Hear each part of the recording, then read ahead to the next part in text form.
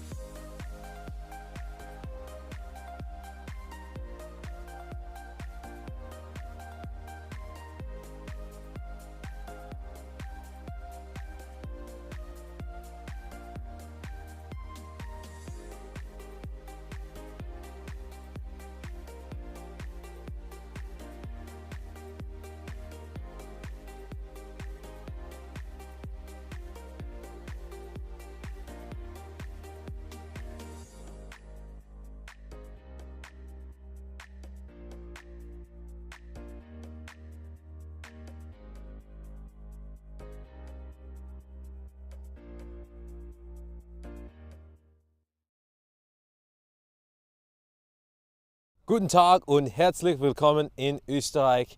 We're ready for the start of another exciting day of cricket. We're at the start of this ECS Austria, and we're coming off what was an exciting couple of weeks in Rome, which culminated in the historic Meltel Shield. It's now time to turn our attention to Vienna, a city steeped in culture and heritage. But for the next couple of weeks, it's going to be known for its explosive batters and pace bowlers. What's the action going to be like here in Austria? Well, you can expect a lot of runs over the next fortnight because we're in for what should be a terrific series. Who's going to lift this year's ECS Austria 2024 crown? Stick around and find out because live action is up next.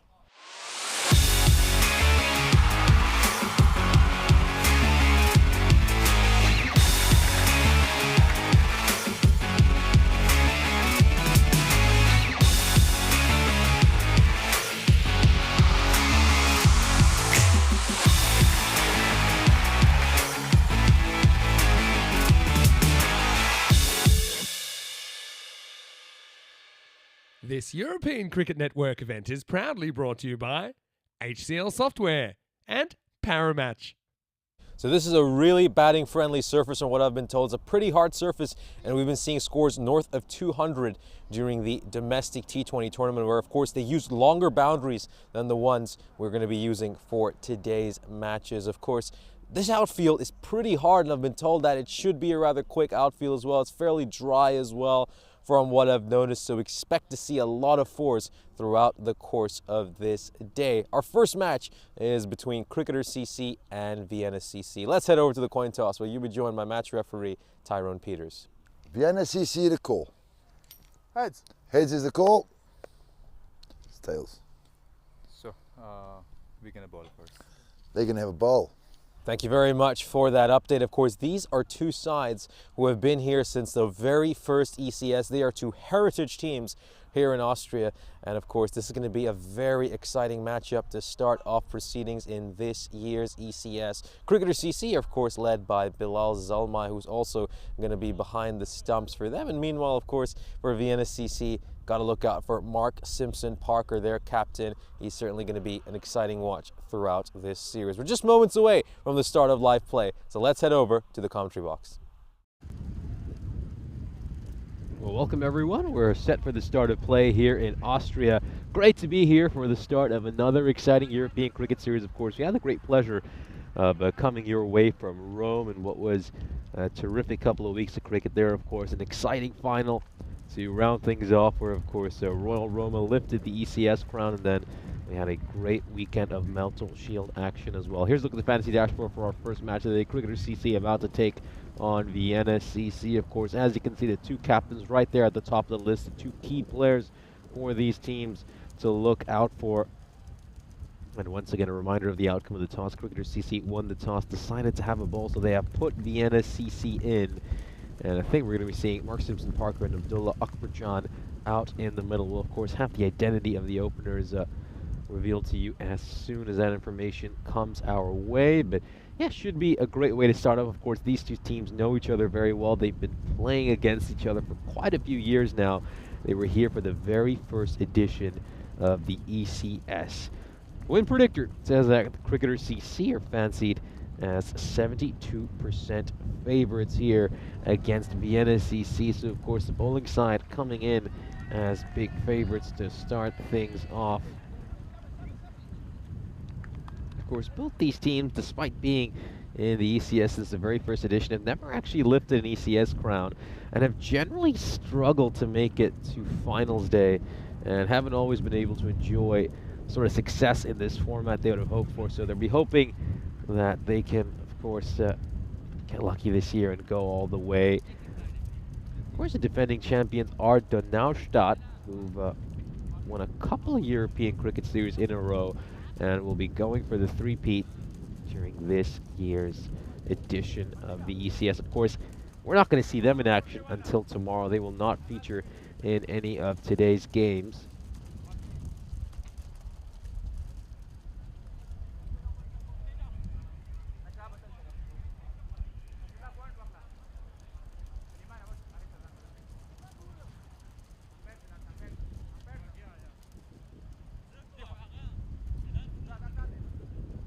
So we're just moments away from the first ball.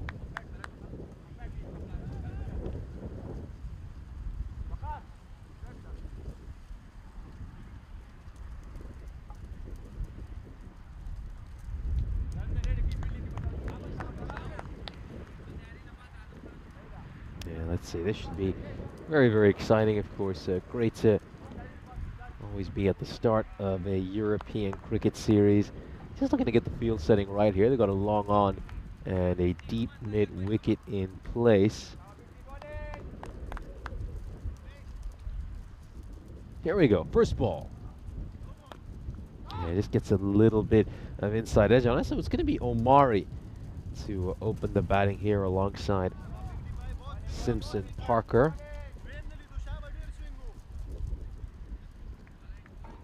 Yeah, it's a no ball to start off.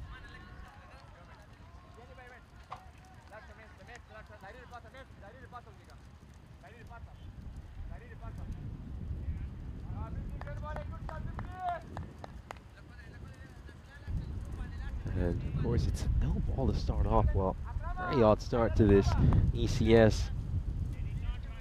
And we got a free hit coming up over here. Wonder if it was just an extra fielder has stepped outside the ring. And we're looking to get things right. Here we go.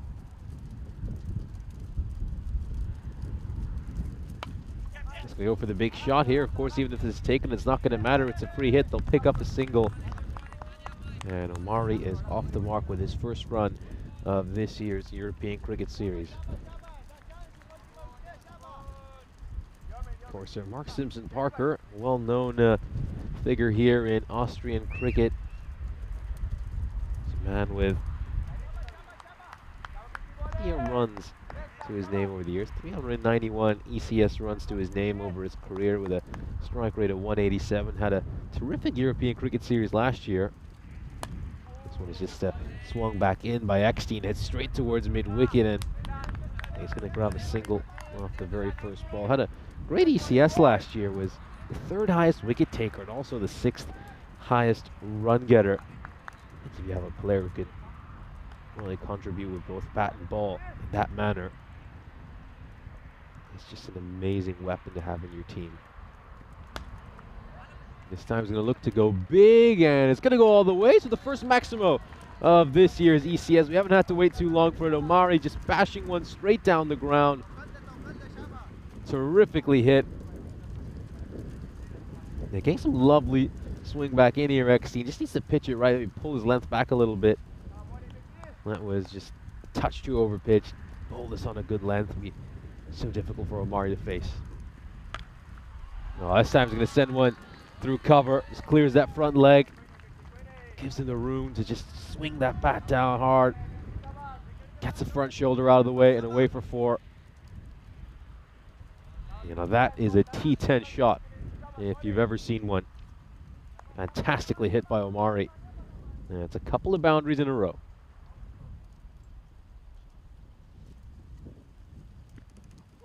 No, good comeback ball there by Eckstein. Really good comeback ball.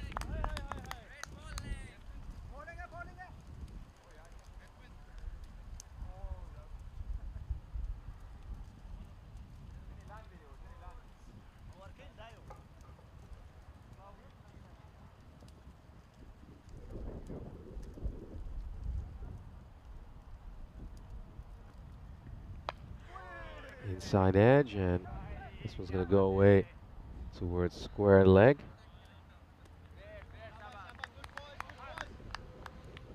So it's a 14 run over to start off this ECS. Yeah, it's a good start here. And of course, we're now just going to have a look at the ECS Austria run rates by year. So as you can see, last year, of course, the biggest year in terms of runs, 11.9 runs. Was 11.9 run rate, I should say, was the case throughout this 2023 ECS. And you know, I'd expect that figure to go up. We've had a bit of a trend this year on the European Cricket Series of run rates spiking, and I expect Austria to buck that trend.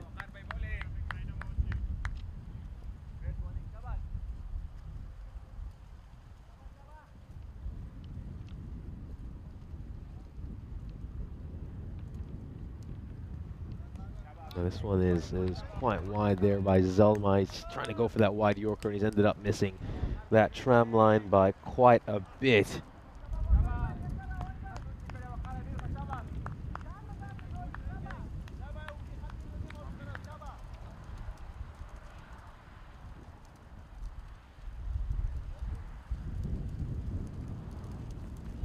Now go short again. Let's have a look at this side.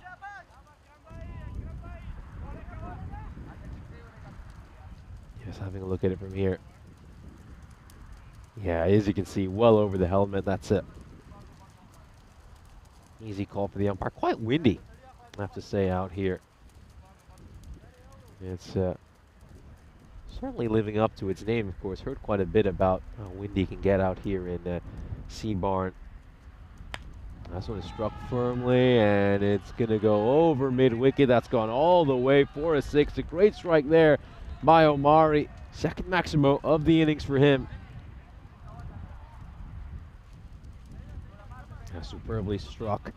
It's a very nice little innings by Omari to start off here, giving his side the acceleration they so desperately need.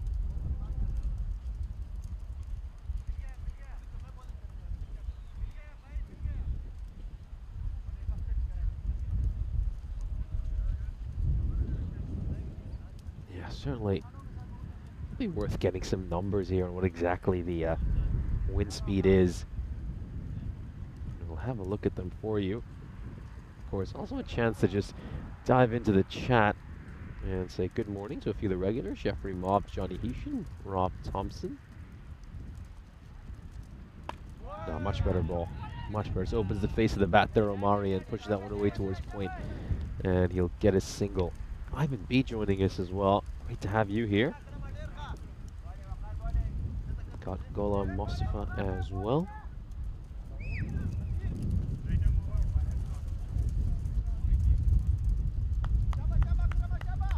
Hey, good morning to Sadhu Ranaka, Northanaika, and of course Khan S, who is here, as well as Timothy Lucas. So yeah, just good to see you all again, joining us for this first day here in Austria.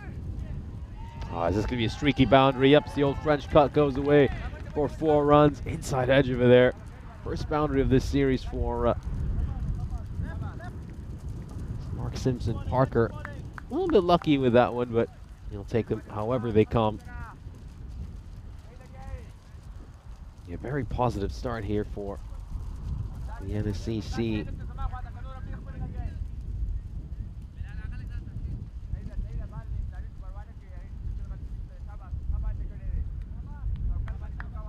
I think as a bowler, though, you just need to have a short memory of that one. Just put it aside and focus on the next ball. Oh, full toss. That's not great. But it's going to be fielded very well. Exceptional bit of fielding there by Big D. That's, of course, Daniel Eckstein. Superb work by him. And he certainly saved his side quite a few runs that look destined to head towards the boundary.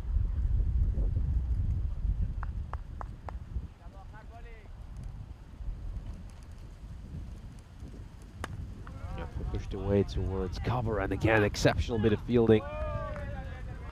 Great work there by Nice.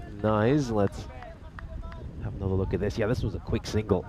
Very quick single. Good running between the wickets as well, and wow, would have been interesting though if he would have been in with a direct hit. Looked pretty close. There we go. Last ball of the second over coming up. Looks to go big, and it goes all the way, sent over the rope for a 6. Terrific start here, another big over. And it's a couple of big overs to start off. This one ends up going magical, 21 runs off it.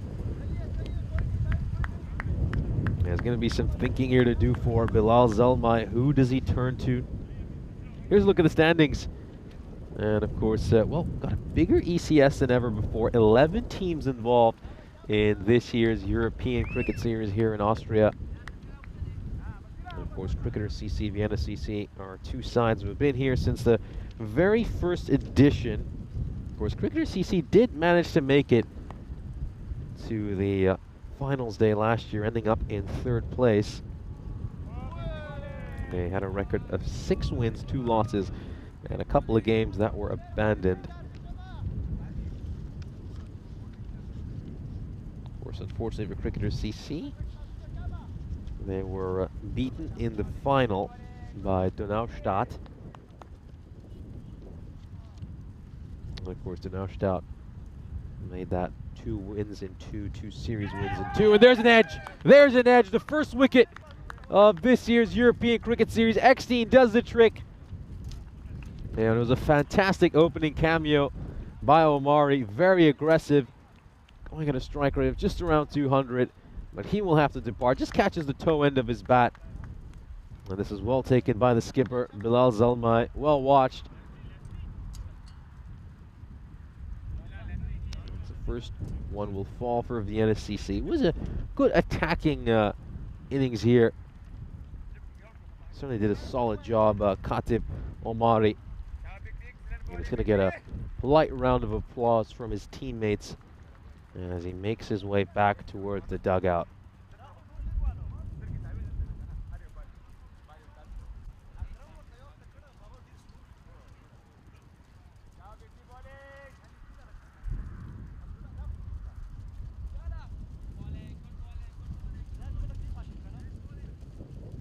It's going to be Akbar Jan,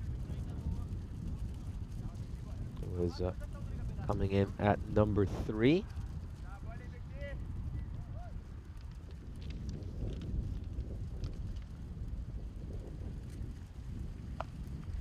Pulled away, first ball. And, oh, a sensational bit of fielding. Absolutely top work. Gonna have another look at this just to make sure it's clean. And I suspect it should be just fine. Let's have another look at this. Superb.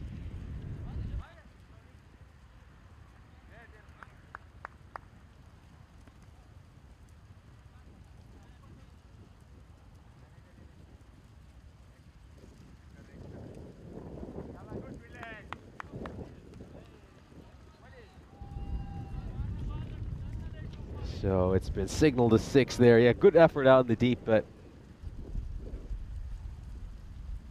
it wasn't enough to save the run. So starts off with a 6 first up.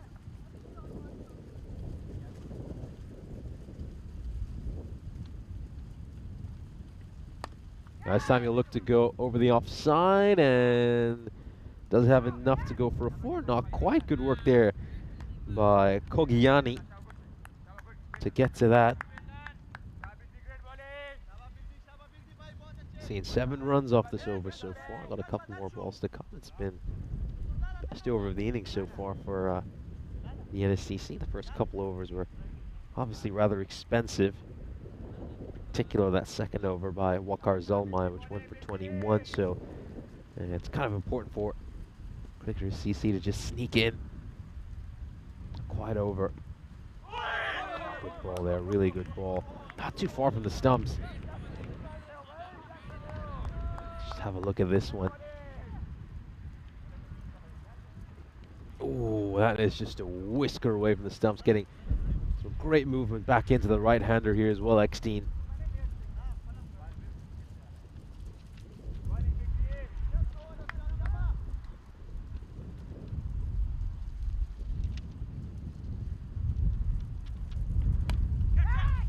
Big shot, and is it going to go away for a 4? You bet.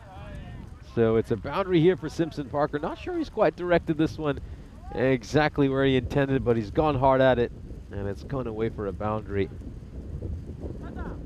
We're certainly looking to hit that a lot straighter than what it ended up. Well, it's a positive power play here for Vienna CC. They end up getting 46 runs off it. Good start for them, and a little bit of head scratching to do here for Cricketer CC. They obviously want to get rid of Simpson Parker as soon as they can.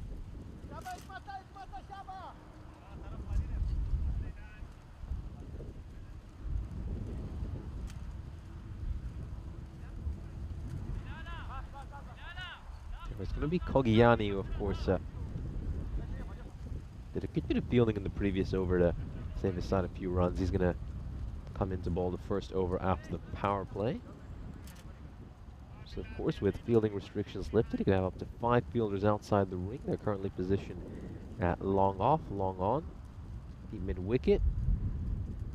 Very fine deep third, and of course, fielder out of deep cover as well. This is just played away off his pads by Akbar Jan. They're just straying a little bit too far down the leg side there, Kogiani. Slightly dangerous line to be bowling.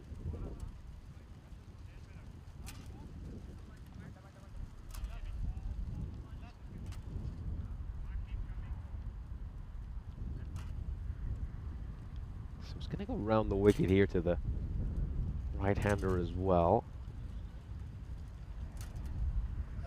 Big partner over the wicket. This one is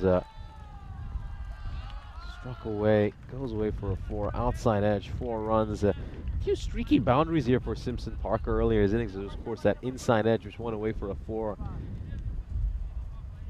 He'll take these runs wherever they come, just throws his bat hard at this one. And it's gone away for a boundary, so a little bit unlucky there for Kogiani, and well, his deep third is just a little too fine to get at that.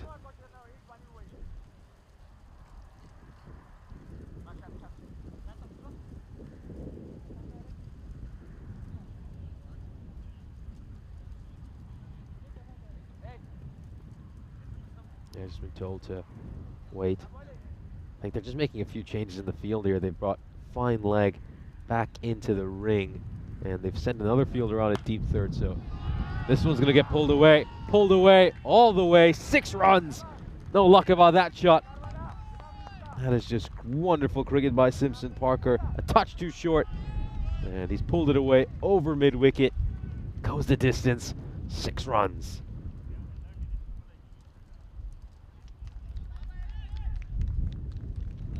So Forrest did say you can expect plenty of runs here in Austria, and that's been the case these first 3.5 overs.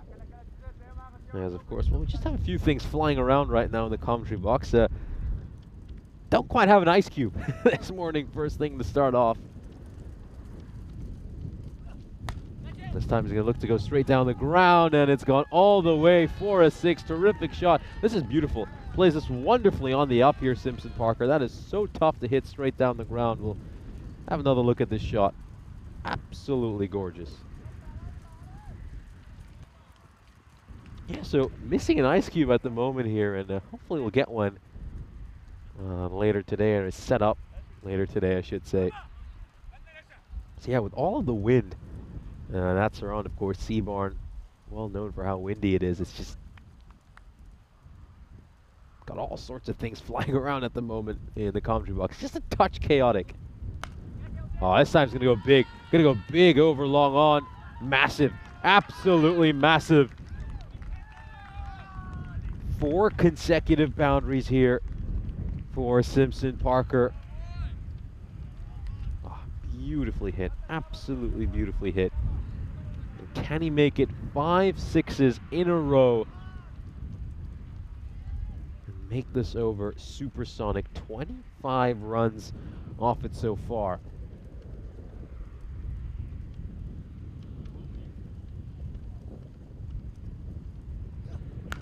Oh, massive, enormous, 5 6s in a row. What a superb bit of batting here by MSP. Sensational. And you can hear the cheers right now. Everyone's on their feet in that Vienna CC dugout. They know they've just witnessed something very, very special. And he got a feel for Kogiani. It's also been signaled a no ball. So this is a 7-up, a chance for Simpson Parker to bring up his half century. And of course, hit 6 6s in and over. Can he do it? Can he do it? Now, it would be a very impressive feat and one for the ages. 5 consecutive 6s so far this over. Can he get a 6 in a row? Here we go.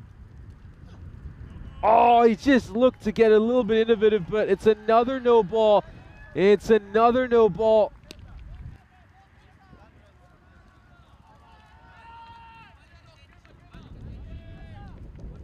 Oh, so still a free hit here. yeah, just have a look at that front foot, overstepping the crease. Went to go a little funky over there, Simpson Parker, but can he get 6 sixes in this over?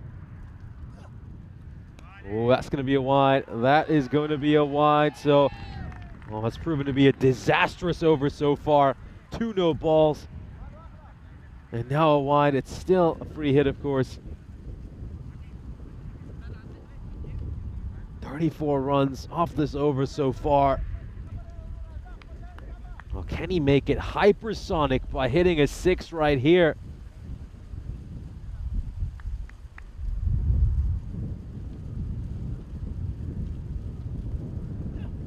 Oh, well, it's another no ball. It's another no ball. What is going on over here? Simpson Parker is determined to play this ramp shot. Let's have a look at his front foot again. Oh, my goodness. He is getting this all wrong. He really is. And you've just seen one of his teammates go up to talk to him and just tell him about the situation here. So, oh my goodness, Kogiani, he just can't get it right at the moment. We're already seeing 36 runs off this over, so a 4 will be enough to bring up a hypersonic 40-run over.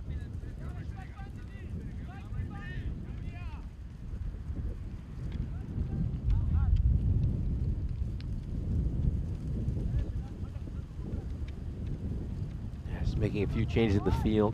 Mid-off being brought back up. Got a long on, deep mid-wicket, and also deep backward square in place. And this is another no ball here by Kogiani. It's going to go away for a 4 as well. The fielder was far too occupied with the fact that it was given a no ball. They actually forgot about what he was supposed to be doing there. So it's a 40-run over already.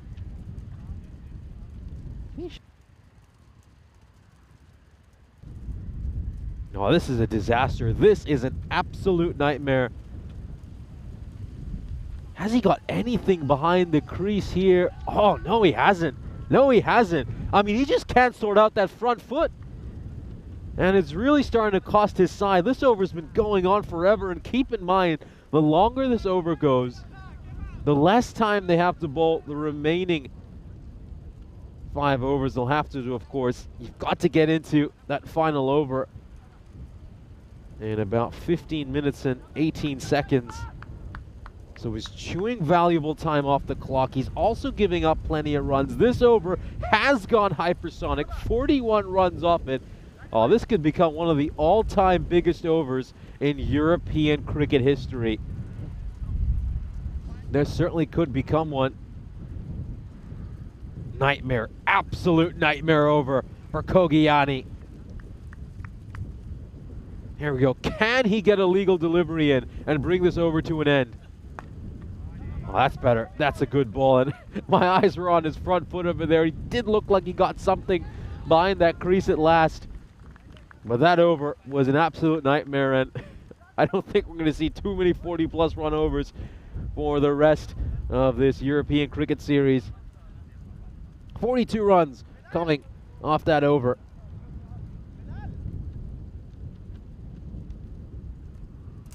We'll just have a look at this. 88 for 1 at the end of the 4th.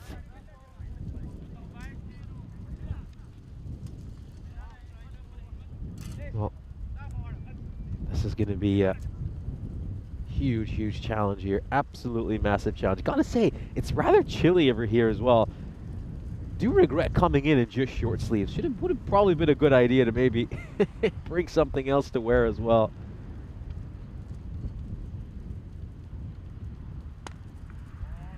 Just digs this one out, and it's going to be a single. So nice bowling here by Zelmai to start off. The captain inserting himself into the attack. Was originally listed to wicket keep, but then instead it's Zishan Arif who was wicket keeping in his place.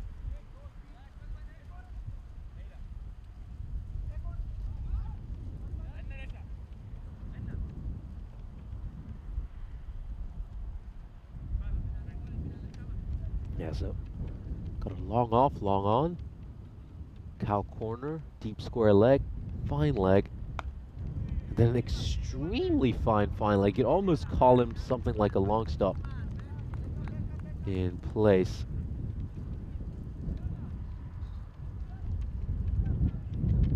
At least that's the field setting for Mark Simpson Parker.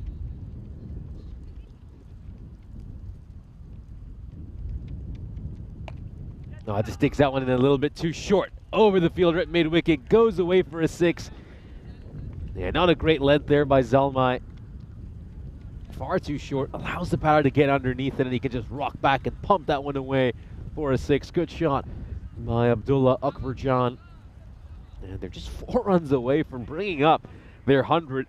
I mean, they're on track to reach something north of 200. Have a look at that run rate, 21.3. That expected score is 172, and in all honesty, they end up with 172. Probably be a touch disappointed.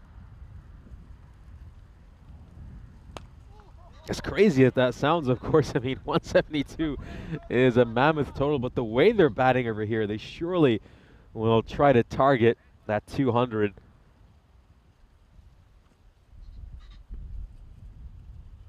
Going to be very tough, though, to sustain this run rate.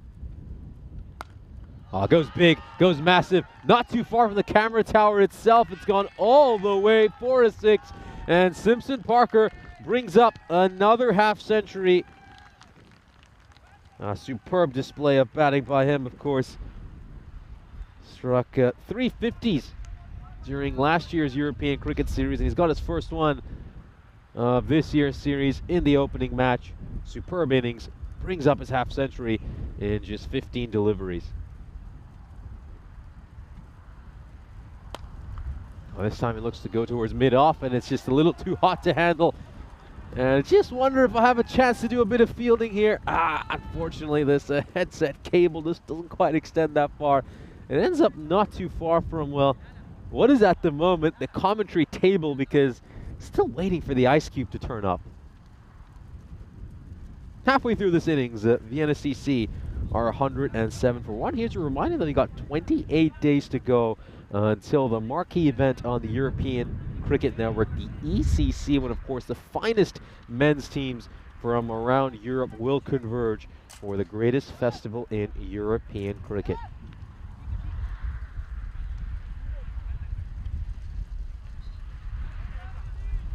Yes, of course, just a chance to dive into the chat and hear what some of you have been saying, of course. Well, I can see plenty of reactions to that mammoth 4th over, which went for 40 runs. Well, I'm surprised they brought Kogiani back for a 2nd over. I mean, the captain must have lots of faith in him. I think psychologically as well, though, it's going to be such a tough challenge for Kogiani. I mean, how do you recover from giving up 41 runs in your 1st over and come back to bowl the 2nd? No, it's just going to be a tough challenge for him mentally, and if he can get a good over in here, I think you really have to give tons of credit to his mental fortitude.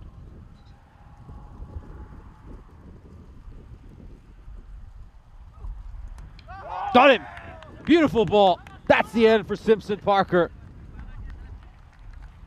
Yeah, it's a good delivery here by Kogiani. You know, Kogiani was actually bowling some good balls at the end of that 4th over. The problem is he just kept overstepping the crease. He's actually getting a few Yorkers in right at the end of his over, and brilliant, absolutely brilliant, right in the block hole. Yeah, Simpson Parker just can't quite get that bat down in time, and he's going to have to depart, but batted superbly. Terrific innings by him. That is a captain's knock and a half, and a perfect way to set up your team in this opening match. And of course, everyone is on their feet in the dugout, giving him a big round of applause. And of course, he's acknowledging his teammates as well as he makes his way back. Well batted, MSP, extremely well played. And it's now going to be Javed joining Akbarjan out in the middle. Kogiani, as I said, full credit to him. Expensive 1st over, and starts off here with a wicket.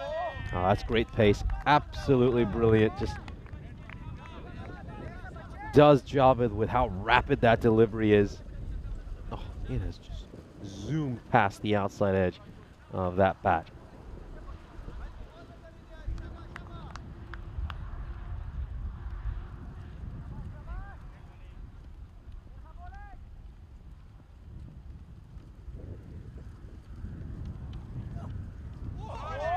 Oh, wonderful. He just squared him up here. This is terrific. It's in the channel.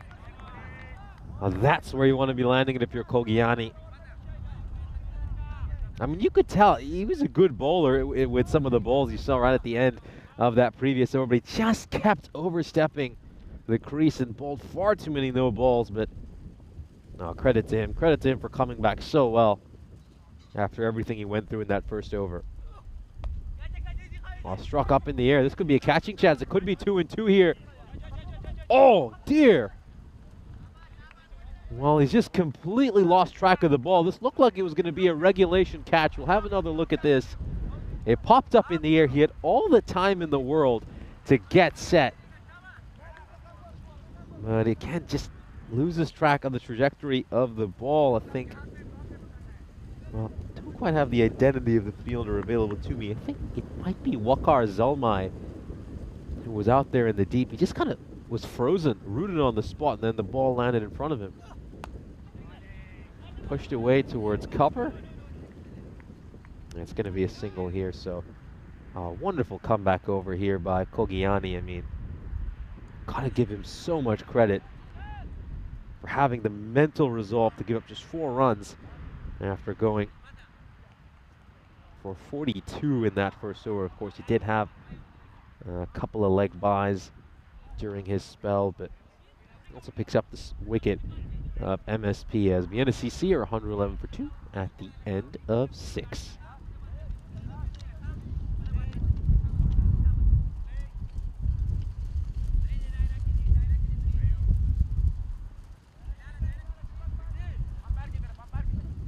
So of course, just having a look at the chat, of course, you got Oliver Pomeroy here saying that Parker is a very strong batsman, a very experienced batter as well, knows this T10 format extremely well.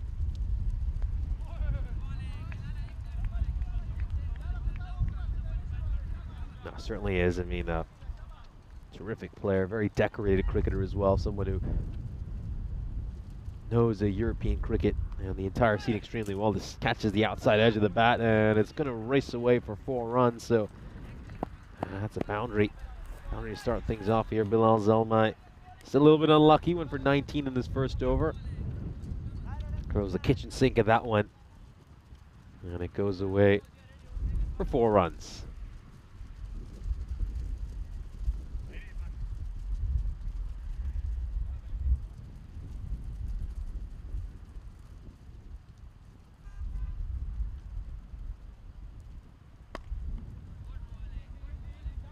Yeah, of course, we got having a look at some of the reaction to, of course, that 4th overs went up to 42 runs, and of course, making the point that if we ever get a 50 run over, then of course that's when ECN universe will just collapse, according to Corey. Yeah, I think the largest ever over we've had is somewhere between 45 to 47. Not quite sure what the exact figure is. Can't quite come to mind. This one is struck away for 4. Really good shot there. Yeah, it goes full. It ends up being a low full toss, and in the end, the batters actually played that quite well. It tends to be quite tough to get those low full tosses away, but he's just picked out the gap really well there. So good placement by Akbarjan, who's going along very nicely at 24, just 10 deliveries.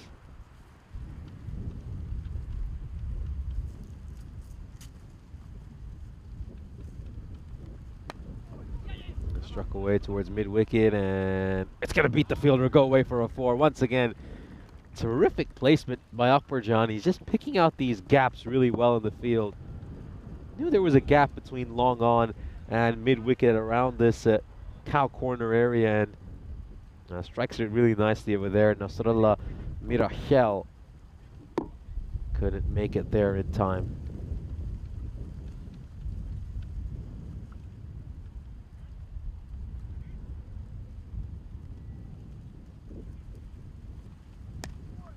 Lowish full toss once again, goes towards mid-off. And it's going to be a single. Just getting away with one over there, Zalmai. Wasn't the best ball. And of course, I guess the worst news here for Cricketer CC is that it means that danger man Akbarjan will keep strike. As we're into the death overs, the NSCC have set up a really good platform for themselves. Of course, here's a look once again at the groups for the upcoming ECC. And of course, you can see Austria in there in Group B of the Premier Division. Got some very interesting teams over there. Of course, Romania, Hungary, those two sides were involved earlier this month in an ECI series. And of course, then got the likes of Germany and Denmark alongside them as well. So some good power hitting sides in there for Austria. Some tough opposition they'll be going up against. Although I think they'll back their chances of being quite competitive in that group and maybe even been able to get out of it. I think that group, though, is just so tough to call. A lot of very evenly matched teams. It's gone up in the air. And it could be a chance to catch this one. And it's been dropped. It's been dropped. It looked like he was going to hold on to this. Well, what a shocker. What an absolute shocker. It's rather short. And it looks like it's going to go and be a fairly simple catch. And I just thought he'd been able to hold on to it, but it slipped out of his hands right at the end. This is big. This is absolutely big. Doesn't matter where you place the fielder because it's going to go over his head. And it's going to go all the way for 6 runs. Just a slightly over-pitched ball there, and he's done so well to get underneath that and pump that away for a 6. Basir Khan sent all the way. That's a wide. The batter at least thought that he got away with a wide on the first ball, but it's a fairly easy decision for the umpire. Big again, but doesn't have the distance. There's a fielder underneath it. Should be a catch. Is a catch. Well taken there by Kogiani, who's turned things around quite well these last couple of overs, of course. He was really down after giving up that 42-run 4th over, but then bowled superbly when he came back for the 2nd over of his spell. And now he takes a catch as well. So, yeah, that's just the nature of cricket. I mean, you stick around, you really continue to give it your all, then you've always got a way to just redeem yourself for your side. So a good situation here for Cricketer CC, a chance for them to really put the clamps down here and really try to restrict the NSCC scoring after what was a flying start for this the NSCC team.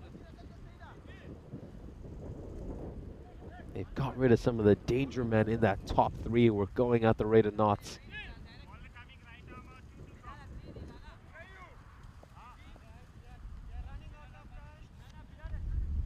Just got to watch the clock here as well. You really do.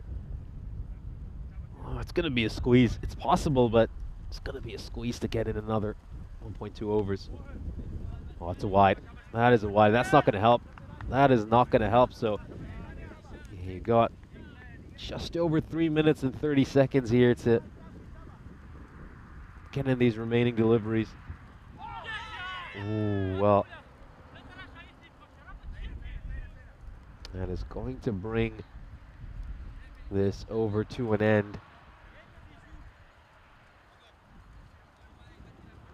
I think we should have another ball in this over, yeah. A little issue there with the graphics because the wide was counted as a legal delivery. I'm sure they'll just make the correction now. This one's been pumped away all the way for a 6. And now that should be the end of the over. Yeah, just jumped the gun a little bit there with, of course, they're just showing that wide delivery as if it had counted. So yeah, no issues with the scoring. I mean, I can see the score right here in front of me. That ball did go down as a wide. So 17 runs coming off this over.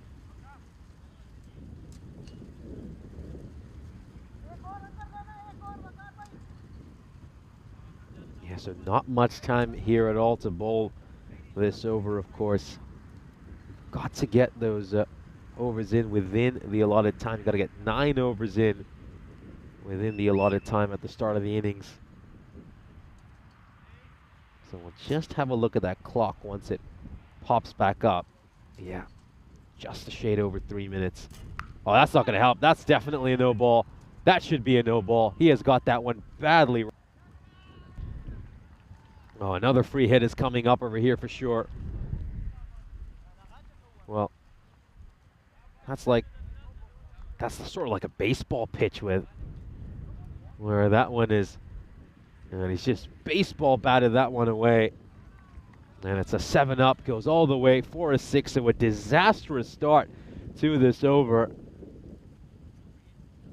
He's cost his side 7 runs over there, and could potentially cost them penalty runs as well as this clock continues to tick down. Oh, I think we're going to be at under 2 minutes 30 seconds because, well, this was a terrible throw back. I mean, by whoever was at the boundary, should have gone straight to the bowler, and just these are valuable seconds ticking off the clock. Just noticed the clock has been paused for a moment, so I think it should resume now. So yeah, about 2 minutes and 30 seconds. Oh, that's going to be a wide.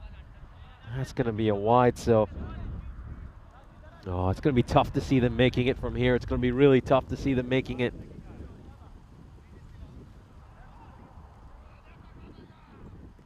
So I think we can expect to see penalty runs as well at the start of the 9th over. Or the 10th over, I should say. This one is just played away for a single, and he spoiled a wide there. He spoiled a wide. This one could have left it alone. I mean, not only would this have been a wide, if he leaves it alone, he has a good chance to get some runs off buys as well. I mean, look where this is pitching. It is going well down the leg side. Had a chance to maybe even get away from the keeper and pick up some extra runs off buys. Oh, he's struggling. He is really struggling here, Zelmai.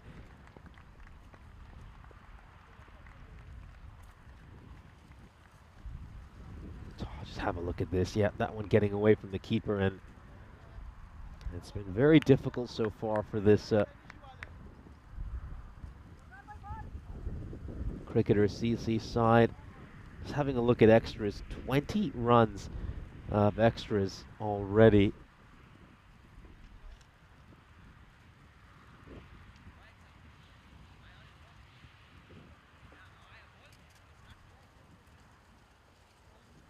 What's going on over here? Is there something to do with a side screen, or what exactly is it? Something seemed to be disturbing the batter. Looks to go big, and it goes all the way. It's another Maximo. This is an absolutely huge one, and a chance for me to field one as well. Yeah, it came straight towards the commentary table.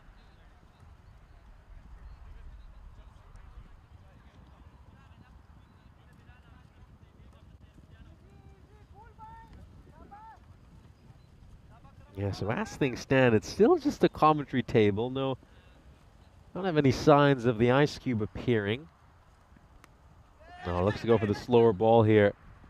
Oh, it's another one that's been put down. He has struggled out of deep third. There was a chance that he let slip past him earlier. This was a good slower ball, deceived the batter, catches the top edge, and that looked like it should have been a regulation catch, but it's dropped. And they miss out on the chance to get a wicket, so Hamdard is on strike. Up in the air. It's going to land safely. It's just a single. And of course, yeah, penalty runs will be coming up at the end of this over as well, so we will watch for the umpire signal.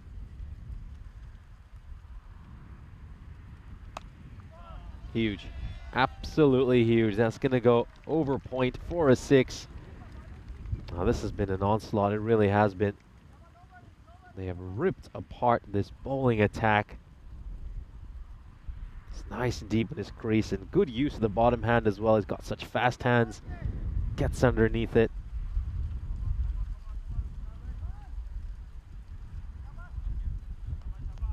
This over's gone for 28 runs already. Chance to bring up a supersonic over. Struck away towards square leg, and it's going to end up being a 1-run short of Supersonic, but it is massive.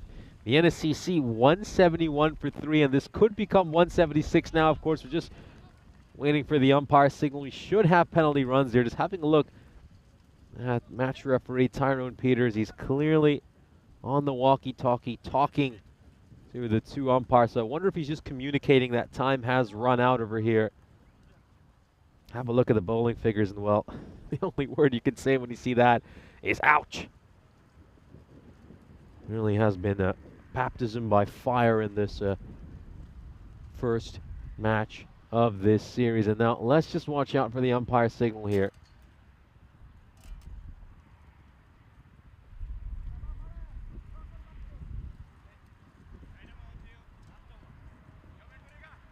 So yeah, penalty runs have been awarded, as you can see.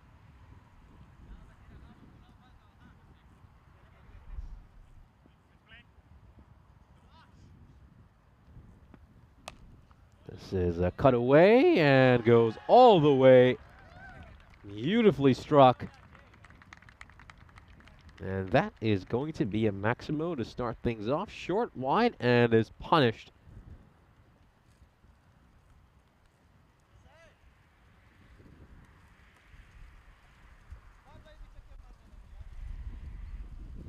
Yeah, poor bowling. You have to say, I mean, gotta credit the way Vienna CC have batted their aggressive approach, how cleanly they've been striking the ball, but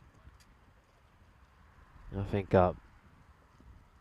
bowling here, you gotta say by Cricketer CC, it's been very, very poor. Oh, it's another full toss. It's one on the pads as well, so he's lucky he's gonna get away with this. It's just gonna be a single. I mean, it's been hit me bowling. It's been hit me bowling, and then of course all the no balls and wides have certainly not helped. 25 runs of extras. Struck towards cover, and then seen far too many full tosses, a lot of short and wide deliveries. It's been very, very poor by Cricketer CC, and this is another one that's going to go down the leg side. It's going to go away for a wide. It's going to be a minimo. And yeah, not to be too harsh to this Cricketer CC team, of course, the first match of this ECS, but I think they'd agree with me that by their standards, this has been a very substandard performance. I mean, keep in mind, this Cricketer CC side made it to the final last year. They were third in the standings. Vertisider, of course, looking to take one step further this time around, go on and lift the ECS crown. I think they'll be disappointed with the way they've played. This one is struck behind point, goes right through the fielder's hands, and that's going to be 4 runs. They've of course got Shut Up Khan out at point. It's gone right through him and away for a 4. So they've got a couple balls left in this inning. A chance for Vienna CC to get 200. And of course, I said earlier in this innings that when the expected score was listed at sort of 170, that Vienna CC would be a little disappointed if they don't get to 200, at least challenge that 200 mark. Got a chance to bring it up here. It's up in the air. Should be a simple catch. Oh, he's going to drop it. And that drop will cost his side a couple of runs because the keeper has failed to hold on to it. So they have gifted 2 runs to Vienna CC on the last ball. Should have been a wicket and a dot ball. Let's have a look at this. Hard hands by the bowler, and then the keeper, well, failing to get the fundamentals right there. And it will come to the end of this innings. A magical over to end things. 20 runs off that final over. Very, very rough viewing. If you are a Cricketer CC fan, they just got everything wrong in that over. Nothing went right for them throughout the course of this innings. We'll now have a look at the highlights of how things started off. Of course, the first over went for 14 runs. Daniel Eckstein bowled a couple inside the power play. And of course, you gotta keep in mind, it was Kitab Omari who was accelerating through that early phase, making 20 runs of just 11 deliveries. And then, of course, Mark Simpson Parker joined in on the party, and he played a splendid innings. A true captain's knock, making 58 runs of just 17 deliveries. A fine display of T10 batting. He scored 10 boundaries over the course of his innings. 7 of them were sixes.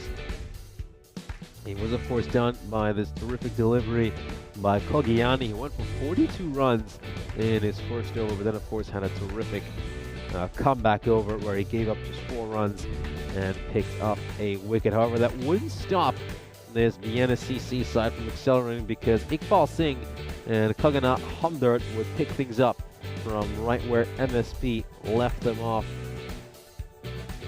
Iqbal Singh would make 40 runs, 16 deliveries, 4 sixes during the course of his innings, and of course Hamdard 11 of 6, striking that one big boundary. And then you gotta give some credit to Abdullah Akbarjan as well, making 37 of 16, a superb innings by him, as Vienna CC will end up with 196 runs. Splendid display of batting by them. And I did say, I mean, this looked like a series where we would get plenty of runs. Yeah, we certainly got a great flow of them during that very first innings. 30 runs of extras as well for cricketer CC. I think that's something they will look back at as, unfortunately for them, they just couldn't get it right with the ball. They really couldn't. I think it was far too much hit-me bowling from a side who, of course, would have had great expectations heading in to this series after making it to the final of last year's edition of the ECS Austria. Here's a look at the bowling figures, and well, no real standout bowler there. I mean, Daniel Eckstein, during those first couple of overs, going at 1 for 25, ends up being the best bowler for this cricketer CC side.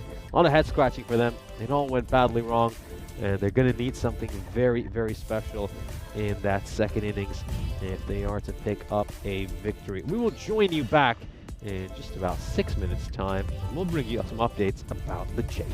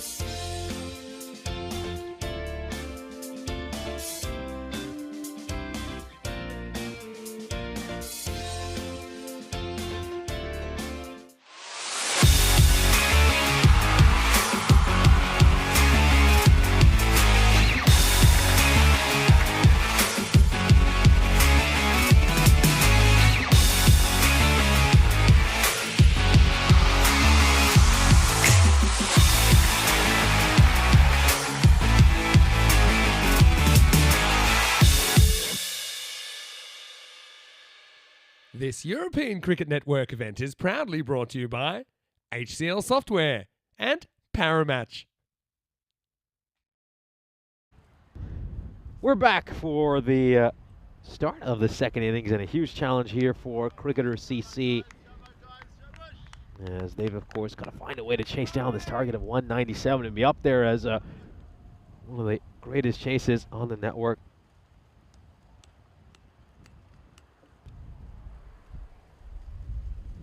So they're really up against it here. Backs against the wall for Cricketer CC. Here's a look at the bonus point equation, and well, the former scenario is highly unlikely. I don't think we're going to be seeing them chasing this down in 7 overs or less. But there could be a chance for bonus points, of course, for their opponents.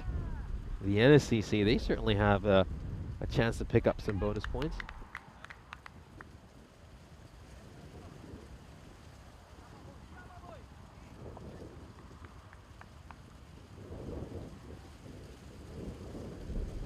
Here we go, first ball. Nice delivery to start off, just stepping across there, Zelmai, and working that one away, and got a bit of fielding out in the deep as well. Terrific fielding, couple of runs here to start off. Yeah, good work there. That's Amir Javed, who has fielded that incredibly well. Now have a look at the highest chases of all time on the European Cricket Network. So if they can pull this off here, Cricket CC, they will beat that record by the Netherlands 11 by quite a bit. This one's pumped away. Has it gone all the way? Looks like it has, just in front of that boundary rope, or should say just beyond that boundary rope. A little too short. Just gave the batter the time to pull that one away. It's gone for a 6. Yeah, they've got to look to at least get a point out of this game, Cricketer CC. They have to go just a shade under 14 and over to achieve that. So that's going to be a big challenge in itself.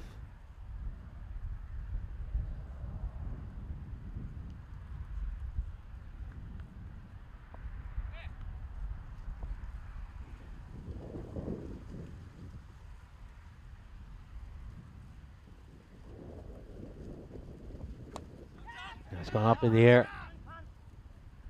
That's going to be taken. So wicket in the first over. He'll get his man here, Syed. And Zelma, it's 6 and out for him. He's out on the very next delivery. Great start here for Vienna CC. Cricketer CC need a miracle in this innings. And they've lost a key player who they needed to perform that miracle. They are 8 for 1.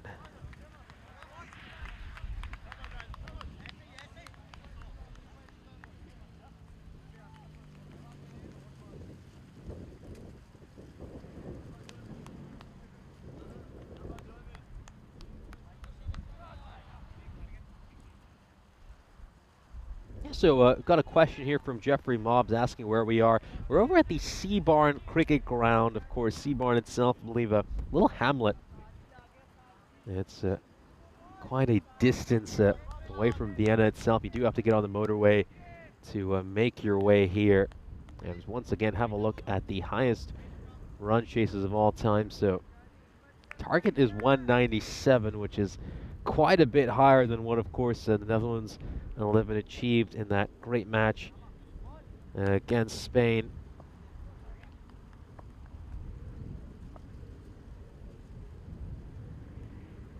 And I just wonder if this is snuck up over the tramline. It's been signaled wide. Let's have one more look at this. Ooh, wow. That's a tight one. I'm going to go with the umpire there. I'm going to go with the umpire. I think it's... And keep in mind, it just has to catch a bit of the line as it goes over the popping crease. So it's a little bit different to what some of our viewers might be accustomed to from other formats of the game. This gets a little bit too straight over there, and he's going to get punished for this one. Eckstein gets it away for 4, and he is off the mark with a boundary. Terrific shot. Really, really nicely hit away towards fine leg. And it's 4 runs.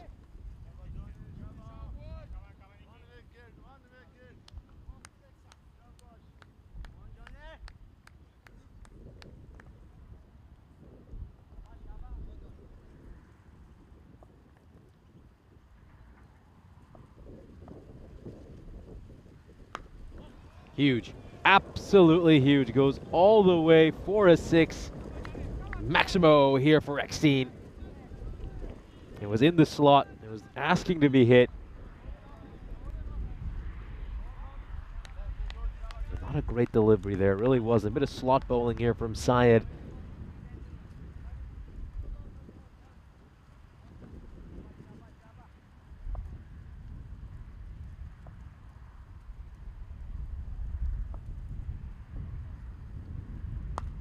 Oh, looks to go straight down the ground. Hasn't got enough to go for a 6. Nope, just one bounce over the rope, and it's a 4. So a magical over to start off here for Cricketer CC. They get 23 runs off it. He's ducked this one out really well. Plays it with a straight bat as well. That's a difficult shot. That really is. I think it's good over for them. They get 23 runs off it, but of course they lost that important wicket, that really important wicket.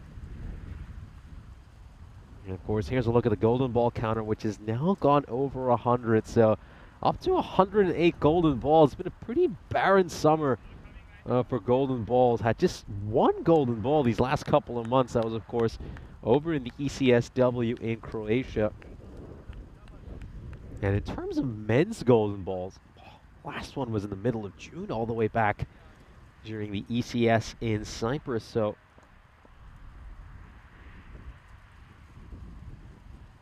the men just not able to get us any golden balls at the moment. This one's a wide to start off for Omari.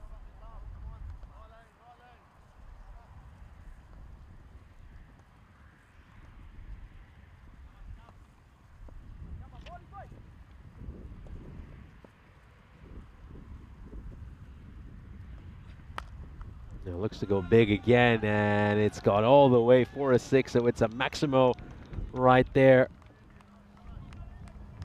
Very, very good hit. Again, just too short once more. And he has just flat batted this one away, over long off. That's 6 runs.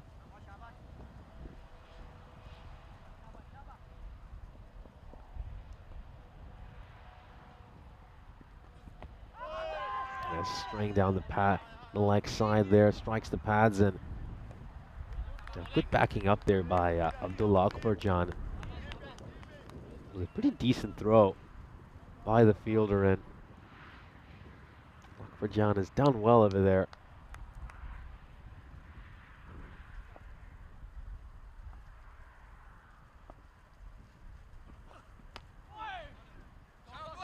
He's pushed away towards point, and it's going to be a single.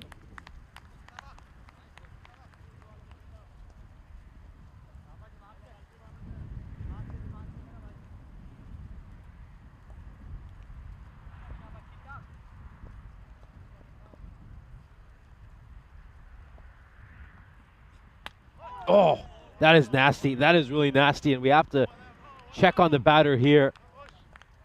Well, he says he's all right, but this is rather concerning. I'm struck flush on the helmet here. It's going to be administered a concussion test, but no, that was a sharp, sharp bouncer. It really was. It's always very scary when you do see a player struck that way, right on the helmet. Yeah, seems okay to continue over here, Arif.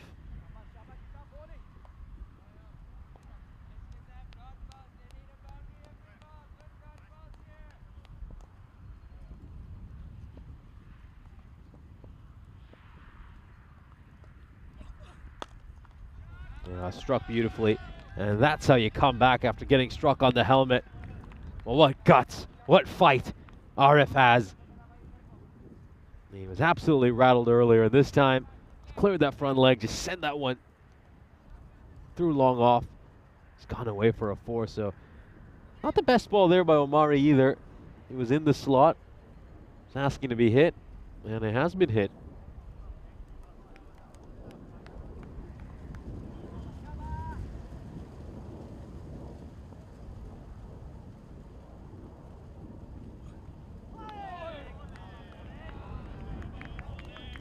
Quite able to access the offside. And it's going to be a top ball to end the over, so Cricketer CC find themselves 36 for 1.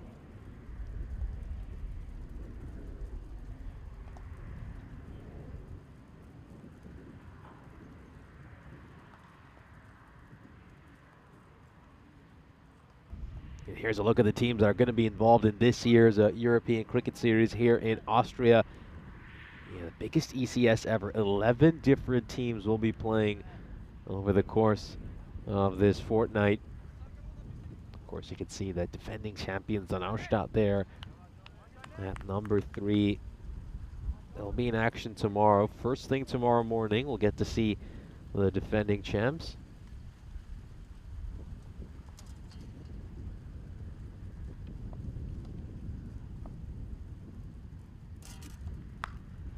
Struck away and goes the distance.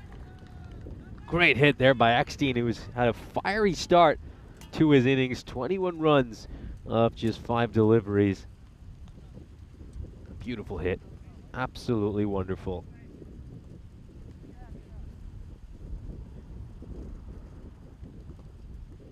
Johnny Heesham asking if we've got a target on our tent. Well, Johnny, there's no tent here at the moment. We're still waiting for the ice cube to appear. At the moment, it's just a commentary table out in the open, so would appreciate having a tent, especially with all the wind we have over here. Got all sorts of things flying around all over the place. Looks to go straight down the ground this time. It's gone away for a 6. Hits the Stronger Together banner. 6 more runs. A really good use of the bottom hand there by Big D, Daniel Eckstein.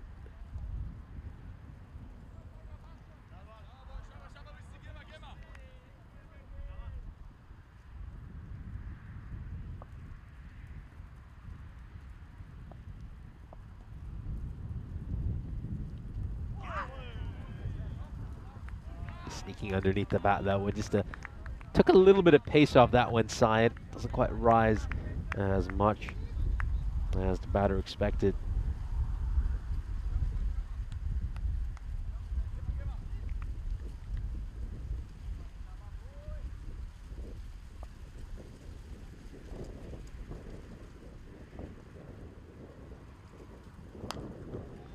Struck away and off it goes for a 6. This is incredible batting here by Eckstein. He's giving his side a little bit of hope early in this innings.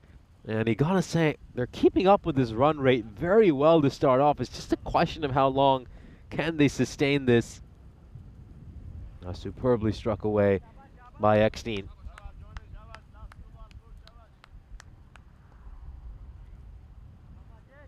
Gotta say, I heard a few good balls. Well, both of it there.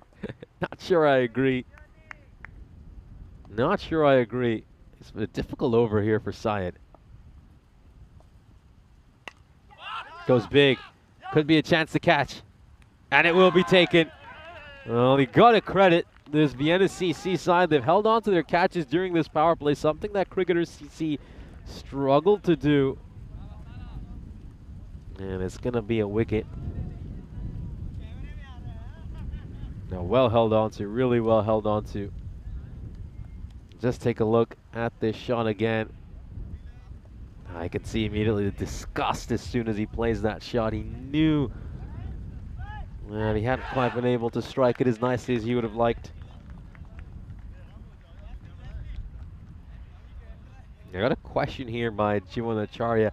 No, the grounds are standardized across the network. I mean, this is no different to what we're accustomed to. 50-meter boundaries all across the board in every game, every series we go to. So, nope, this is perfectly fine. The only occasion where you might see a boundary shorter than that is a few grounds, like say Bulgaria or over in Ipsanas in Cyprus as well, where the straight boundaries are a little less than 50 meters because of physical barriers preventing us from extending that boundary up to 50 meters. But no, generally it's standardized, and there's no difference between the boundary line here or in Rome or in Hungary. It's the same across the network.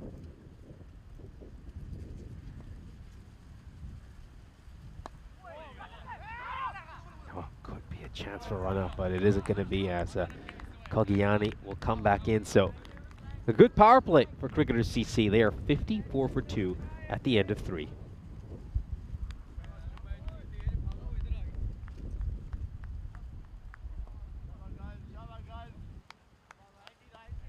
Yeah, so Jeffrey Mobbs with a few questions.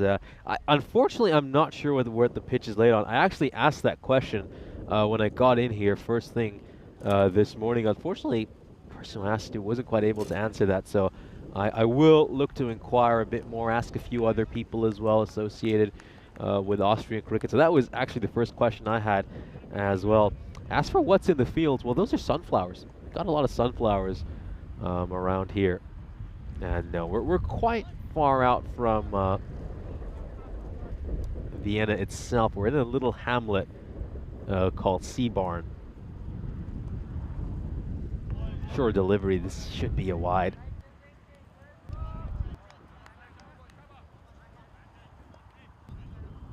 Yeah, as you can see, well over the batter's head.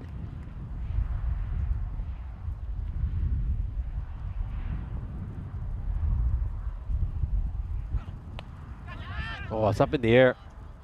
It's just caught the top edge, and I could just sense a little bit of disgust there from the fielder. I think that was Junaid Syed, who was annoyed, trying to chase that one down, and you could just hear his anger right as he walked towards one of the mics.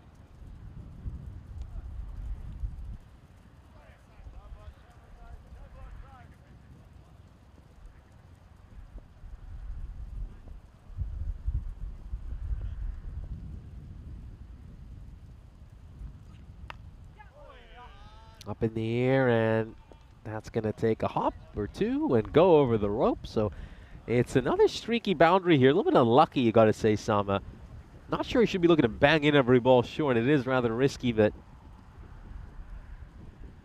the source of these boundaries certainly isn't much he can do about this.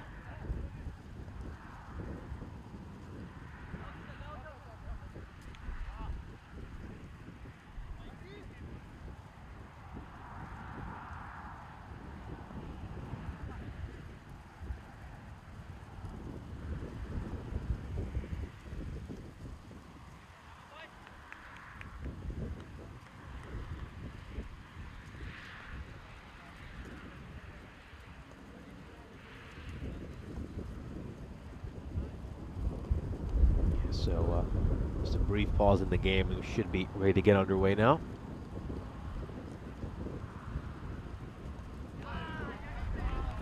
Gets a dot ball in over there, Sama.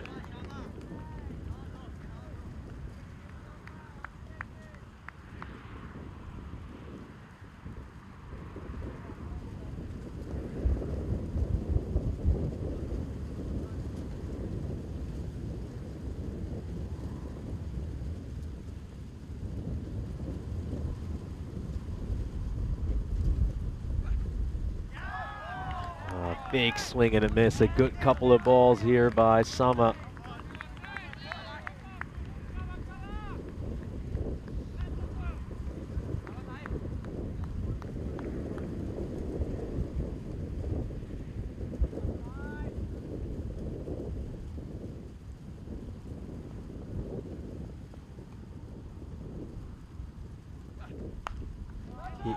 Has he got enough on this to get it over the rope? He most certainly does. That's going to go away for a six there. Terrific shot. Again, just a touch too short, and it has been punished. Yeah, very good morning to Paul Kempen and Pandey Prediction joining us in the chat. And yep, indeed, they are. It's lovely to have sunflowers around. As you said, Jeffrey, some good scenery around. It's pretty scenic ground, you have to say. I think if you just look into some of the rolling hills in the distance, I mean, it really is sort of what you typically accustom with this part of the world. A very sort of Austrian-looking countryside.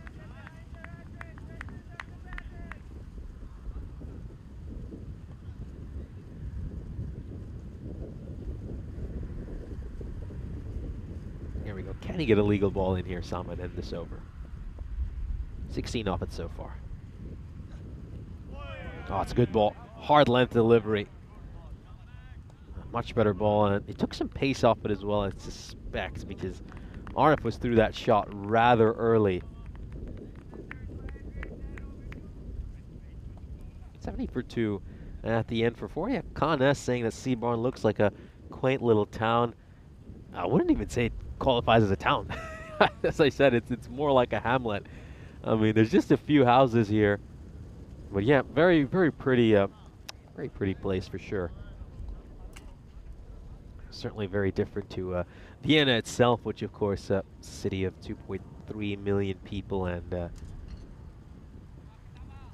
it's just full of sort of imperial glory. I mean, obviously when you go into Vienna, you certainly see a lot of the heritage of the Habsburgs, and a lot of architecture from, of course, the Franz Josef era. I believe he reigned over the Austro-Hungarian Empire for something around 65 years.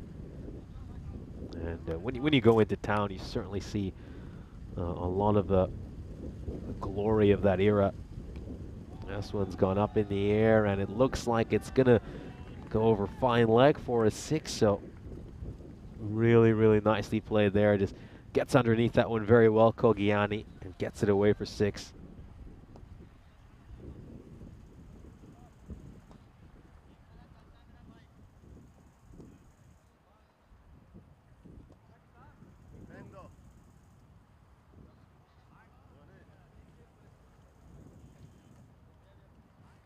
Yeah, good observation there, Johnny. They said that he couldn't quite spot the ice cube on camera. Yeah, as I said, haven't been able to get it up yet, but I do have some good news in regards to that. Seems like we might have it up for the start of the next game, or before the start of the next match. I think at the moment, yeah, it's very sunny and of course windy, so it can be a bit challenging over here. It can be a little bit difficult. This one is down the leg side, and it's a wide. And once again, a very good morning to you, Pandey Prediction.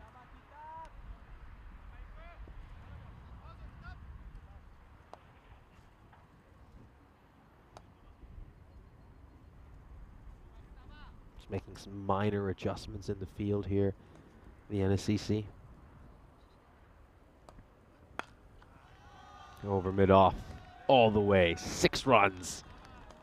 Slot bowling by Omari, and he's going to get punished for it. Clears the front leg, hits it through the line, goes all the way for a 6.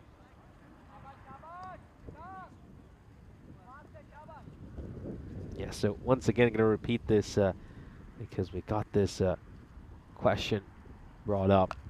Oh, this time he's going to look to go big again. It's gone all the way for a 6. 3 consecutive 6s so far this over for Kogiani.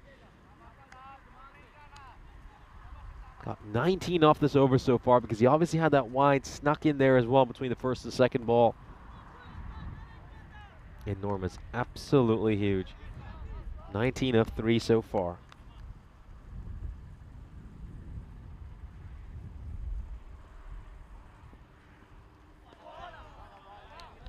Just inside the tram line over there. Yeah, so regarding the dimensions, as I mentioned, 50-meter boundaries. That is the standard across the ECS.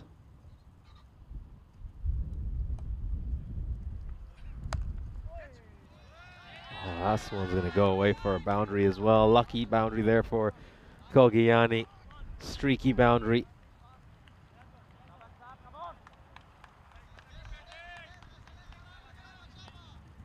Catches a thick outside edge and goes away for 4 runs. So, yeah, very unfortunate there for Omari.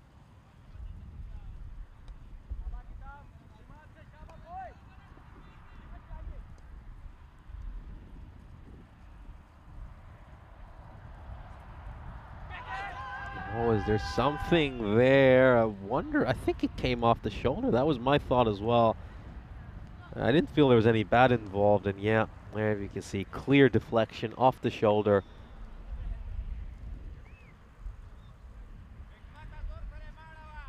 Clear deflection off the shoulder. There's cricketer CC. We're off to a fairly decent start here. Just the fact that they have probably a few too many runs to chase. Here's a look at the upcoming events, and you can notice one big addition over there. We've, of course, got that ECS in Greece coming up. ECIW, I should say. So we've added that event in before the start of the ECC. So, of course, some women's action from over in Greece. Really looking forward to that. That should be absolutely terrific.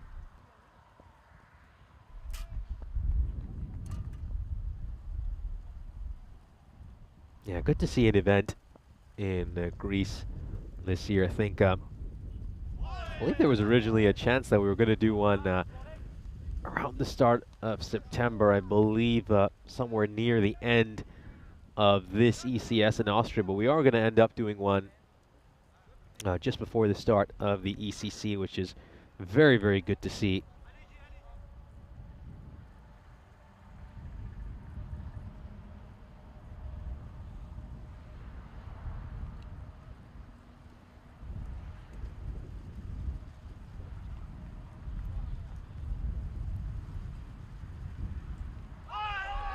It's a big appeal here, but I think that's just pitching outside the leg stump, so it's going to be very tough for the umpire to give that. So, yeah, as you can see, just pitching outside leg, and it's not much going for that, really isn't.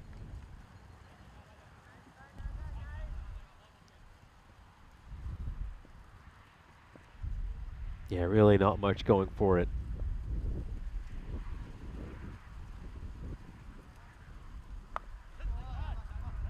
This is not a great delivery, in all honesty, and I think he's pretty lucky that he's gotten away with that one in the end. You would have expected that to be bashed away for a boundary. Let's just see if this is clean. Looks all right to me. Don't see any of the rope move along the way, so I think he's fielded that just fine. Oh, full toss. Is he going to be out? Oh, it's been spilt. That's been spilt by Amir Javed. Oh, there was a chance for a run out there as well, and that's been missed as well. So a lot happens on this delivery. Let's start off with, of course, that dropped catch. It was a poor delivery here, in all honesty, by Kanaga. It should have gone away for a boundary, but instead he had a chance to pick up a wicket here. Ahmed Javed drops the catch. Then, of course, we see Paramjit Singh firing in the throw. It's a pretty decent throw, and I think he would have been home safe regardless. It's pumped away. This has gone for a 6, so, you know, credit to Cricketer CC. They're doing a good job of hanging around. They really are. Right now, that required is 22.3. Now, we typically say that you're past the point of no return when that required goes above 20, but I think this match, we can throw that out of the window. If they can keep this at 22 with about 3 overs to go, it could be fairly interesting.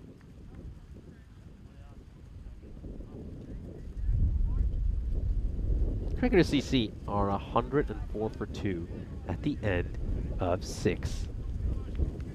Yes, we got a question here from Avinav Sharma. Corey, gotta say that Ask Corey hashtag, I think that's better preserved for when Corey is going to be on comms later today. Of course, he'll be covering, he is covering the T20I series over in the Netherlands, featuring the United States, Canada, and of course the host nation, the Netherlands. So should be a good chance to ask him any questions you have later.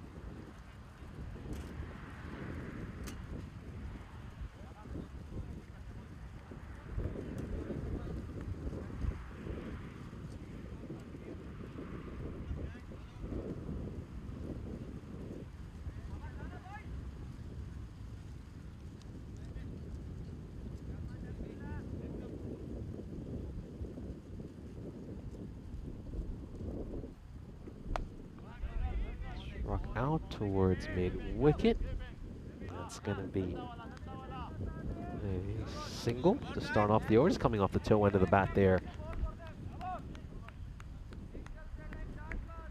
So Akbar Jan inserted for the first time into the attack. They have Introduced him here, just hoping he can slow down this run rate a little bit, but he's not going to succeed over there as that one is struck away for a 6. Kogiani has really got on a heater over here, and he is batting superbly. Beautifully played, great slog sweep, smashes that one away.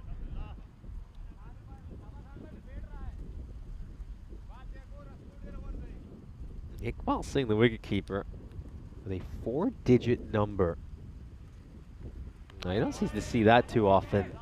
I don't know. Interested to hear your opinion in the chat on this, but do you really think players should have 4-digit numbers? I mean, personally, I'm not even a fan of them having 3-digit numbers. I mean, I don't think you should have a number above 99. That's just my opinion. You know, I think, I mean, where's the limit? I mean, how are we going to reach the point where you're going to start seeing players with 5-digit numbers? You know, at what point when you see someone saying, well, I want 1 million. Yeah, that's my jersey number. This one's just going to take a little edge, and he will disappear. So the wicket will fall here, and Kogiani, who batted superbly, his innings was thoroughly entertaining. And it's going to be cut short here as Akbarjan does the trick, picks up the wicket.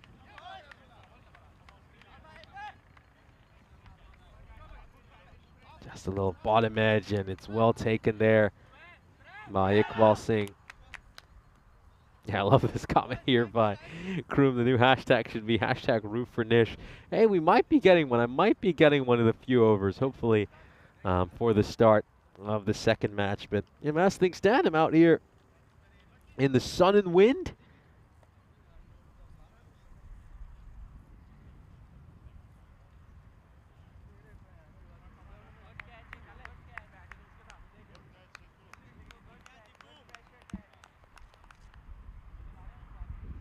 So we got the last ball of the 7th over coming up. It's been a superb over so far, just 7 runs off it.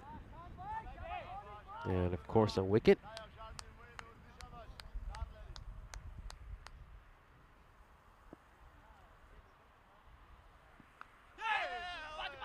Ooh, that one looks like it's just going to go away for a 4. Unlucky, very unlucky for Akbarjan.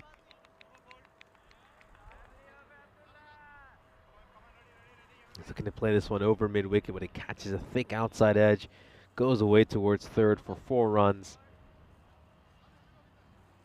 Yeah, not much the bowler can do about that. I think he just has to chalk that down as a personal victory, and it's just the nature of the sport. Here's a look at our upcoming match between Snazzy and, of course, Vienna Danube. Both these sides really struggled during last year's European Cricket Series. They both struggled to get a win. Neither team had a win. And of course, when they both played each other, their fixtures were no results. So they couldn't even pick up a win against each other. So we're going to have 2 teams up next who went winless during last year's ECS. This one is pumped over long off. It goes away for a 6. It's into the practice nets, actually. That's how far it's been hit. That's the first shot I've seen go into the practice nets so far today. Yeah, still got some practice nets sort of at wideish long off for the right-hander, about, I'd say,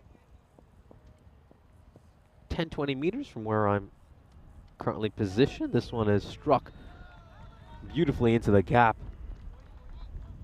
At cow corner, just splits the 2 fielders, goes away for a 4 into the sunflowers. So there's a number of countries we, of course, have into the grapevines and Cyprus. And it's into the sunflowers here in Austria.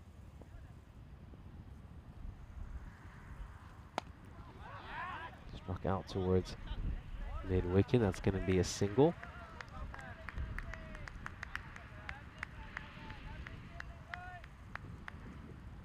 Of course, over in Hungary, it's into the woods. Of course, got a very thick woodland around the ground, and when it does catch the off-top edge, you can always go into some of the pools. This one is going to be caught very well as the 4th wicket will fall. Zulmai strikes a boundary and then departs shortly after that. As well, of course, Hamdard will pick up a wicket over here, his first wicket of this ECS. as Cricketer CC find themselves 126 for 4.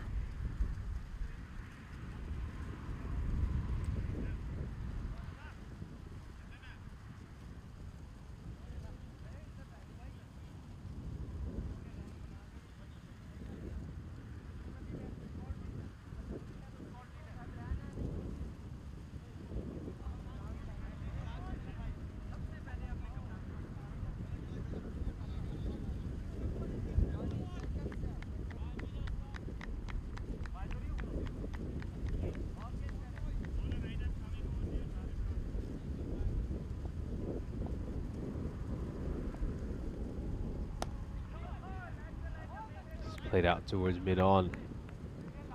And that's going to be a single to start off over here for Khan. Brings Atif back on strike, who's been batting very nicely on 38 runs of 17 deliveries. So yeah, the win is close to unattainable here for Cricketer CC, but they need just another 11 runs to pick up at least a point out of this game. I think right now that has to be the priority for them. And then, of course, limiting the damage to their net run rate. It really is about damage control now.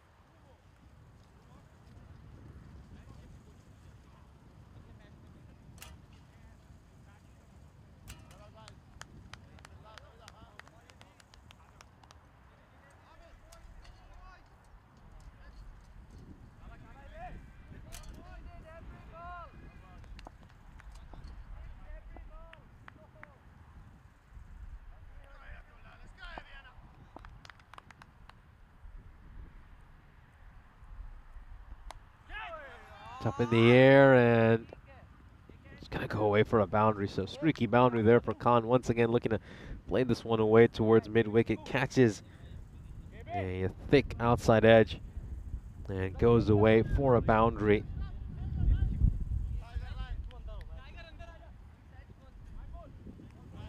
Just bringing cover into the ring.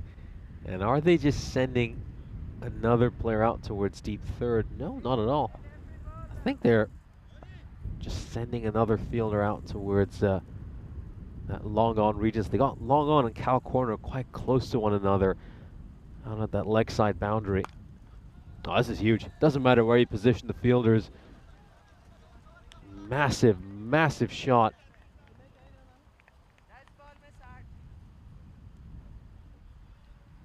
Enormous. Let's have another look at this. Look at how far that one has traveled. And so we've got another field over here. So, of course, you got Sunflowers around mid-wicket, and, of course, the third man fine leg region. But I've got some more crops growing here just behind the camera tower, behind where I'm positioned. That one went all the way into that other field. So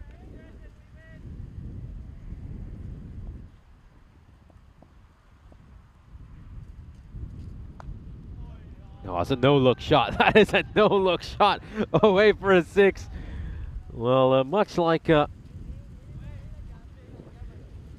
Jason Williams over in the NBA, he's somehow managed to strike that one over fine leg without even looking at it. That required now it's gone up to 40. So, of course, this victory is unattainable, and Cricketer CC will get a point out of this game. You have to say they batted really well throughout the course of this innings, but I think they'll just look back at that first innings performance and be very disappointed with how they let themselves down with the ball in hand. That's another one that's been pumped away for a 6. And watch out, Ali Rahimi almost trips over the Stronger Together banner as he goes into the sunflower field. Let's have a look at this. I just didn't see that. He just didn't see that bit being used over there, just fasten down that banner. And now they will bring up the 150 over here. I think plenty of positives for Cricketer CC with the bat in this innings. I think they just got it all wrong in that first innings bowling. I wonder if whether it was just some of the nerves they felt for the first game of this year's ECS, because we just saw so many mistakes from them as he just clobbers one straight at his teammate here, Arif, after getting a half century. Have a look at this. He smashed it straight at Khan and is unable to get out of the way, and that will hurt. That will hurt. Both with the batter and the non-striker. One will be in physical pain and the other in emotional pain as he missed out on a boundary there. That one probably would have gone away for a 4. It would have been tough at least for the fielder at long off to come across and cut that one out.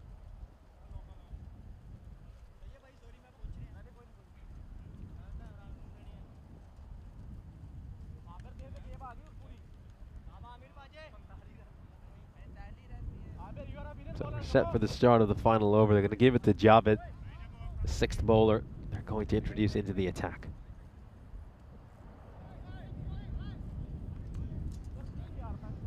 So they're bringing 3rd man back into the ring. Yeah, they had 6 fielders outside, so good spot there by MSP. This one's gone up in the air. Chance to catch it goes to the aforementioned Simpson Parker, and he will hold on to that one very comfortably. And it's been a fine performance by the captain, of course. Did the trick with the bat in hand in the first inning, scored a brilliant half century, and he'll hold on to a catch over here as well.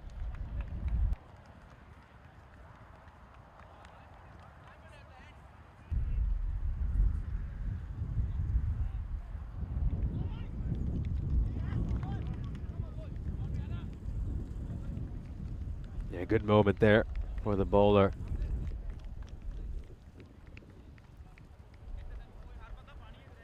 Zishan are fine innings by him, really was. But unfortunately, it's in a losing cause for his side, so that will disappoint him. But I think overall, this Cricketer CC team can be very impressed with the way they've batted, I think.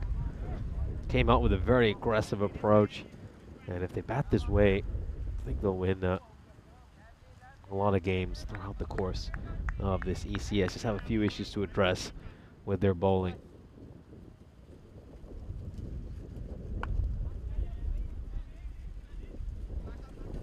So Mikel will pick up a single off the first ball. Got 4 balls left in this match. Yeah, so Vienna CC had a disappointing ECS last year. They, of course, managed to pick up just 9 points. They won 4 games and had 1 no result. Oh, struck away, smoked away for a 6. What a terrific shot there by Khan. That goes the distance, so we got 3 balls left in this innings. Of course, last year, keep in mind, it was 2 points for a win, 1 point for a no result, and of course, 0 points for a loss. But this is a great start here for Vienna CC to this tournament, of course. Picking up a win against last year's ECS runners-up in Cricketer CC.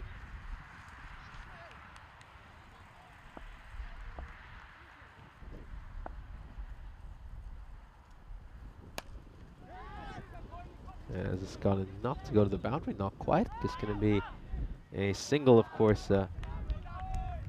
Cricketer CC have been to the final a couple of times. They went to the final of the first ever tournament we had here in Austria back in the old days, the ECN Austrian T10. That wasn't officially an ECS, but it de facto was pretty much the format of an ECN. And then, of course, they made it to last year's final as well. So even though they have a couple of finals appearances at Cricketer CC, they've never actually been able to lift the ECS crown.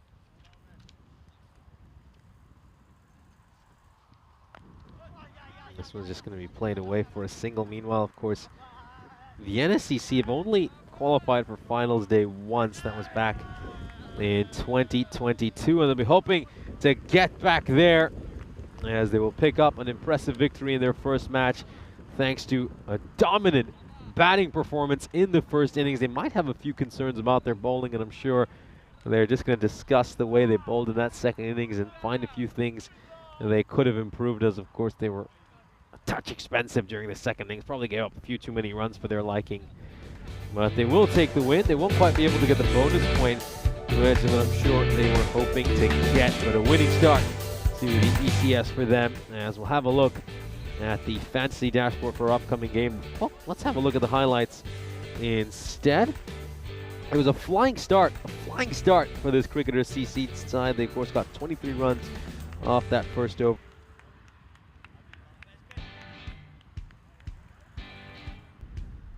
This one is just a look at some of the shots that were played, some brilliant strokes. It was a fantastic display of T10 batting, saw some really aggressive hitting. This was a great shot, just clear the front leg, looked to go through the offside.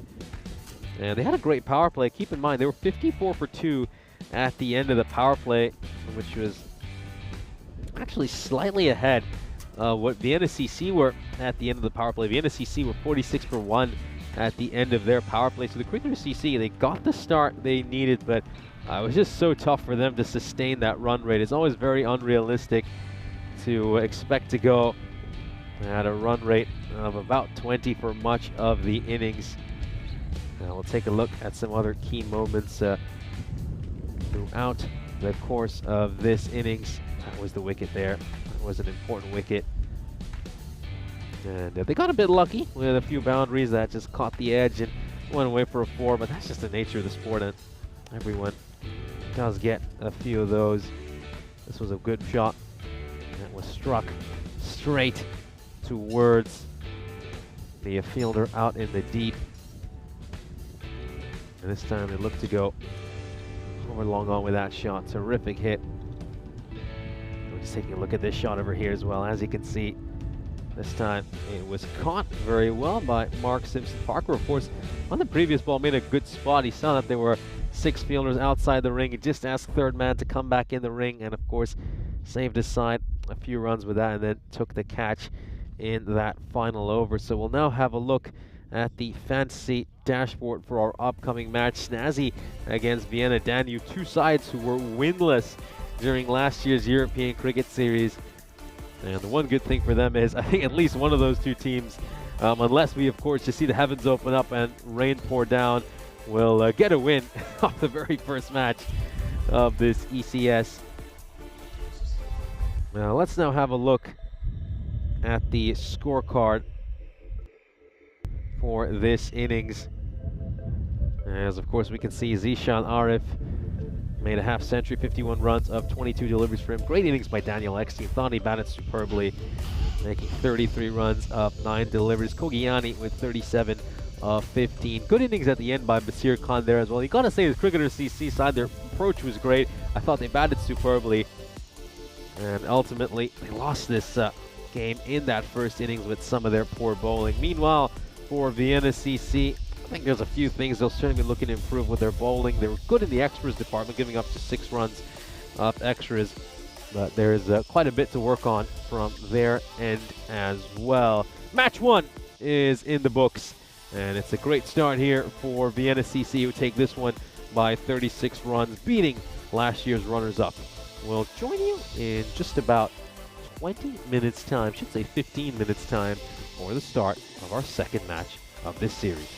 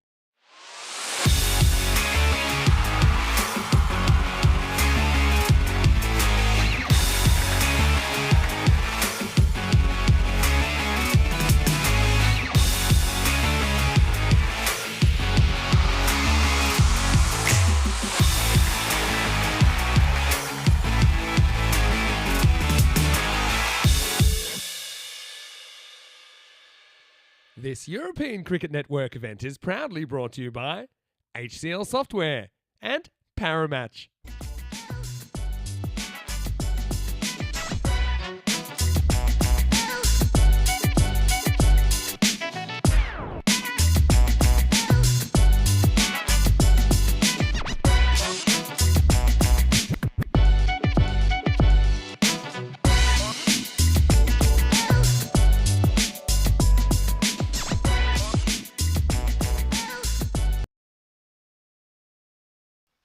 Welcome back. We're set for the start of our second match. Let's head over to the coin toss. Well, you'll be joined by match referee Tyrone Peters.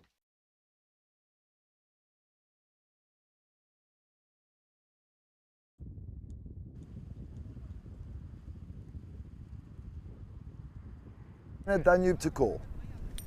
Head. Head is the call. It's a head. We gonna bowl first. They're going to bowl first. Thank you very much for that update. So, of course, both these sides, as I mentioned, were winless during last year's ECS. The two games they played against each other were also abandoned, so neither side ended up picking up anything during the course of the ECS that took place here in 2023. So here's a chance for them, unless the heavens open up and we see some rather odd weather, that they'll at least improve from last year's European Cricket Series. Of course, you could say this is a battle between two underdog teams. We'll now have a look at the fantasy dashboard for Snazzy against Vienna Danube.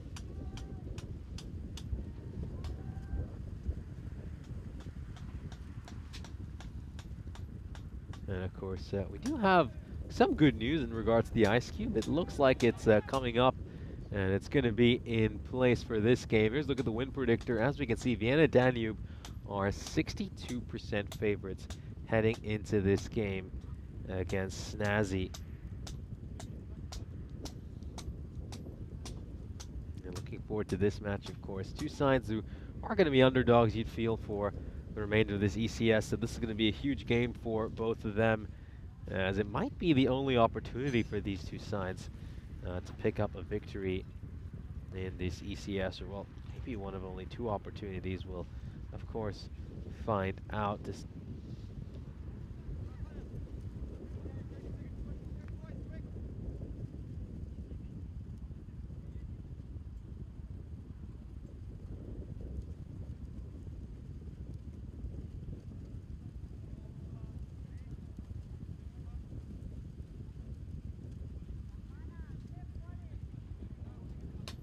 So we're just moments away from the first ball.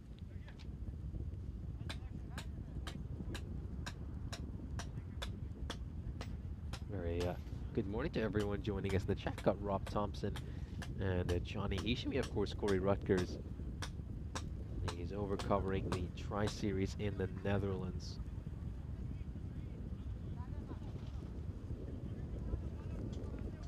So any questions you might have for him, just make sure to pop them in for the start of the next game.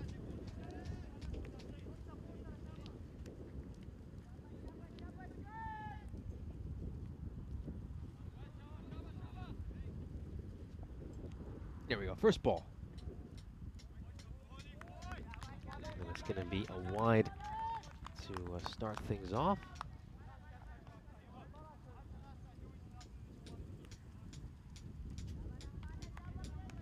Not a great ball there by Mirali Kale to start things off, and we'll be hoping to get it right this time around.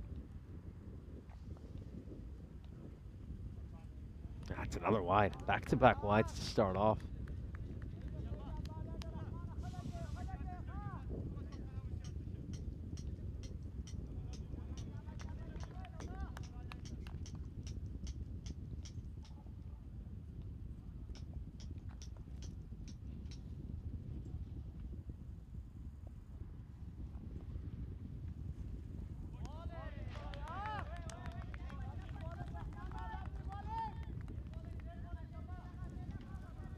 So he gets a legal ball in there, Mirali Kale. And we are officially underway.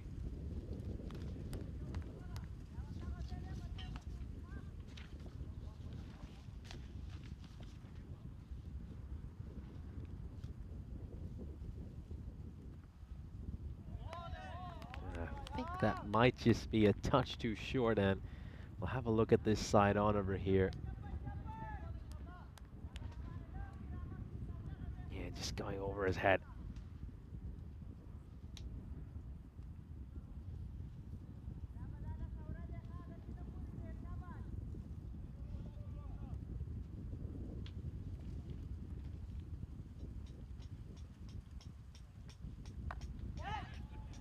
Struck away, goes through point. That's going to be 4 runs. It just opens the face of the bat over there, and it goes behind point for a boundary. So the first boundary of this inning, just a little bit too short, and yeah, beautifully played over here. Just opens the face of the bat.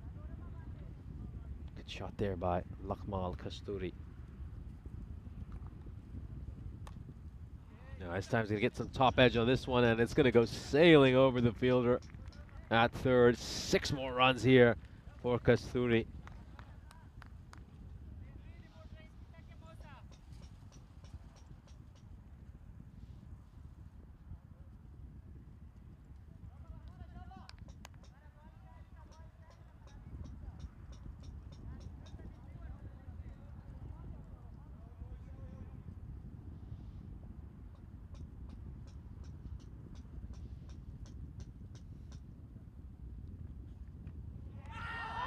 Oh, is there something there? Is there something there? Was that just the sound of the bat scraping the pitch? Let's have another look at this.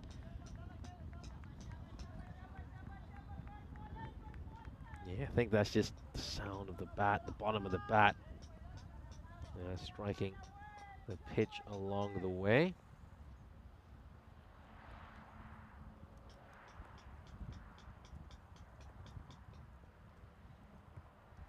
Well, I gotta say, Johnny, don't hold your breath about that. I just saw your question. Don't hold your breath. Just backing away towards the offside here, Kasturi, and looking to hit that one over the offside. So yeah, Paul Rico will be joining us tomorrow. I think today I'll be taking you through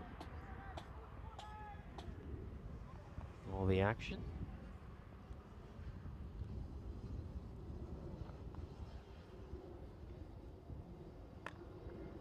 This is just struck through cover, and that's going to be a single, so they'll pick up a run over here.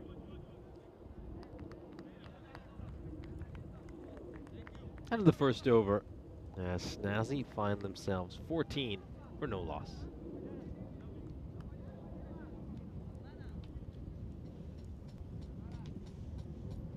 So we got 28 days to go until, of course, the start of the marquee event on the European Cricket Network, the ECC. Of course, all the best sides from all around Europe will converge at Cardamom for what should be a terrific tournament.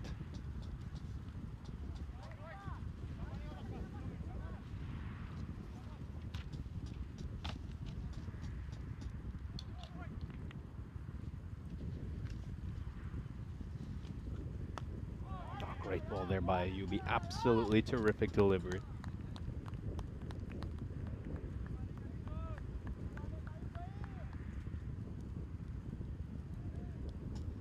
Yes, of course, as I mentioned earlier, these two teams were winless during the course of last year's ECS. We had an 11-team ECS, and of course, with that format, as this one's going to go away for a 4, the fielder at mid-off isn't quite able to get a hand on it. That's Kaibar Malyar in that position. It just goes right through his hands and goes away for 4 runs.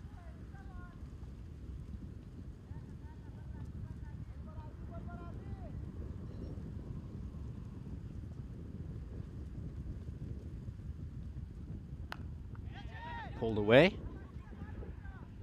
And it doesn't have enough to go for a 4. It's going to be a big chase here, and it's just backheeled away there by Abusin Dostahil.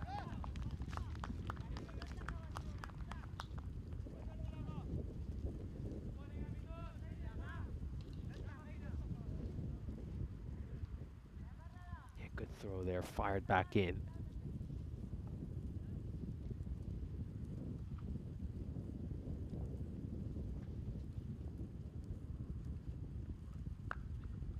That's going to be a no. That's going to be a no. It's a no ball. And this one just well above waist height. Easy decision there for the umpire. It's going to go away for 4 runs as well. He's got this one badly wrong, and well, Luckmal is going to get that one away. Poor delivery, really poor delivery.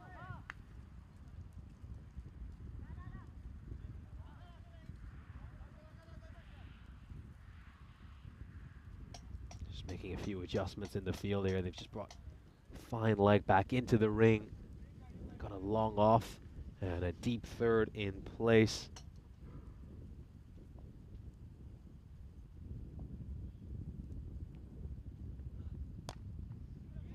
Guess this one straight towards the fielder, and oh, could be in trouble. Could be in trouble. That was a direct hit.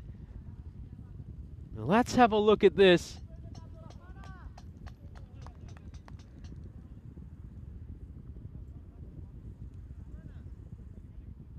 Oh, well, let's see. Let's just see. Is it a direct hit, or is it off his hands? Yeah, well, just going to confirm here, and yep, you can just see that it's actually touched the stumps with his hands. Yeah, so a very cheeky appeal there. It really was.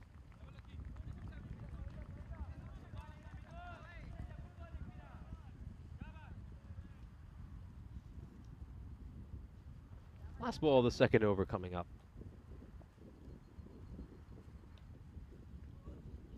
Oh, I gets that one badly wrong. That's going to be a no ball. It just lands off the pitch.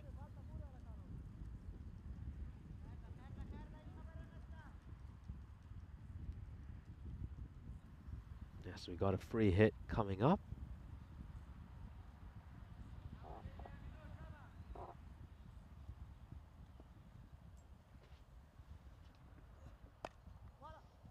This is going to be struck away towards square leg, and it's going to be a 4, so well played there by Kasturi. Wasn't the best ball and just works that one away beautifully towards square leg. A bounce over the rope. Yeah, Snazzy, you're off to a good start here. 32 for no loss at the end of 2.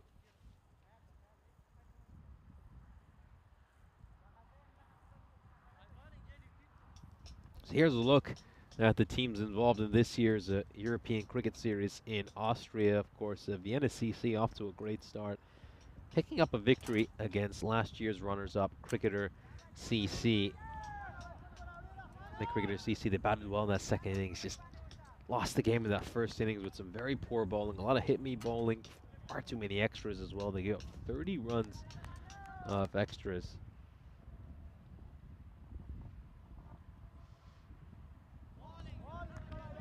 Work this one towards third man, Subhash, but he'll fail to get any bat on it.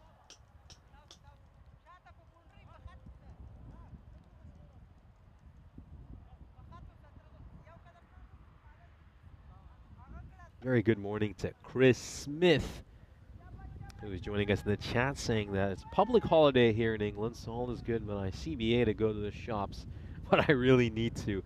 Well, Chris, you can always just get a delivery. I mean, if you really don't want to go.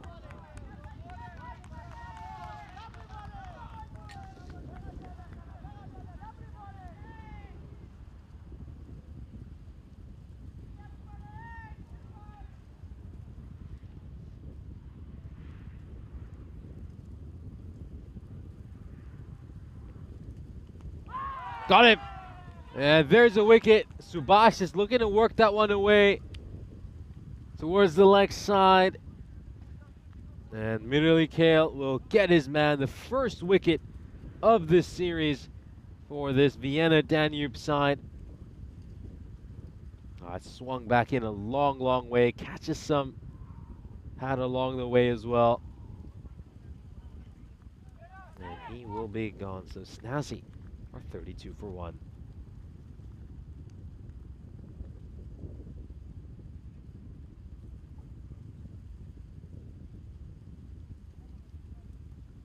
just has to wait an age on that one. He just took the pace off the ball really well over there.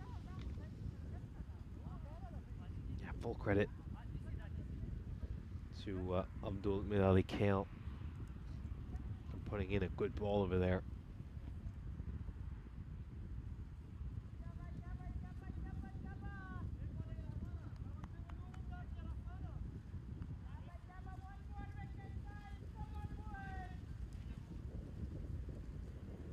It's going to be Gilzai coming out to bat here.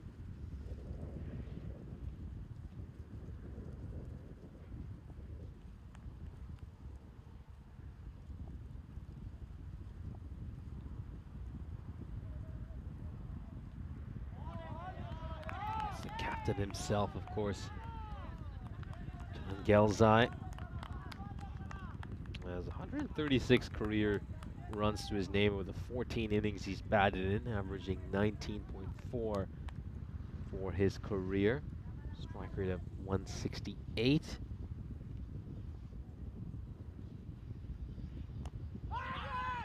The top score came against this Vienna Danube side in the match that was abandoned. And of course he was 33 undefeated.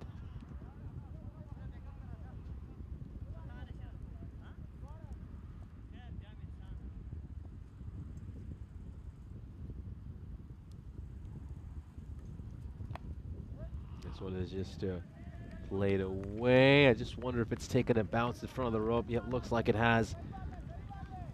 And it's been signaled a 4 here by the umpire. Let's take another look at this. Oh, he's done very well here. He's done quite well.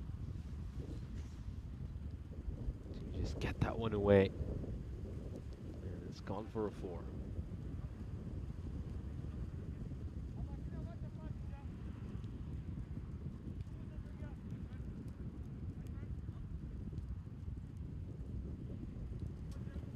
So we've come to the end of the power play, and Snazzy are 37 for 1.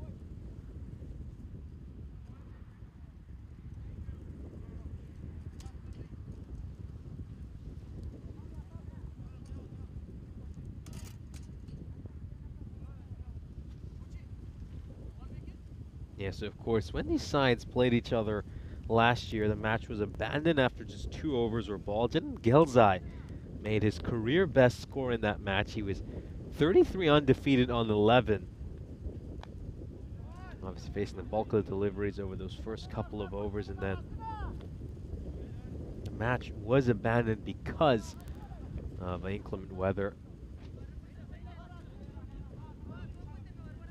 So unfortunately for Gilzai, his finest innings on the European Cricket Network was cut short.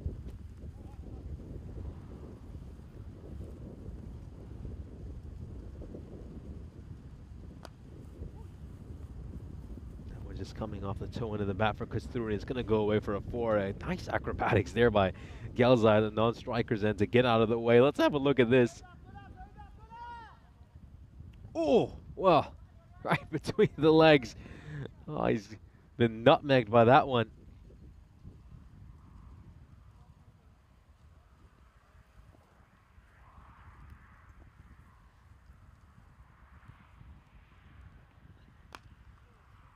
Looks to go big over here.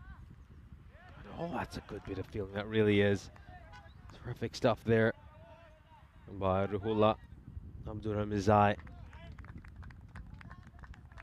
Let's just take a look at this. Looks to be perfectly fine and clean. Shouldn't be a problem.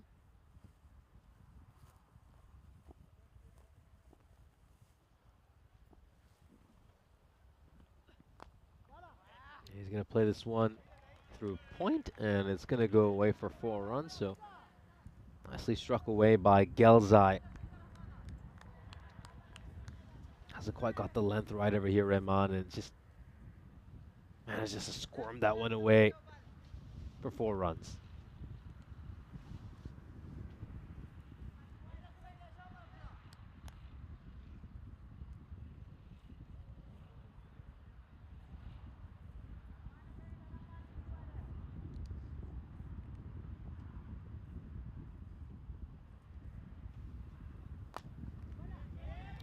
just going to strike this one firmly, and bowler gets a hand to it.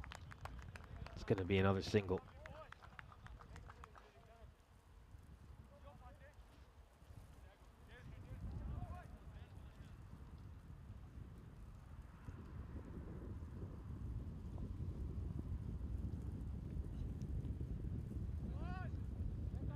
This one away towards fine leg and just a run again.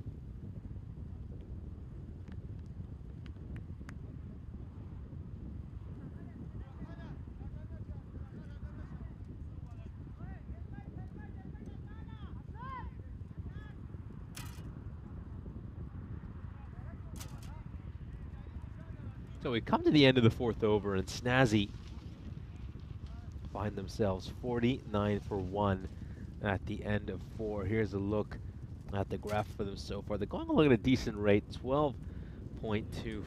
Of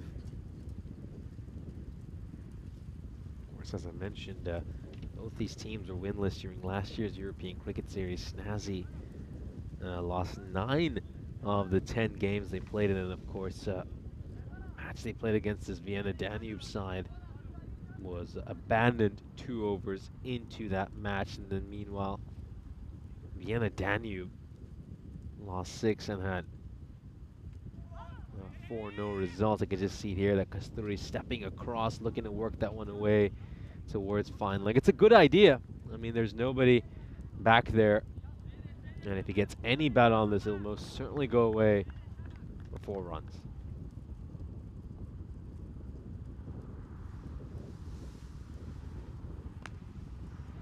It's pumped, it's gone up in the air, and does it have enough to clear the rope? No, it doesn't, but it's going to be put down. So, well, we're just praising Ruhollah Abdurramizai for a good bit of fielding earlier, where he managed to save what looked like was going to be a certain boundary, and you'd feel this should be a regulation catch, but he has dropped it.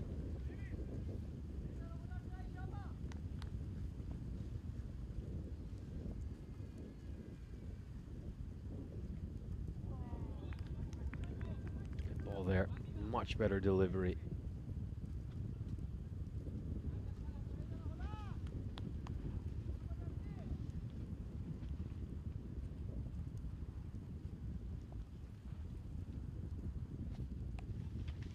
Looking to just work this one away towards third, and it's a great hit there by Kasturi. Absolutely terrific innovation.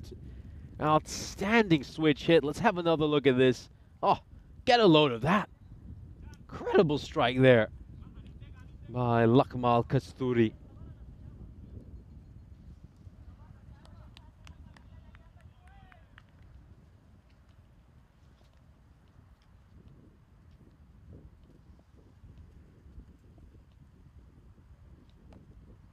Oh, the string too far down the leg side, and that's going to go away. All the way, 4-6.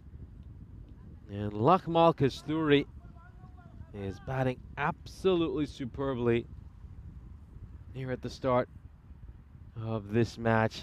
Just gets the line all wrong there, the bowler, and he's been punished for it. 14 off this over so far, and Kasturi is a couple of runs away from a half century.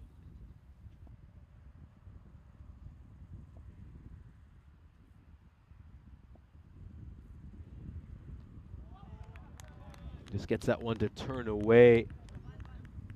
As we are halfway through this inning, Snazzy find themselves 63 for 1.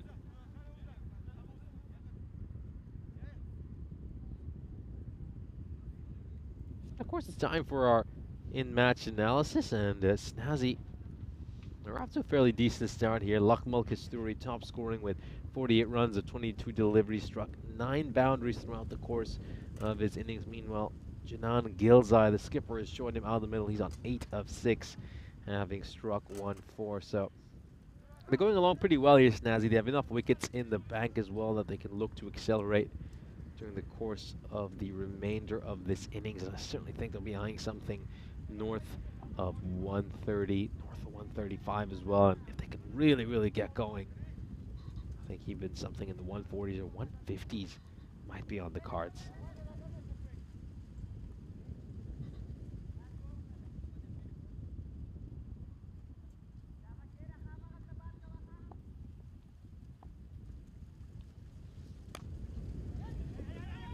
Struck straight to the fielder. It's an underarm throw back there by the captain, Kaiban Malyar.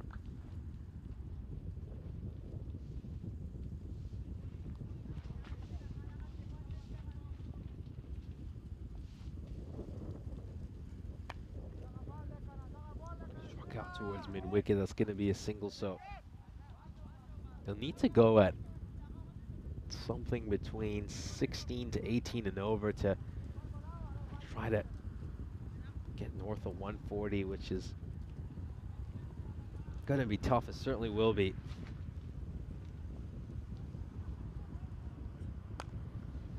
No, played away, over cover, goes away for a 6. Terrific shot there by Kasturi, who will bring up his half century. Great moment for him.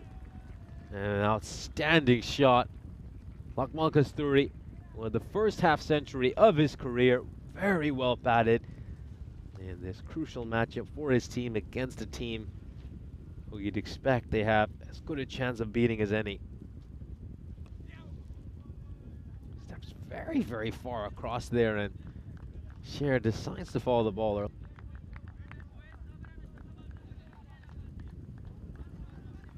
So look how far across he steps. If the bowler is able to make a quick reaction there, then the stumps are right there. Gotta say though, Kasturi did wait quite late before shuffling across. This one has gone high up in the air, and it's gone the distance for a 6. Yeah, just goes hard at this one here, and it catches the top edge, goes over everyone, and it's gone away 6 runs.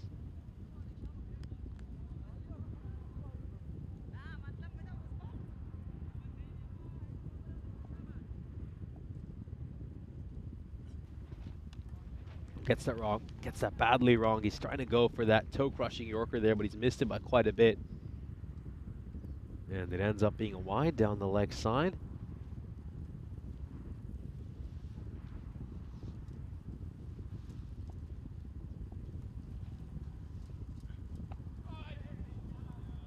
This is pushed towards point, and it's going to be a single.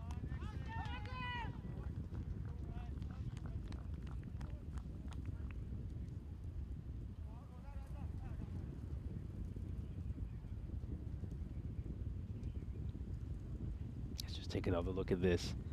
It was a touch too casual, but he was able to get his bat across the crease in time.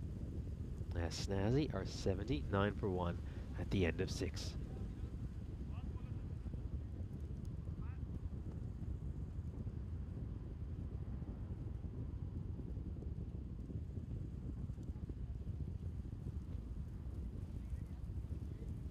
Here's a look at the scorecard. Lakmal Kasturi on 55 of just 24 deliveries. He's been batting superbly. And Janan Gilzai has been supporting him well. The skipper at the other end with 16 of 10. And this is a fantastic way to support him. He has pumped this one all the way over mid-wicket for a 6. Yeah, just misses the Yorker over there. Let's take another look at this. Sensational, sensational hit.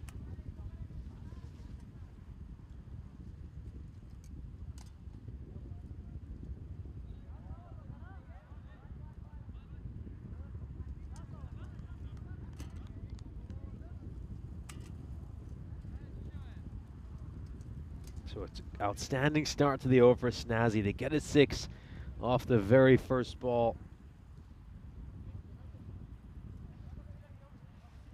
Immediate pressure on Rahman.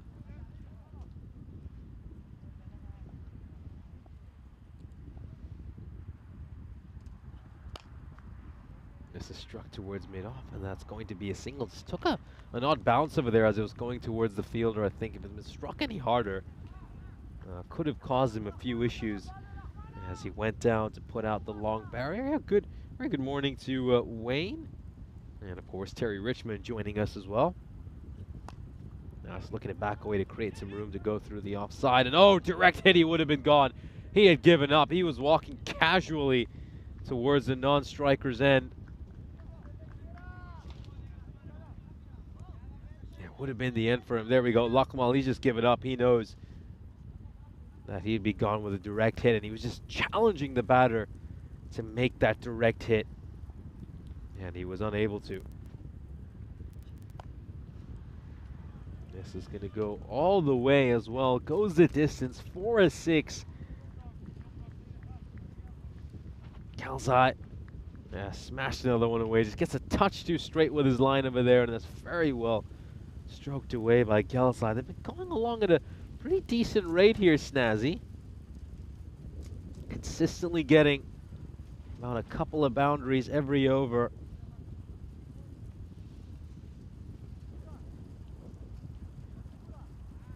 Looking at this wagon wheel as well, I mean, full credit to them for getting an even spread of runs all along that wagon wheel. There's no particular part of the boundary where they've made the bulk of their runs. It's been good 360-degree batting, and I think they've just been playing every ball to its merit. So, yeah, I like this by Snazzy. Really do.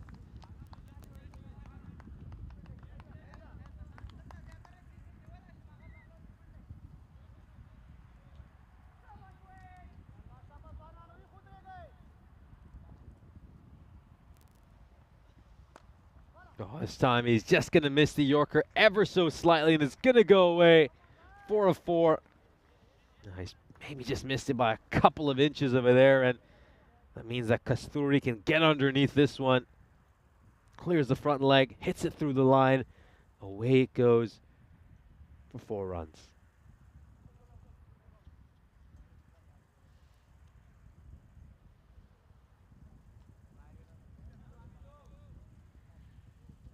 Here's a look at, of course, some of the fixtures we have coming up today. So Canada set to take on the Netherlands at 2 o'clock GMT, 4 o'clock Central European time, and 7:30 over in India. Of course, Vinny Sandhu will be joining the crew today, as well as, of course, the Meltle Shield has come to an end. So make sure to look out for him as he joins Leonard and, of course, Corey Rutgers over in the Netherlands.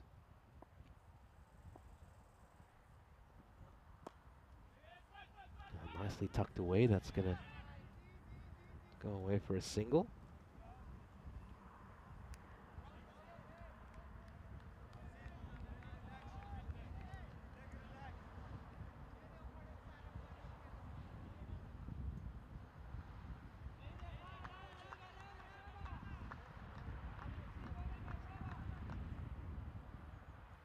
Just a run away from bringing up the team 100 over here, Snazzy. This is gonna, oh, it looked like it was almost gonna carry, really did. It does carry, and he should have taken this one. Let's have another look at this.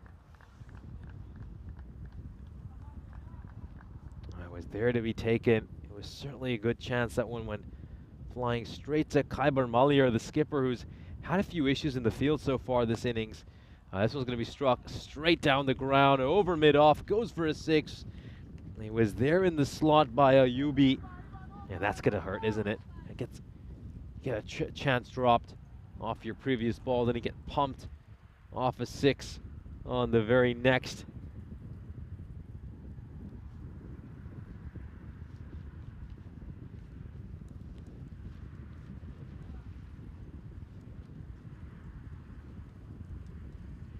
Yeah, so 8 runs off these first 3 balls. See that expected score is up to 142 now for Snazzy. They're going to look to go big over here, and it's going to take 1 hop before going towards the fielder. Just a single.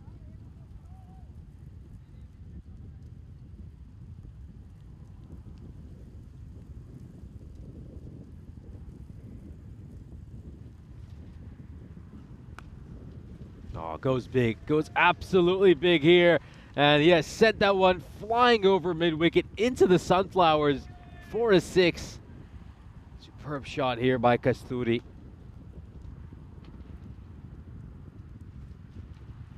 Yeah, Rocks back in his crease. He's nice and deep, just converting that ball into an over-pitch delivery. Yeah, very good use of the crease there by Kasturi. Shifting around. Rocks back. Sends it over the rope for a 6. So keep in mind, the Snazzy team went winless during last year's European Cricket Series, but they can post a good total on the board here. Well, they might be able to start this ECS with a win.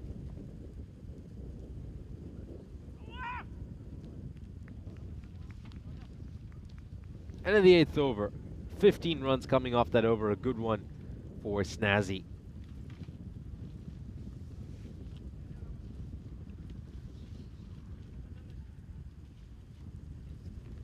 So this is, of course, Snazzy's second ever European Cricket Series, and thus they're still looking for their first ever ECS win, considering they went winless during last year's European Cricket Series.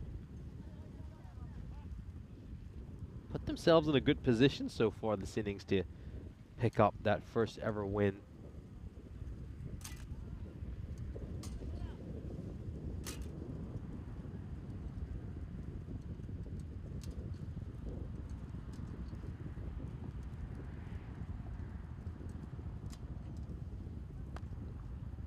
Struck away towards cover.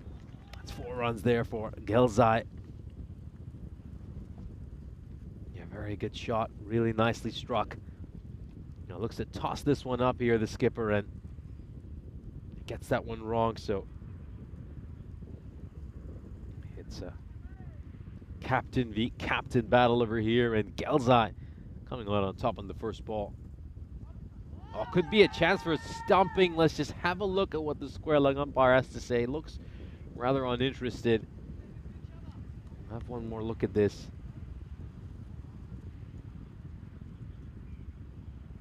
Does he get his bat back down in time?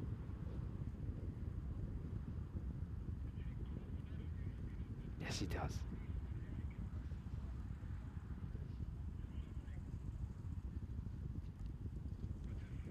It looks like it should be okay, and well, we're just taking a look at this here.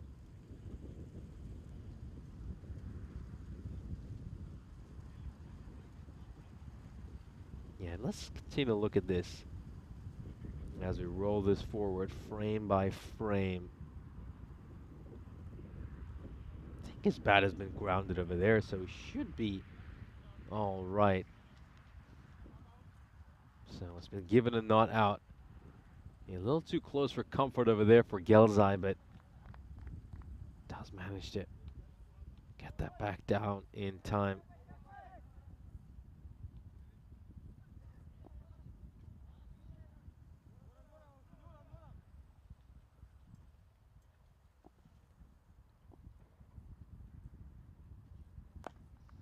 They'll look to strike this one out towards deep mid-on. That's just going to be a single, so it's going to be interesting to see who bowls the final over as well. From Snazzy's perspective, you'd expect it would probably be Kogiani Sher, although he went for 16 runs in the first over he bowled. And once again, looking to go for that switch hit there, Kasturi. Got it right once, but wasn't able to get it right the second time.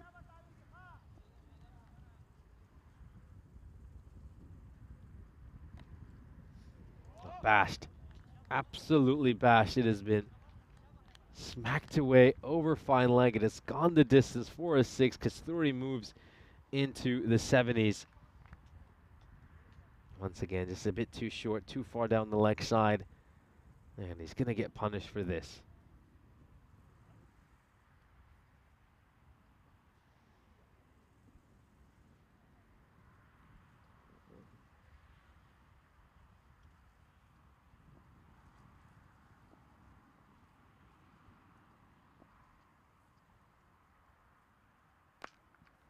Full toss, punished, goes all the way, 4-6, doesn't get that one at all right there, Maliar. Kasturi will smack him away, 4-6. Not the best delivery, really wasn't.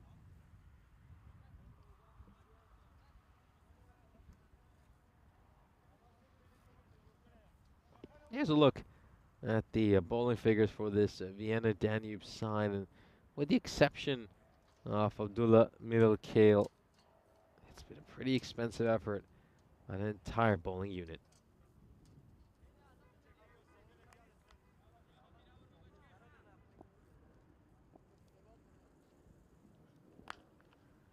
Oh, smacked. Away it goes for a 6. Gelzai now 1 run away from a half century. Would be his first career half century. Of course, you've already seen the player bring up their first 50 of their ECN career, Lakmal Kasturi. Of course, more than doubling his previous best with his 79 of 32, and Gelzai has the chance to do the same. His previous best was 33 last year against, of course, this Vienna Danube side when he managed to make 33 runs of 11 balls. And of course, the game was abandoned right at the start of the second over. This one pulled away. Just might be worth having another look at here. It's been signaled a wide by the umpire. Yeah, definite wide, going over the helmet.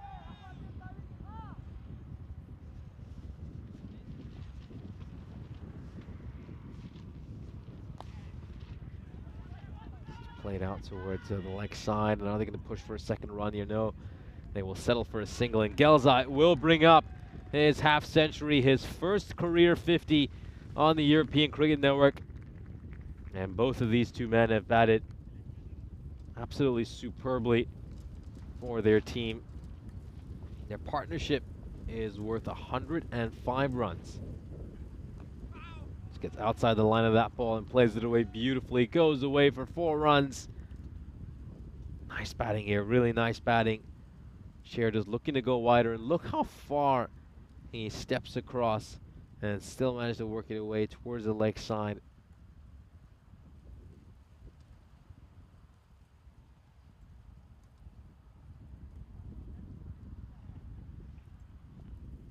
Yeah, there's a question there by Terry Richmond regarding what's growing out there. So those are sunflowers. Those are sunflowers. We're just seeing the ball go into another 4 here, and Sheard just struggling with his line and length. I mean, he's either going too far down the leg side, and this time he just serves up a full toss on a silver platter. Good shot there as well, though. You gotta credit him. Come on, Lakmal. Now 13 runs away from a century. Tough to get, though, with just 2 balls left. Would need a no ball as well. Big swing and a miss.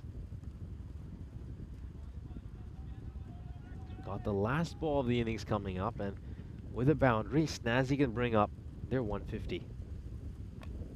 Go for the slower ball here. Sheard hits straight towards the fielder, and it's going to be a single to end the over. Snazzy are 147 for 1. Both these players with career best scores. They've beaten their previous career best fairly handily. Of course, both of their biggest scores in the past were in the 30s, and they both managed to make their first ever career 50s on the European Cricket Network. This partnership ends up being worth almost 115 runs. So superb batting here by Kasturi.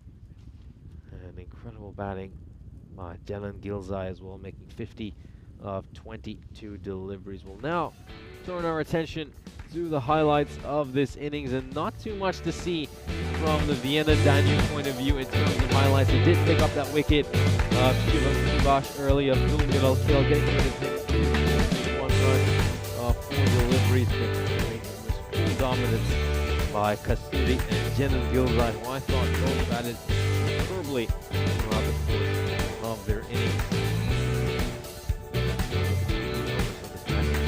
So wicket at the end of Shivam Shubash, Abdul Middle-Kale getting rid of him.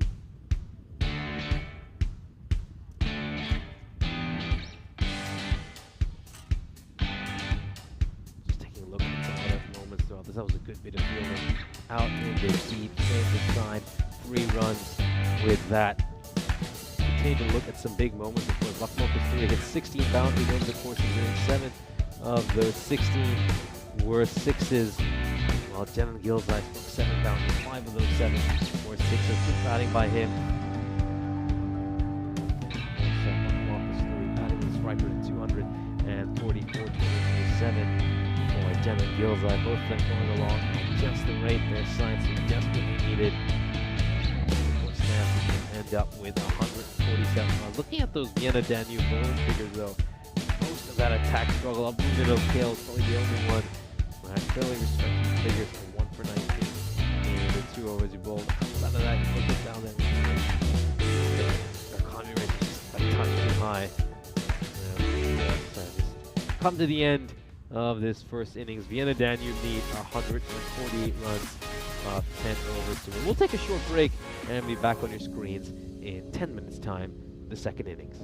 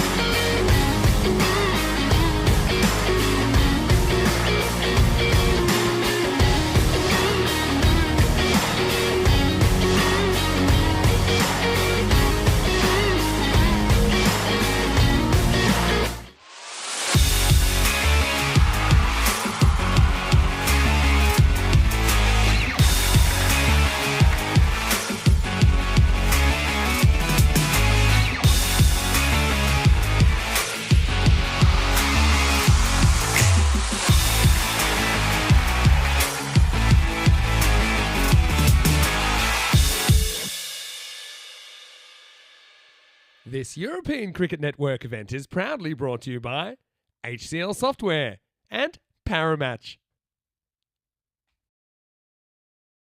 Welcome back for the second innings. Snazzy have set a target of 148 for Vienna Danube. It's a big target, no question. Of course, Snazzy have never had a win in the European Cricket Series. They lost all their matches during last year's ECS, and of course, so did Vienna Danube. Vienna Danube were unable to pick up a victory during the ECS. Here's a look at the bonus point equation between these two teams. Of course, if, well, Vienna Danube can go out here and do something really special and somehow manage to chase this down in the space of 7 overs or less, they'll have to go at a run rate of 21 to do that. They will, of course, pick up a bonus point, and if Snazzy can pull off a really, really good bowling performance here, then they will pick up all 4 points.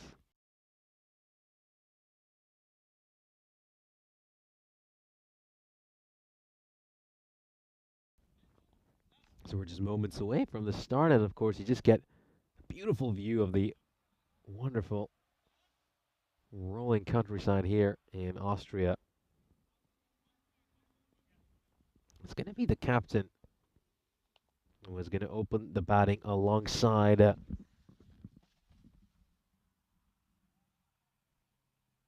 just waiting to see who's alongside him. Looks like it's going to be Ruhollah Abdurrahmizai. So it's a Khyber Malia and Ruhollah Abdurrahmizai to open the batting.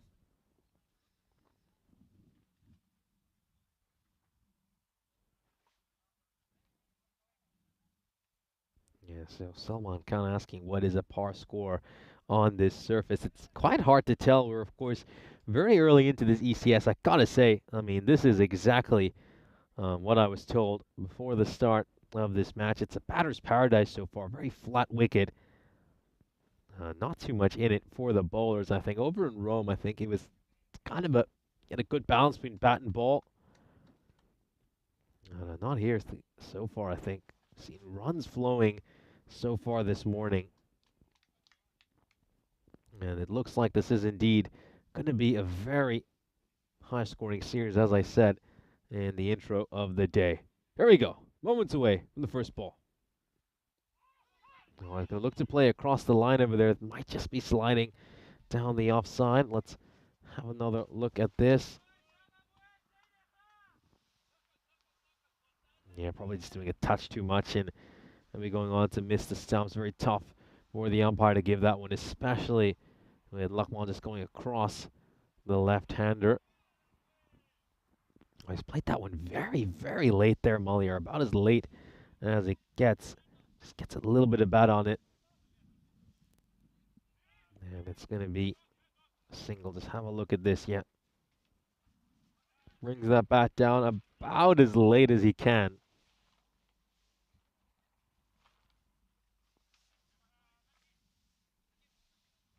Yeah, very good morning to Helix as well, joining us in the chat. Hope you're doing well. Helix, always great to hear from you.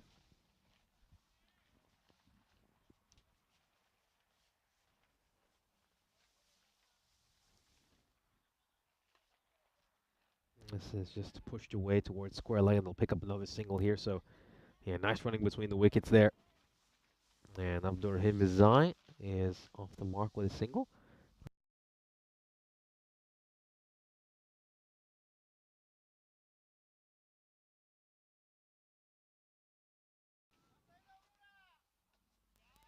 And once again, just looking to play that one very late, Malier, but he's unable to execute that shot.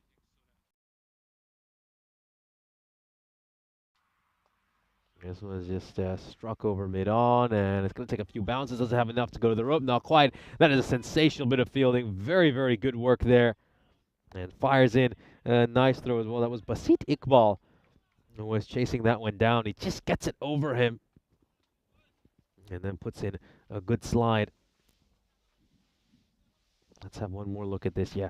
Oh, great chase there by Basit Iqbal. And then the dive right at the end as well to ensure it doesn't get past him.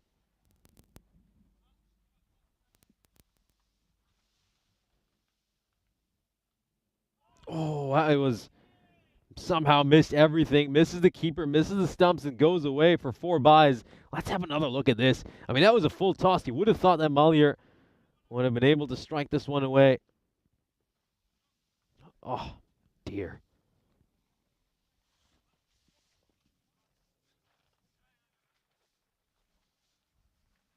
Eight runs off the first over. Very unfortunate there right at the end. And here's a look at a golden ball counter. So it's been 109 matches since we last had a golden ball on the European Cricket Network. That counter has been ticking up throughout the course of the summer. We've had just one golden ball over the last couple of months. And with all the cricket we've had, all the close matches we've had as well, I was very surprised we went through all of Italy without getting a single golden ball.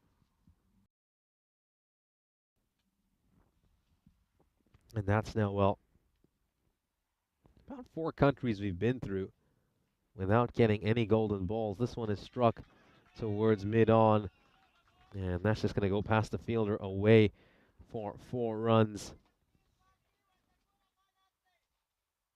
Oh, very nicely struck away. That was just a little bit over-pitched, and it has gone away for 4 runs.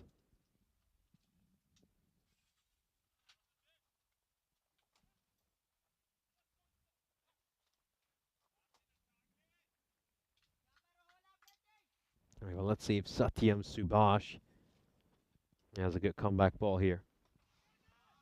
Oh, this is struck away again, and does it have enough to go for a 4? It most certainly does. That was a good chase over there. I think that was Shivam Subhash. He's bowling. And I think we just have a few issues with the numbers. Well, of course,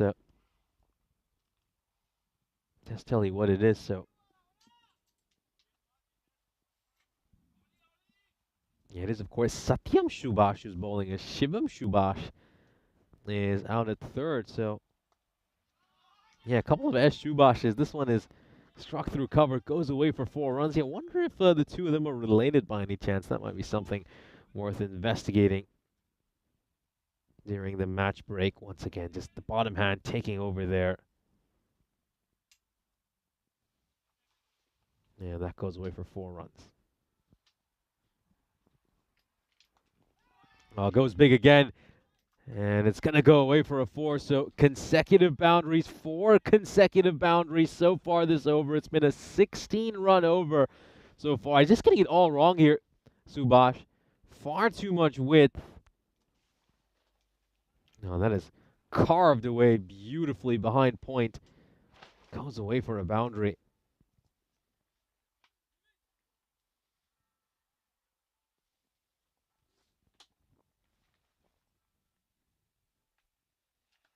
Now this time he's going to look to go towards mid-wicket, and it's another 4, so 5 consecutive boundaries here.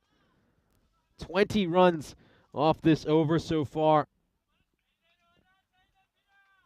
Now he's looking to turn one back in over there, but the batter read that perfectly.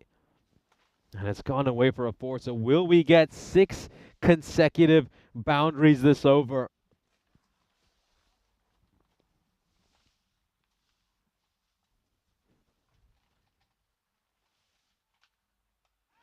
Oh, yes, we will. Oh, yes, we will. He ends it with a 6. Nice cherry on top in what has been a spectacular over. Gets a big hug as well from his buddy Maliar. Superb batting by Abdurrahimazai in that over. Hits 5 boundaries in a row and then finishes it off with a 6. 26 runs off that over. And a difficult start to this ECS for Satyam Subhash. Here's a look at some of the teams involved in this year's European Cricket Series in Austria. We have 11 teams just as we had last year, but a few changes. There's a few sides who are going to be playing in their first ever ECS, and it's going to be interesting to see how they fare. Of course, got defending champions in there in Donaustadt listed in the 4th position.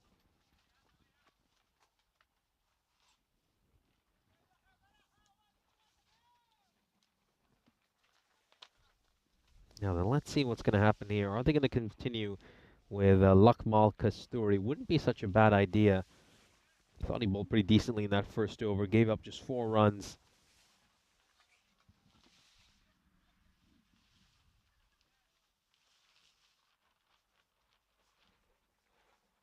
Yeah, so it is going to be Lakmal Kasturi getting bowled out inside the power play.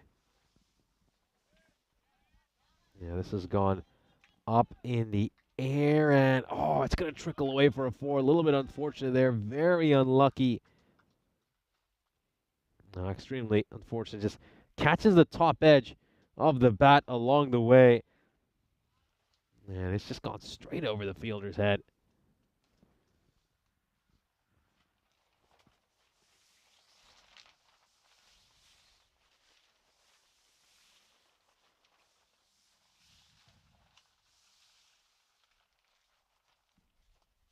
Oh, smacked. Absolutely smoked away. This one just pitching outside the leg stump.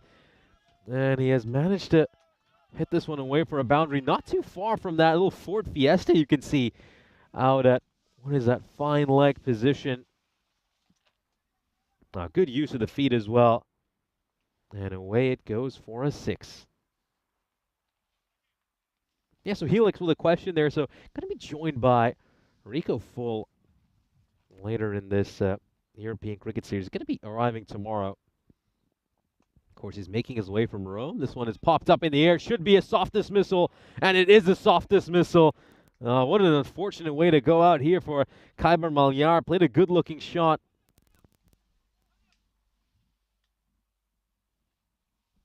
And he's going to get out on the very next ball.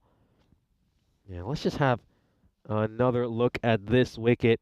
He just goes a bit cramped for room there. Wasn't quite able to free his arms and play the shot he wanted. He was just trying to pull that one away towards mid-wicket, but it ends up getting popped up. And it's a very simple catch for Basit Iqbal at mid-on.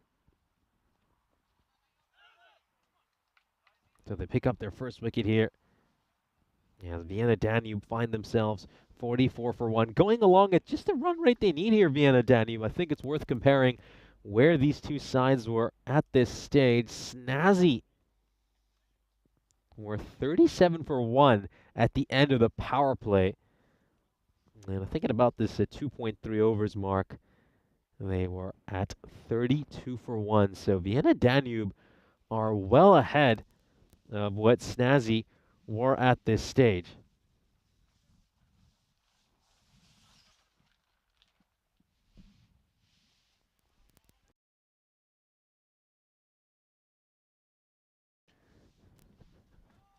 This is going up in the air. Chance to make it 2-2. Chance for 2 wickets in a row. And he'll get it. And Sher is gone for a duck.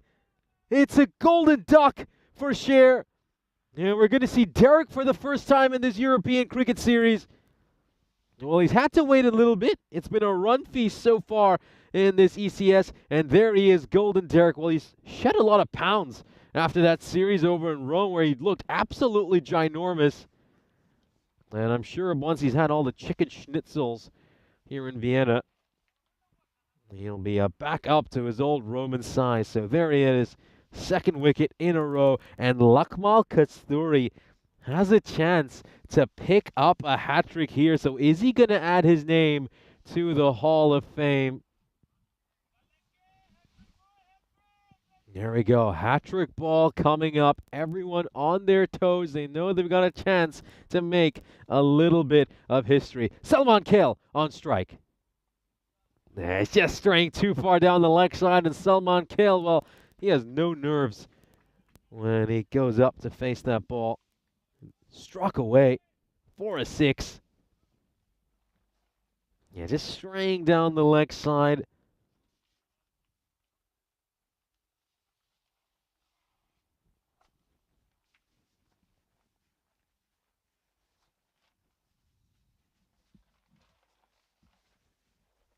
Yeah, so we got the last ball of the power play coming up here. It's been a fine start for Vienna Danube. I think despite those wickets, they'll still feel like they are in a strong position heading in to the next 7 overs. Got him! What a ball! And it clatters into the off stump. I think just the reaction, the pause there, the lack of celebration was just threw one off a little bit, didn't it? I think he just wondered if something had gone wrong with nope. He gets a wicket. It crashes into the off stump. Perfect ball there by Lakmal. Just gets away to turn away a little bit. Yeah, I think it's a slight leg spinner, that ball. And it's going to be a very brief stay at the crease as it's 6 and out. And Ruhala Abdurimazai has been stuck at the non-strikers end watching the calamity unfolding. And now you got to say, well, those 3 wickets falling in that over means that it's just made things a little bit more interesting. I think now, well, you look at this power play, Vienna Danube obviously managed to get 50 runs off it, but they have lost those 3 wickets. And the question here is, does that 3rd wicket in particular just mean that this game is now back in favor of Snazzy? We'll have a look at what the win predictor says over here.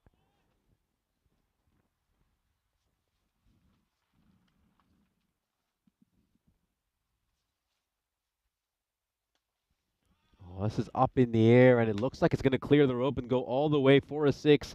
Yeah, it goes over the fielder's head. Not much he could have done about that. 6 runs. As Nathwani will have a rough introduction to this ECS. Yeah, slot bowling. Yeah, it's slot bowling over here.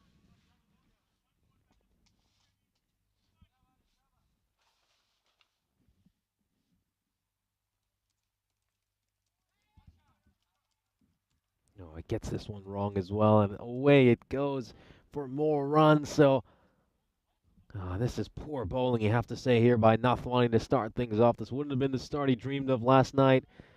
It's 4 wides. There's no way the keeper can get to that.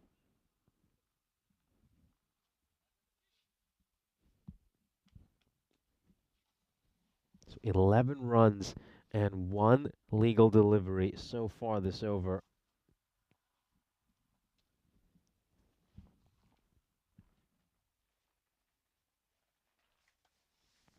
Oh, this looks like it might go the distance as well.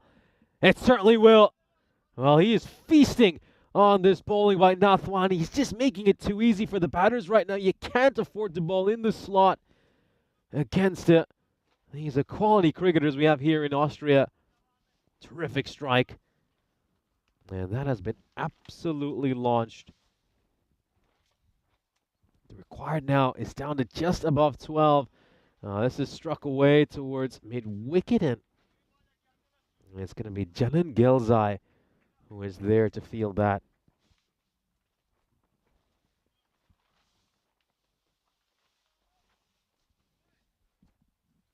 Haidari getting set to face his first ball.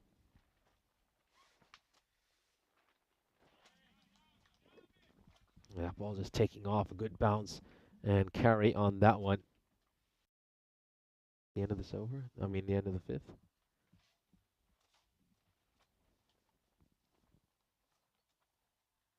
Oh, well, that was interesting. Let's have a look at how he pauses as he goes into the bowling action, and he's managed to throw off Haidari. So Derek is going to come back once again. Oh, this is smart by Nathwani. Just have a look at watch how he pauses right here. It just throws off the batter's timing, and the ball climbed up a little bit on him as well. He was a little late on that shot, and it has gone up to the field to recover. So they're picking up wickets very regularly over here, Vienna Danube. And despite the fact, I should say Snazzy are picking up the wickets, and of course, despite the fact that Vienna Danube are going along at a good rate, they've lost 4 wickets. So, well, could we see a potential batting collapse over these next 6 overs?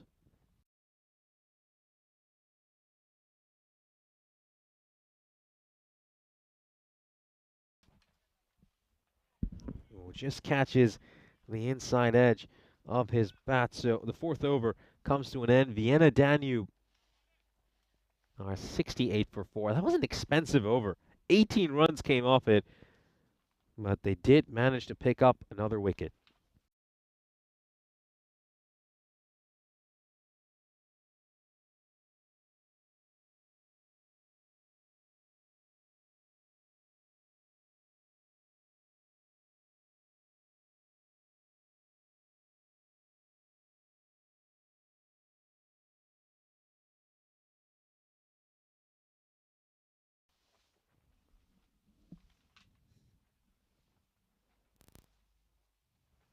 Starts off with a wide, just getting that one badly wrong. It's Kishan Del Parado who has been inserted into the attack. This one's gone up in the air and straight towards the fielder long up, and it's going to go over his head. That was always going to be a tough chance, but let's just have a look at this. It felt like he just got himself into a rather awkward position here, and for a moment I thought that he might have a chance to take this catch, but well, yeah, that was always going to be tough. It really was. I got to commend the effort in the end. You really do. Just threw that shot a touch early over there. Abdurrahimazai, even though it's a full toss, he's taken quite a bit of pace off this ball, giving it plenty of air. Yeah, Rob Thompson, I like this question. Derek was on the cheese last week, but he's back on the diet now. Yeah, what's happened to Curly Whirly? Where are the cheese puns this morning? I mean, we're in Austria. Surely we need to have some Austrian cheese puns. Oh, straight back towards the bowler. That's a wicket. Good reaction there by Kishan. It was struck firmly at him, and he barely had a moment to take that. So good reflexes. And this is an important wicket that's fallen, of course. Abdulrahimazai was batting superbly, was just 4 runs away from a half century.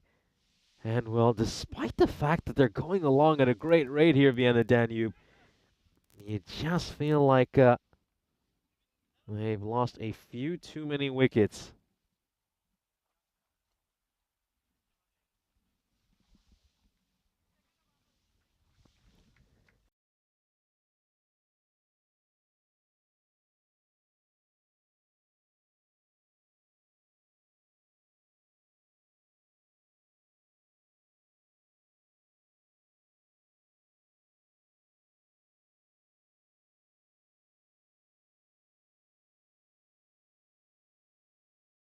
There we go. Raymond on strike. So an ideal situation here for Snazzy. They got a couple of new batters out there, a chance to really put on the squeeze, and they'll lower this scoring rate.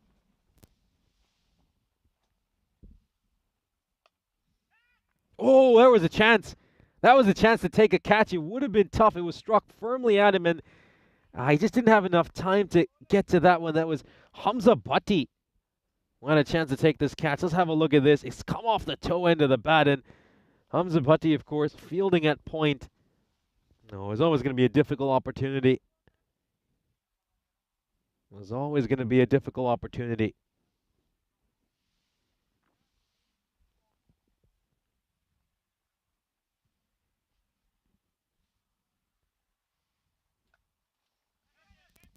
Hasn't quite come out of the middle of the bat, and it's not going to carry to the fielder in the deep. I think you really have to give a lot of credit to, I believe that's Amit Nathwani, who's out in the deep. Let's have another look at this. Yeah, well done there. Very well done. It's actually Monib Bharam Kyle.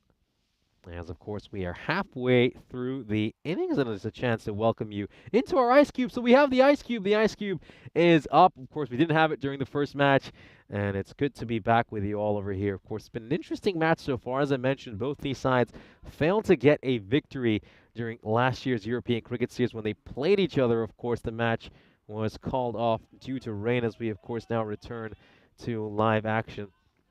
It's been an interesting inning so far. I think you have to say that Vienna Danube have been going along at the required rate they need. They just have lost far too many wickets over the course of this innings. I think they've had this real gung-ho approach. It's a very attacking approach. And maybe just throwing all caution to the wind has meant that they've lost a few too many wickets.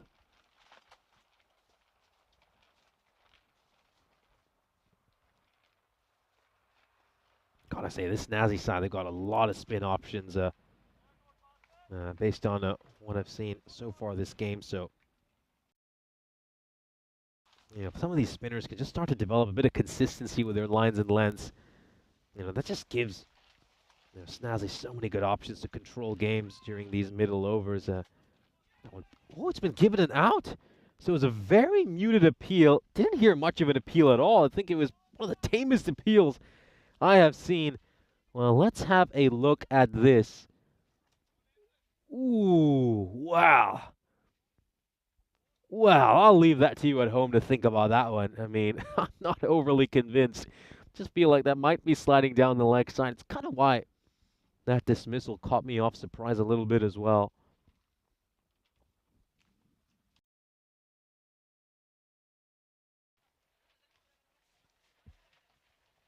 Yeah, it doesn't look that great. I think with every replay, I certainly have to say,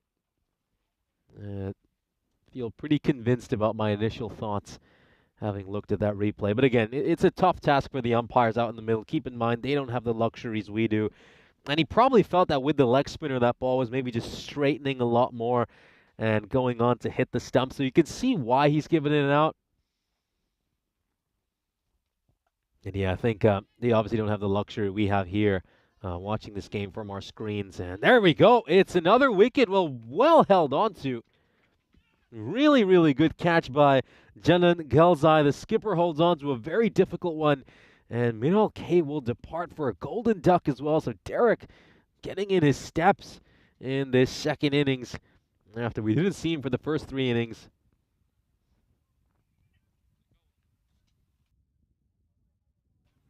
Yeah, so there he is, Golden Derek, a lot smaller than what we saw over in Rome. He's certainly been on the treadmill prior to the start of this ECS, trying to lose all those pounds on those carbonaras he was stuffing. There we go. It's gone up in the air. And well held onto, so it's going to be on a hat trick here. Second time we're going to see on a bowler on a hat trick during the course of this innings.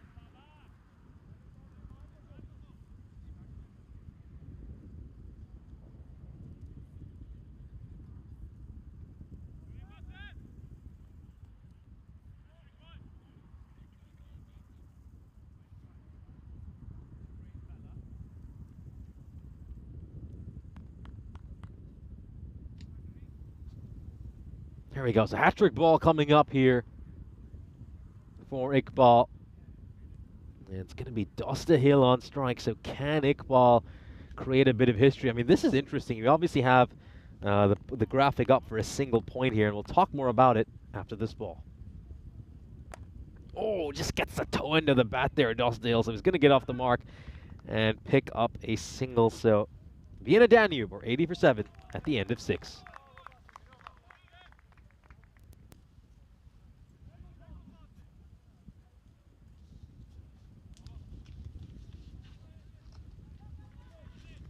Yeah, so it's just been a terrific turnaround here for Snazzy. Keep in mind, they were going along at an absolutely terrific rate.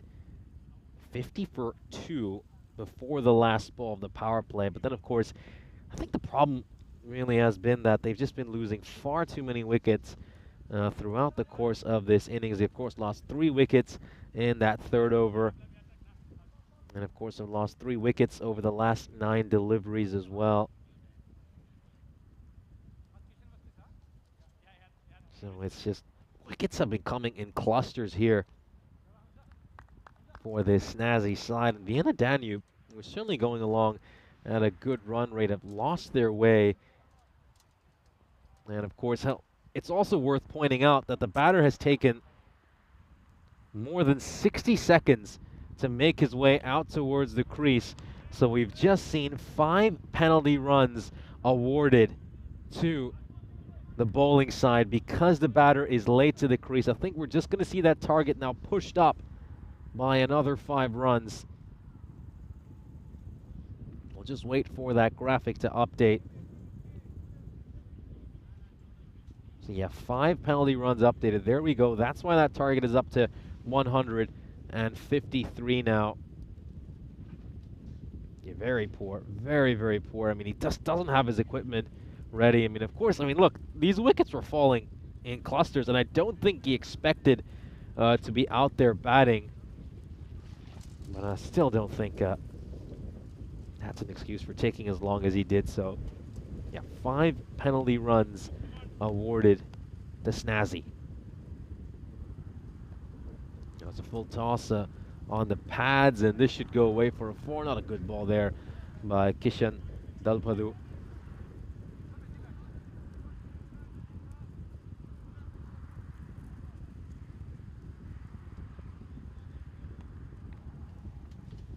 So 22 runs, they have 23 deliveries now for Danube to get at least a point out of this game. And boy, how the tables have turned. I mean, at one point we thought Danube were looking on track to maybe even chase this down. But it's reached the point now where we're wondering if they can get a single point out of this game. But if Dostal continues to hit it the way he is, he should be able to get his side at least a point out of this match.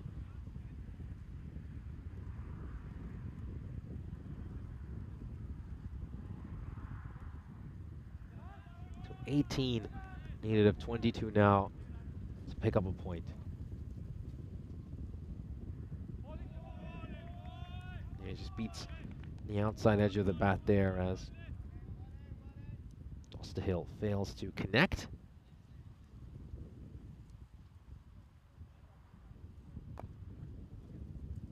This is struck out towards mid-wicket, and it's going to be a single. So got a big day of cricket ahead here. Got 5 matches. We're into our second game of the day. After this one, we'll of course see Snazzy take on Vienna CC in about 35 minutes time, and then Cricketer CC will be taking on Vienna Danube as well. Of course, Cricketer CC, the runners-up, were rocked in that defeat they suffered this morning. Vienna CC came out and batted superbly against them. This one goes away for 4 runs. It's a full toss there by Kishan Dalpadu. Not the best stroke. Not the best ball, I should say. And yeah, it was there to be hit.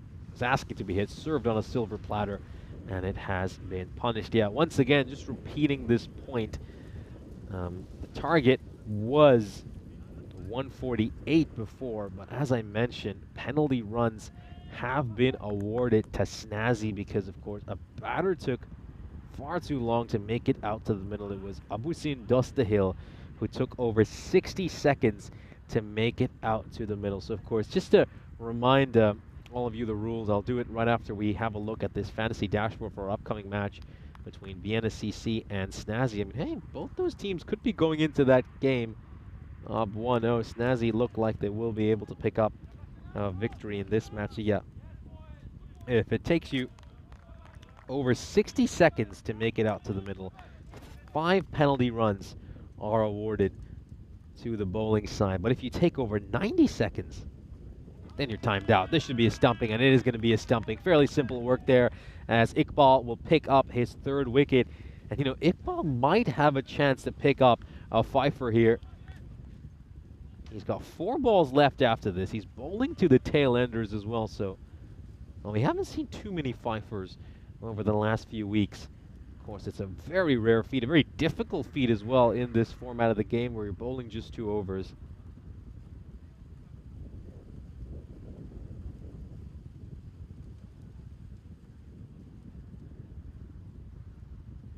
Here we go. Well, a chance to pick up a fifer.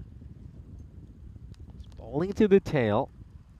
He's got 4 deliveries left here to pick up a couple of wickets. He's very close to getting a hat-trick earlier, Iqbal. Here we go.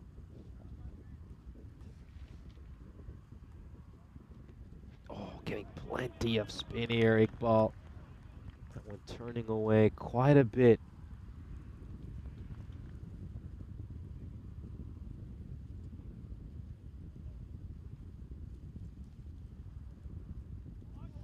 Oh, probably just a little too high over there. I think height was an issue for that.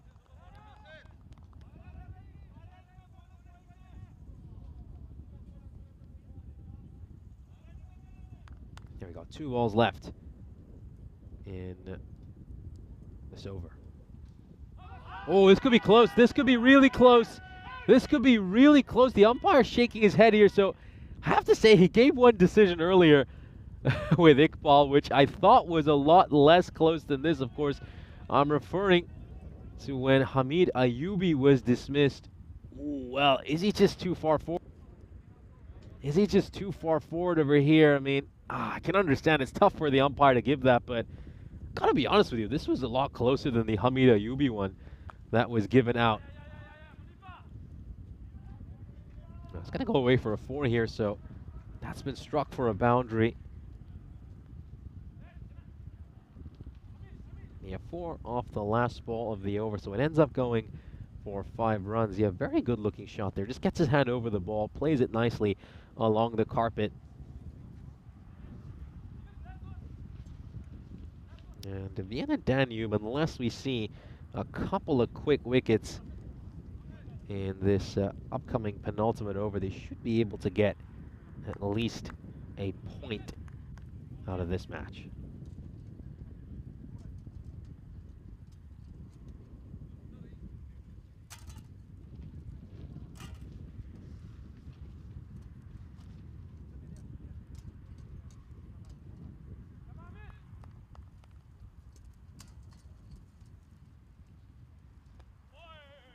Oh, that one just gets past him.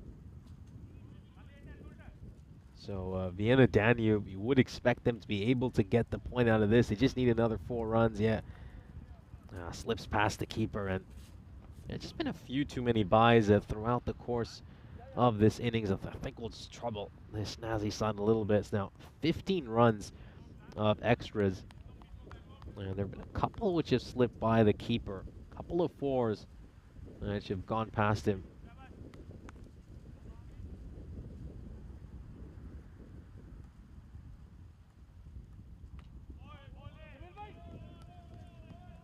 Good turn over there, and it's going to be a dot ball. So, well, can they pick up a couple of quick wickets here, Snazzy, and get all 4 points out of this match?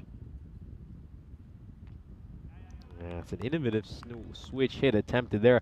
Gotta say, though, if you're Vienna Danube, just look to get bat on ball. Look to get bat on ball and try to knock off these remaining 4 runs.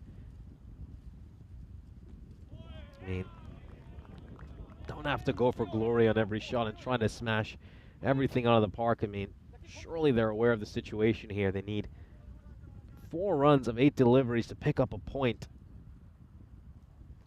You know, 4 singles will be enough, and we have just seen 4 consecutive dot balls over here.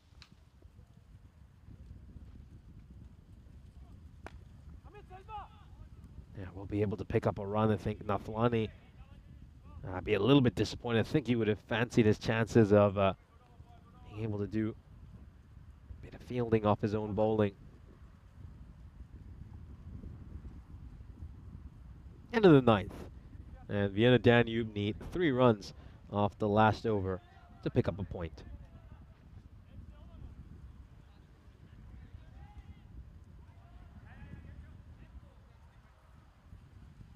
Here's a look at the bowling figures for this Snazzy side. Yeah, a couple of standout bowlers in there. Basit Iqbal with superb figures of 3 for 8. Amit Nathwani, thought he's done a solid job as well. 1 for 19 in the 2 overs he bowled. And of course, you got to give so much credit to Kasturi. Of course, he picked up 3 wickets in that final over of the power play, which just begun this collapse for Vienna Danube after they were in a very strong position midway through the power play.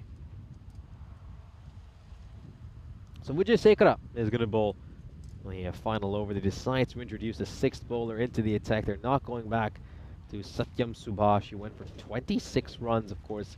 It's a very different situation when he went for 26. That was during the power play when we, of course, had a couple of dangerous batters out in the middle. So I'm sure he would have loved to come back just to do his figures some good. The umpire indicating that one just flicks the pad along the way. Yeah, good call. Very good call there by the umpire. Yeah, so Kroom will be, says he's going to be leaving shortly to go watch Southend against Dagenham and Redbridge, of course. You have to watch some bank holiday football. It's a bank holiday over in the UK, so of course, I hope you're all having a good bank holiday. To all of our British viewers who are tuning in and just enjoying their day off by soaking up a little bit of Austrian cricket.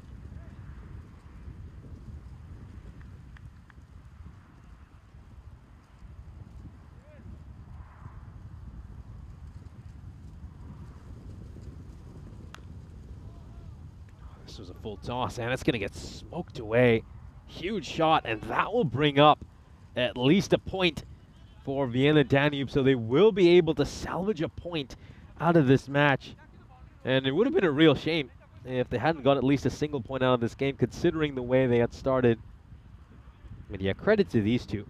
Lots of credit to Dostahil and Abdurrahimzai for helping their team get a point. I think Dostahil in particular has batted really well and might even earn himself a promotion up the order.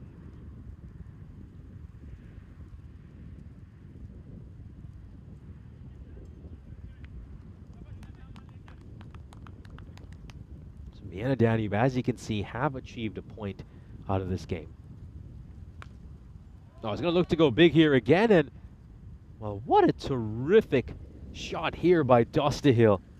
I mean, this is all bottom hand. Just have a look at this. It's a fuller delivery over here, and just watch how he whips right through the ball. Oh, superb cricket. He's ducked that one out really well.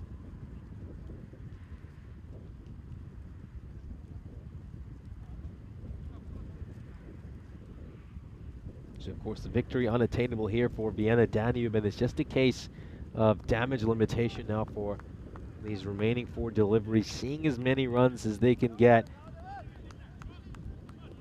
to avoid whatever damage their net run rate is going to suffer for a big loss.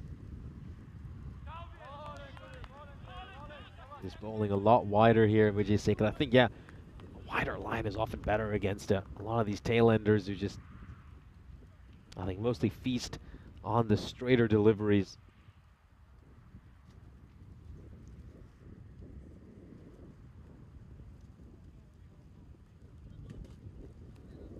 Outside edge, and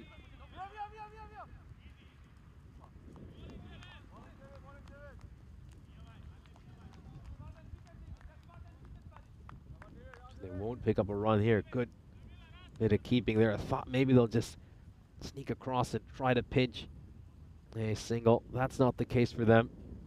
So here we go. Last ball of this match coming up.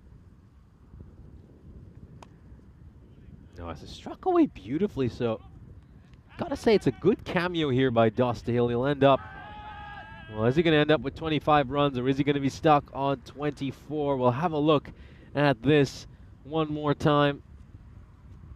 He's ball watching there, but he gotta give some credit to the non-striker for running hard. And nope, just doesn't get that bat down in time yet. Just gets the fundamentals all back, and yep, doesn't slide his bat in. His bat is in the air. Yeah, that's poor. That's really poor. Should have looked to slide his bat in. I mean, it's not going to make too much of a difference to the outcome of the match, but it's those little fundamentals that you do have to instill in you as a side.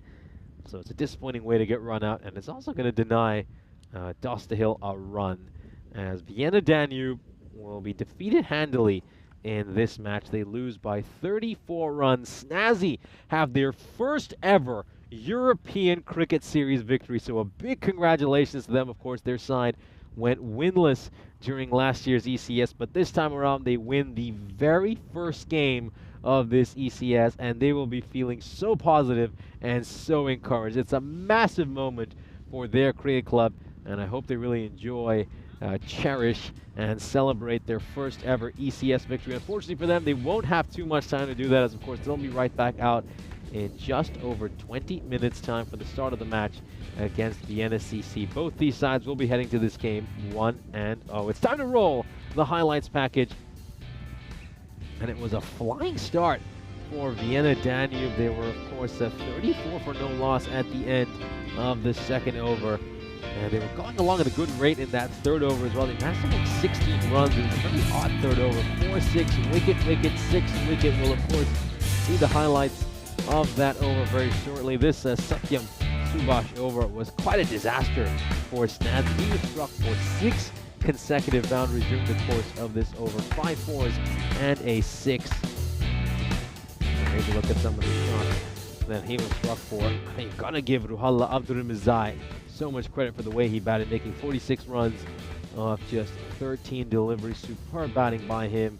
And of course he got a nice pat on the back as well by Kaiber Mulyar when he was able to hit a 6 off the last ball. Kaiban Malyar with the first wicket here depart. He'd make 13 runs of 8 delivery. Then we see Kogyani Sher getting out on the very next ball. Just catches leading edge there. That one popped up for Jamil Baram Khalil, who managed to take that catch. It was 2 wickets and 2 there for Kasturi, but he'd be struck away 4 of 4 on the hat-trick ball. Good shot over there, really nice strike, but then he would have his man on the very next ball. Rohan Salman Kale would depart, making 6 runs of 2 deliveries.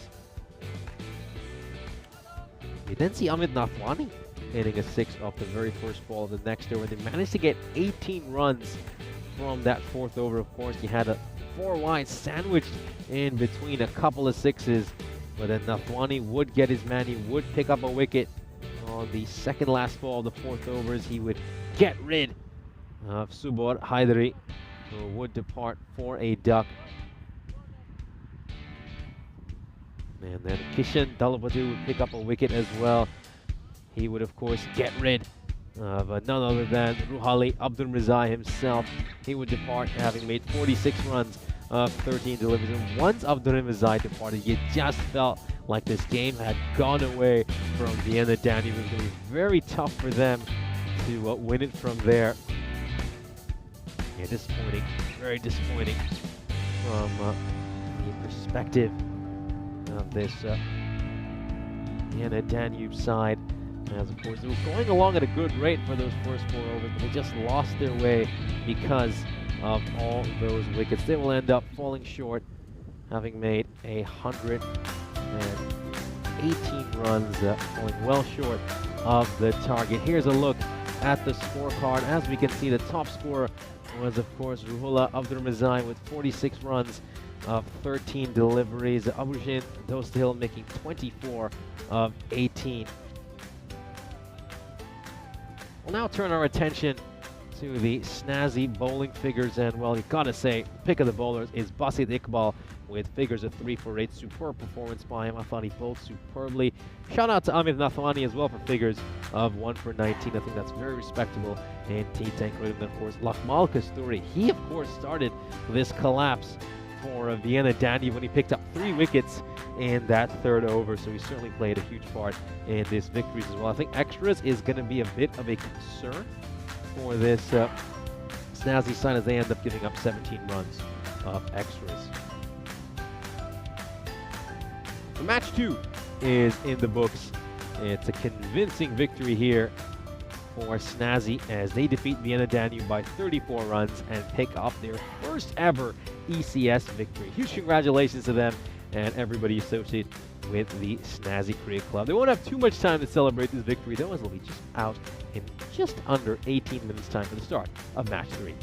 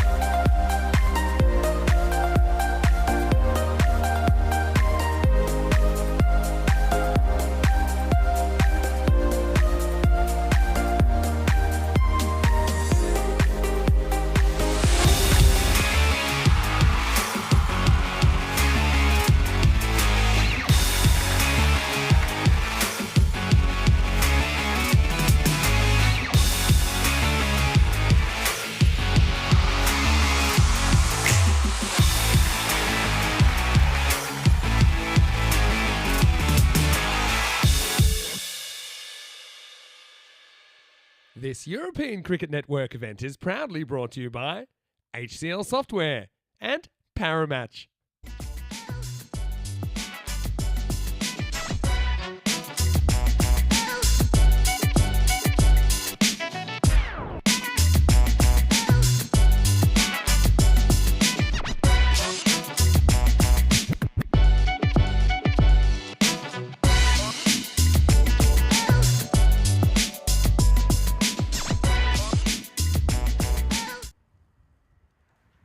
Well, we're set for our third match of the day. Snazzy about to go up against Vienna CC. Let's head over to the coin toss. VCC the call. Heads. Heads is the call. Sherbet. And it is a tails. We will bet first. They can have a bet. Thank you very much to match referee Tyrone Peters for that update. So, yep, Snazzy about to have a bat. They certainly put up a good total on the board in their previous match, where, of course, they were able to get 152 runs in the first innings, thanks to a couple of great innings by Lakmal Kasturi, of course, made 88 of 36, and Jenan Gilzai with 50 of 22. Two fine batting performances by the two of them. We'll now have a look at the fantasy dashboard for this upcoming game, of course. Both these sides are now 1-0. Of course, Snazzy picking up the victory in the previous game, so they'll be looking to now get their second ever European Cricket Series victory. Just an incredible story for this Snazzy team who couldn't get any wins during last year's ECS, and they opened their account with a win in the very first matches. Of course, Vienna CC just sprint onto the field. They are ready for the start of this one.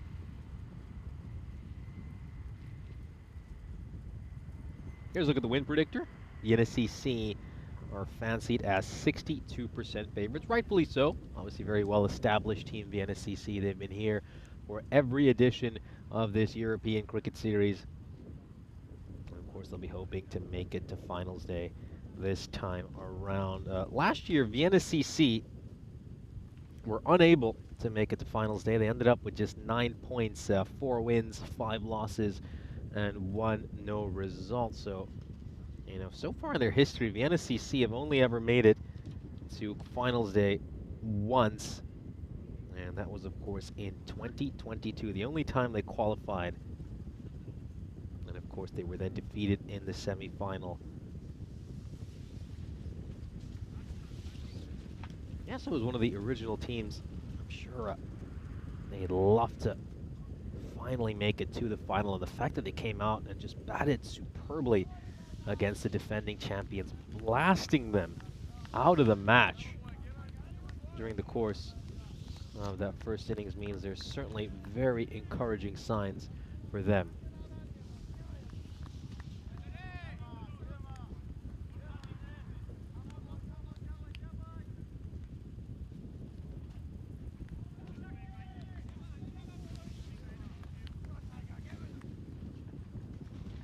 So here we go then. Ready for the first ball. Oh, just gets that one to move away ever so slightly. So I thought he bowled pretty decently in the first match.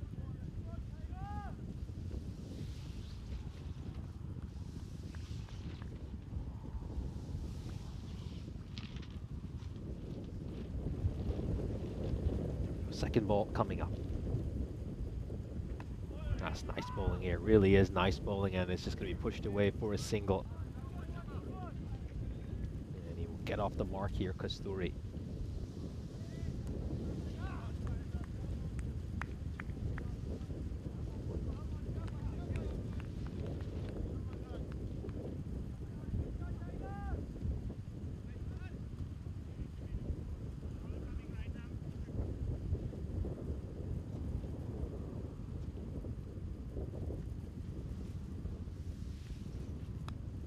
This one's going to go up in the air. And does it have enough to go towards the boundary? It most certainly does. So it's gone away for a 4. Dalpadu not quite in control of that shot, but he still manages to get it away. Yeah, very nice shot play. Really was a good shot there. Not one.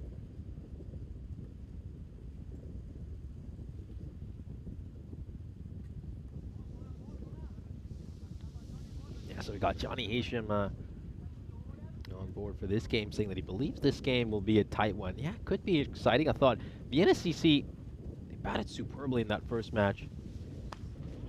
Like, looking at their bowling, there's certainly quite a few things they could address. This one is going to go past the fielder at mid-on.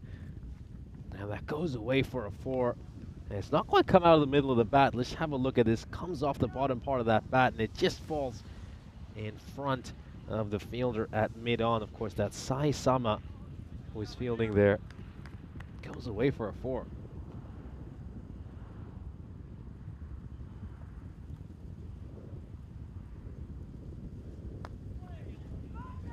Yorker ball. Good ball there by Syed. Thrown towards the striker's end. And they'll scamper across quickly for a single. But yeah, just going back to that point about Vienna CC, I thought, obviously they batted superbly, but they had a few issues with their bowling. I mean, Syed, of course, keep in mind, he was very expensive in over the spell. Picked up a couple of wickets, but went for 41 runs in the 2 overs he bowled. I thought the probably issue with Vienna CC was just far too many hit-me balls. They left too many balls in the slot. Were very inconsistent with their lines and lengths. I think at times it just made it very easy for Cricketer CC to score at the rate that they did. This is going to go away for a 4, so really good shot. Just closes the face of the bat there, Kasturi, and he's able to work that one away towards square leg. Signed a little bit disappointed. He believes the fielder could have done a better job. I think looking at it, it was always going to be a tough chase. It really was. Yeah, it's just asking a lot of him there, isn't it? Amr Javed gave it a good chase, but he's never really going to be able to make it, in all honesty.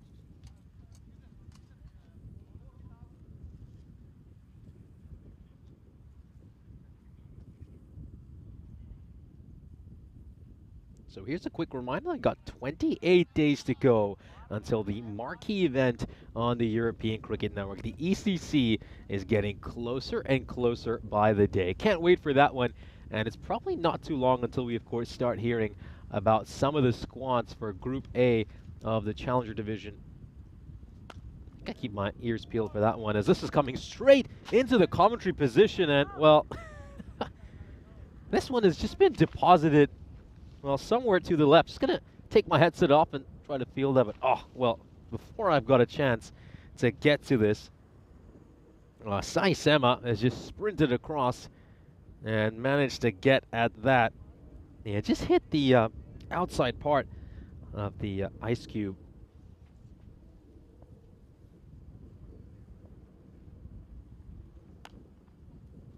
This is well fielded there by Mark Simpson Parker. Yeah, looked set to go away for a 4, and then he got a big hand in the way, and then thrown back well as well by Ali Rahimi. Right there next to him.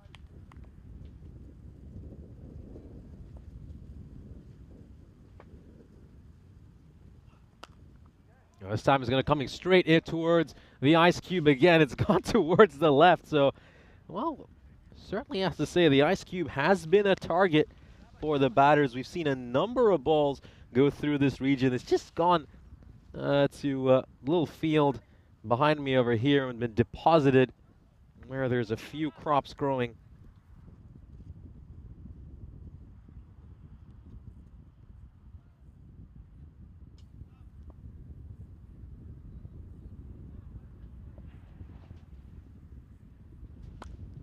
Well, looks to go for a Yorker. This one just coming off the toe end of the bat. That's going to be a better ball there by Omari. It's just, even though he hasn't got that Yorker 100% right, it's so much harder to play those kind of deliveries. Just dipping a little bit at the end as well.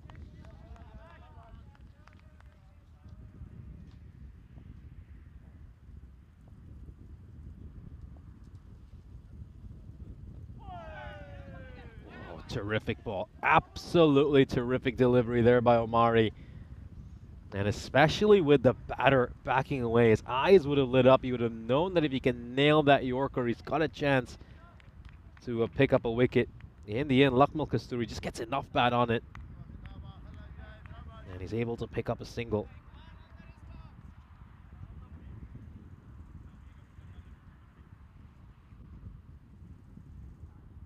You can just hear some of the cars driving by. We've got a little road just to the left of this ground, and the off and left cars are passing by very regularly.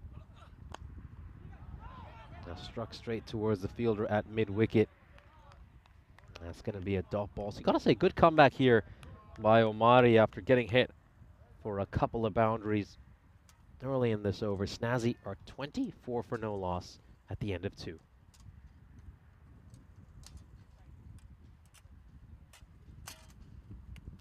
So here's a look at the standings. We're only a couple of games into this ECS, and as you can see, Vienna CC and Snazzy sitting pretty at the top with a couple of big wins apiece. Their net run rates are pretty close to one another as well.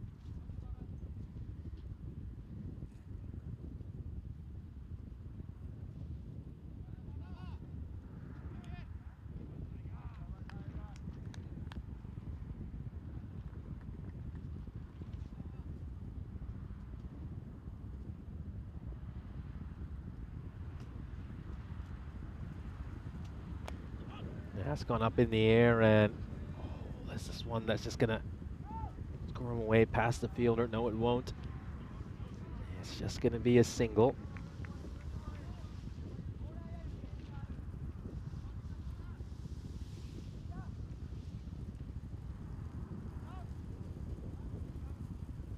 Dalpadu back on strike.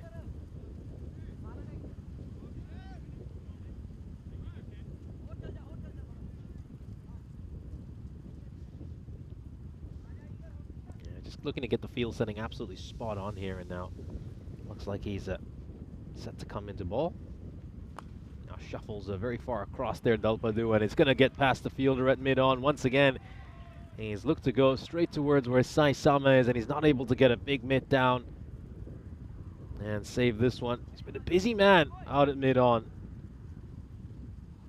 And once again, just slightly over-pitched, and it's been punished.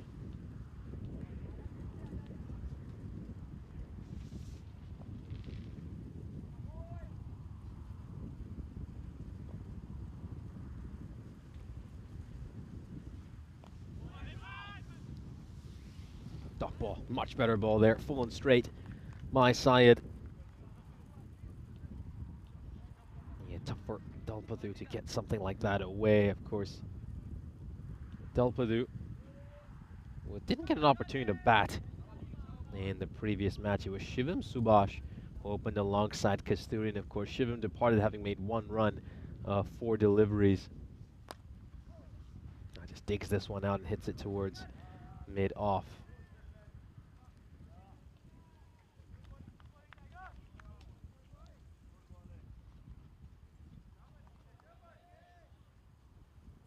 Kasturi back on strike. Of course, Kasturi coming off a brilliant 88 off just 36 deliveries. Yeah, Kishan Dalpadu, we've never seen him bat before on the European Cricket Network. I gotta say, early impressions are really good. Gets outside of the line of the ball there really well, Kasturi, and works it away towards fine leg 404. There was half a chance here for a dismissal. You can just see there was a fielder inside the ring at fine leg, and he leapt up to try to get at this. But it was just struck too firmly for him to get at. And it's gone away for 4 runs.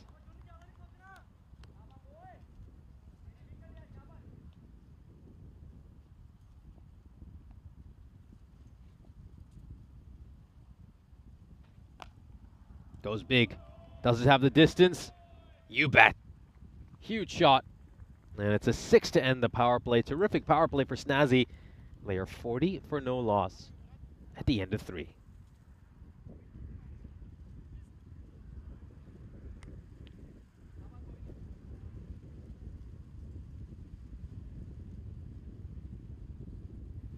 So a very good power play here for Snazzy. They're off to a good start, much as they were in the previous match earlier this morning against Vienna Danube. Just to compare where they were against Vienna Danube at this stage, they found themselves 37 for 1 at the end of 3 overs, and they're going along at an even better rate here against a very strong Vienna CC side. Gotta say, this Snazzy team, they look a changed side. They don't look like the team we saw during last year's ECS, who failed to pick up a single victory.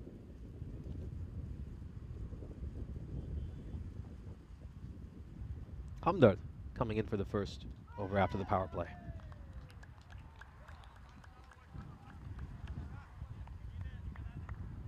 Hamdard bowled 2 overs against Vienna CC this morning and had figures of 1 for 22. Oh, good dive there by Ali, but he's not able to get to it. Terrific effort by Ali Rahimi inside the ring. Let's have a look at this. Yeah, beautiful looking cover drive there. And you can just see Rahimi putting in the dive right on the top right of your screen. And then Abdul Akbar Jan is just not able to get to it.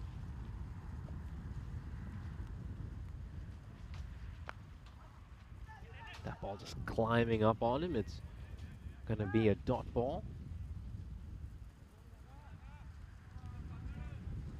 Yeah, so Kanaga Hamdard, he's played for both Vienna CC and, of course, in the past, played for Cricketer CC as well. Made the switch over to Vienna CC. This one is struck away, and it goes for a 6. Some great hitting here by Del Pathadu. First time we're seeing him bat on the network, and I love what I'm seeing from him here. This is not a terrible delivery. It's really, really tough to get that away. He just gets his feet out of the way, digs it out, and has managed to strike this away for a 6.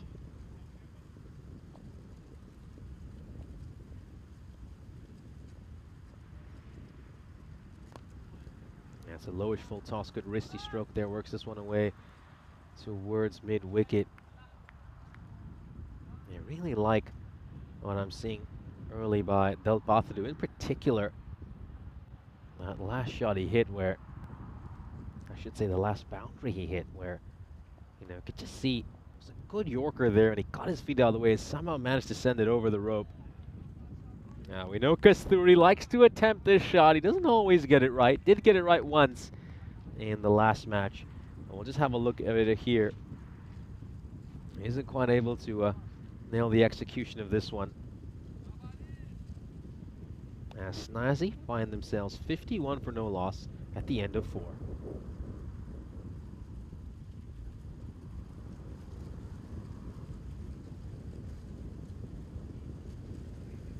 Let's have a look at the graph so far here for Snazzy. As you can see, their worm is going along at about 12.75 and over. Yeah, solid stuff by them so far.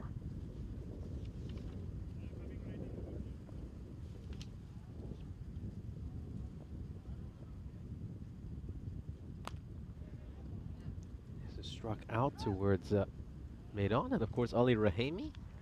Get a chance to see him earlier this morning for this Vienna CC side, and getting our first impressions of this ECS.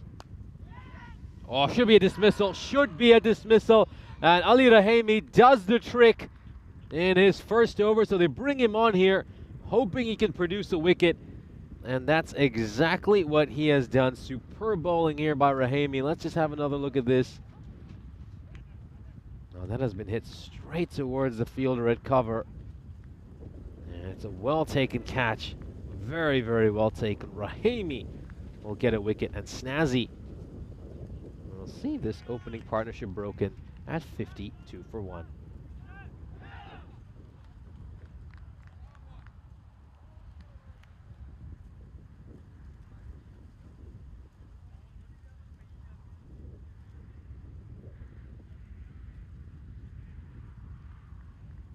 So yeah, Ali Rahimi played earlier today, didn't get a chance to bowl.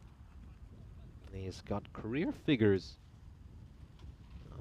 with an economy rate where he has 11.7 And of course, the wicket he just picked up was the 3rd wicket of his career. This is the 7th over he has bowled in his European cricket career. He doesn't tend to get used too much with the ball in hand throughout his career, and generally he's used pretty sparingly.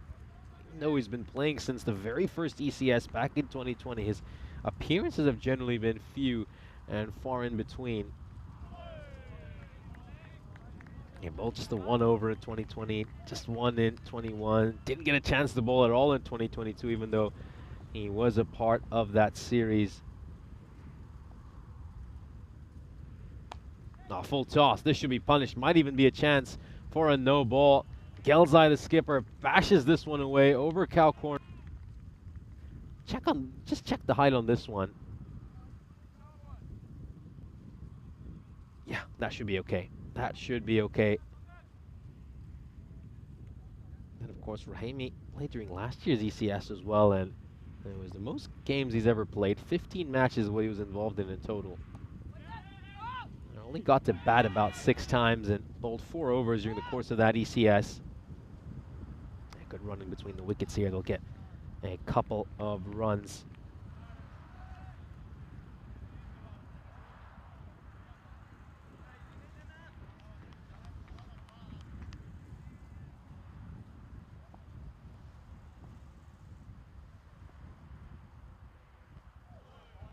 Good ball to end here for Rahimi, so a terrific over by him. Snazzy find themselves 60 for 1, and of course a good chance to just welcome you in to the Ice Cube for the first time this match. Of Snazzy were of course coming off their very first European Cricket Series victory earlier today, are looking really good so far this innings. Been very impressed by the way they've batted. 60 for 1 halfway through this innings is nothing to of course just shrug your shoulders over. Gotta say, I think I've loved the aggressive approach they've had. They've been running well between the wickets as well. And I think this Snazzy team look a very different side to the one we saw earlier in this series.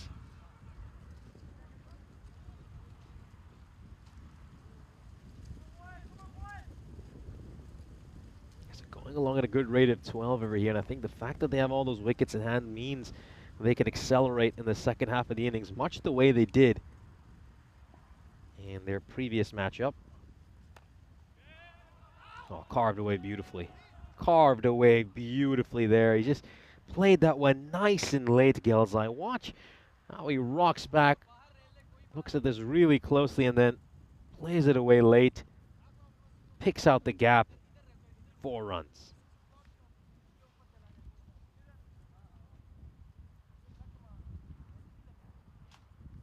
Gelzai, of course, made a half century, his first career half century in the previous match. He managed to get 50 of just 22 deliveries. It was a true captain's innings by him, and let's see if he can lead his side to something really special over here as well. Again, the Snazzy side, they just look like they've got the bit between their teeth this year.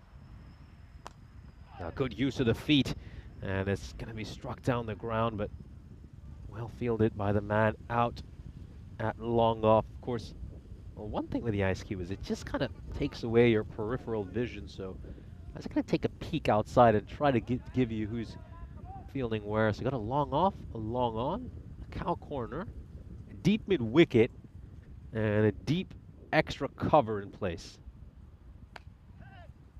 Oh, stroked away very nicely by Gelzai, and it's gone all the way for a 6, just a touch too short, and he's able to rock back, get underneath it, and elevate it over mid wicket for 6 runs. Glorious stroke with an equally glorious outcome.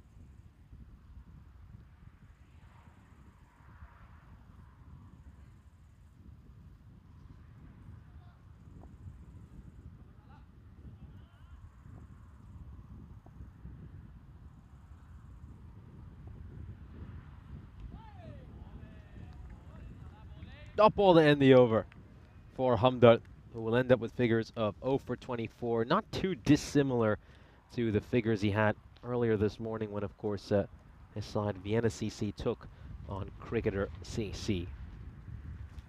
We'll now have a look at the scorecard. As you can see, Lakmal Kashturi was dismissed by Ali Rahimi. He made 17 runs off 9 deliveries. I'm a bit surprised that we haven't seen him return, because it looks like they're not going to continue with Ali Rahimi here. They're making a bowling change.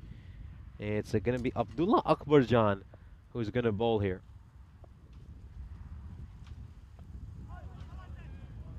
Dangerous line there by Akbarjan. That was a poor delivery in all honesty, and Delpathu will feel like he's just gotten away with one again. He could have stepped inside, taken the wide, but he decides to spoil it.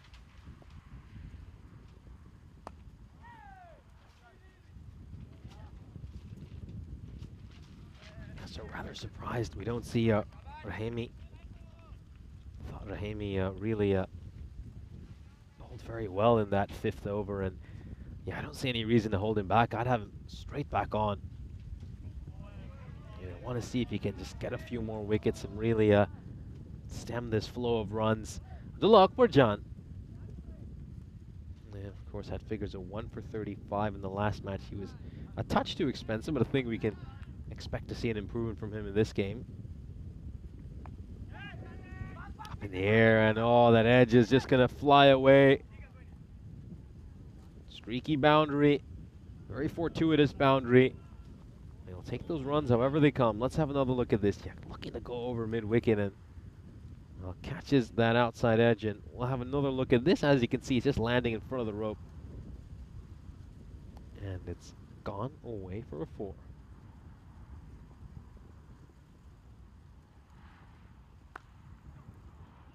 Shot. Brilliant shot. It's gone all the way for a 6. Well, there was no luck about this shot. Again, he's going for that leg stump Yorker here, Akbarjan. He's missed it ever so slightly, and that's a great shuffle across there by Janan, just getting towards the leg side and smashes that one away. And very good at digging that one out of his feet, as one of the members of their team has to just wade into that sunflower field. I think we're seeing a lot of Field of Dreams references regarding this one. I think Yaz as well, of course, who's in charge of integrity for this series. I think the minute he came in, the first comment he made was, "I just expect to see Kevin Costner coming out of that field at any point."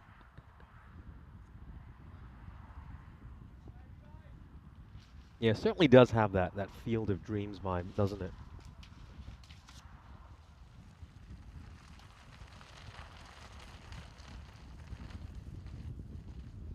Yeah, got 1 ball left in this over. Gets a little applause as well from the umpire for fetching that ball. Oh, this is massive. He might just have to go back there once again. This is also going into the sunflower field. Oh, well, good luck wading into it. Looks like it's Amir Javid's turn this time around. He's going to have to go into the sunflower field and fetch that cricket ball. Again, just a touch too short. It's very easy for Janan Gilzai to get underneath it. And he hits that away for a 6.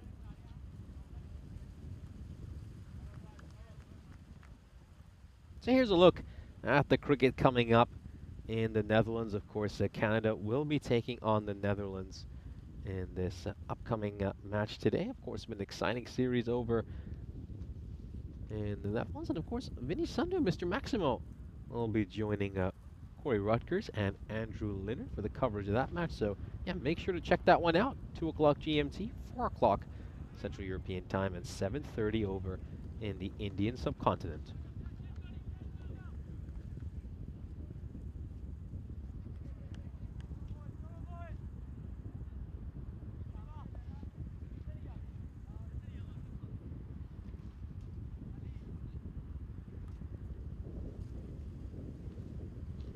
Got 17 runs coming off that 7th over. Now this is struck straight towards cover, and it's going to be a single here off the first ball of Javid's bowling. Javid bowled just a 1 over in the last match, gave up 9 runs, and picked up a wicket. Wonder if he's going to bowl 2 here, and then they go to Rahimi for an over as well. And this is going to go straight to the fielder, so the second wicket will fall Well taken out in the deep by Sai Sema. Oh, Gilzai had to go for the big shot, but he's picked out the fielder over at wide long on. Let's have another look at this. Yeah, straight to him. Well taken. As Vienna CC will pick up their second wicket of this match.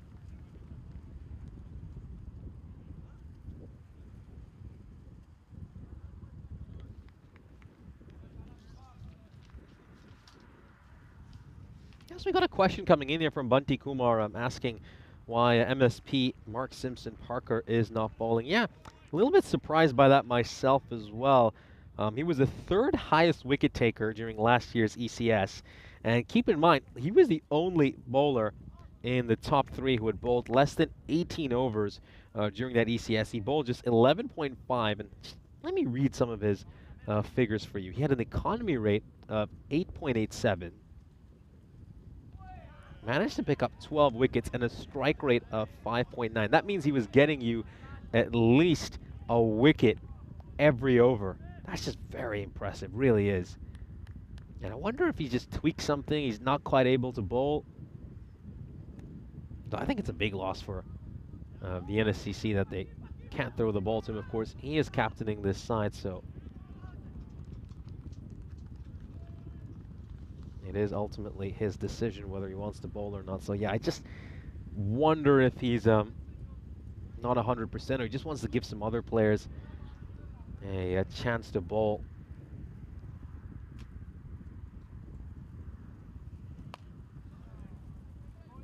This is gonna go straight to the fielder at long on by the looks of it or not. I was looking at the bowler signaling. He was raising his finger as if it should be out. But of course, it's hard to see where that ball's gone because it's outside our field of vision here in the ice cube. And yeah, looks like it's gone all the way for a 6. Oh, it's a chance, but it's going to go past the fielder and is going to go away for 4 runs. So they bring up their 100 off the last ball of the 8th over. Good use of the feet, really good use of the feet. Just reaches out of that one. And he works it away for 4 runs. So, yeah, nice cricket. 13 runs coming off that over in the end. Yes, so I think there's really 2 kinds of captains on the European Cricket Network. I think, you know, you've got the captains who I feel overbowled themselves. They have far too much confidence in themselves. And I think then the other kind are the captains who just underbowl themselves. And you don't tend to find captains in the middle who just about bowl themselves the right amount. This one's going to go away for 4 runs. Yeah, you can see the fielder out in the deep. I can't quite spot who that is. I think you'll be able to get a view of him here. Yeah, that's Kate Bomari, just looking at his number. He just takes his eye off the ball over there, and that's why it gets past him and goes away for 4.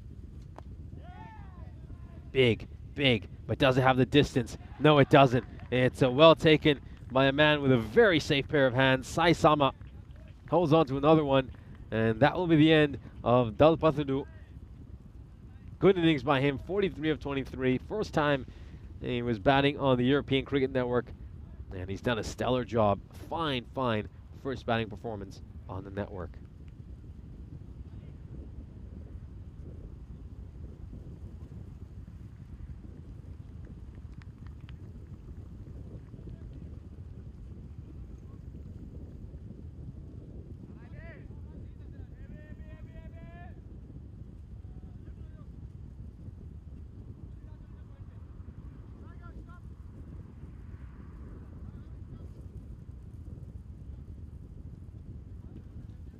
Balls left in this innings, and it's going to be Subhash who is coming into bat. Of course, a couple of Subhashes in this team. Got Satyam Subhash and of course Shivam Subhash, as this is going to go away for 4 runs. Yeah, very nicely played there. Good looking shot. A nice way to open his account.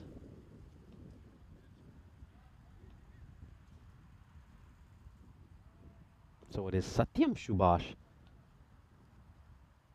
has come out to the middle, of course. Satyam Subhash did not get a chance to bat in the previous match. It was Shivam who came to opening the batting. He departed having made 1 run of 4 balls. Subhash will make 4 runs of 2 balls. Good, sharp, low catch. As wickets are falling in this over, the 2nd wicket already in this over. Subhash hitting that one straight towards the fielder at mid-on, so he hits a 4 and then gets out the very next ball. A sharp, low catch to get rid of him. Yeah, he just picked out the fielder there. He has picked out the fielder, and Aziz Khatak holds on to a really good one.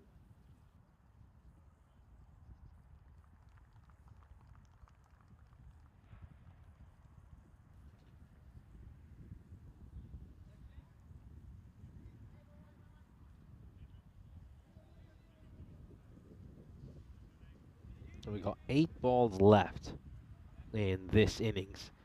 And they're bringing cover into the ring for Subhash. This is, of course, Satyam Subhash.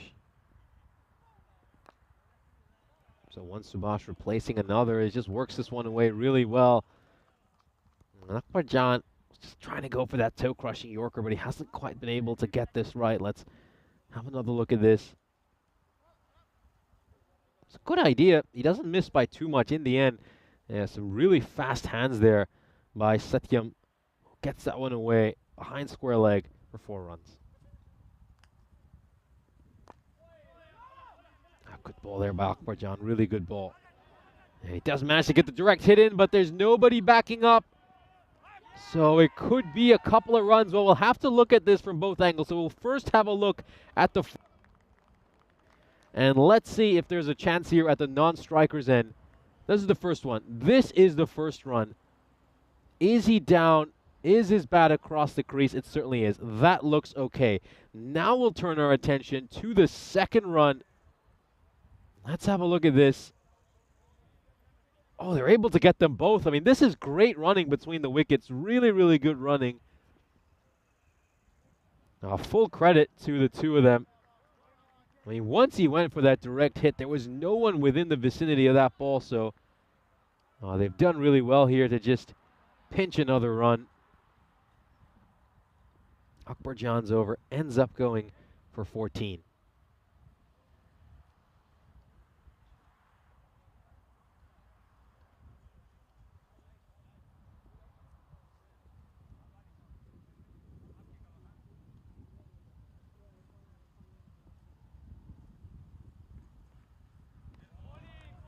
Starts up with a bouncer, Omari. Now let's just have a look at the height on this one.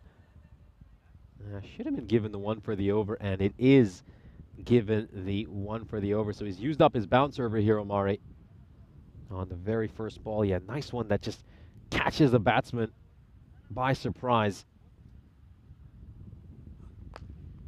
Didn't look to work this one away towards mid-wicket. Didn't quite have the room to play the shot he wanted, but he still manages to get this away for a 6. I mean, this is an extraordinary shot. Just have a look at this again. He is cramped for room, but he's just muscled this. I mean, this is pure power. You can see that it's just a little bit awkward. He doesn't quite have that room to just get that bat down as nicely as he would have liked, but, well, with these fairly short boundaries and a little bit of power in his hands, he gets that away for 6 runs.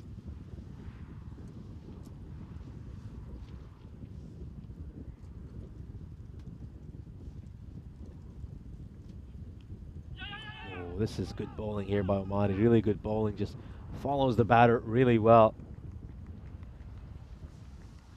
You can see, look how far he steps across, looking to hit it towards mid-wicket. I think if Omari's a bit brave there, goes for that leg stump Yorker, he would have had his man. Would have been a wicket and a dot ball.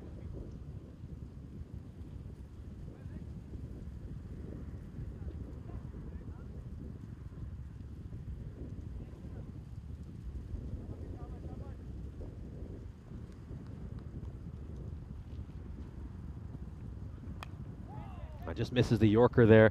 It's a lowish full toss, but he's not able to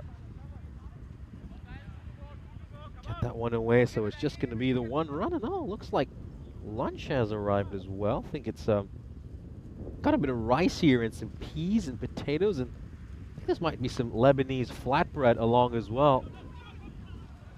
Now this goes away. Threw it off for 4 runs. He's just not quite able to get to this one here, bottom Kyle.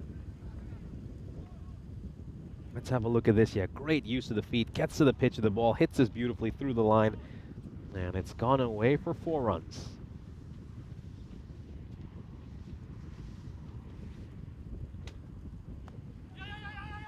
Great Yorker. Jams in the Yorker perfectly there.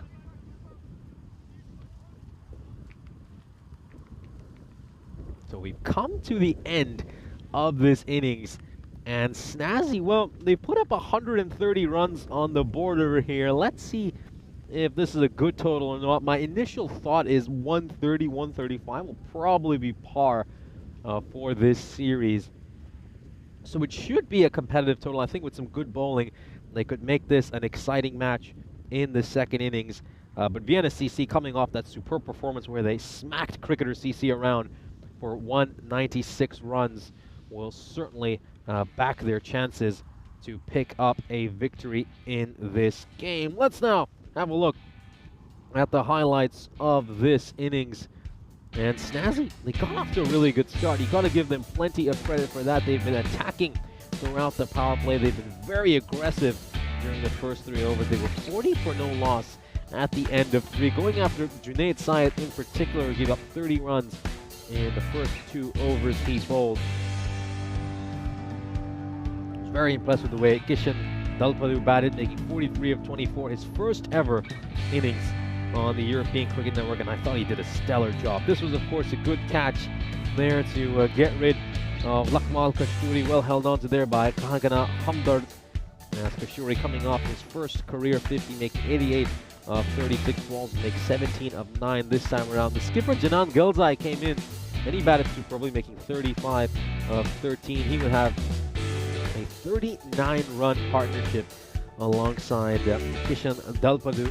Now the 2 of them did a stellar job. Of course, eventually he would send one out. Gilzai would send one out towards Sai Sama at long on, and that would be the end of him. Sai Sama would then take another catch to get rid of Kishan Dalpadu, so he held on to 2 very important catches. You would see some late acceleration by Munib Baramkyle. This was, of course, the end of Satyam Subhash. He hit a 4 and then was out the very next ball. Good, low, sharp catch by Aziz Katak.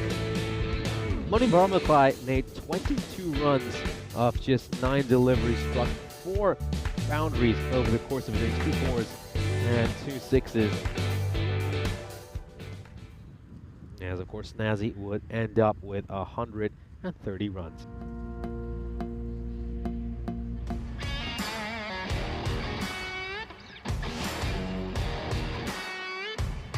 Here's a look at the scorecard of this innings, and of course, as we can see, Monib over there with 22 of 9. Shubham Subhash 57 of 3. Of course, those 2 run at the end gave him that little acceleration he needed over the last couple of overs to get to a healthy total. Of course, big scores are up there with the top 3. Kishan top scoring with 43 runs of 24 balls. A great first innings for him. First ever innings on the Cricket Network. Here's a look at the bowling figures for Vienna CC.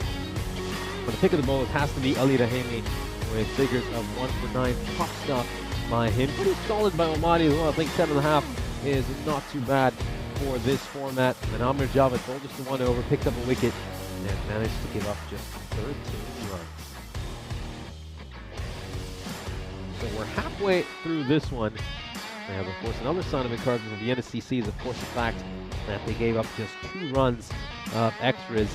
And let's see if Vienna CC can make it 2 wins and 2 to start off this ECS. Join us in just about 10 minutes time when we'll bring you to the chase.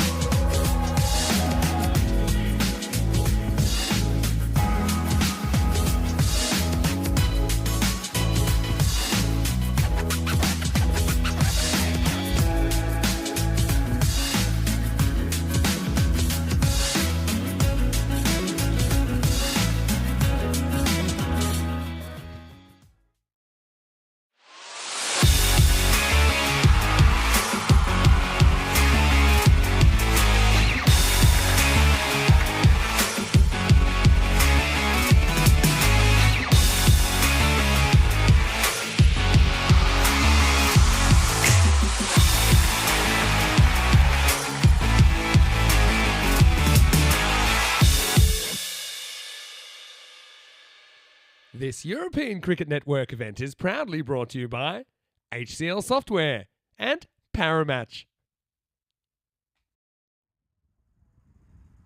Welcome back for the second innings. We just have a beautiful look at the surrounding area here in Seabarn.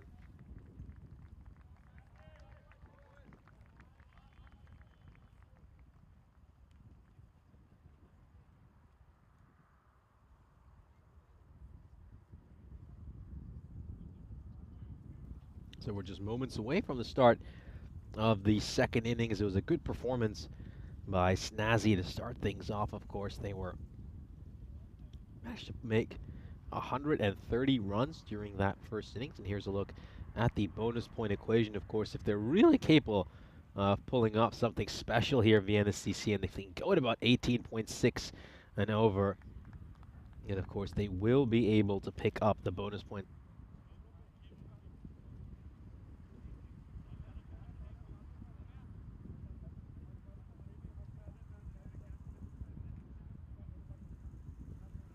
Yeah, so there is Mark Simpson Parker, of course, coming off a superb innings in the first match, where, of course, he managed to score 58 runs of just 17 deliveries to lead his side to a victory in the very first match against the runners-up of last year's ECS, Cricketer CC.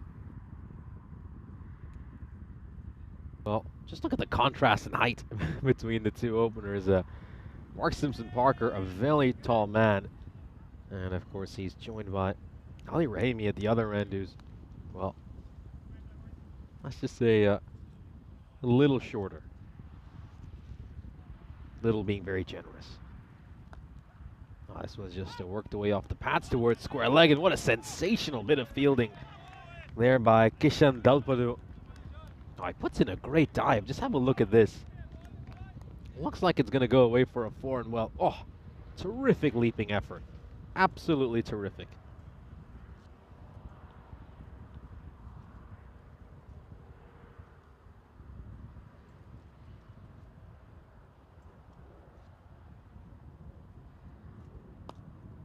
This is just played down the ground towards mid-off. That's going to be a single.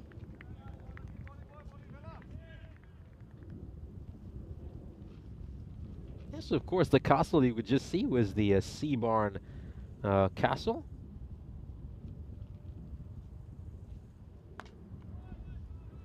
This is struck out towards mid-on. It's going to be another single.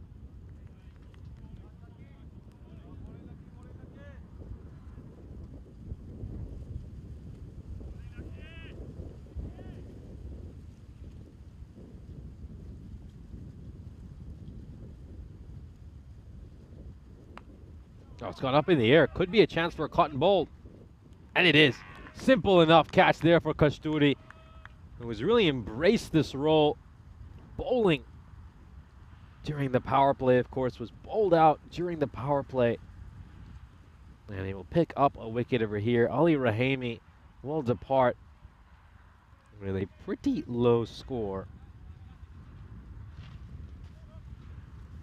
Yeah, not quite able to work out here. I mean, Ali Rahimi gets a promotion up the order and isn't quite able to make it count. Have another look at this. Yeah, very well taken there by Luckmo.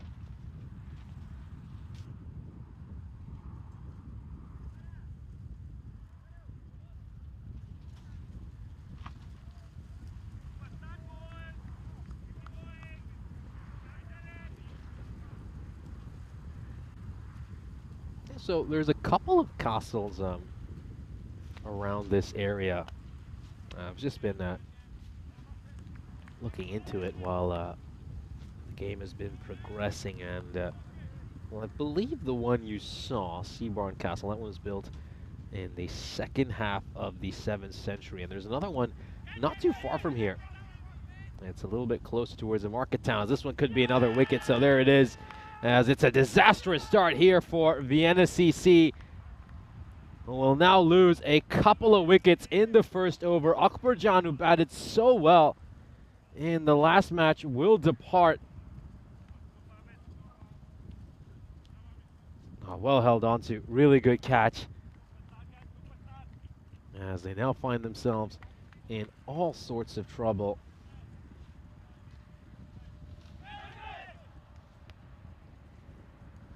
And not the start that Vienna CC were hoping for. And yeah, the heat has really picked up as well this last hour or so. I mean, just to emphasize, one of my tablets just went off over here because of how much it has overheated.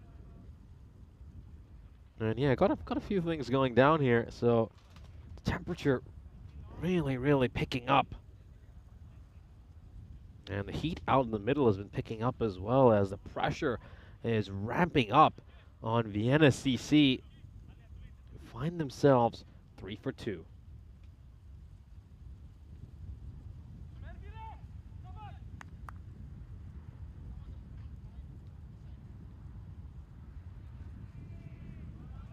Adjustment Parvin in the chat saying that Simpson is an absolute game changer. And Helix asking if that's the castle I'm staying at. This one is struck away towards mid-on. Well, I mean, remember the place in Bulgaria, which had that great apartment, which just had an incredible view of the ground.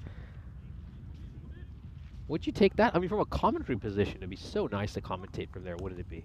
I think you remember the one I'm talking about, Helix. Of course, for many of our viewers over in Bulgaria, the cricket ground is located in a sports complex, the Vasilevsky National Sports Academy, and well, there's a few apartments just within the vicinity of the cricket ground, and some of them would have just a perfect vantage point to watch the game, as this one is struck away very nicely for a 4. Good strike there by Singh. Iqbal Singh gets that one away.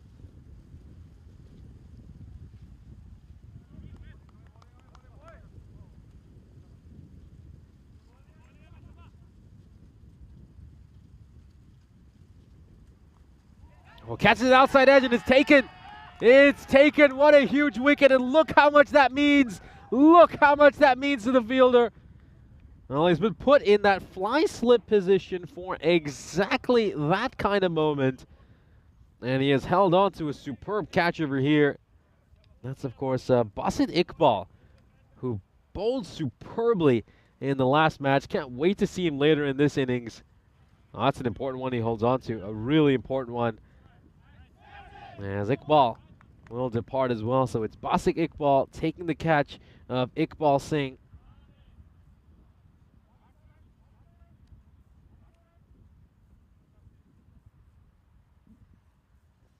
So they are 8 for 3, 10 balls into the innings. Yeah, very nice to have you here, Dave. And yeah, we've left the Casa Grande. We're back in the Ice Cube now. I think this morning it was just a comms table for about 1.5 matches, but yeah, now it's back to the old Ice Cube. This is struck away over mid-wicket. Well, what a start. I mean, no pressure whatsoever. Just bashes the first ball away for 6 runs. Great hit, really is. A superb hit.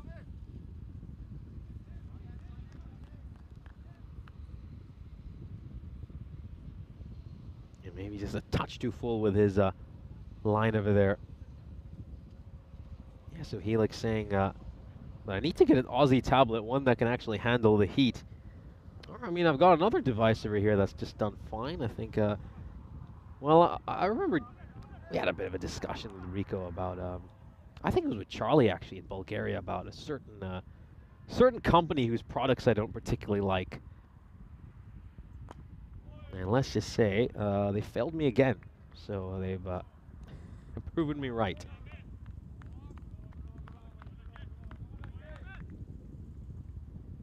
End of the second over. Vienna CC are 15 for 3.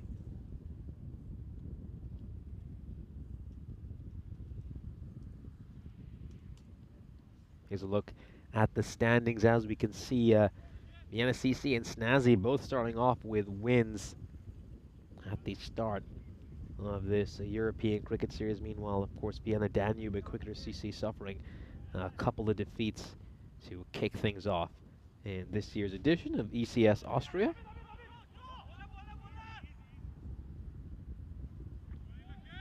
Scamper across for a quick single. Got Jeevan Acharya clearly very frustrated with the way Vienna CC are batting. Yeah, any chance you're a Vienna CC fan or associated with the club in any way? I can tell that's a very emotional response by you, I'm sure. If you're one of their faithful, that's supposed to be tough to watch. This one is blasted away by Simpson Parker, and well, if anyone holds the key for this Vienna CC team, it's him.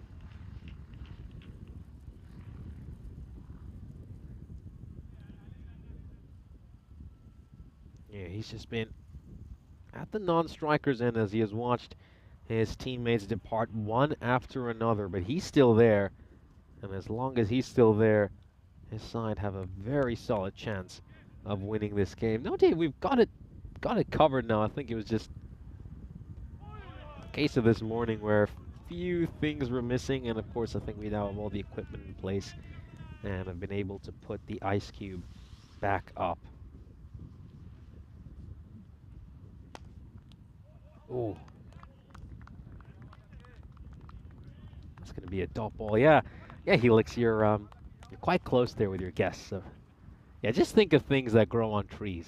That's all I'm going to say when you're thinking of certain devices that don't always function well. This one is struck firmly towards mid-off, and it gets past him and goes away for a boundary. Yeah, that was Sumer Shergil, who was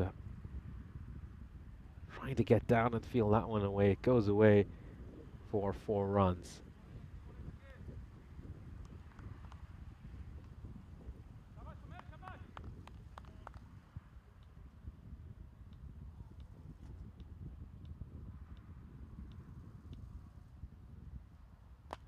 Oh, too short.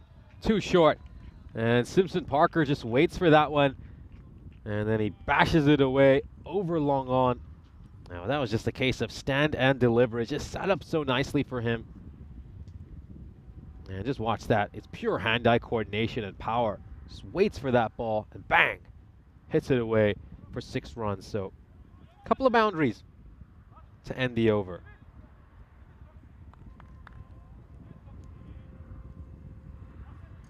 17 runs coming off that over in the end. Lakhmal Khashturi will end up with figures of 1 for 19 over his 2 overs. And yeah, you could just see Vienna CC starting to accelerate a little bit.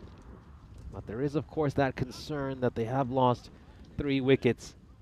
Run rate, though, it's not too bad. I mean, the required is at 14, which is still not out of control by any means.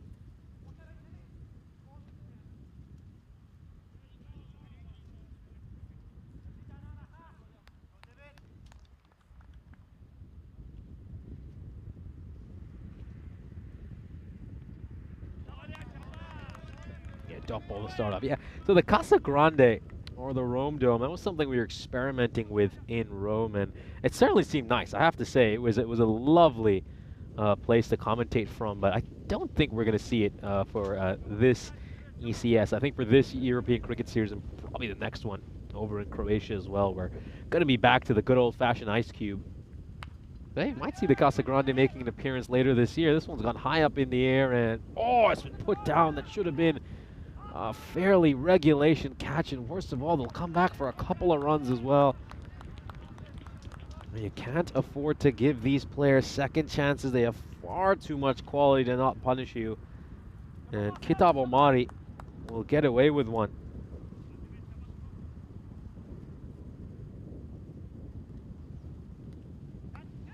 Oh, I got him. He's got him there on the very next ball. So Omari's not able to capitalize on the extra life that was just granted to him. Now, a player of his quality, you'd normally assume that if you put him down, he's going to come back and really punish you. But yeah, you could just see he catches the edge of the bat, and terrific work there by Jamil Bottomkill, who holds on to that catch. And VCC lose their 4th. Simpson Parker's been at the other end watching this collapse. And with each wicket, the pressure on him just continues to grow and grow.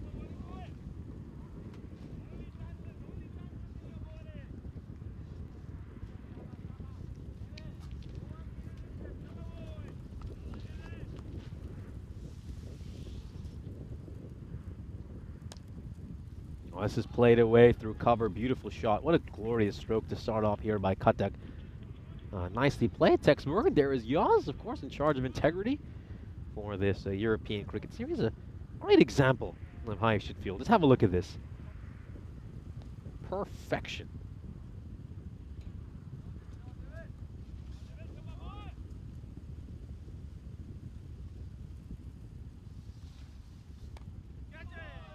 Yeah, this is going to go away towards third, and it's gone for a boundary.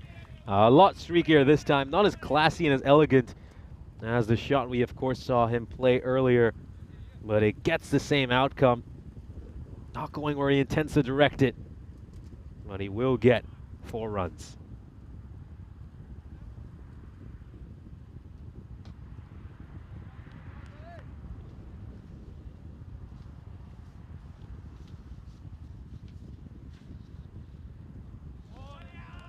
Big swing and a miss.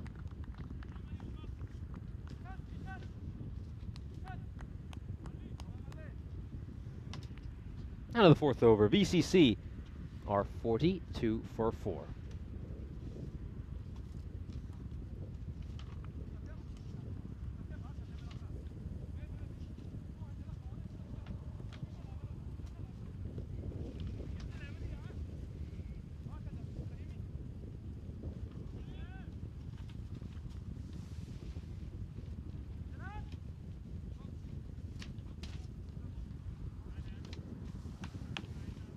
So it's now going to be, we're going to see a new bowler introduced into the attack. It's going to be Kishan Dalpadu, who is coming off a great innings.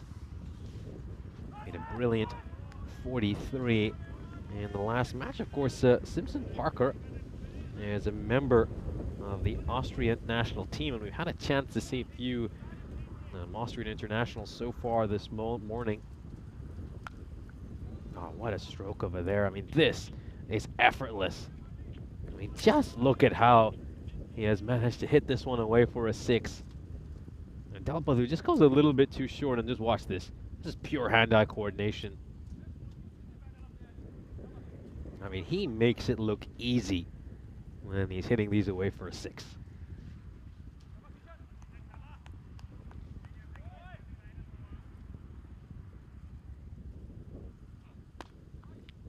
Bowler just getting a hand to that one, and that's painful. That is really painful.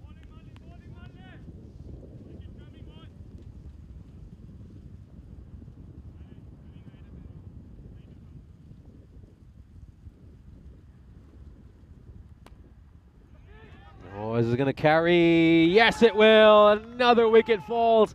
Half the Vienna CC side have been sent back to the dugout. Katak will depart. It's a short stay out in the middle for him. He will depart, having scored 8 runs off 4 balls. And, well, Dalpadu can do no wrong so far this match. Batted superbly in the first innings, and he grabs another wicket here.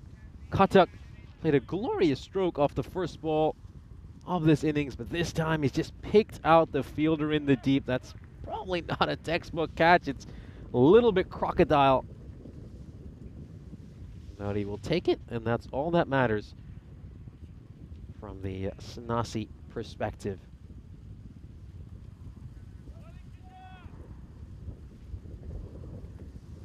The new batter out in the middle is Kanaga Hamdrat.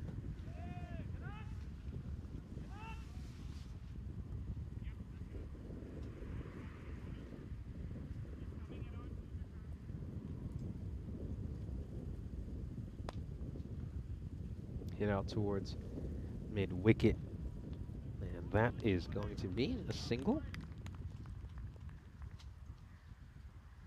See, of course, been doing the European Cricket Series here in Austria since all the way back in 2020.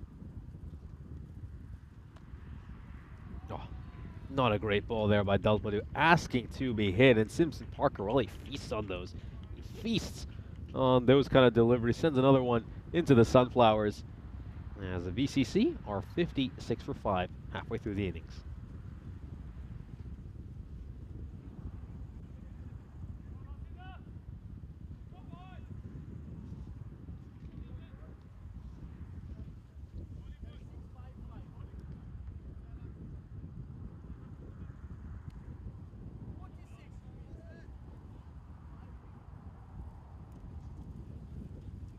Yeah, so it looks like we're set for the start of the 6th over.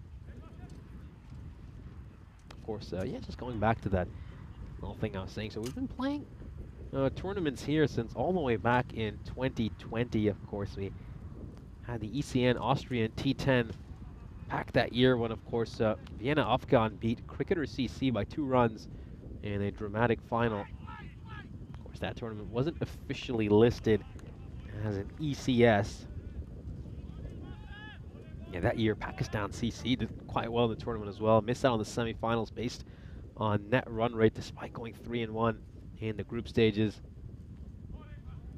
And it was, of course, Razmal Shigewal who played so well for Vienna Afghan during that first ever tournament in Austria and just helped lead Vienna Afghan to the title.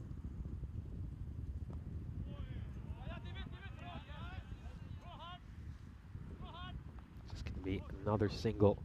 But yeah, this Vienna Afghan, obviously, outfit has dominated the cricket here in Austria. They've pretty much won every tournament they've had except that small tournament, that small ECS that took place back in August of 2020, a 4-day tournament which Pakistan CC managed to win, beating Salzburg. I mean, obviously they took it in 2021 and 2021 as well when they topped the group, were 6-1 and then beat Indian Vienna in the final by 31 runs. Should be a stumping here. It's going to be another wicket, so now you got to feel for Simpson Parker. I mean, he's doing his job, but no one's able to just hang around alongside him and build a partnership. Oh, he's going for the big shot here, going for an extravagant stroke. And you just have to question the thinking. I think at this point that the important thing needs to be to just try to rotate the strike and get Mark Simpson Parker on strike and let him accelerate, especially considering he's looking so good out in the middle. Nothing, yeah. It's just been some rash stroke play by much of this Vienna CC side.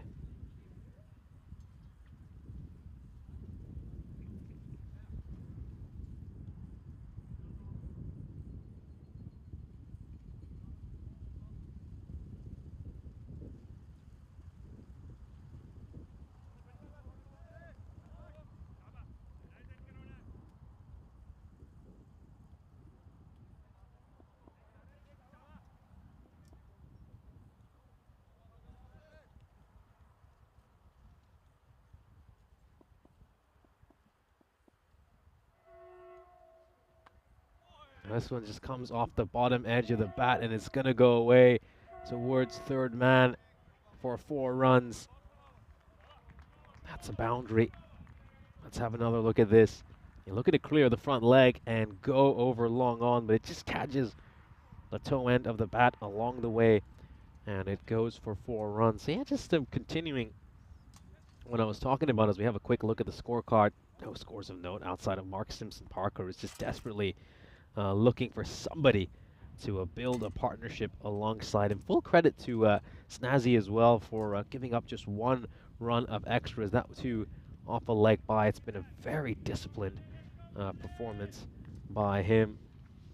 But of course, that Vienna Afghan Cricket Club became Donaustadt, who've won the last 2 editions of the ECS. So if you really think about it, Vienna Afghan have won 4 of the 5 tournaments that have taken place here in Austria. And the 4 biggest ones as well. This one is struck away, goes for 4 runs. Great shot over there by Simpson Parker. And exactly as Helix says, he's been there standing, watching all the carnage going on. And he's just been hoping that somebody hangs around with him.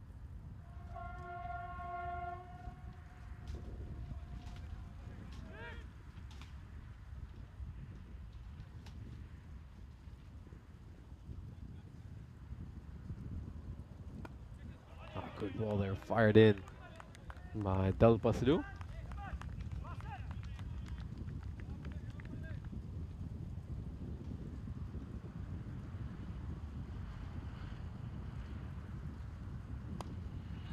Yes, it's struck away, and it's gone all the way for a 6.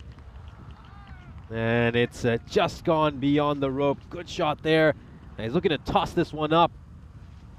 And he gets to the pitch of the ball really well there. Hits it with a straight bat. Very nicely played. Good off drive. Goes away for a 6. He's batted superbly. Really has. And you just wonder if somebody had hung around with him. Well, what could have been for Vienna CC? Still not over, though. It's still not over, though, if he continues to hit like this. Back-to-back 6s. Superb strike here. And we've seen 16 runs so far this over. And we still got a couple more balls to come. Oh, beautifully played. Really good stroke. Over extra cover.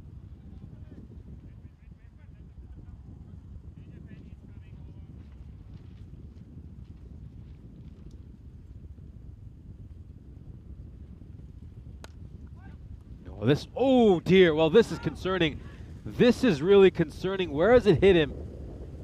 Oh, he's clutching his chest, so that's much better. For a moment I just wondered if it caught him on the chin or somewhere else. Yeah, you could just see the ball takes a nasty Tortuga bounce and it hits Sumer Shergil on what looks to be just the upper right part of his chest, just a little bit to the left of his shoulder. Oh, huge shot there by Sama. Another one into the sunflower fields, enormous 6. This over ends up going magical, 23 runs off it. And now Vienna CC need 46 runs of 3 overs, and they have brought themselves back into this game with that big 7th over. They're still alive in this one. They're still alive.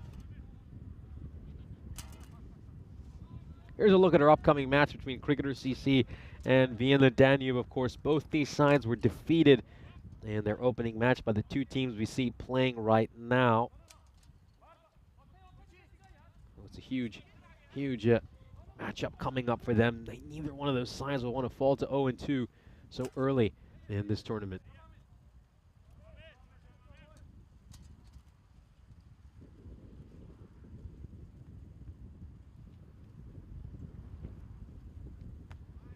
Yeah, Nathwani often does this where he just pauses before delivering the ball just to try to throw off the timing of the batter. And he ends up messing with himself as he bowls it wide. Struck hard, struck firmly. Is into the gap? No, it isn't. Goes straight to the fielder, Janan Gelzai, the captain.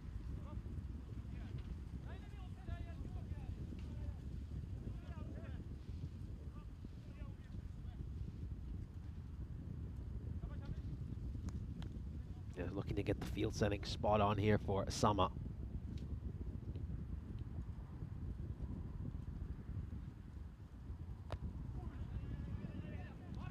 Going to run hard here. They're going to run really hard, and they're going to have a chance to pick up some runs of overthrows as well. So, now they got to watch out here, Snazzy. Can't afford to give up free runs to this Vienna CC side now. Let's just have a quick look at the field settings. They got a long off. Deep extra cover, very wide long on, deep mid wicket, and deep backward square leg in the deep.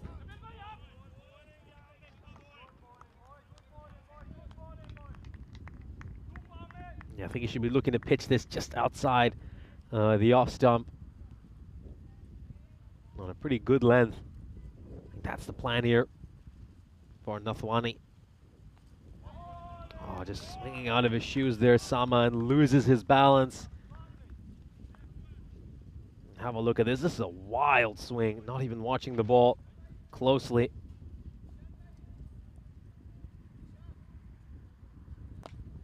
Oh, it looks to go big, and it goes over the rope for 6 runs. Well, when he does connect on one, Sama, he's able to send it a long, long way. Terrific shot.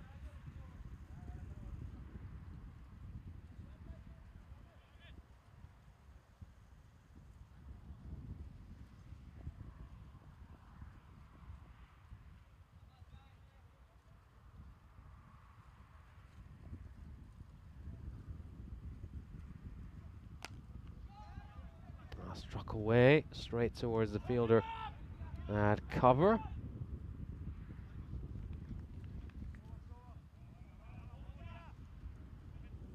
End of the 8th. The NSCC are 96 for 6.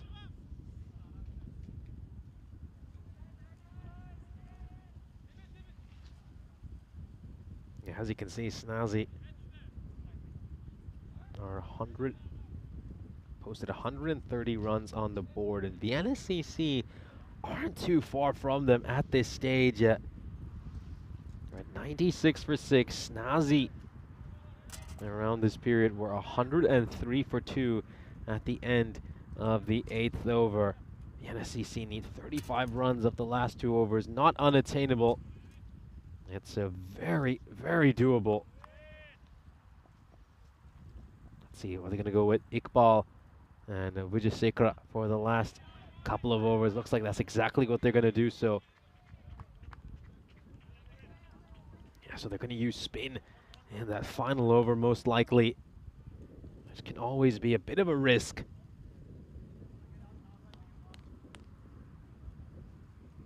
Mark Simpson Parker back on strike. A couple of half centuries for him to start off this ECS. Oh, just comes off the toe end of his bat and goes over the bowler's head. Now they'll come back for a second run here, and well, I think he would have been safe because of that dive, even if the bowler had managed to grasp this one cleanly.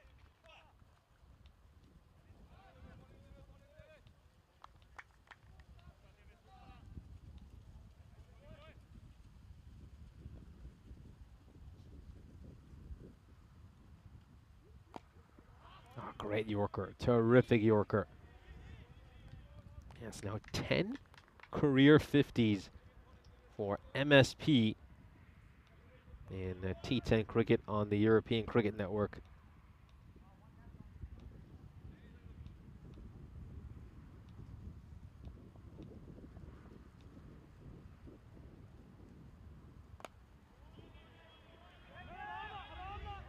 Great bowling here. Fantastic bowling by Vijayasekara. He's come in here in a pressure situation and he's bowling with great consistency.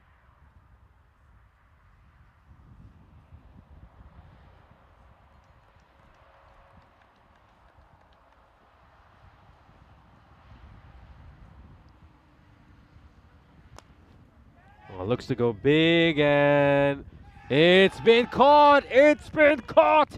Huge catch, absolutely massive. And they needed this one. Just thought that maybe he was too far in front of the boundary rope, but he somehow managed to hold on to that. And Simpson Parker will depart. Enormous wicket, potentially match-winning wicket here. As a player who batted absolutely superbly, who was an unyielding sentinel for his side as wickets were tumbling all around him. Well, it doesn't look like he's going to be able to see his side over the finishing line, as the NSCC now need 30 runs of 7 deliveries. He was desperately looking for a partner for much of this innings, and he finally found one in Sai Sama right at the end. But the task simply became too steep for him and Sama. And Simpson Parker will depart.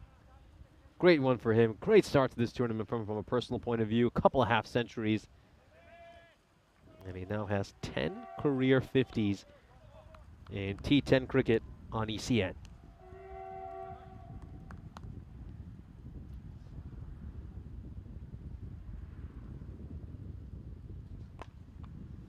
Now, once again, I mean, this is superb bowling by Vijayasekara. This is absolutely superb. A clinic in how to bowl at the death. He will end up giving up just 6 runs off this penultimate over. And it means that the NSCC have to pull off something absolutely miraculous in the final over.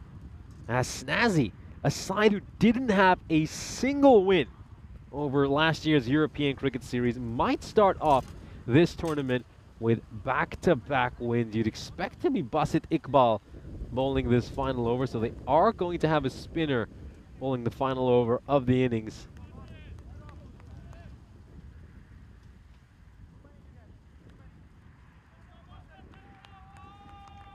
It's incredible when you look at those extras numbers, just 2 runs of extras. And that's 1 leg by and just 1 wide.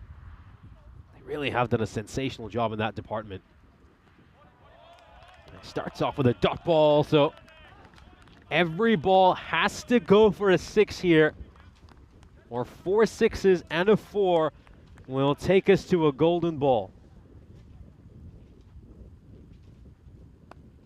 Guys gonna look to go big here, and they're still alive. They're still alive here, Vienna CC. So can they hit 4 more of those? Now, this is a little bit over pitched there by Basit Iqbal, and this is pure timing. This shot is pure timing by Gil. Hits it with his full face of the bat. Doesn't hit it too hard, but manages to clear the fielder. Oh, he's going to look to go big again. And, oh, it's a misfield. It's just gone away from the fielder. So they still have a chance to tie the game here, Vienna CC. If they can hit 3 consecutive 6s. Oh, that one should never have gone away for a 4. It's just taken a nasty bounce. A horrible Tortuga bounce. It's gone for 4 runs, so... Well, he's certainly making things interesting here, Gil. And that should be it. That should be it. It's just going to be a single. And now a couple of legal deliveries will do it for Snazzy. Incredible. What a turnaround for this side, who, of course, had 9 losses in the 10 games they played in last year. And had just the 1 match that was abandoned. And they've come up here. And it looks like they're going to make it 2 victories to start off, as there it is. Sama will depart. And Vienna CC can really enjoy these last few moments as they're about to start off this year's tournament in the perfect manner.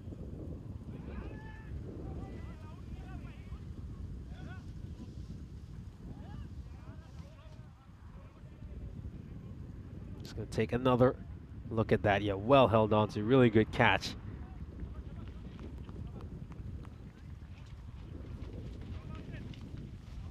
Yes, of course, when these 2 sides played each other last year, it was a dominant victory for Vienna CC. They scored 158 runs in the first innings, and in response, they restricted Snazzy to just 70. But what a turnaround it has been for Snazzy. And in just over a year's time, they have grown so much as a team. They obviously started off by picking up a victory in their opening match of this tournament, their first ever European Cricket Series victory against Vienna Danube. And now they're about to knock off one of the original sides here in Austrian cricket. Vienna CC, a team who have been playing since the very first ECS. This victory will be so sweet. Just 1 ball needed, and the celebrations can start. It's just going to come off the bottom part of the bat. That's going to be a single. And that should be it. That should be it. No need to fire a throw in. Snazzy make it 2 wins in 2 to start off this ECS. A side who failed to get a win during last year's European Cricket Series, who suffered 9 defeats over the course of the tournament, will start off in the perfect manner, making it 2 wins in 2 to start off their campaign. And they get one here against one of the big boys, against the side who have such a great reputation here in Austria.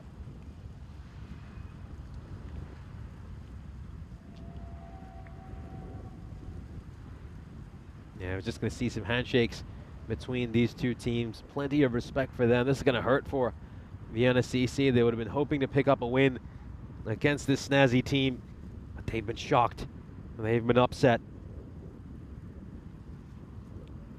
And we'll now look at the fantasy dashboard for our upcoming game between Cricketer CC and Vienna Danube. Both these sides, of course, lost to the teams who we just witnessed, and they'll be looking to notch their first victory of this European Cricket Series. Now let's have a look at the highlights of this innings. Gotta say, It was a very solid performance by Snazzy. Mark Simpson-Parker was an unyielding sentinel for this Vienna CC side, trying to salvage a victory as wickets were falling all around him. No one was able to get going. If you just take a look at that middle order for Vienna CC, you'd think you were reading a phone number. That's how ugly it is. Just the two scores in double digits between batters number 1 to 8. It was a real struggle for them. This was a huge catch here for none other than Amit Nathwani. Was absolutely delighted after holding on to that one. He, of course, got rid of Akbar Jan, who plays for the Austrian national team for a duck. Iqbal Singh managed to make just 4 runs of 3 deliveries. And, of course, Mark Simpson-Parker was trying to guide his side to a victory all by himself, but nobody was able to construct an innings around him. They couldn't build a partnership until, of course, Sai Sama strode out through the middle, and the two of them got something going for this Vienna CC side and gave them a little bit of hope, a chance to maybe, just maybe, pull off a victory in this game. Those two had a 43-run partnership. And after, of course, that wicket you just saw of Kagana Hamdan, this was just a rare period where they counterattacked. They really looked to put some pressure back on Snazzy. And you just wondered if the NSCC were going to be able to pull it off at the end, whether MSP would play another special innings and get his side to a victory, but he would eventually haul one out towards cover. That would be taken very well by Satyam Subhash. Of course, Vijay Sekara pulled that penultimate over, and boy, did he do a terrific job. He's up just 5 runs and picking up a wicket. This was that final over, of course, where you saw Shojin Gill hit a 6 and a 4, just give his side a little bit of hope for a couple of balls. But eventually, it would just become far too difficult for this Vienna CC side. We saw Sai Sama departing in that final over as well. And Snazzy would take this one. A comfortable victory for them in the end. Let's have a look at the scorecard. And as we can see, Mark Simpson-Parker top scoring with 54 runs of 22 deliveries. A very solid performance by him. He'll be mightily impressed with the way he played. Sai Sama did a good job as well, coming in right at the end, making 21 of 10. Shun Gill with 12 of 5. And then you look at that middle order, well, it's pretty ugly. It's pretty ugly reading. We'll now look at the bowling figures here for Snazzy, and a solid all-around performance, you have to say. I think Dalpade was a little bit expensive. He'll end up with figures of 1 for 37, but you look at the rest of that lineup, I think all of them can be very happy with the way they bowled. Extras in particular was such a strength for this Snazzy side, giving up just 2 runs of extras, 1 wide and 1 leg byes. I think you take that every single day. So Snazzy will pick up their 2nd ever European Cricket Series victory. They beat one of the original sides in Vienna CC. We'll have a quick break and we'll be back on your screens in 25 minutes time.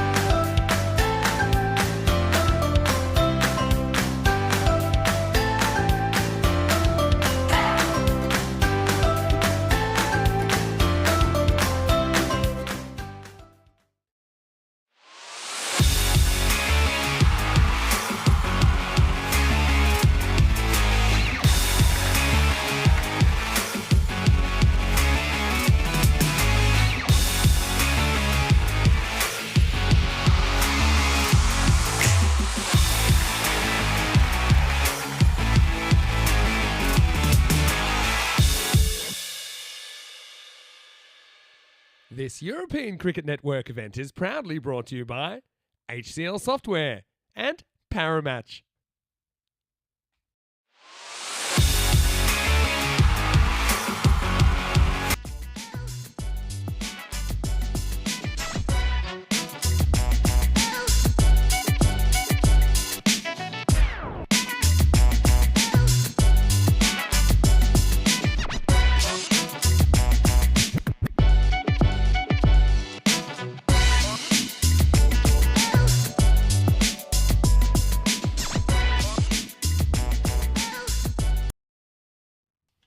Well, we're set for our fourth match of the day. Cricketer CC about to take on Vienna Danube. Let's head over to the coin toss where you'll be joined by match referee Tyrone Peters. Vienna Danube to call. Head. Head is a call. Again. That is a tails. We're gonna bet first. This time they will bet. Best of luck. Thank you very much for that update. So Cricketer CC are going to have a bat first after winning the coin toss, of course. Both these sides coming off losses earlier today and will be looking to return to winning ways. Of course, Cricketer CC were the runners-up during last year's ECS, so they would have been rocked after they gave up 197 runs when they bowled first in the opening match of the day. So, of course, that's why you heard Tyrone Peters saying this time they will bat first. I think that performance, going out there, bowling first, giving up 197 runs, they took themselves out of the game in that first innings. And even though they were able to put a healthy total up on the board in the second innings, putting together 160 runs, it simply wasn't enough. It simply wasn't enough. I think this time around, they want to go out there, they want to bat the same way, and then put some scoreboard pressure on Vienna Danube heading into the second innings.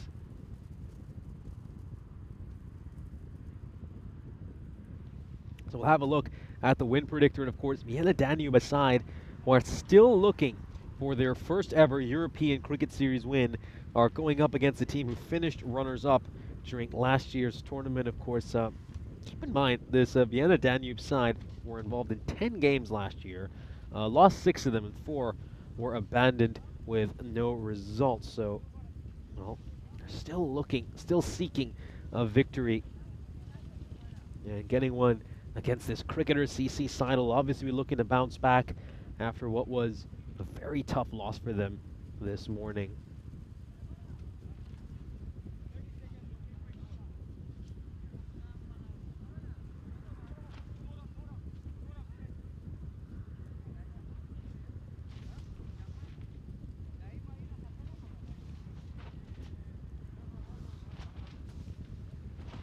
So the two openers are making their way out to the middle. Cricketer CC's two listed openers are Bilal Zalmay and Zishan Arif. Let's see if they've stuck with those two, or if there is a slight change. I believe it should be. Those two haven't been informed of any changes made to the lineup. So yeah, there is going to be a slight change here. So it's Zishan Arif who is opening, and alongside him, it's Amar Naeem. Yeah, not quite the opening lineup that was listed earlier. Of course, it was Bilal Zalmay who opened alongside Zishan Arif in the first game. Not the case here.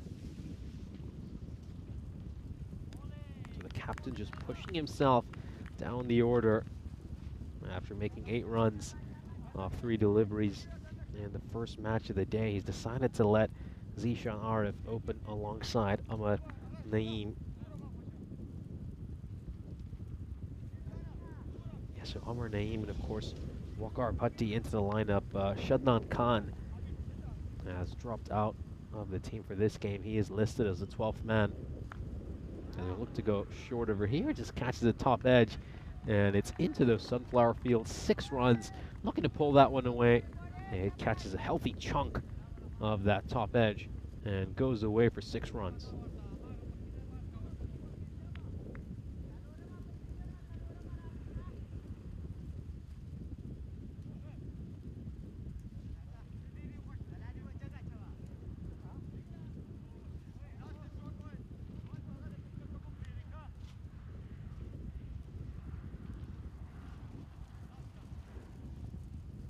So we're just waiting for the second ball of this innings. They've been able to fetch that cricket ball back from the sunflower fields.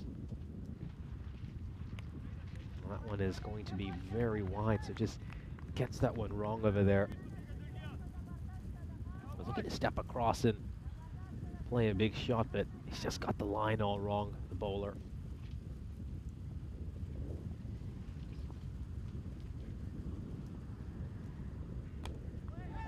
Now this is played away towards point. That's going to be a single for our Naeem, and it brings Arif on strike. Of course, Zishan Arif is coming off a brilliant 51 of just 22 deliveries earlier today against Vienna CC.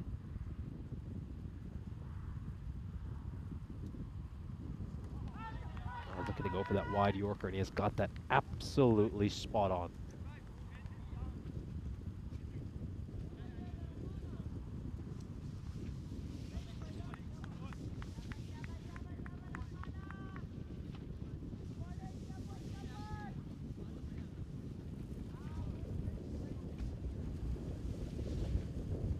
Got that breeze really picking up here at Seabarn. This time he's unable to get it right, just on the wrong side of the tram line, and it's going to be a wide.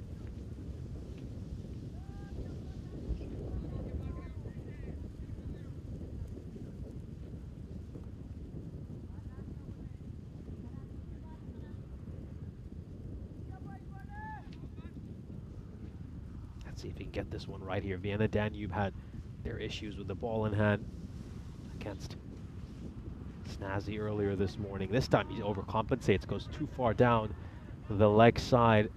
Huge wide over there, and just needs to get his radar right over here.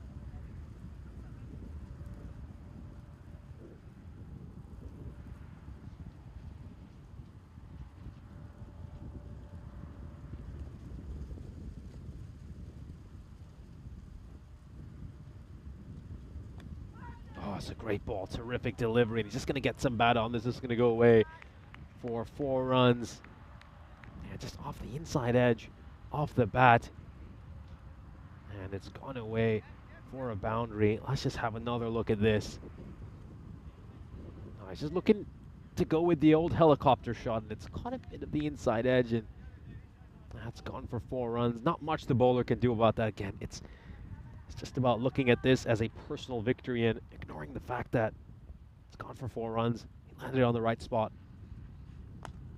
Last time he's just missed the Yorker, bowls it a touch too full, ends up being a full toss, and it's going to go away for a 4. Failed to get that one right, didn't quite nail the Yorker. And this is a good stroke, really good stroke. He's played it into the gap, and it's gone away for 4 runs.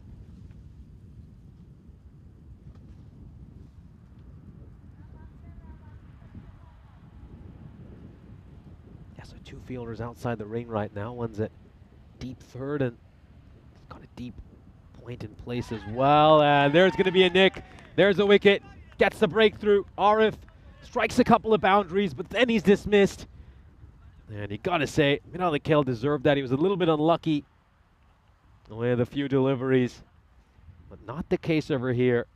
Not the case over here. Arif will nick that one, and it will carry through to the keeper. So the first one bites the dust for Cricketer CC as Vienna Danube pick up a wicket.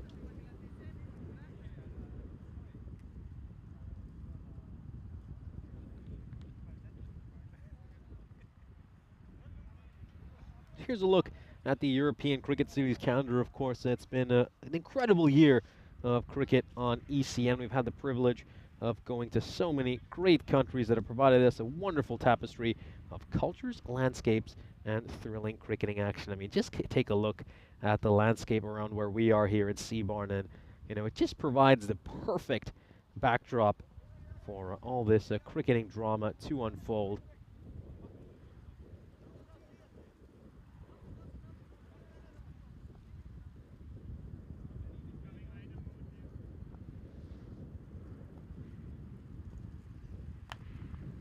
Look to go through mid-wicket over here. And does it have enough to go for a 4? It does. It most certainly does. Abdullah Mirali Kale gave that a good chase, but he wasn't quite able to get to it. And it's gone away for 4 runs. Yeah, very nice shot. Good sprint over there, but just wasn't quite able to win the race against the cricket ball.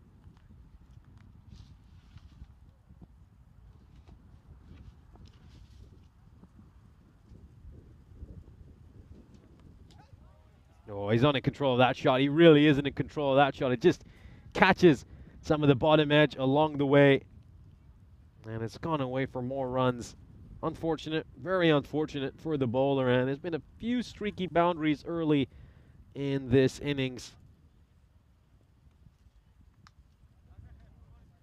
Yeah, so we got a question here from Paul Kempen about whether we'll see Vienna CC again today. So yeah, they'll be taking on Vienna Danube in our final match of the day. Of course, we got 5 games of cricket today. We're into our 4th match.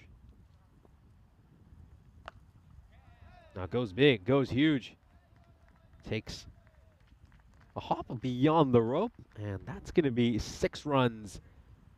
Just dropping that one in a little bit too short there, Dostal. It gives the batter some length to get underneath, and it's gone away for a 6. I mean, you know, early impressions from this first day of cricket are that whatever I said in the introduction about this pitch has proven to be true.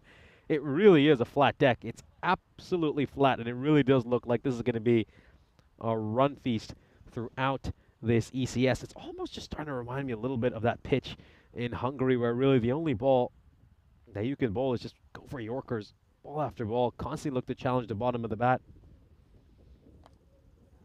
Oh, this one, it's another streaky boundary, and well, the top edge of the bat has produced plenty of runs throughout this innings. I mean, I'm just going to have a quick look at the wagon wheel to try to inform you about how many runs have come courtesy of edges so far. Oh, we're up to 14 runs. We're up to 14 runs off the top or bottom edge of the bat. It's really starting to add up here, and yeah, can be very demoralizing for these bowlers. 4 consecutive boundaries so far this over. Now, this is struck away towards mid-wicket. There's a fielder out there in the deep, and it's just going to be a single.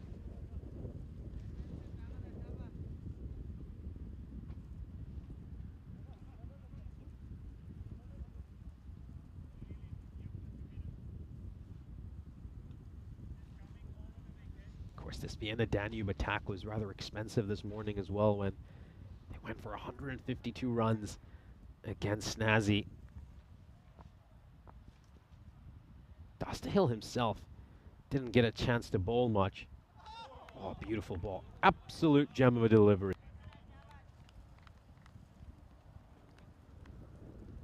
Oh, perfect. Absolutely wonderful.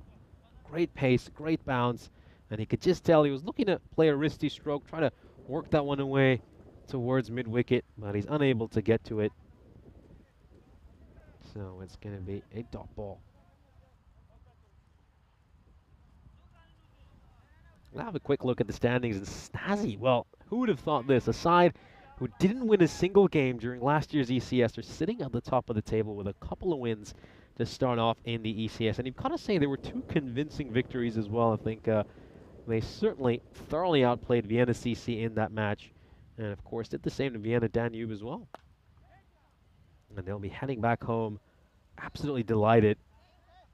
And what would feel like a dream day for them after everything they went through during last year's ECS.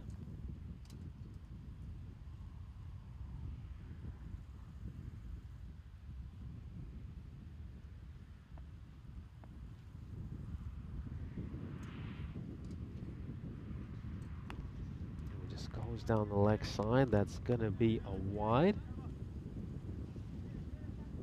Gets that one wrong over there, Mirali Kale.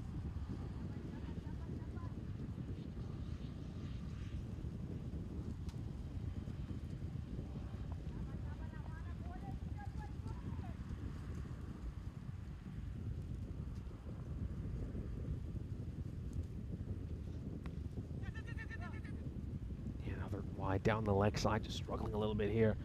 Mirali Kale See if he can get one right.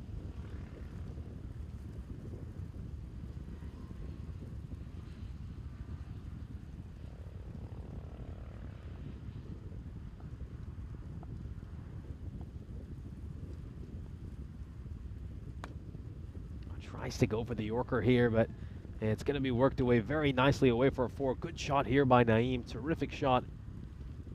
He's able to dig this one out really well. Let's have another look at this. Now he rolls his fingers across that one. And away it goes for a 4. That's great batting so far by Naeem. He's ridden his luck a little bit at times with some of the edges, but still batting on 33 of 9. Well, no luck about this. This is a top shot. This is a top shot. Well clear of the boundary rope.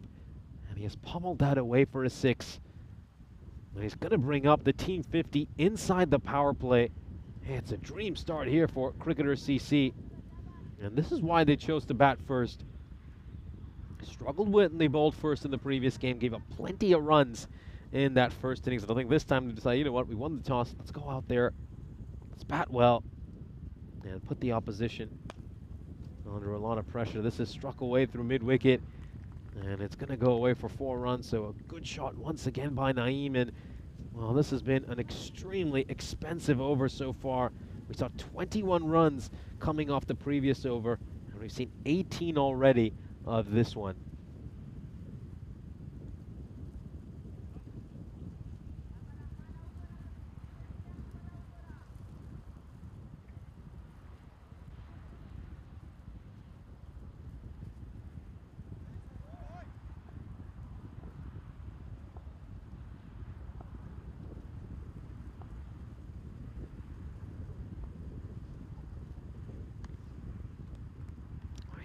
Wide down the leg side. The third one, that Mirali Kale has just pushed down the leg side. Needs to get his line right.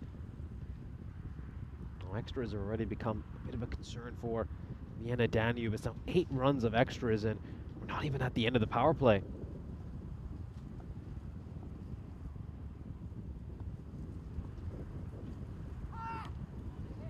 That's better. That is much better. Good line and length in the channel, and just gets that ball to move away from the right-hander. A little bit of seam movement. That's where he needs to be bowling. Let's have another look at this yet. Just watch how that ball just seams away from the right-hander. Oh, well, how hard to describe this shot. What is this? A falling away pull. It's almost like he's on an ice rink the way he slipped over. Have a look at this stroke again. Well, I'll try to describe this.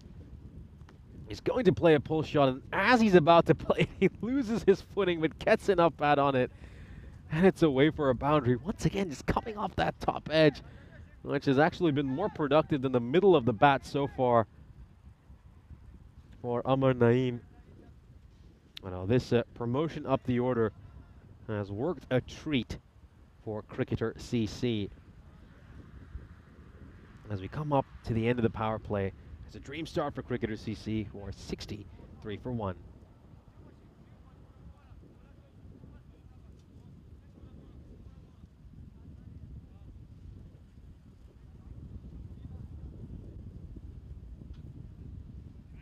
So we're just going to see a quick, very quick run there by the 12th man, Shadnan Khan. On the helmet. This is struck away towards mid-wicket, and it's well fielded out in the deep. That's going to be a single.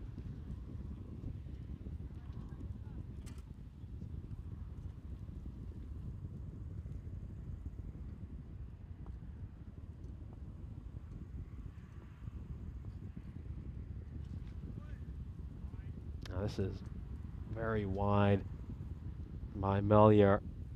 So let's just have a look at why a new helmet was brought on. So yeah, it just gets a little bit of the edge off his bat. Comes off where you normally have the emblem right in the middle of that helmet, and then it went away for a 4. So bat and helmet combining for that boundary.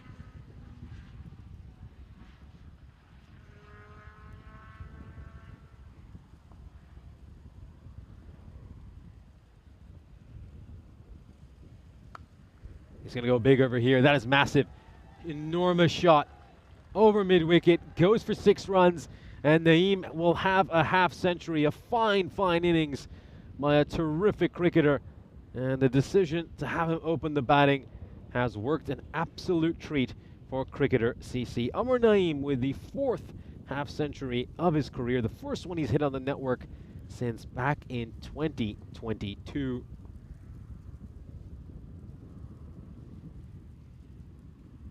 Oh, looks to toss one up again, but this is going to be some hit-me bowling. And oh, he's missed out on that one, Naeem, really has. I think he would have fancied his chances to strike that away for a 6.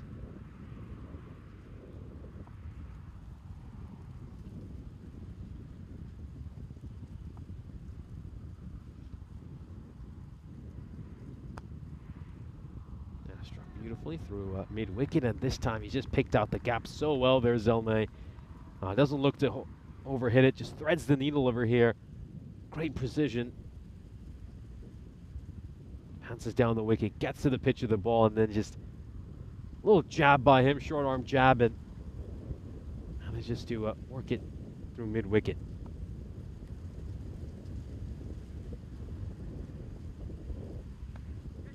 Oh, this time he backs away, creates the room to go over the offside, and he's managed to just carve that one behind point for 4 runs. Great stroke here once again by Zelmay. These boundaries just starting to rack up now. We're up to 18 runs off this over so far. Still got a ball to come. It's been a nightmare start here for Vienna Danube. That expected score is already at 193.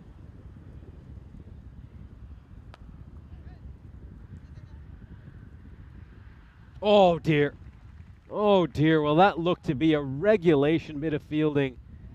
But I think that just epitomizes the morale of this Vienna Danube side so far. They look like a defeated team, and we're only 4 overs into this match. No Tortuga bounce. Looked a fairly standard bit of fielding, and well, it doesn't get much easier than that. And he's made an absolute meal of it. Abdul Minakale just letting that one get away from him.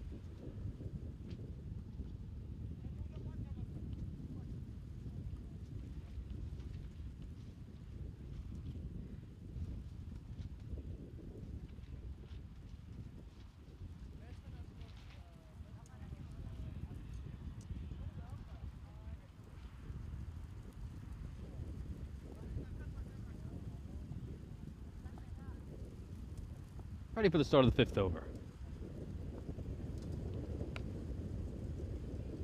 This is played out towards mid-wicket, and that's going to be a single. So we didn't see Nasseri bowling in the previous match. Of course, so one of the players we've seen out is Nurakan, who was dropped out for this Vienna Danube side. He, of course,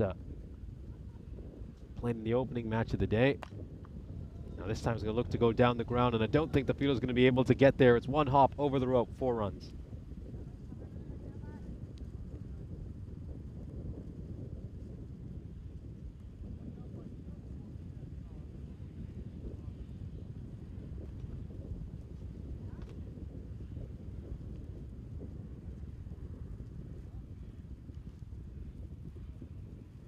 And we're just having a look at that once again to confirm. Oh, this is glorious. Absolutely glorious. Splendid stroke. And it's going to go all the way for a 6. Don't worry about checking the distance on that one. It's definitely a 6. Oh, majestic stroke. I mean, he has played that one right out of the coaching manual. Straight bat, straight down the ground. 6 runs. Oh, huge, huge. Absolutely huge. But it's been saved. Oh, looked like it might go all the way.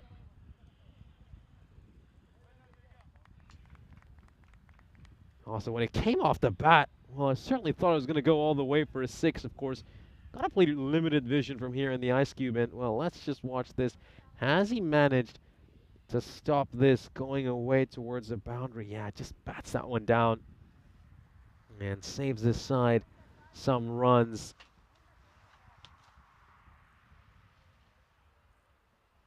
Yeah, looks pretty clean to me.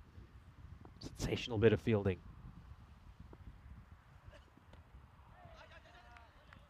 Yeah, good work there. Good bowling by Nasser. He just saw Naeem stepping away. And he followed the batter really, really well. I think got a couple options there. Either follow the batter or go for that wide Yorker. Decided to follow him. Here we go. Last ball of the 5th over. Oh, going for something extravagant over there. Bilal Zalmai looking to go for something extravagant, but not quite able to execute it. And of course, so cricketers CC are 98 for 1 halfway through. This is a good chance to welcome you into the Ice Cube. Yeah, an exciting day of cricket here in Vienna, the start of another ECS. So far, it has been a run feast. It does look like it's a very flat deck, and I think looking at the outfield as well, it's hard, it's dry, it's the kind of outfield where if you pierce the inner ring, you really feel like it's going to go away for a 4, and that's what it's been like so far. I mean, runs have been flowing throughout the day. It's been entertaining viewing, and of course, long may that continue as we now return back to the middle for the resumption of play.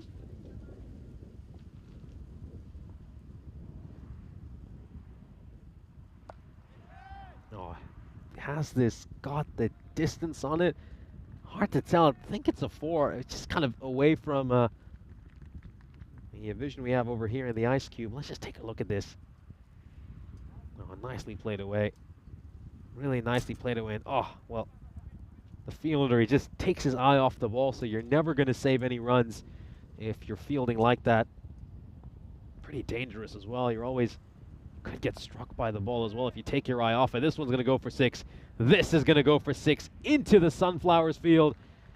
And Naeem with another massive stroke.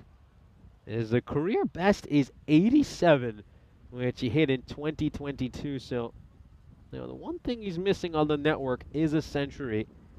And I don't want to jinx him or anything, but he's got plenty of balls to get there. Comes off the toe end of his bat and goes out towards long on. It's going to be a single. So yeah, I can see plenty of talk about the series over in the Netherlands as well. Apparently Dave saying that Canada are putting in a little bit of a fight back. Oh, looks to step away and makes the room to go over the offside. He had a few members of that Vienna Danube side ducking out of the way.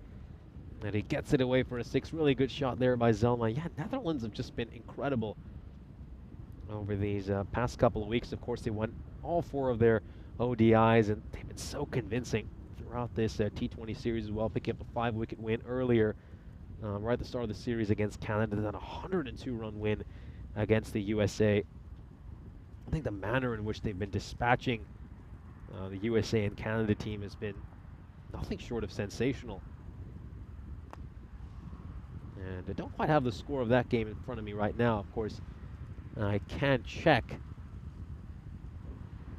But I think despite whatever fight back Canada are capable of putting together, you'd still fancy the Netherlands to chase it down quite comfortably in the second innings. Goes massive here, goes absolutely huge. And this one is going to go the distance for a 6. So once again, the umpire stretching his arms, getting plenty of stretching in as Naeem now moves on to 72. Yeah, Canada, as I can see right now, currently 110 for 7, 18.1 overs in. So even if they can put up a really big couple of overs and get something under 130, something in the 120s, it would still be a below par total from Canada's point of view, and you'd really fancy the Netherlands to chase it down in the second innings. I think it's been incredible. I mean, the surge in Dutch cricket has been quite a story. It has been a very special story. Of course, we've seen some of the great wins they've managed to have in the World Cup as well, and you know, I'd love to see if the KNCB could get the Netherlands to play against some of the really big names in international cricket, convince some of them to come to the Netherlands and get involved in some series. I mean, can they get potentially a side like the West Indies over, or few other countries. I think that would make some very, very entertaining viewing.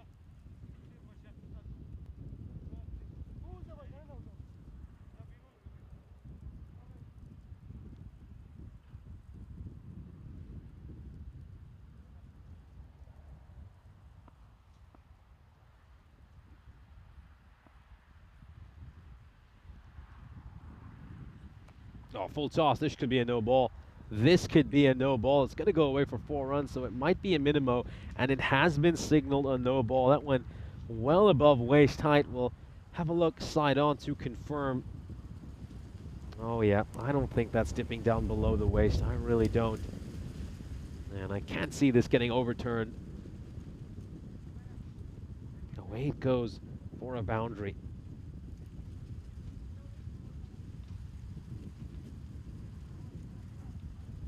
Of course, speaking of decisions, it's worth crediting our umpiring crew out there. We've got Santosh Alala and Shivakrishna Donapudi out in the middle, and the third umpire is Lenin Duriraj. Of course, all led by match referee Tyrone Peters.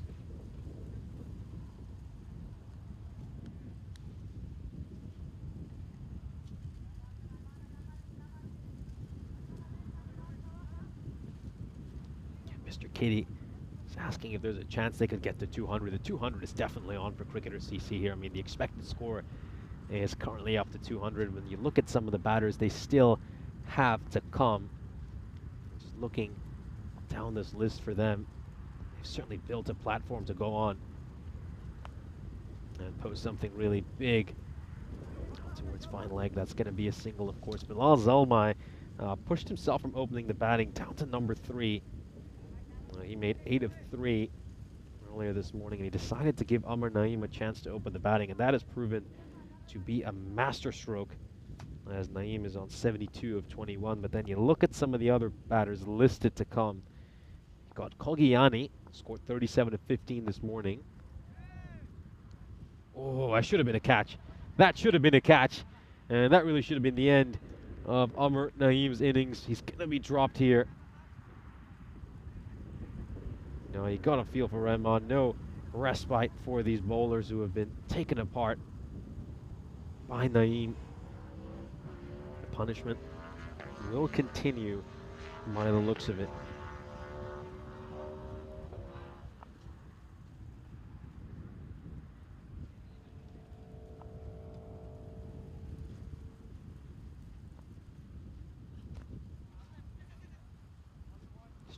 That one away there, Zelmai. Then still got the likes of Basir Khan, 19 of 6 for him this morning.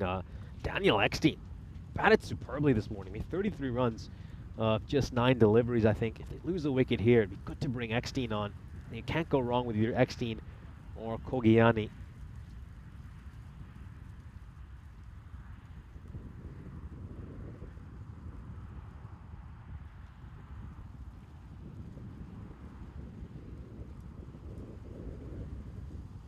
He's just going to request a new bat over here. So the 12th man, Shadnan Khan, coming on with a new bat for Amar Naeem, and he's just going to have to sprint back now.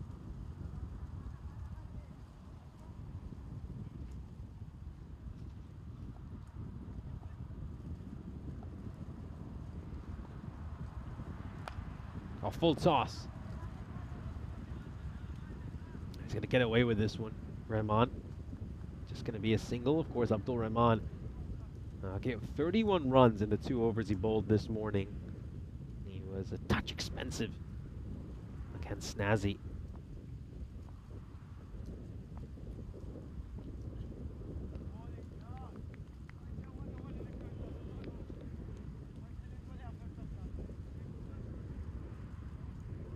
And in the 7th, Cricketer CC are 132 for 1. Just you can see loses his footing over there. Bilal Zalmai, as he looks to play that shot, slips over.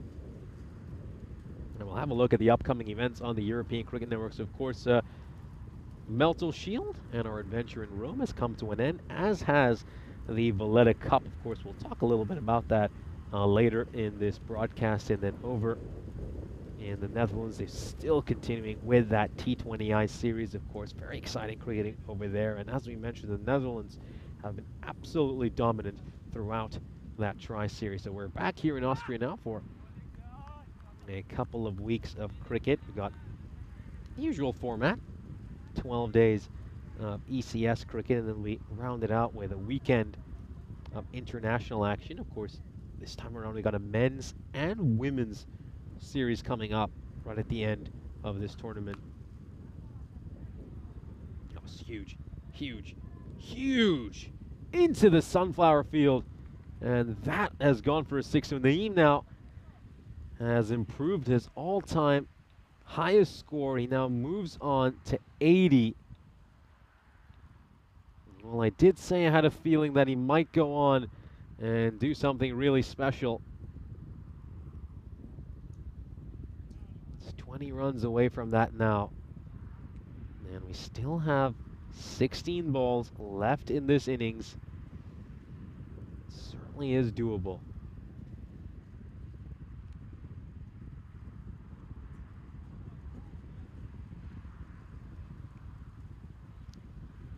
Now that been able to locate the ball, and well, it's time for Amr Naeem to go into bat, and that good ball there by Ayubi. Just takes a little bit of pace off that ball, and you could see that Naeem was already through the shot by the time the ball went past him. So yeah, of course, saw a couple of messages about the Valletta Cup. The MCC did finish on top of the group. Of course, they won 4 out of 4. But exactly as Dave mentioned, they chose not to participate in the final since they are not an international team. Another huge six there by Amr Naeem Ayubi, just leaving this one in the slot. It goes away for a Maximo, clears the front leg, ready for launch. Over cow corner, 6 runs.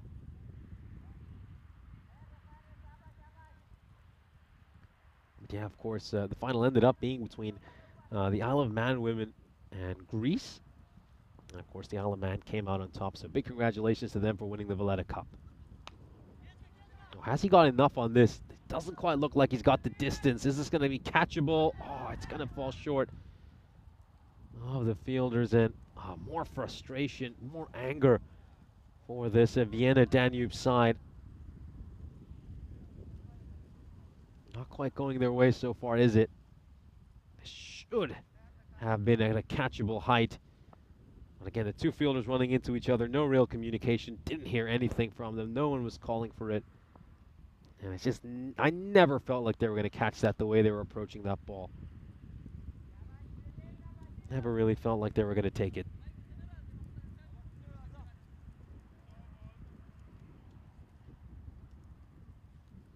End of the 8th, Cricketers CC are 146 for 1.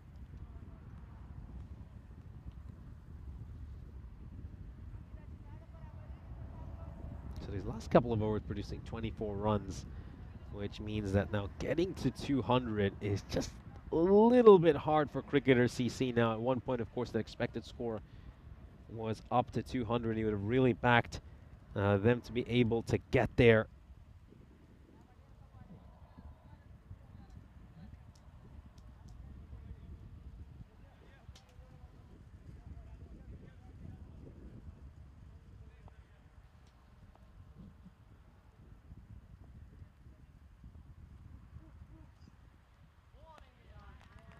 Nice shorter ball here by Dostahill, just having a look at the square leg umpire. What's he going to signal this?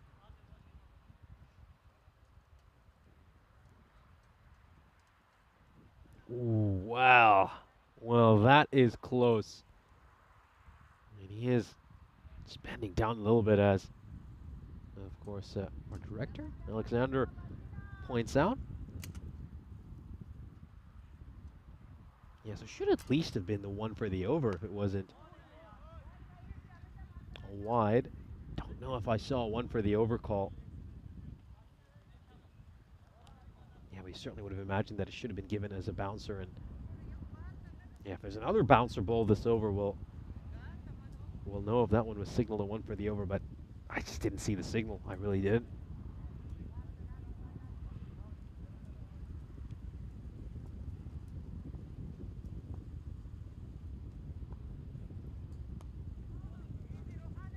Right towards fine leg. It's going to be a single, so dealing exclusively in singles right now. This Cricketer CC team.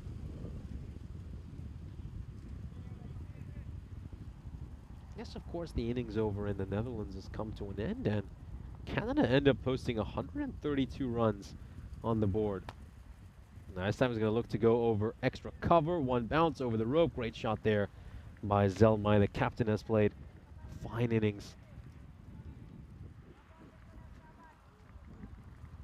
Very nicely played. Good pickup shot over the top. Gets that front shoulder out of the way. And he's able to get underneath the ball. And away it goes for 4 runs.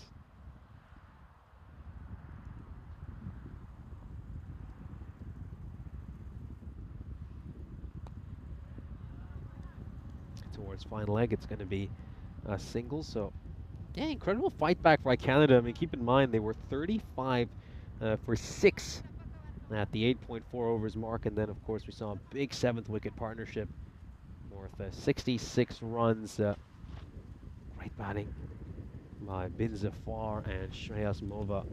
Gets a wicket here. He will get a wicket, so Naeem will miss out on a ton.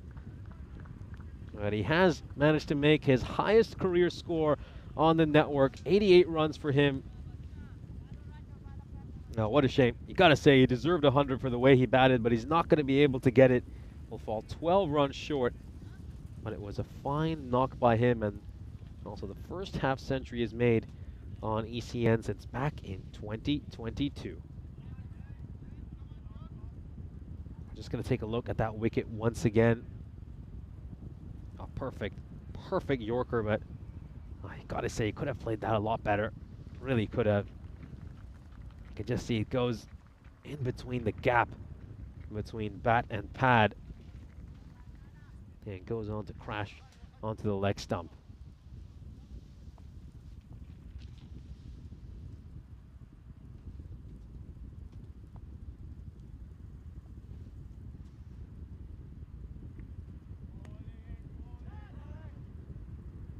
So wide to start off over here.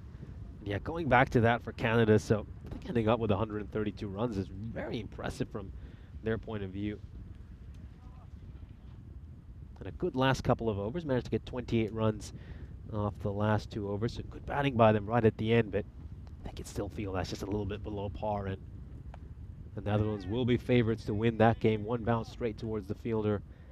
That's going to be a run. So, yeah, unless we see something really special in that second innings, you'd back the Netherlands to make it 3 wins out of 3 so far in this T20I series. And of course, they won all the ODIs that they played earlier last week as well. So yeah, great series so far for the host nation.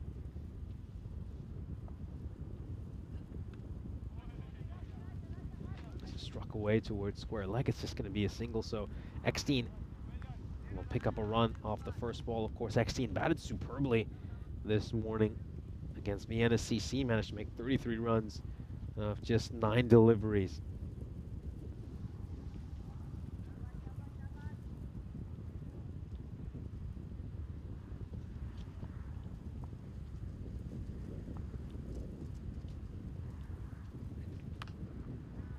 Looks to just back away, and has he got this away for a 6? He certainly has, so that will bring up his half century. This is the first 50 for Zelmai on the European Cricket Network. He missed out on one against Romania earlier this year when he was 46 undefeated during an international T10 series in ECI. And he will get one on the first day of this ECS, his first ever ECS appearance. Great ball there by Naseri. Terrific comeback. Gets that wide Yorker on the money.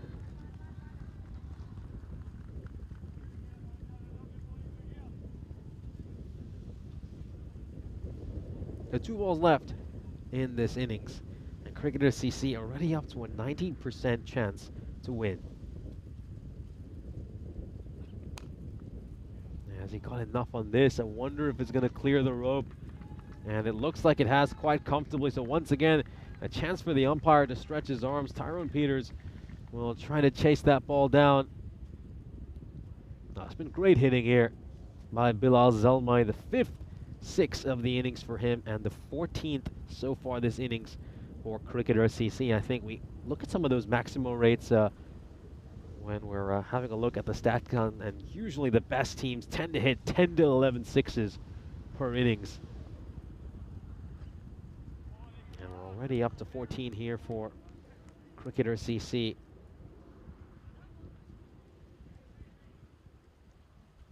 Yeah, digs in that short ball really well over there.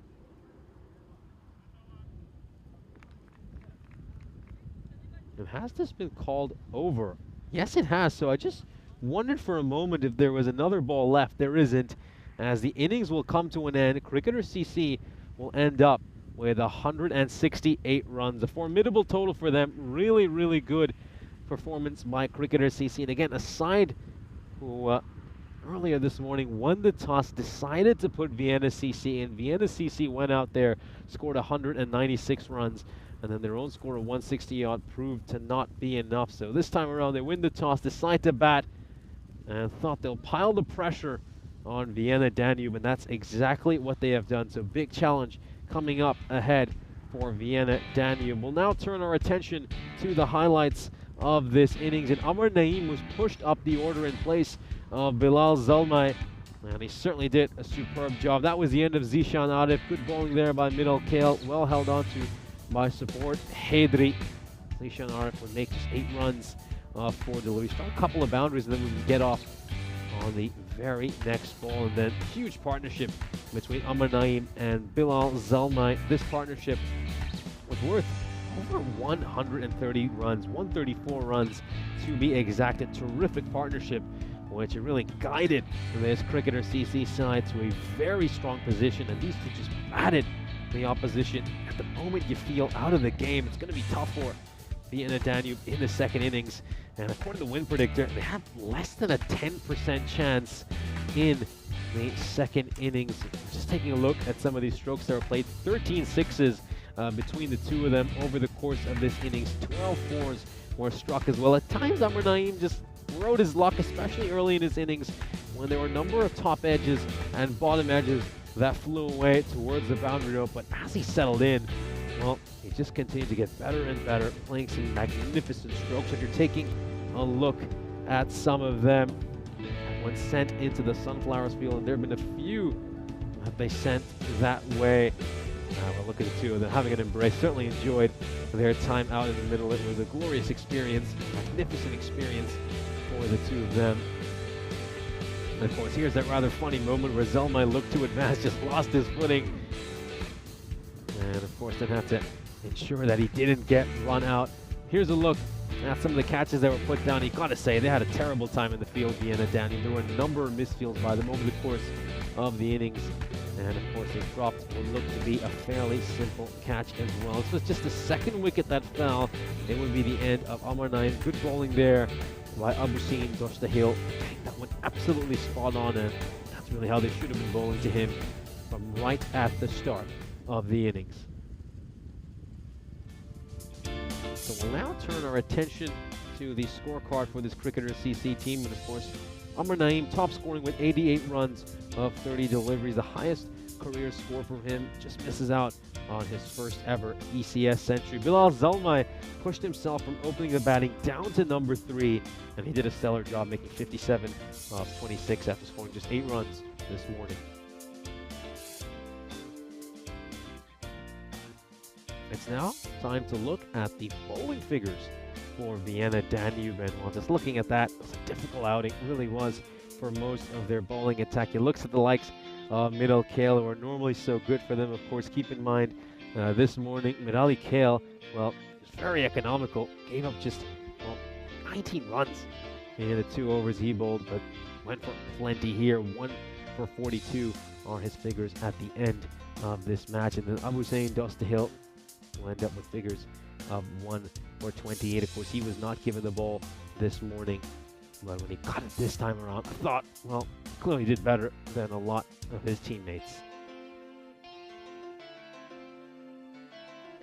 We are halfway through match 4, and Cricketers CC have set a target of 169 for Vienna Danube. Join us in 7 minutes' time when we'll bring you the chase.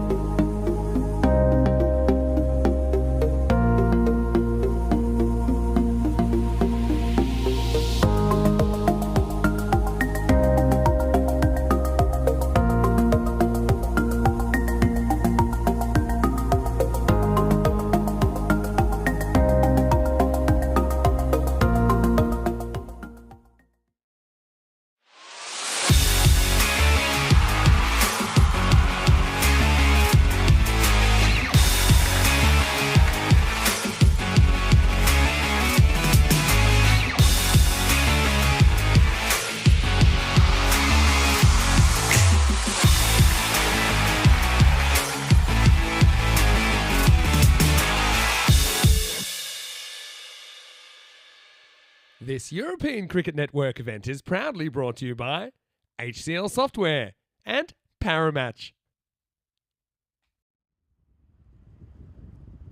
Welcome back for the second innings.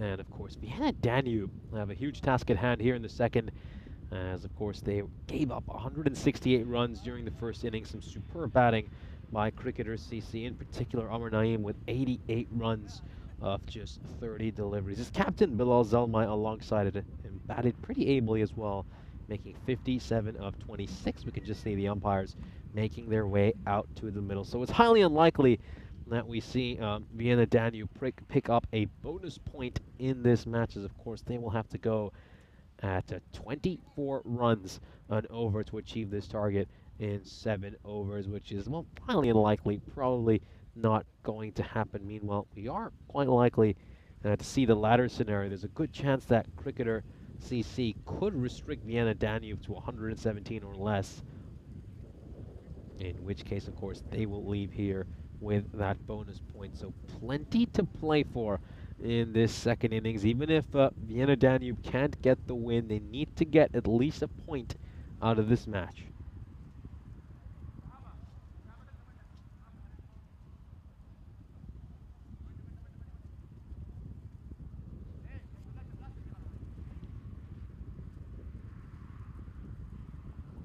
So here we go. We're just moments away from the first ball of this second innings. Yeah, it's important that Vienna Danube just bat freely, look to play their shots and aren't too cagey or overwhelmed or intimidated by the nature of this target. They managed to make 118 runs against Snazzy earlier this morning. Here we go, first ball. There's going to be a big chase here for the fielder. He's just not going to be able to get to it. Zelmai, oh, he tried to track that one down, but it goes beyond him, away for 4 runs. Just a little bit too straight over there, too far, too close to the pads, and away it goes for 4 runs.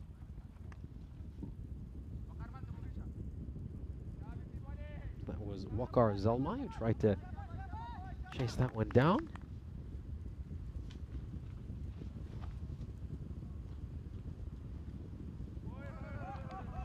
Looking to swing across the line here. Let's have a look at this. Oh, not too far from the stumps at all. Good deception there. Very good deception, just taking some pace off the ball, and that has certainly thrown off Malier.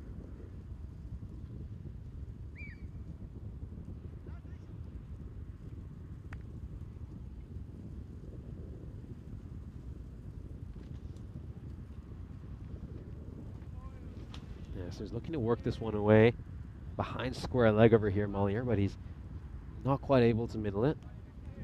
Let's just have another look at this. Trying to get underneath that ball, help it away over fine leg, but is unable to connect.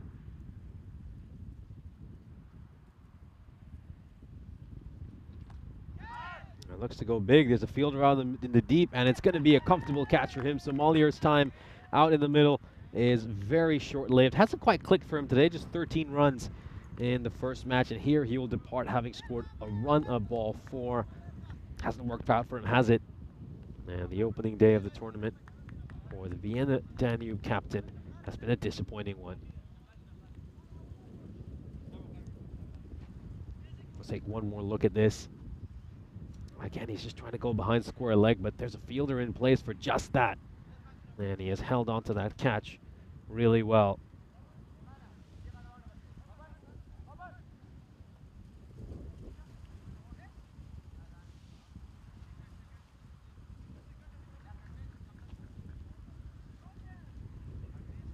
We're just to that time of the day where devices are starting to overheat a little bit because the sun is shining right at them. So I'd have to say, time to find a few cool spots for some of these devices. Oh, wow. My goodness, it's a good thing X-Teen's been able to get out of the way of that. I was just concerned for a minute that was heading straight for his head. Have a look at this. Struck firmly and, oh dear. That is not too far away. Good thing he's been able to get out of the way of that. That could potentially have been nasty, and well, it's good that he's smiling right now. Otherwise, he might have needed a trip to the dentist or worse.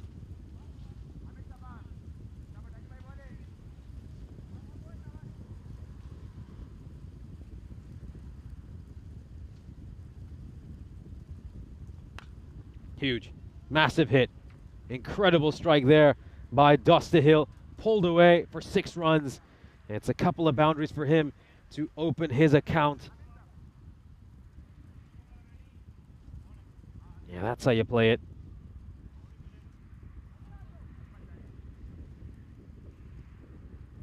That is exactly how you strike that away. So 1-1-1, triple one, 111 matches since we last had a golden ball on the European Cricket Network. This barren summer of golden balls continues.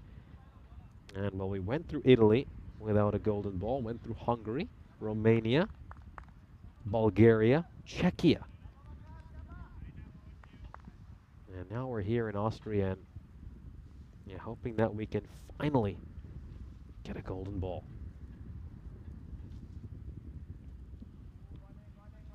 Just trying to hook that one away, and it's going to be given a wide. Yeah, I think it's given a wide just for being too far down the leg side. Has to be. Can't think of any other reason.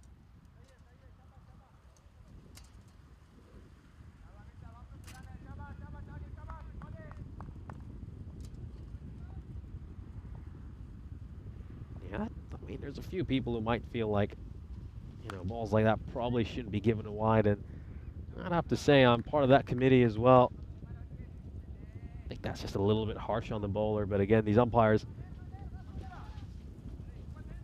gotta say, are given very strict instructions that anything down the leg side has to be signaled a wide.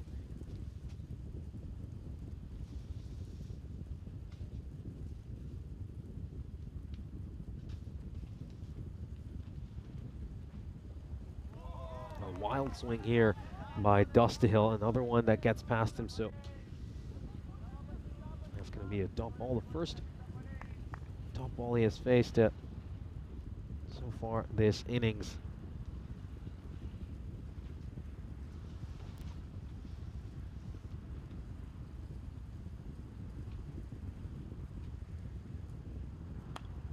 Now looks to go straight down the ground here, and that's going to go all the way for a 6. A great striking here by Dostahill. Good use of the feet, got to the pitch of the ball, and managed to bash that one away for a 6. Yeah, great stroke there. Just have a look at how he gets that high elbow as well on display. Beautiful looking stroke.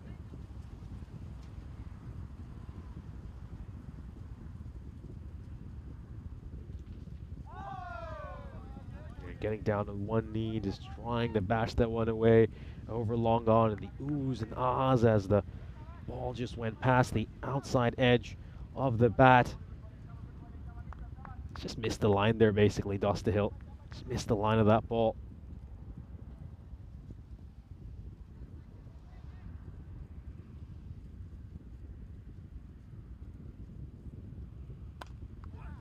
Now struck down the ground, beats the fielder at mid-off, and away for 4 runs. And it just comes off the toe end of the bat. Let's have another look at this, yeah. Good use of the feet, and it's really is just a flat bat hit straight down the ground.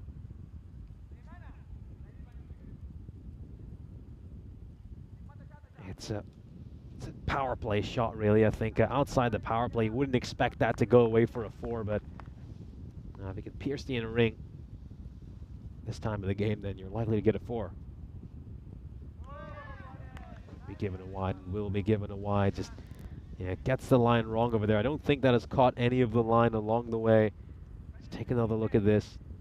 Oh, well, maybe on second thoughts. I think it's just a case of perspective. I mean, obviously, we spoke a fair bit about this in Italy, I think. Just because it might seem like it catches the line on our cameras, that might not be the case out there in reality again. Our camera is about 60 to 70 meters away from the middle of that pitch. And obviously we're looking down on it as well. This one just coming off the toe end of the bat. One bounce over the rope for 4 runs.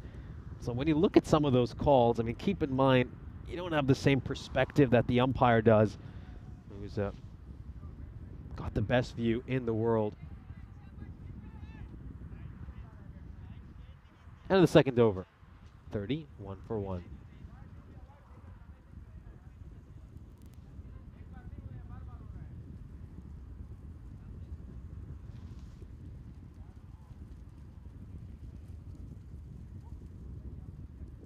Here's a look at the standings for this European Cricket Series here in Austria. As you can see, Snazzy off to the perfect start. A side who were winless during last year's ECS. Managed to pick up a couple of wins to start off this series. Meanwhile, both these sides losing their opening games.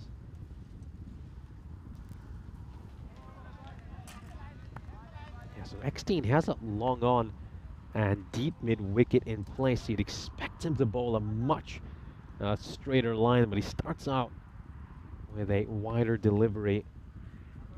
You'd expect Eckstein to be bowling rather stump to stump with the kind of field setting he has, so maybe that first ball was just a bluff.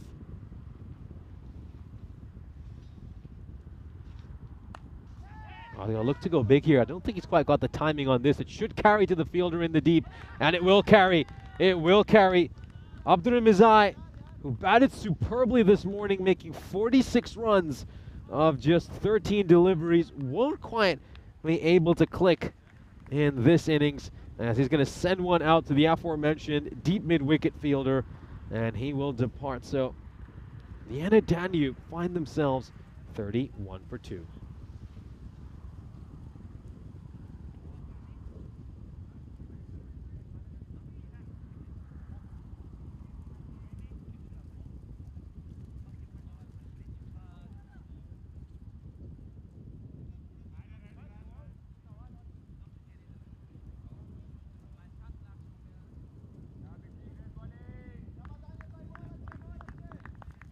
So new batter's making his way out to the middle.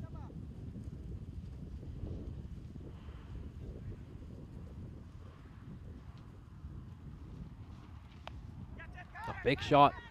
Shouts to catch it. It's going to be a tough catch. Can he take it? Oh, yes, he can. Oh, yes, he can. Superb. Absolutely brilliant grab.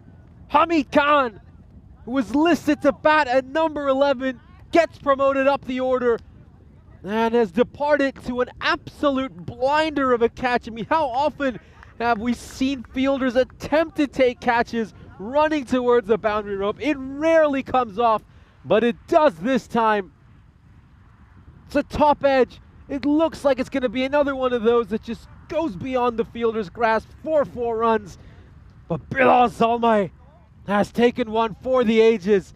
Sensational grab by the skipper. Oh, what a moment. What an incredible moment. And that's one that is going to dominate the highlights reel. Hey, he also got a chance here to pick up a hat trick. Daniel Eckstein could add his name to the Hall of Fame.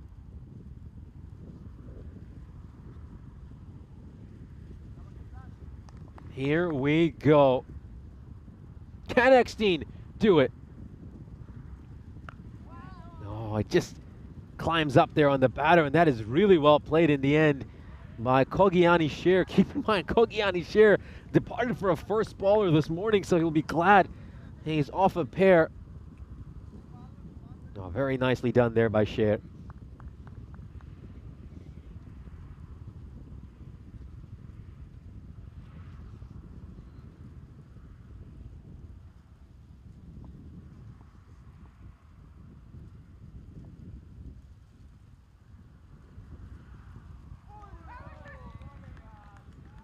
It's going to be a dot ball here by Eckstein, but yeah, superb bowling this over by him.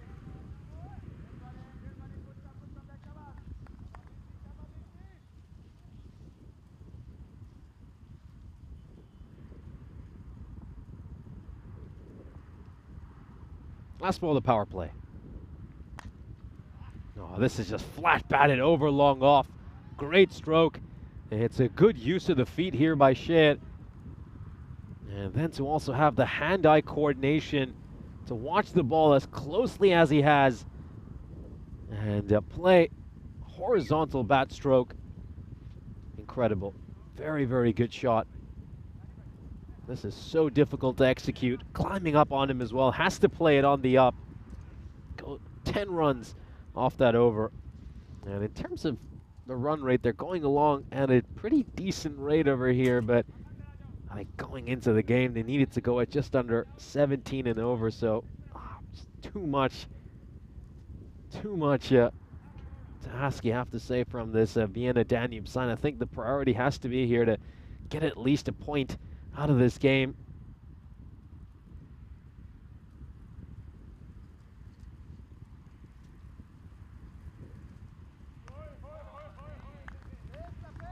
Gonna pull this one away, and it's going to be a dot ball.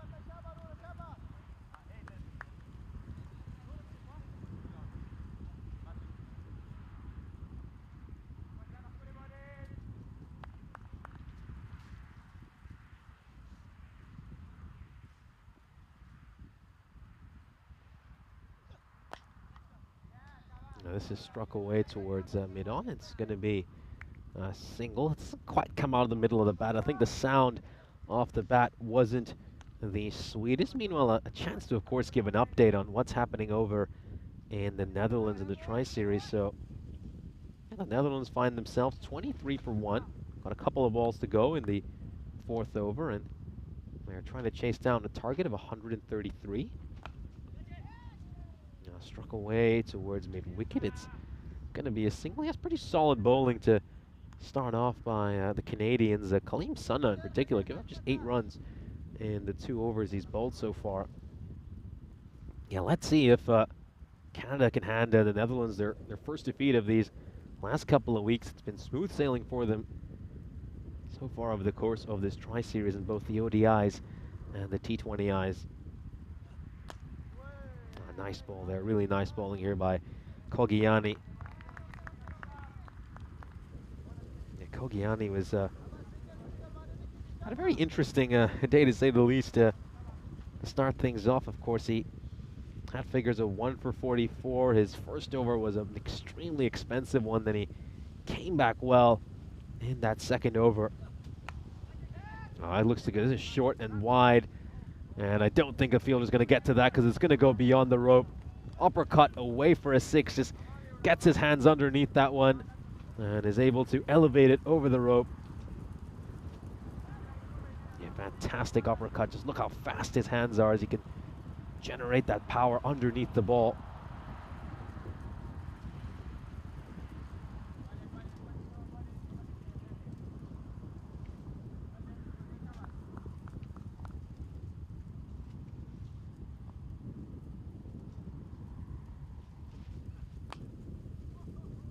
Lowish full toss, hasn't quite been able to hit that Yorker. Oh, that is a misfield. That should have been stopped. That's Basir Khan out in the deep end. You would have thought that he'd be able to stop it, but he's not. It just slips underneath him. Let's have a look. Oh, well, he should be looking to get down and get that long barrier down to save the runs, but it gets past him. And it's away for a 4. So a disappointing end to the over from Kogiani's perspective. Of course, Kogiani, keep in mind, he had that 1 over which he bowled in the previous match where he gave up over 40 runs, but then he came back strong in the second over of the opening match against Vienna CC. Gave up just 4 runs in his second over and also picked up a wicket. So yeah, it's been quite a turnaround for Kogiani after having a nightmare start to this series. He kept overstepping the mark and bowling no ball after no ball. Up in the air, could be a catch, is a catch, well taken. And is that Kogiani who has taken that? It might be, it just might be. We'll of course confirm the identity of the catcher. It was a nice little innings there by Dostahil, but it's going to be cut short. He will depart having made 26 runs. Just have another look at this. He's looking to go for a big shot. It's caught the top edge of the bat, and it's very comfortably taken. So wickets continuing to tumble here for Vienna Danube, as Cricketer CC are really grabbing this game by the bullhorn.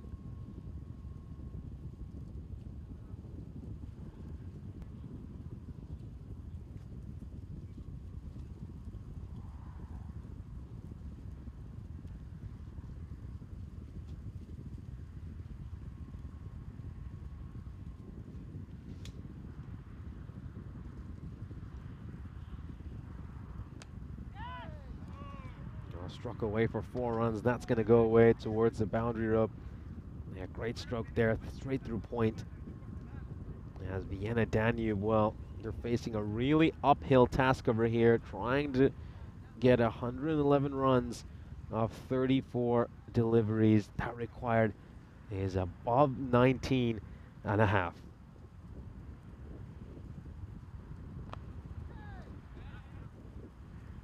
It's coming a little bit high off the bat, coming off the splice of Raymond's bat. That ball is getting an extra bit of bounce.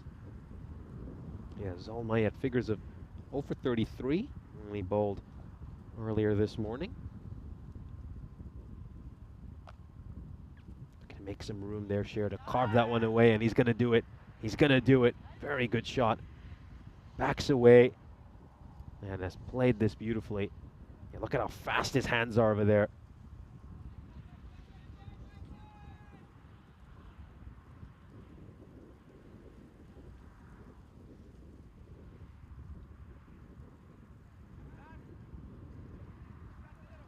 So we got 2 balls left in this over.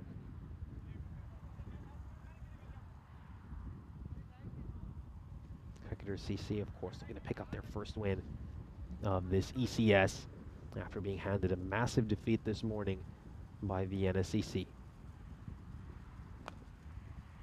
Better ball there, just cramps Cher for room a little bit when he pushes that one away towards mid-wicket for a single. So got 1 ball left in the 5th over.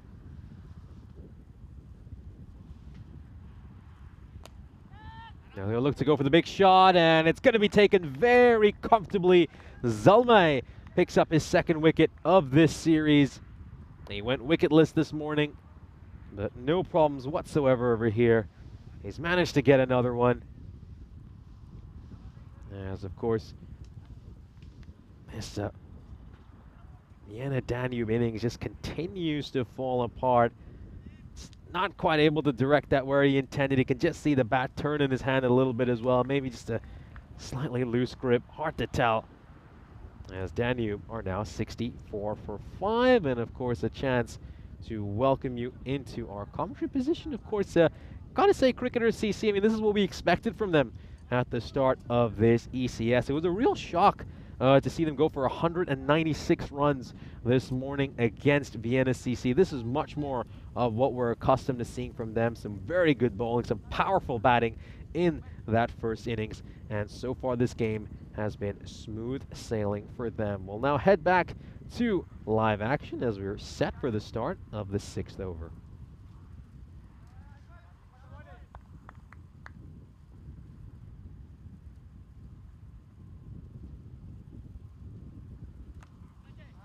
Oh, this is going to be uppercut away.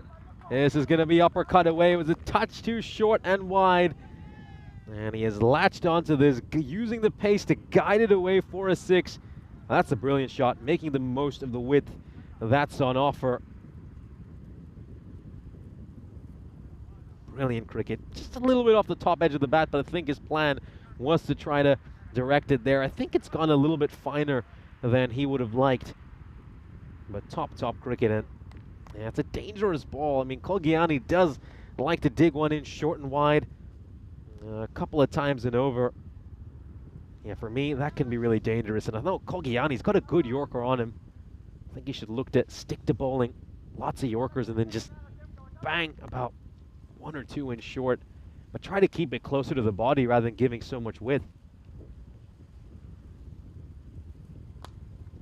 Oh, well, very unlucky there for Cher. extremely unlucky. That was a good shot, it really was. Deserved to go for runs. And he's just struck the stumps at the non-striker's end.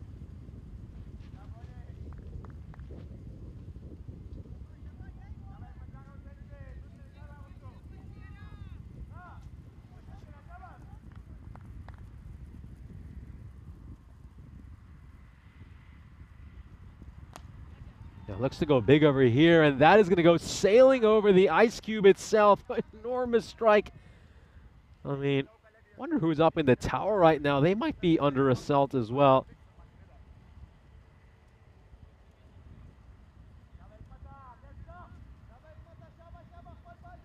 Yeah, so it's Artur's up in the tower right now. Well, they might need a helmet, Artur's. Could be a few more coming your way.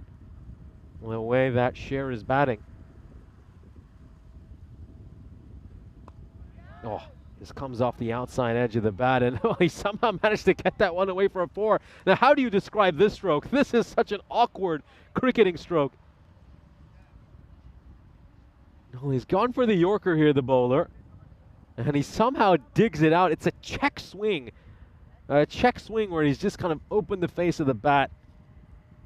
You could call it a little bit of a jab, but, well, words fail to describe what he has played over there. Away it goes for 4 runs. Now this time he's gonna get him or not. I think just wondered if there was a chance for a run out at the striker's end.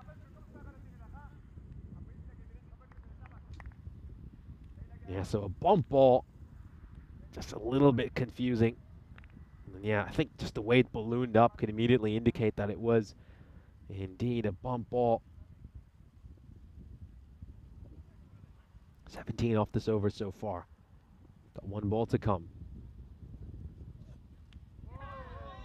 A very optimistic appeal. I mean, that is, well, a good couple of feet outside of the leg stump, and the impact's well outside the leg stump as well. So, yeah, an appeal more out of hope rather than conviction. And it's been a difficult day for Kogiani, in all honesty. Obviously had figures of 1 for 44 this morning and end of figures of 0 for 30 here. So that's combined figures of 1 for 74 over 4 overs. It hasn't really been his day, has it? And he'll be hoping that he can improve over the remainder of this series. I think it might also be time to just bring up the single point graphic here for Vienna Danube. I think we're at the point where this score is past the point of no return for this Vienna Danube side.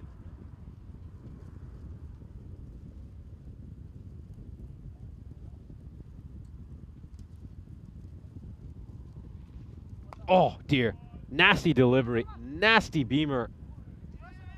I could still have been run out though. I mean, keep in mind you can get run out on a no ball.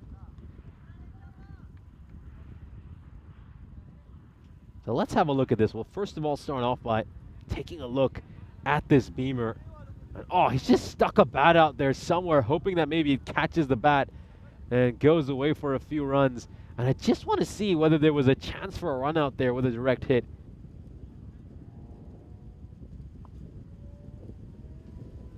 Now let's just see over here. Well, we have to return to live action, so maybe we'll catch that later. This one's gone away for a 6 as Cher brings up his half century. Well batted, you have to say, by Cher. Really well batted. He's been a lone warrior for this Vienna Danube side. Wickets have been tumbling all around him. And he has just been trying to guide his side to at least a point. And Kogiani Cher with a fine innings. The 5th half century of his European Cricket Series career, of course. It's just 24 years of age, turned 24 back in May. And he's been a real impact player for this side, of course. He used to play his cricket over in St. Gallen until last year, and then hopped over to Austria. Of course, keep in mind, over during last year's series, he managed to score 302 runs in 11 matches, an average of 238 with a strike rate of 260. This is another full toss. And it's going to be taken. It's going to be taken out in the deep. So, of course, he made the switch from Switzerland to Austria. And so far, based on what we've seen from him here in Austria, it looks like he's settling in really well to the Austrian cricket scene. It's a good half-century by him. I think he'll be disappointed in the manner he's got out over here. It was a full toss. It was asking to be hit, but he's hung one up. That's going to be taken in the deep. Sure departs. Vienna Danube need 28 of 21 to pick up a single point.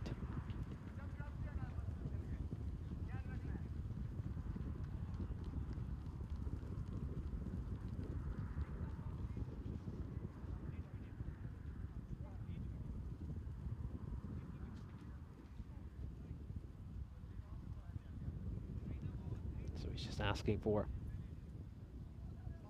leg stump guard, and he's ready. Pushed away towards the fielder at point, and they'll scamper across for a quick single. So, of course, oh, they're going to grab a second run here as well.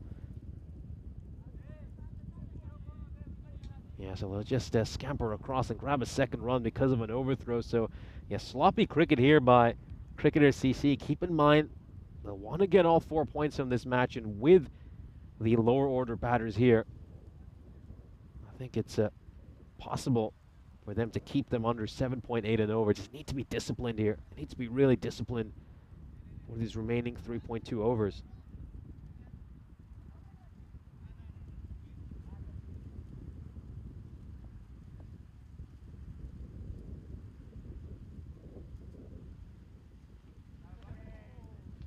Oh, well, let's have another look at this. I want to see where that ball lands. Oh, well, that is a tough one. I think the question is if it's landed just in front of that pop, it will be a wide, but I don't think we're going to get a chance to just look at that replay again as we return to live action. Oh, dear. Well, this is very unfortunate. This is very unfortunate. I had a perfect view of this one. It looked like it was going to be a fairly regulation bit of fielding here for Waqar Bhatti, but just watch what happens to this ball. Watch this nasty Tortuga bounce. Look at how that ball just spins away. That is like a Mutaya Muralidharan off spinner, the way that has just taken that horrible break. Now, tough to play, really tough to play. And I don't think you can really fault Waqar Bhatti for that. Never have got to that ball. And the 7th over, Vienna Danube are 97 for 6, as we'll just have a look at this once again. Looks fine, of course. Didn't bowl a bouncer that over, so it doesn't matter. Here's a look at the fantasy dashboard for our last match of the day. Of course, Vienna Danube might be heading into that game, or most probably will be heading into that game 0-2. And of course, Vienna CC just coming off a win, coming off a loss, I should say, after picking up a win this morning against cricketer CC. So Vienna CC will be keen to return to winning ways. And of course, we can see from the toss news that Vienna Danube have won the toss and decided to bat first. So see if they can get a good total on the board and put some pressure on Vienna CC.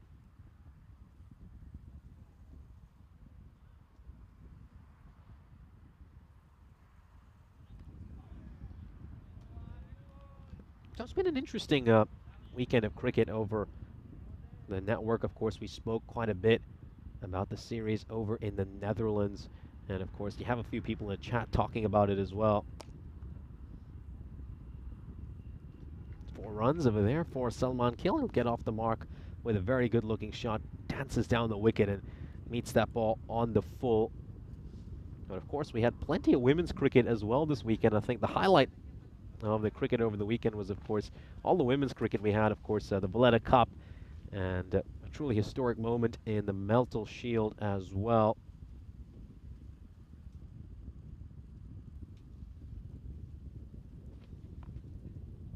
This is played away and fielded very well by the fielder on the leg side.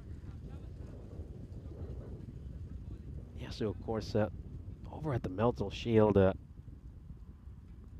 we did see the MCC women finish on top. They won 4 games out of 4, but of course chose not to play in the final. A very generous move by them, because they said that we're not a national side, so they allowed the second place Isle of Man women to take on Greece. This one is just struck away for 4, just straying too far down the leg side there, Zelmai. And that goes away for a boundary. And yeah, you gotta say, the Isle of Man, big congratulations to them for lifting the Valletta Cup. Of course, they beat Greece in the final. Now, some of their girls, though, really had an incredible series. In particular, likes of Lucy Barnett and Caitlin Henry. Oh, is there something there? Big appeal by the keeper. Yeah, Lucy Barnett, of course, with 282 runs over 4 innings. Hardly got dismissed. Was averaging 282 officially for the series, and had a stellar strike rate of 165. Of course, keep in mind, talking about T20 cricket, I mean, that is a superb strike rate, really is. And then, of course, you had Caitlin Henry as well, over in second place. 105 runs over the 4 innings she batted in. Strike average of 52.5, strike rate of 129, of course. And the previously mentioned Lucy Barnett, she was so close to picking up a century. Was dismissed on 96. I mean, if you look at the top 5 batters in that series in terms of runs scored, 3 of them were from the Isle of Man. And then over for the wickets as well, I mean, the top 3 leading wicket takers were all from the Isle of Man. Joanne Hicks with 9. She had a superb economy rate of 3. Catherine Perry picking up 8 wickets over 4 matches. Economy rate of 4.6 for her. And then Caitlin Henry. I mean, how impressive is this? Second highest run getter, and then the 3rd highest wicket taker. I mean, that is an all-round performance. I think you could look at someone like Caitlin Henry really as one of the top performers in that series. Of course, Lucy Barnett, rightfully so, getting some of the accolades for the way she played. Just dominant with the bat. But Caitlin Henry was a good shot. And Greece had been able to win that final. I mean, someone like Maria Sirotti, she really would have had a chance to pick up the MVP trophy. 3rd highest run getter over the course of this series. 4th highest wicket taker. She was incredible and instrumental to that Greek side making it to the final.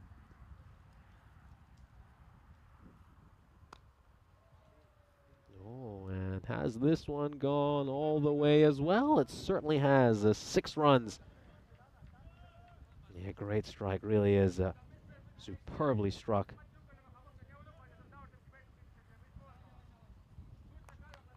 Yes, of course. It's just great to see how well Maria Siriotti did. I mean, superb series for her. Very involved in the Greek cricketing scene, and of course, still in university as well, so has a bright future ahead for her. And it's going to be an integral part of that Greek team for many years to come. This is beautifully hit away by Haidari, who's now got his side into a position where they'll at least get a point out of this game. Nice late flurry by him. And so we'll at least be able to avoid a bonus point defeat over here. Beautifully struck. Superb shot.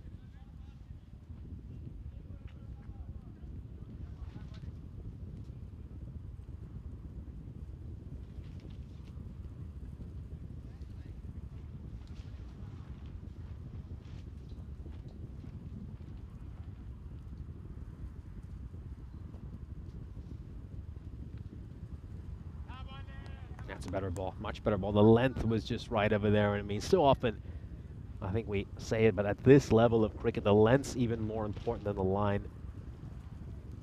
It really is. And you can just get that Yorker length. Any kind of a line, it's going to be so hard to play. Struck away towards cow corner, and good bit of fielding. Great take over there, and oh, that throw was fired in. Well, he's decided to go for the direct hit and almost taken out the umpire as well. And oh boy, well, what's Hyderi doing over here? What is he doing? Well, let's start all the way from the beginning. I mean, first things first, great fielding by Kogiani. It was a terrific take by him. He fired the throw in as well. And Zalmai, well, he was too far away from the stumps. Knew he had to get the direct hit in, and well, he's almost taken the umpire out. Oh, well, it's a good thing the umpire's been able to get out of the way. Otherwise, he would have had a pretty nasty bruise.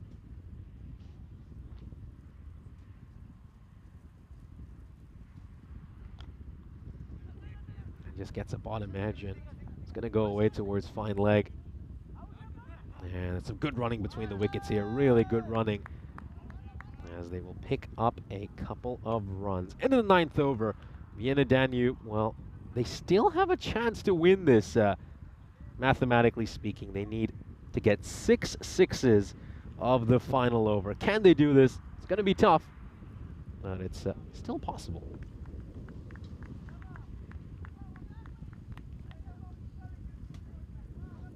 Now we're just having a look at this throw here. So yeah, that should be out. That should be a run out.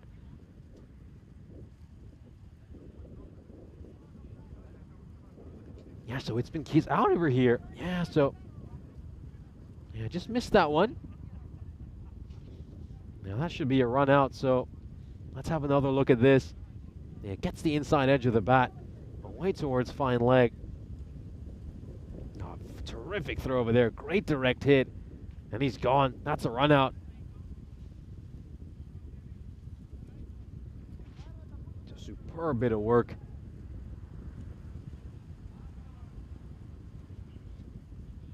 Great fielding, and that means, well, Vienna Danube, if they can hit 6 sixes in this final over, they can take this down to a golden ball. And you can just see the umpire currently in discussion with the cricketer CC captain Bilal Zalmai. Yeah, just wonder who's going to bowl this final over. Is it going to be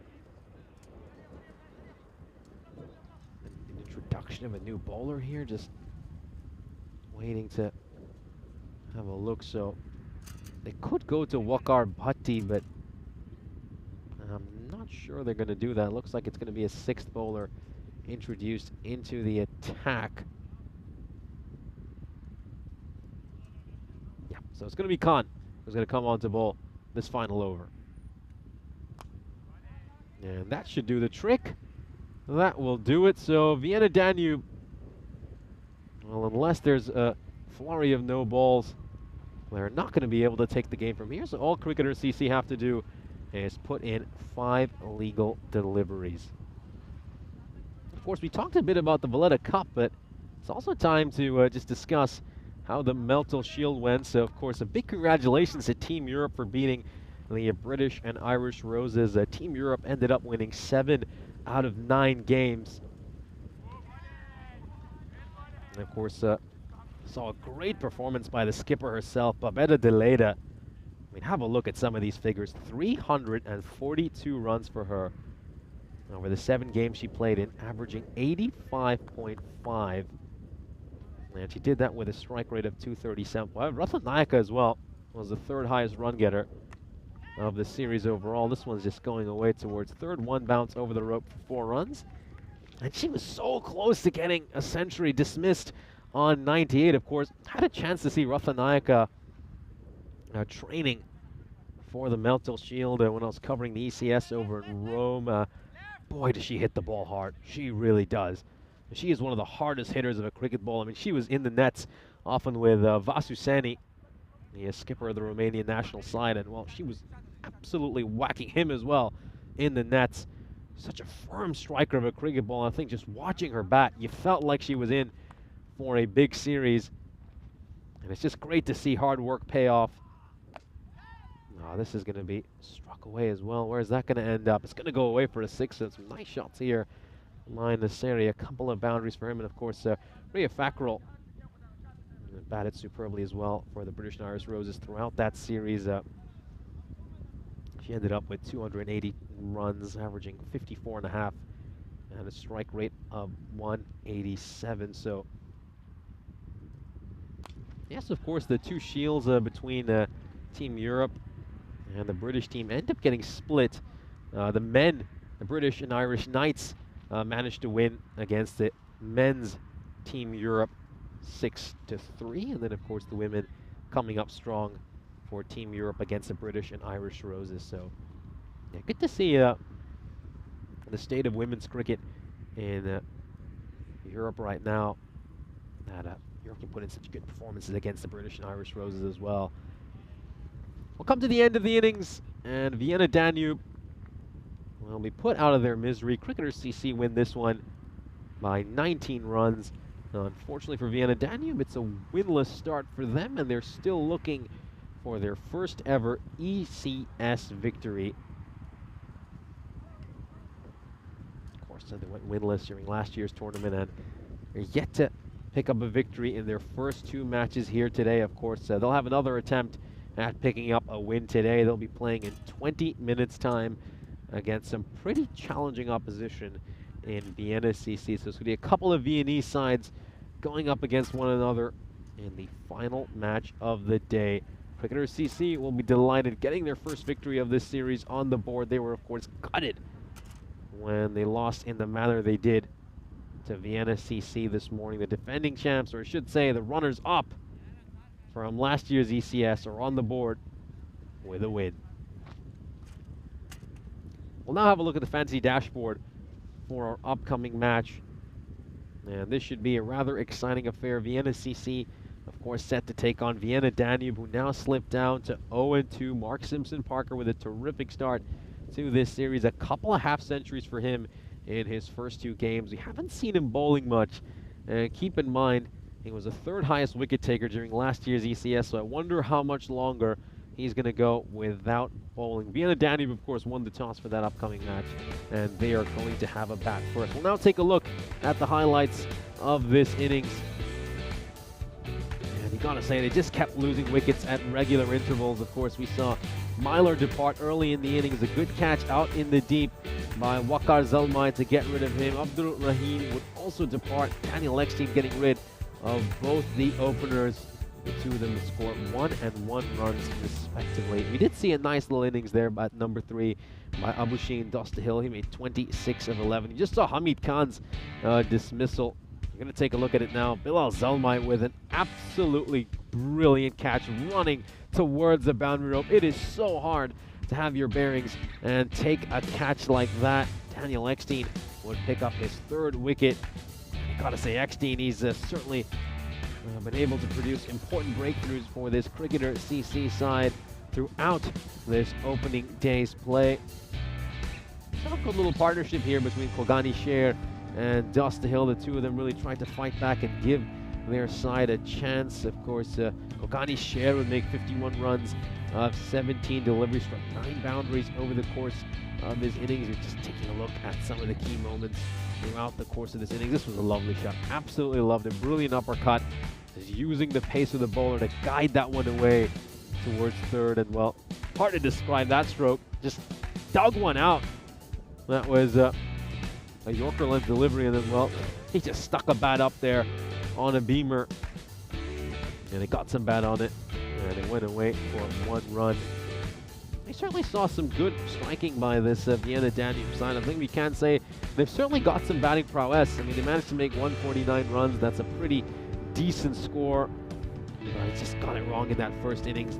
Weren't quite hitting their lines and lengths, and weren't quite able to get it right in the field either. They made far too many mistakes, and they're going to rue a lot of the errors they made. And you have to say the batters put in a pretty decent shift. They'll feel like if they could just bowl and feel a little bit better for the remainder of this series, they might have a chance to actually go on and win a few games. That was the end of Subur Haidari. That run out, a good throw in the deep by Naz, combining with, of course, Amr Naeem. Subur Haidari managed to make 35 runs of 12 deliveries. As we'll now turn our attention to the scorecard of this inning. So Kogiani Sher will end up as the top scorer, a half century for him, 51 runs of 17 deliveries. Of course, Scher used to play over in Switzerland for St. Gallen, and he has now come over to the Austrian cricket scene And it's great to see him get off the start with a terrific start. Good batting by Subor Haydari as well. He was run out thanks to a great bit of work between Naz and, of course, Amr Naeem. And then meanwhile, Abu Hussein Dustahill batted superbly as well. 26 runs off 11 deliveries for him. We'll now turn our attention to the bowling card here for Cricketer CC. And the pick of the bowlers has to be Bilal Zalmay with figures of 2 for 19. Solid work by the captain. Held on to a brilliant catch as well. It was a superb performance by him. His batting was incredible. Made a half century. Did the trick. Will hit the ball. And then, of course, produced a moment for the ages with his fielding. So we've come to the end of match 4. Cricketer CC have taken this one by 19 runs. Our final match of the day will be coming up in just about 15 minutes time, so make sure you're there for the start of play.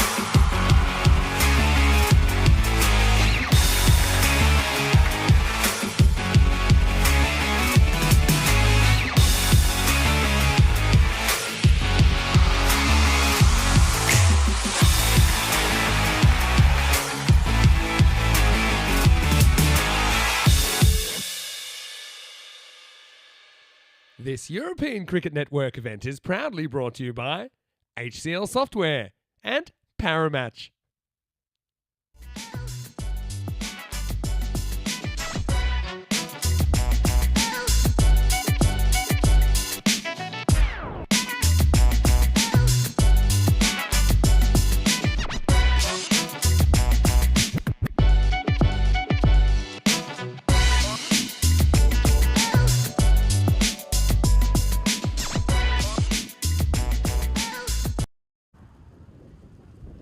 Welcome back for the start of our final match of the day. This should be a really exciting one. Let's head over to the coin toss where you'll be joined by match referee Tyrone Peters.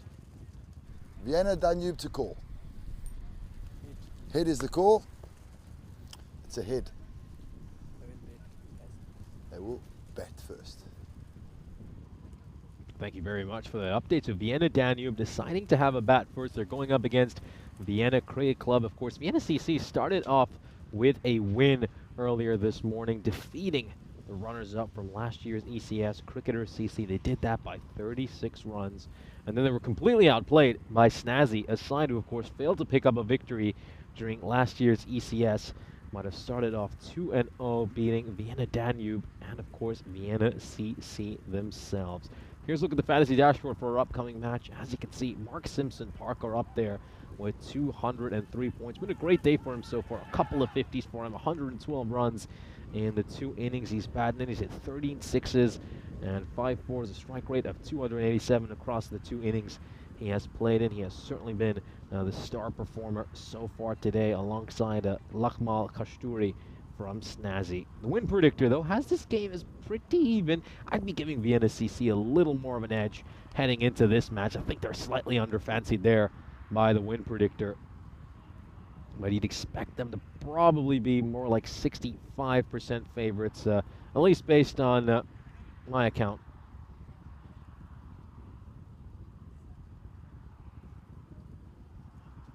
So the players are taking the field. The NSCC are ready, and the openers are making their way out to the middle.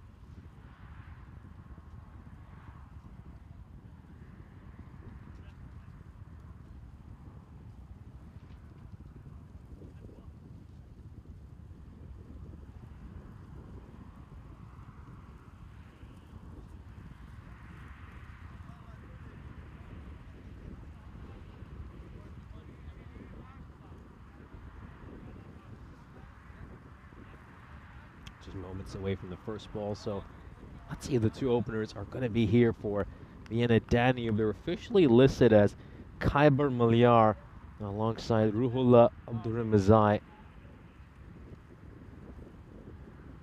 And it looks like they might have changed their listed opening lineup a little bit, because I can see Hamid Khan out in the middle. So Hamid Khan, of course, was out for a first bowler, but that hasn't deterred his captain from allowing him to open his batting. Of course, to be fair, it was a pretty good catch that was taken to get rid of him. Of course, he just top-edged one, which we saw the skipper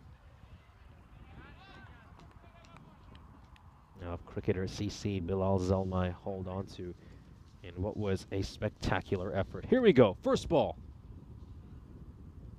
Oh, beautiful ball, absolutely beautiful delivery, and there's a little edge over there. There is a little nick over there. So Malyar will depart on the very first delivery, and looks like we're going to see a majestic Royal Derrick coming out to greet the batter. He still hasn't moved. I mean, Malyar is convinced he hasn't nicked this.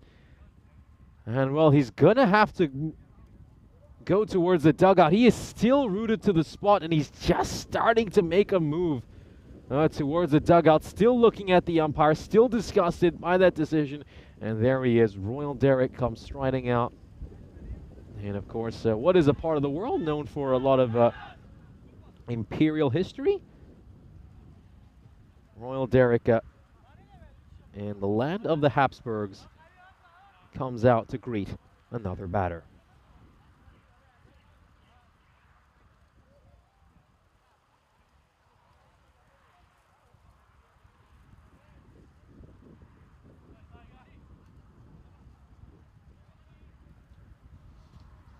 So it's a nightmare start here for Vienna Danube. Of course, they won the toss. The skipper, Kaiber Maliar, decides he wants to go out there and put some runs on the board when he departs on the very first ball.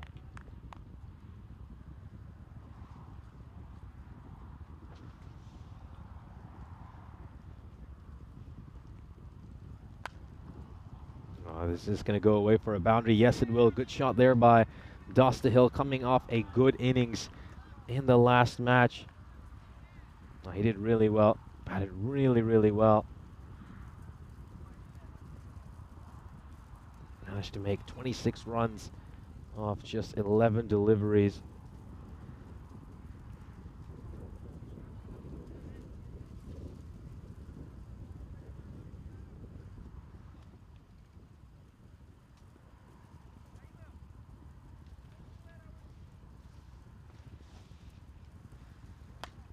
Now it looks to go big, and this one has got the distance, so it's 2 consecutive sixes here to start off for Dostahil. Great use of the feet, dances down the track, and bashes that one away. And it's gone for 6 runs, so I've loved the attacking approach Dostahil has had throughout today's play. You can, of course, see the Afghan flag colors on his gloves as well.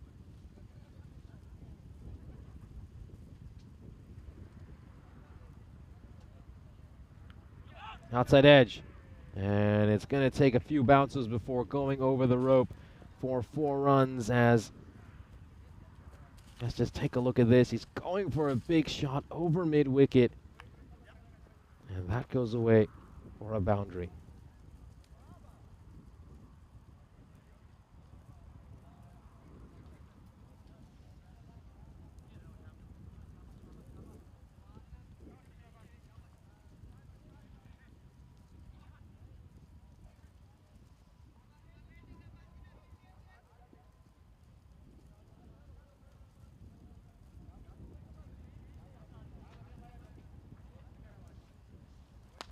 Now this time he's going to go straight down the ground and over the rope. 6 runs. This is great batting here by Dostahil. Wonderful use of the feet once more. Gets to the pitch of the ball. And I smashed that down the ground. So this is just great intent by Dostahil. A fantastic counter-attacking innings by him after his side lost a wicket off the very first ball. Superb batting.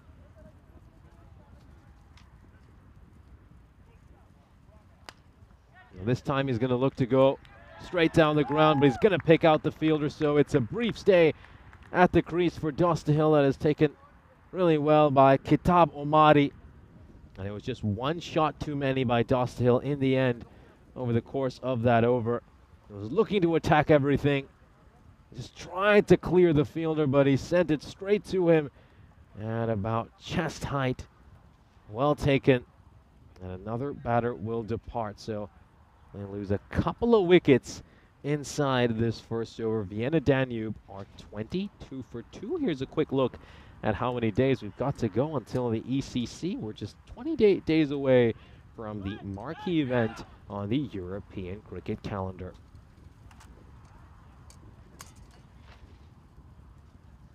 Yeah, so quite a bit of talk about the Canada-Netherlands series as well. Netherlands found themselves in a spot of bother when they were, of course, 44 for 4 and then 65 for 5. They now need another 36 runs, 16 deliveries.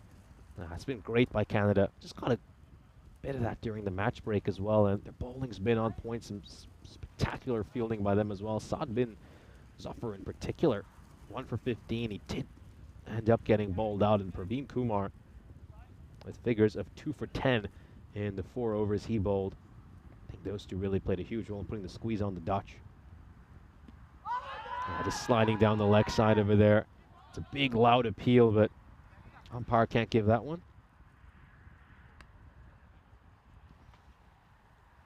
Let's just have a look at this. Oh, well, I mean, the impact is well outside the leg stump. You could argue that it was quite close to pitching outside leg as well. So nothing really going for it. We need a second set of stumps for that one to even have a chance of being an LBW.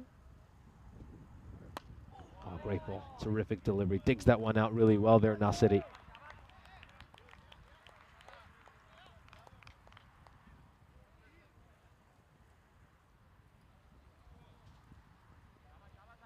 So not the start Vienna Danube would have hoped for after winning the toss, deciding to bat first. And a great point made here by Pandey Prediction regarding the Danube. Oh, that's not too far away from the off stump, just a whisker away. Could have been the third wicket. Yeah, the point that the Danube made, I should say about Pandey Prediction about the Danube, was just that they always seem to just give away their wickets very cheaply, and it has been an issue for them. I mean, look back at some of the dismissals they've had throughout today. Plenty of them have been extremely soft. Good bowling in the channel, and well, Nasiri needs to look to get closer to the ball.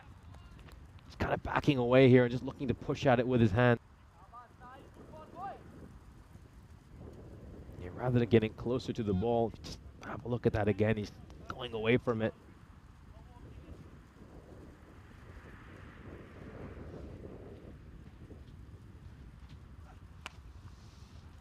Now this one might go away for 4 runs. It has. It's gone through extra cover, so a boundary over here. Nice batting by Nasiri. Yeah, this is just a power play 4. It's one of those shots that you feel outside the power play would just be a single, but with these short boundaries and this quick outfield, you just know that even if you could just scuff one into the gap, yeah, it's probably going to go away for 4 runs. It looks to go big over here, and it's over the rope. It's gone for 6 runs. Good shot again by Nasiri. Advances down the wicket. And he looks to go over cover. Beautifully played. And despite losing those 2 wickets, they're going along at a pretty decent rate over here via the Danube. They find themselves 33 for 2 at the end of the second over.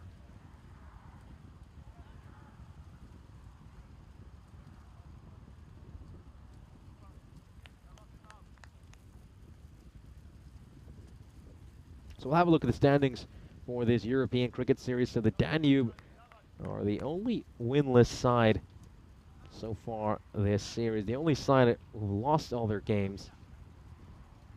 The ones we have seen featured in today's action. And well, they're desperately seeking a win here. Don't want to get into an 0-3 hole to start off this series. That one beats the fielder at point. It goes away for 4. Great shot there by Khan. Just have a look at how fast his hands are. Look how he whips right through that ball and works it away towards point. That is a top shot. It's by a player who's clearly worked hard on how to get Yorkers away for a 4. Just opens the face of the bat a little bit during that bat lift. Just look how open the face of the bat is during that bat lift. It just makes it so much easier for him to hit those wide Yorkers. This one is going to go away for a 6. And straight into the Vienna CC dugout. They won't want too many balls coming that way. This time clears the front leg, gets the front shoulder out of the way, looks to go over extra cover. Superb bit of cricket. So a couple of boundaries to start off, and Omari under immediate pressure. Up in the air. Chance to catch. Chance to catch. Oh, well, it's gone over the rope. And he's not been able to get to that one. Let's have one more look at this. That one's gone high up in the air and goes over the rope for 6.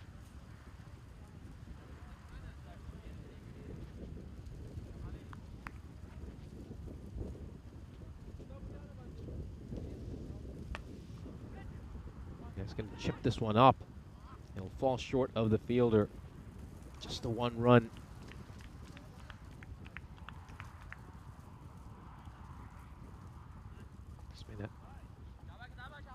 17 run over so far. Going at an excellent rate here via the Danube. Despite losing those wickets, it's incredible how it hasn't really slowed them down whatsoever. They just continue to attack. Oh, this is going to be played away. It's going to go past the fielder, and that's gone away for 4 runs. Just picks out the gap superbly over there.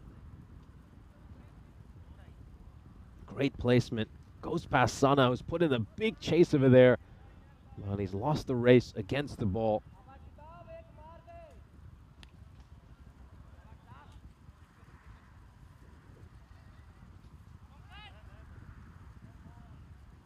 Yeah, interesting enough, 30 of their runs so far have come through the offside. Full toss. He's missed out on one there. He certainly has. Looking at that one, Nasseri, he'll feel like he could have bashed that one away for a 6. As we come to the end of the power play, Vienna Danube are 55 for 2 at the end of 3.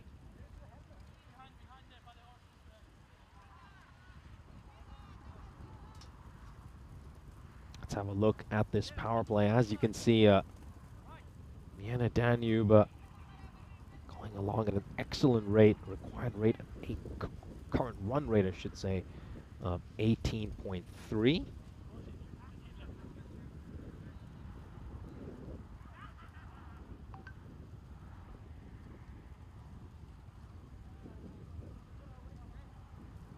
So it's going to be Hamdar to bowl the first over after the power play.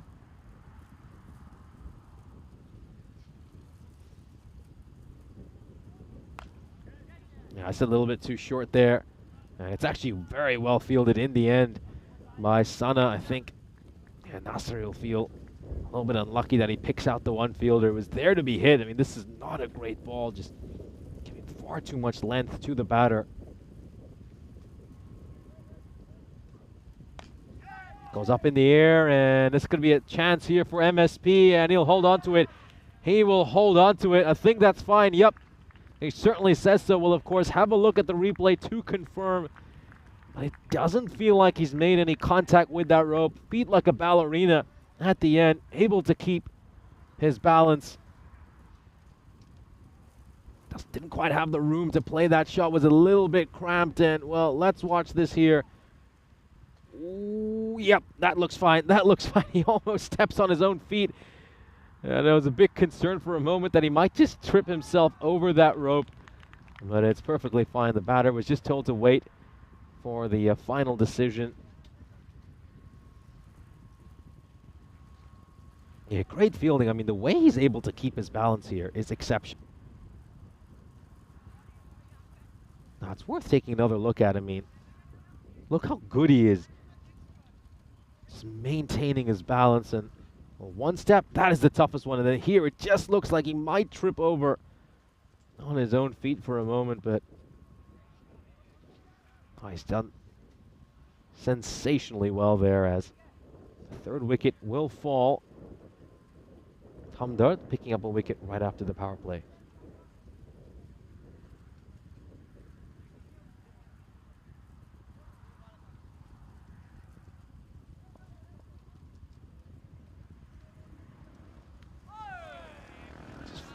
Gets that one to skid through.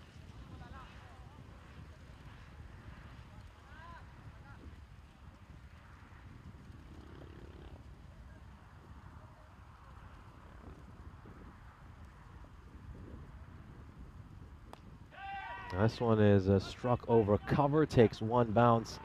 And oh, well, he's just lost track of where the ball is. Oh, let's just have a look at this again. Well, he's lost sight of the ball. And for a moment, he's like, where is it? Is it back there? No, it was right in front of him all along.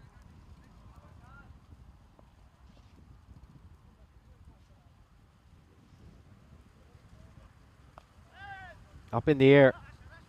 A chance for a catch, but it's just going to land in the Bermuda Triangle. Well, nobody made a call over here, and I think this is where their communication is a little bit concerning. I mean, I couldn't hear a single call of a single person saying that catch is theirs, and it just kind of landed safely.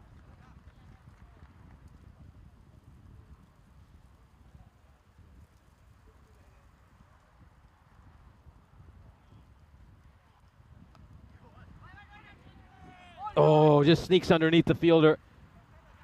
That's going to be a misfield. Just catches an inside edge and it goes away for a boundary. We'll have another look at this. And he's looking to go for the big shot over cow corner, and it's nutmeg the fielder. Goes straight through him. 4 runs as Vienna Danube are 63 for 3.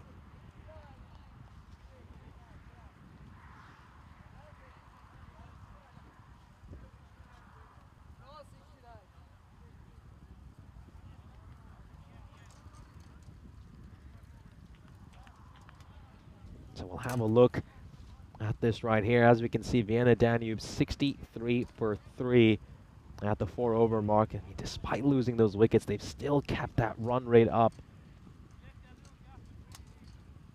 Managed to get that boundary right at the end of the over to assure it goes for at least 8 runs.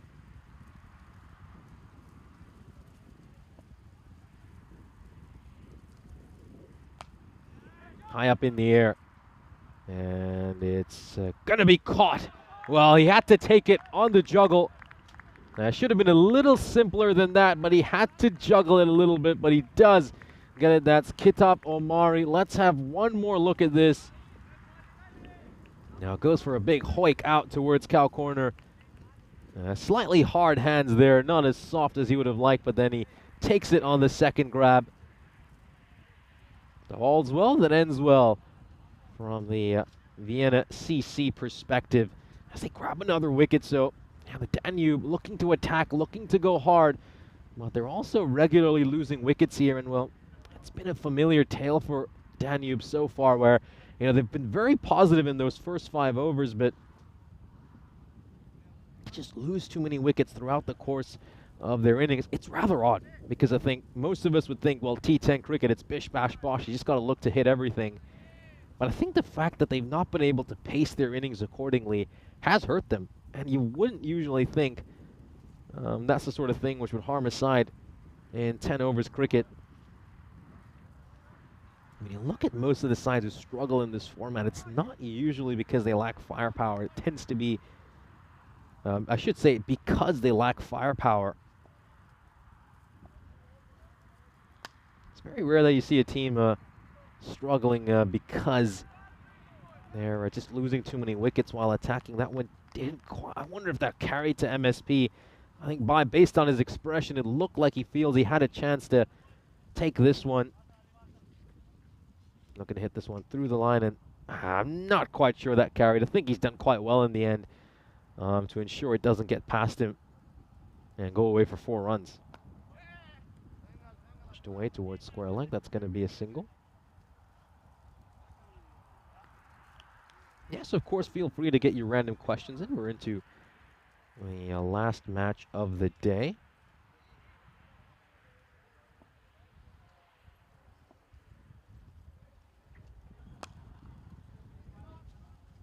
Oh, and it's a good effort there by Simpson Parker, but just not quite able to stop that from going away for a 4. Ball slightly over pitch, has been hit through the line, and I think that Tortuga bounce it takes over there just makes it a little harder for him. He's standing about as straight as a long off can.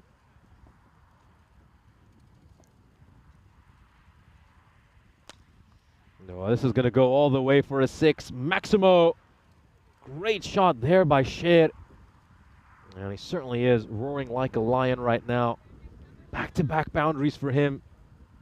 I think the bowler's going for that wide Yorker, hasn't quite been able to hit it, just a touch too short from that Yorker length, which allows Sher to get underneath it, and he has pumped that away for a 6.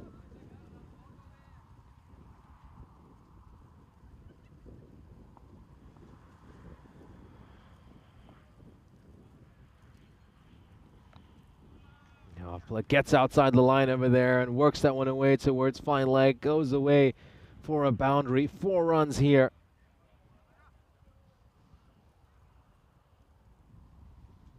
As Vienna Danube find themselves 80 for 4 halfway through the innings, and a chance, of course, to welcome you in to our commentary position. So Vienna Danube, once again, batting with the sort of positivity we are so accustomed to seeing from them. But throughout this first day, they've often lost too many wickets inside these first 5 or 6 overs, and then they just slowed down right at the end of the innings because they just haven't had enough batters left out there. Let's see if that's going to be the case again for them as we, of course, head back out to the middle as we're set for the start of the 6th over.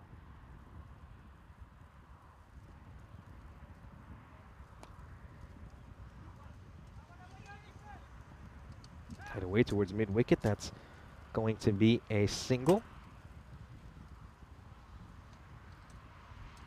Yeah, so I can see a little bit of news coming in on the chat and also based on the scoreboard. So Canada beating the Netherlands by 8 runs in the end. Yeah, a little bit surprising. I think most of us, certainly during that match break, thought that it was very good that Canada managed to somehow get to 132 considering the situation they were in. At one point, I would have thought that probably 110 to 120 would be where they'd finish.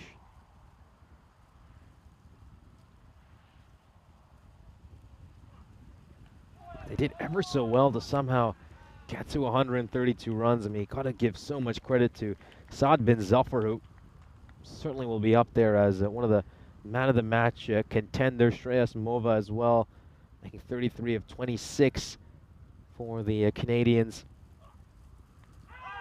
Oh, is there something there? Is there a nick? Is there a nick? They're absolutely certain there is. And I think the batter knows there was as well. Just a little bit sheepish. I think when you've nicked it, you should look to walk. Now, you could just tell from the reaction there by the keeper and the bowler. There was certain there was an edge there. And, well, he knows. He knows. He has nicked that. Yeah, you should look to walk. You really should. As Nasiri will depart. Yeah, so of course, just going back to that point about the Canadian victory over the Dutch. Yeah, great work for Canada, of course. A huge win for them, really is, to go into the Netherlands and pick up that victory. And then, of course, the Netherlands side, that's the first defeat they have suffered over the course of this tri-series. I mean, won all the ODIs. Are doing great so far in the T20Is. Oh, this one's going to go up in the air. Chance to catch this. Oh, it's going to fall short.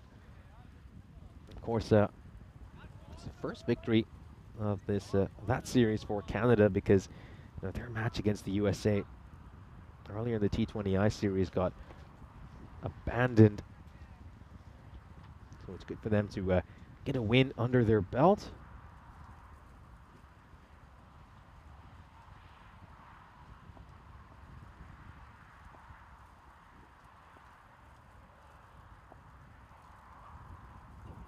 Oh, just pulls that one a little bit shorter, and oh, I was going to try to backheel that one. And that is a good save. That was Ikramullah Karotai feeling that, seeing him for the first time in this series. Just gets his foot on that one and save some runs. So as we can see, Vienna Danube are 84 for 5, 85 for 5, 6 overs into this innings. Here's a look at the scorecard. Abushin Dostahil on 22 runs of 5 deliveries. Kogiani Sher managed to make 16 of just 6. So you've seen there's some good starts in there for this Vienna Danube side, but no one's quite been able to go on and play that big innings. Yeah, to answer your question, Dave, no, we're back in the ice cube now. I mean, I think you can clearly see when we're doing these comms, it's not a comms table anymore. It is the ice cube. Yeah, the comms table only had that around for about a match and a half this morning, but yeah, it's good to have the good old ice cube back. Familiar surroundings, although, yeah, I think the Casa Grande Rome Dome, or whatever you want to name it, was a great home for a couple of weeks, and I think we can expect to see it later this calendar year. I think here in Austria we're going to have the ice cube back, and I suspect it'd be the same in Croatia as this one. Big swing and a miss, not too far from the edge of the bat. But no, it does feel quite small coming back to the ice cube after the Casa Grande. I wonder if the ice cube was always this size, or if it's become smaller. Maybe it just feels that way after being in the Casa Grande for as long as we were. Yeah, definitely waiting to hear Rico's take tomorrow. It's going to be a slow finger of death there by the umpire as Mirali Kale will depart. Karanam picks up a wicket. Yeah, great bowling. Great bowling. Now, this is exactly where you pitch it. Good length in and around the channel. He just doesn't have the room to play that shot. He can't free his arms. And he's just desperately trying to hoik one away. But it has caught the edge of his bat. And it's going to swap his bat as well. Well, that bat certainly didn't serve him well, so let's hope that its new recipient finds some better luck. It's going to be Rokan Salman Kale coming out to bat.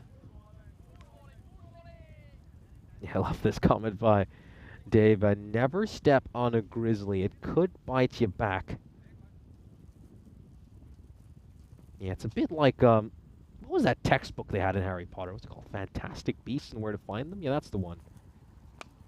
This one's going up in the air. Oh, it would be great if he had managed to take that. A stellar effort there by Ali, although I do fear that that attempt means that he's just helped it over the rope. A for effort for sure. Let's have a look at this. Ali Rahimi is trying to pull off a really spectacular catch here. He does get a hand to it, but I'm afraid by getting a hand to it, he's actually helped it over the rope. I think if he just plays that one conservatively, it would have just been a single.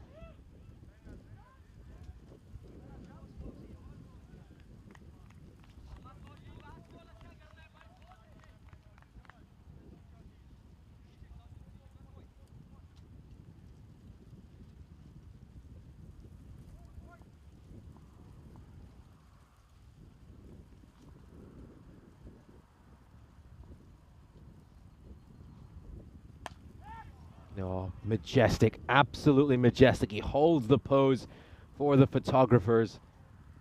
Have a look at this stroke again. Oh, straight batted, high elbow. Exactly as it is taught. So 11 runs coming off that over, and here's a look at the fixtures tomorrow. So of course we're gonna see the defending champions Donaustadt tomorrow morning. They'll be taking on Lords Cricket Club, and they've got a couple of matches tomorrow. They'll also be taking on the Austrian Daredevils, who of course last year around had a pretty difficult series, won just 2 games out of 10. And Lords CC will be seeing them for the first time ever on the European Cricket Network, so a team we've not had the opportunity to see before.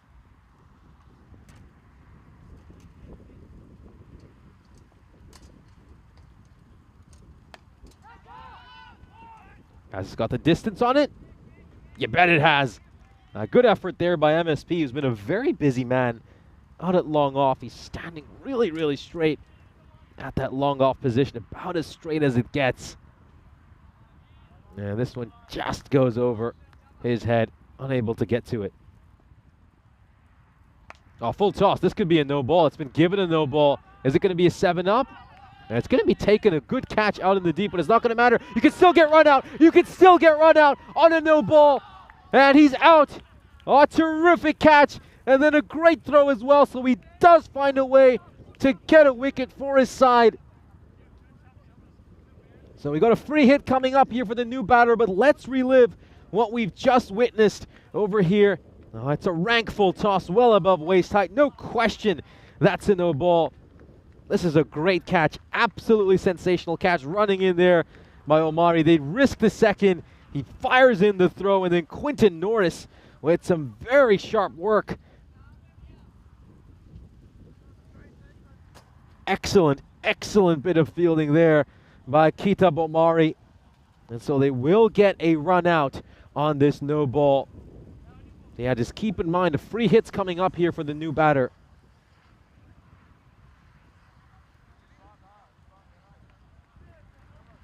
Just take a look at that again. Great catch, terrific throw, taken one-handed by Quinton Norris.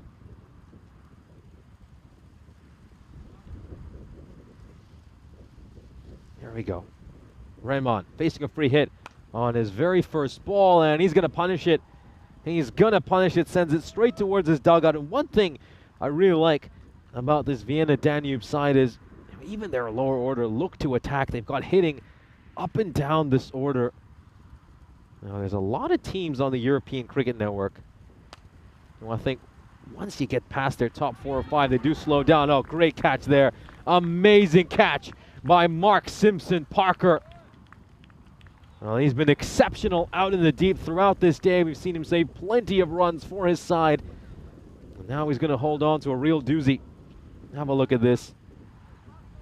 Hasn't quite been able to get the elevation he desired on that shot, and Simpson Parker puts the dive in and holds on to the catch. Well, he's put in a shift and a half out at long off, and he deserved to hold on to that catch. Stellar bit of fielding.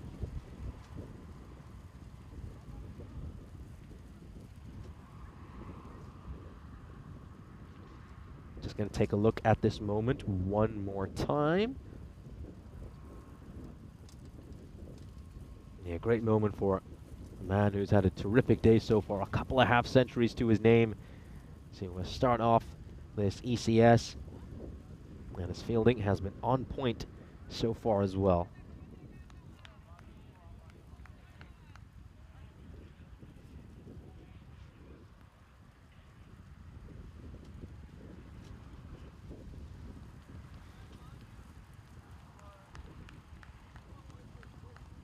So got Viking Bay joining us in the chat saying that was classic ECN, referring to the run out.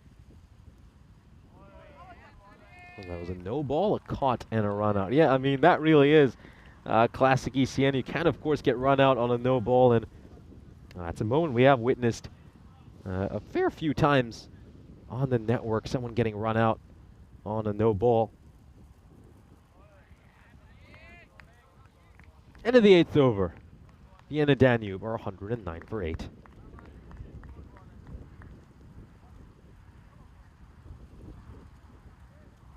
So, of course, no surprise, I'm over in the Netherlands. Saad bin Zafar has been given the Man of the Match award. 33 runs for him with the bat in hand, and, of course, figures a 1 for 15 with his bowling. I mean, the only one who did better than him was Praveen Kumar. And the 2 for 10, you, of course, had that key phase during that match where there were back-to-back wicket maidens in over 7 and 8. I think that's where you just started to see the momentum swing towards Canada. Oh, great fielding here. Out in the deep, that's Sai Sama. I mean, what a weapon it is for this Vienna CC side to have Sai Sama at long on and then MSP over at long off. It's like you've got this big wall between that long off to long on region. So hard to get the ball away from them. A little bit of length on offer here for Ayubi, and he's gonna hit that one away over mid-wicket towards that stronger together sign. Really good shot. Very, very nicely hit over square leg. 6 runs.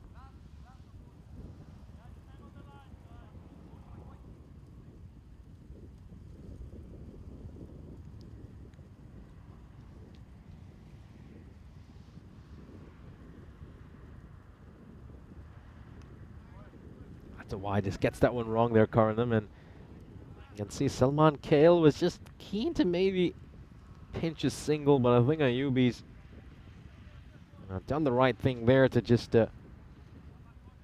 deny his part in the run, make the no call.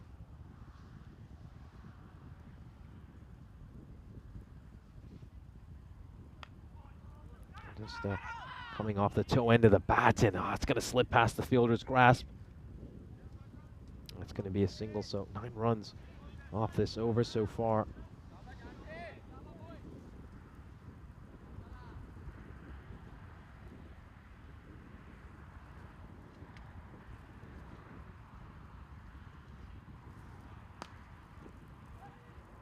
It's just going to be worked away towards mid-off. It's going to be a single here. Wayne making an interesting point regarding the time penalty for the batter just taking a little too long to make their way out to the middle. Yeah, I mean, just had to look at it, and at least based on our scorers counts, I think he's fine. I'll keep you updated in case any time penalties are awarded. As this is going to be a wicket, another one will fall, and wickets continuing to fall. And they're getting wickets in bunches here, aren't they, VCC? And they're just one wicket away from bowling out this Vienna Danube side. A good grab out in the deep. It is Sai Sama, who has one of the safest pairs of hands in this Vienna CC side. You don't tend to see him put too many down. As the Danube, well, I mean, have a look at that run rate. It is a really healthy run rate, 13.5. And keep in mind, at the start of this innings, you know, they were going a little long, 15 to 16 and over. I think this kind of aggressive approach of throwing caution to the wind has, well, strangely enough, come back to bite them in T10 cricket. It's just very odd when you look at this team. You know, everybody looks to come out to attack. They get off to good starts, but then, you know, they probably play a few too many rash strokes, don't put enough of a price on their wicket. And then a number of occasions where we've seen Vienna Danube just lose too many wickets. It slows them down and they don't end up achieving the score yet you'd think they should. I mean, you generally put a pretty low price on your wicket in this format anyway. Yeah, I just wonder what the time was like over there. Yeah, did he manage to get set in about 60 seconds? Just going to keep an eye on whether the scorers award any penalty runs as, oh, wow, that's going just over Simpson Parker's head. Oh, he's a very tall man, and he put in a good effort over here, a leaping effort. That one just hung up in the air for an age. And just watch this. He's gonna try to put in a big dive to ensure that he can maybe bat that one away back into the ring, but he's unable to do that. Here's a look at the bowling figures here for Vienna CC. And you're going to see the pick of the bowlers, Hamdard, with figures of 2 for 11 over the course of his 2 overs. Bowled very tightly, good lines and lengths by him. And you got to say everyone's been able to get in on the wickets as well. Oh, it's poor delivery. Poor delivery. That's going to be a no ball. That will most certainly be a no ball. That's a misfield out in the deep as well by Karotai. Let's have a look at this. Oh yeah, most definitely a no ball. So we're going to have a free hit coming up over here. And we can just see the umpire give a warning as well to the bowler. Yeah, it's going to be a free hit coming up, and a poor start to the over, a minimo. Just poor cricket all around here by Vienna CC. Is he going to be able to capitalize on the free hit? He most definitely will. Just backs away, makes some room, and gets that away towards third man. Very smart batting. And I think that might have gone all the way. So, yep, it's going to be 6 runs. Yeah, superb hit there by Salman Kale. Now cut away. And has this gone beyond the rope? Yes, it has. There we go. Iqbal Singh indicating that it's gone all the way for a 6. So what a start to this over. 17 runs off the first 2 legal deliveries. You can just see that has cleared the rope by a bit. A few fans watching as well. They're having a good time here on a Monday evening, soaking in some cricket. Looking to just work that one away towards fine leg, hopping and skipping around in the crease there, Salman Kale. It's going to be 1 run off leg buys. Now the 3 balls off this over so far. The 150 looks like it's on the card here for Vienna Danube, and you know, despite everything we've been saying about how they keep losing wickets, they made sure that run rate doesn't dip. Oh, this could be the end of the innings. This could be the end of the innings, or it could be another 6. Oh, for a moment, the fielder thought he had a chance to take a catch there. Iqbal Singh came in quite a bit, and then he watched one sail over his head. I think that one will just about be under shoulder height. Just about. But it's going to go over cover 4 to 6, so just one more run needed to bring up the 150.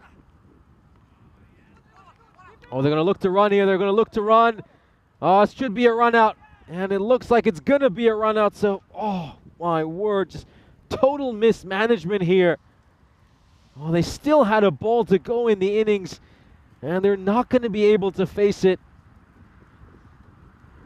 Well, he's desperately trying to pick up a single here, Salman Kale. But I think he's just gotten a little bit too greedy, especially with a ball still to go in this innings, and the fact that your side is 9 down. I'm not sure he's played that right. Just far too greedy. Should have settled for the dot ball and seen if his side could have got any runs off the final ball. In the end, they'll not be able to play all of their allotted 10 overs, as they're going to be bowled out with a ball to spare. So if this comes down to being a pretty close game, then we'll look back at that little moment in this innings. Let's have a look at the highlights of what was a thoroughly entertaining innings. This was, of course, a Royal Duck to start things off. We are in the land of the Habsburgs after all, and Royal Derek came striding out with all of his splendor. Junaid Said's first over went for 22 runs. We saw some great power hitting throughout the course of that over by Dustahill, but he would haul one up towards long off and would depart, having made 22 of 5. That was kind of the story of this innings for this Danube side. A number of players got off to good starts, but no one was quite able to go on and play that big innings their side desperately needed. But hey, credit to them, they do get to 149 in the end, and that attacking approach, maybe, just maybe, will be enough for them to get over the finishing line. We'll, of course, wait and find out when we watch the second innings. I think that Mark Simpson Parker catch he took earlier in the innings, I think that was certainly a highlight. Great work by him, great balance. He somehow managed to keep himself inside the rope and ensure he was able to take the catch. This also Quinton Norris with some great moments as well. Held on to a few catches, and then was, of course, involved in that run out of Kogiani Sher. He would take 3 catches over the course of this innings and was involved in a couple of runouts. So 5 dismissals in total. He was involved in a good innings for Quinton Norris. This was that moment. This was a spectacular moment there. Great work by Kitab Omari. It was a no ball. Kogiani Sher was desperately trying to get back on strike. But then, of course, we saw Omari hold on to the catch and then fire one straight at Norris, who, of course, did the rest of the work. Good catch. Well hauled to here by Sai Sama to get rid of Hamid Ayubi. We're just looking at some of the highlights of this innings. Good uppercut there. Well struck away for a 6. And then, of course, this was that big moment right at the end. And I think we're just going to wonder here if he got a little bit too eager. Was that far too greedy? Would they have been better off just accepting the dot ball there and trying to play out the last ball of the innings with 9 wickets down and a ball to go in the innings? Did it make sense to go for that rather suicidal run? Here's a look at the scorecard, and as you can see, a number of starts there for Vienna Danube players, but no one with a particularly standout innings was able to go on and play the big knock that Vienna Danube needed. But this seems to be their approach. Everyone looks to attack. They put a low price on their wicket because they back whoever comes in next to be able to continue and maintain that run rate. We'll have a look at the bowling figures here for Vienna CC, and the pick of the bowlers has to be Hamdan, with his figures of 2 for 11. We're halfway through our final match of the day. Vienna Danube will end up setting a target of 150 for Vienna Cricket Club. Join us in a short moment's time when we'll bring you our final innings of our opening day of action here in Austria.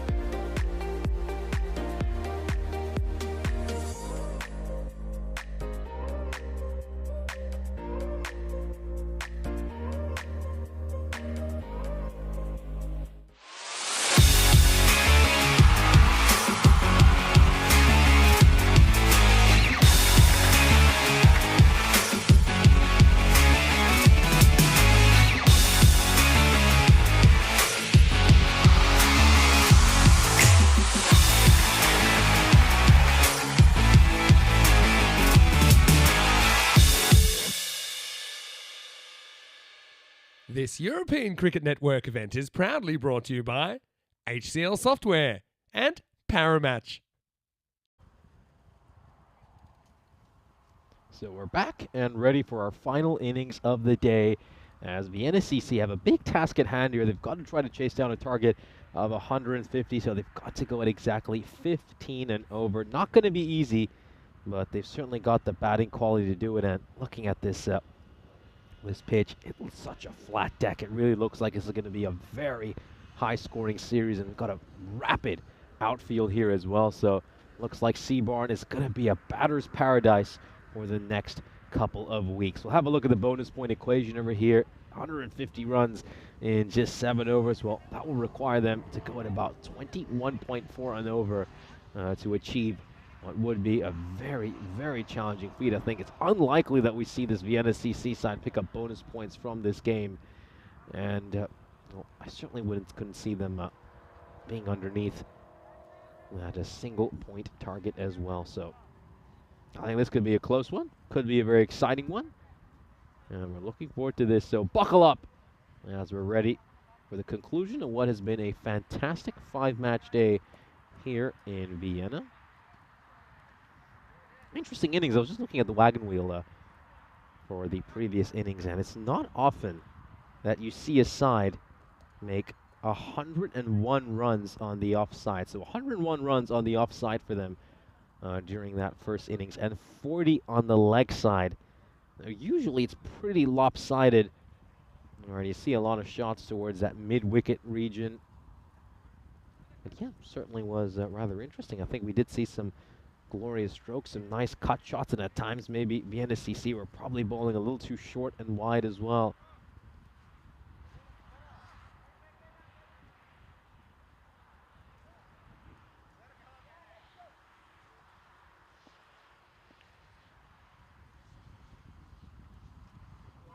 Yeah, start off with a wide over here, so just can't quite get his line here. It's just I think he might need a ball or two just to adjust to the left-hander.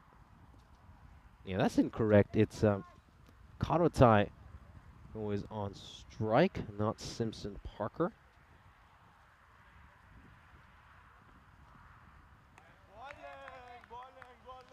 Yeah, so we do have some updates regarding penalty runs. So of course, we did have that question come in earlier. Are penalty runs going to be awarded? And yeah, so 5 penalty runs have been given to Vienna CC because the batter was late to the crease. Yeah, that update just coming in a short while back, of course. So yeah, thanks for that question, Wayne. And I did say that I'd just keep you updated. But yeah, that outcome, that information just came my way a couple of minutes ago. He just throws his bat at this one, throws the kitchen sink at it, a top edge, and it goes away for a 6. We'll tell you as well which batter that was awarded against. And we're going to have that info coming up shortly. But yeah, very good spot there, Wayne. Of course, you did mention during the previous innings that one of the batters took over 60 seconds to make their way out to the middle.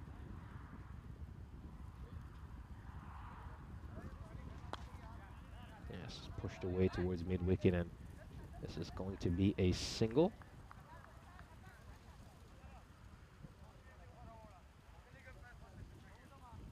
Got a change in the field as well. One of the fielders unfortunately unable to field because he's carrying a niggle. So Rohan Salman Kale is off at the moment, and it is Omari who is on strike in place of him. Of course, not to be confused with Kitab Omari of Vienna CC.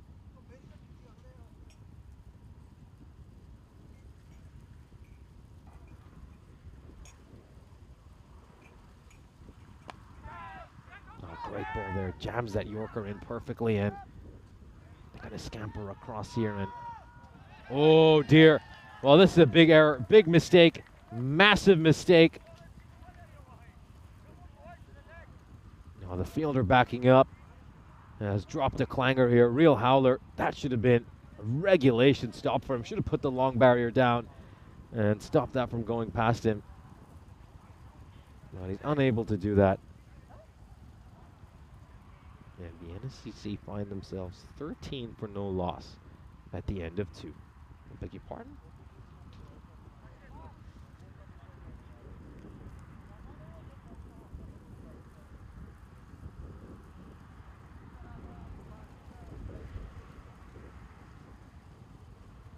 Yeah, just a batter backing out of the way over there.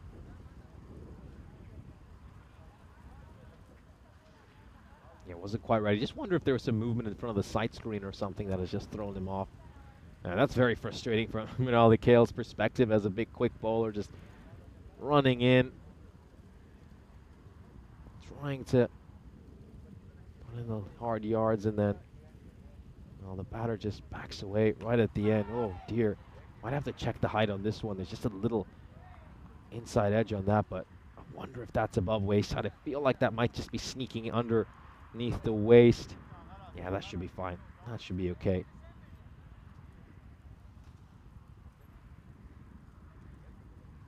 So a fairly disastrous start here for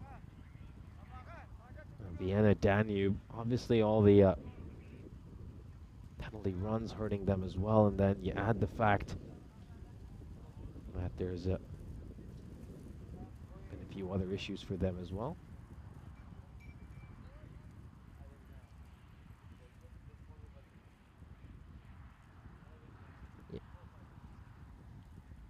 Yeah, so here's a look at the fact that it's been 112 matches since we last had a golden ball on the European Cricket Network. So yeah, just having a few issues at the moment with the scoring, so we are going to temporarily just pause this game until some of these issues are solved. I don't believe it should take too long.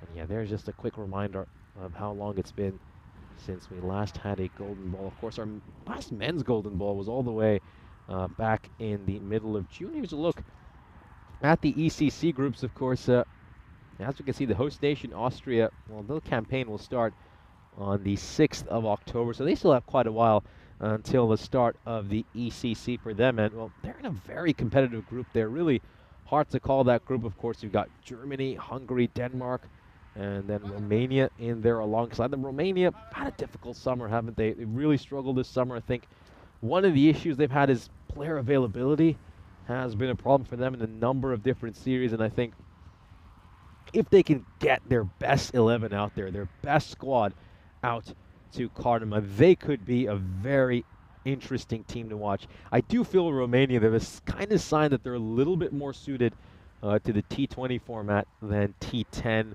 They got some good bowling, they got some nice stroke players, but sometimes when they need to go at those kind of T10 strike rates, it can be an issue for them. Of course, Hungary, had a chance to see them earlier this summer. Solid team. I think they've added some great players to the squad. Of course, someone like Sheikh Rasic, such a handy addition to them. He makes them a formidable side. And then Denmark and Germany, I mean, those are two really, really solid teams. I think you look at Denmark there, you might even argue that they could be the favorites alongside Germany, but so tough to call that group, really is. It's so tough to see who's going to come out of that. I don't think there's any clear favorite in that group, as we, of course, just have a delay in the game. So, yeah, apologies when, I think, earlier on comms, I was a little bit thrown off by some of the scores. We are having some major issues with scoring behind the scenes.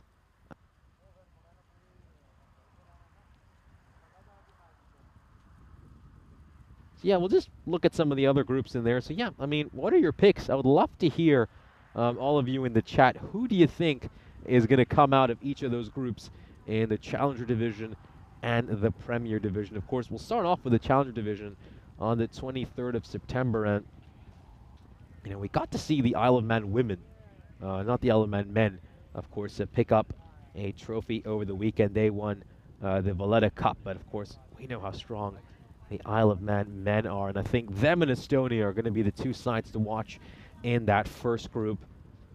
You just feel like they're head and shoulders above the rest of the competition. And meanwhile, just looking over at Group 2, so tough to call that group. I think Czechia, for me, they go in as clear favorites. But you certainly got sides like Greece in there who are more than capable of pulling off a few upsets.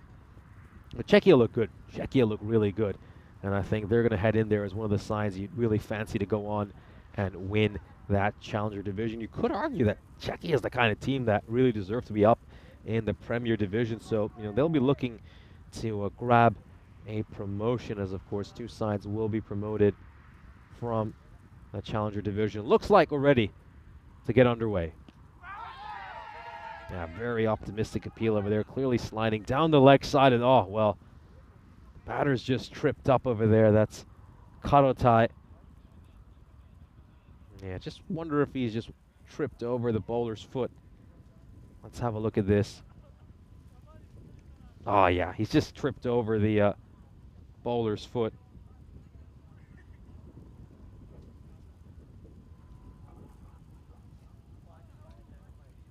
So end of the first over, the NSCC are 20 for no loss. Yeah, so apologies for that delay. Just a few technical issues at our end. It was a little bit disturbing when it was occurring, and I think now we've cleared up those issues and should be smooth sailing from here on out.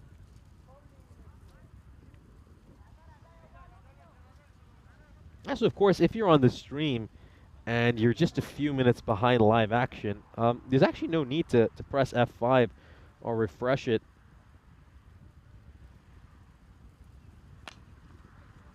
This one's going to go away for a 4. Really good shot. That one sneaks past the fielder at cover. Beautiful looking stroke there by Simpson Parker.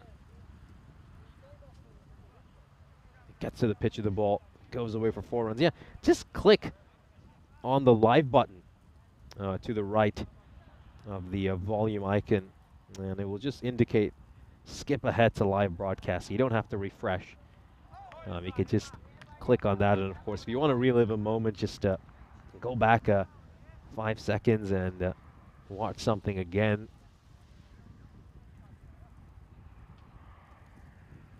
Yeah, so Dave, for the Challenger division, has the Isle of Man and Czechia getting out of the 2 groups. Yeah, good call, good call. I think Estonia are going to be interesting. Really looking forward to seeing them play. I think they're just the kind of side who can, bat a team out of a match.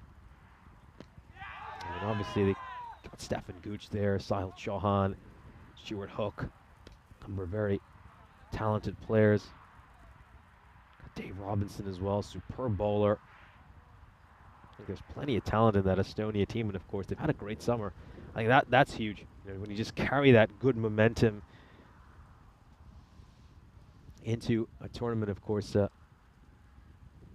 think Estonia could be an interesting side. This one is struck away beautifully by Simpson Parker. A little bit of helicopter about that shot. Just watch this again. Look how he whips this ball away. It's not a full helicopter. You could call it about a semi-helicopter. And it's gone away for a 6. So well played by Simpson Parker. Has 2 half centuries so far today. And this side will need another big total from him.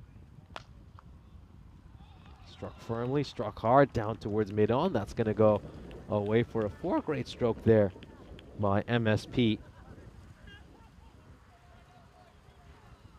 Ball just slightly overpitched. It's there in the slot, and you can't afford to bowl there to this man. You really can't.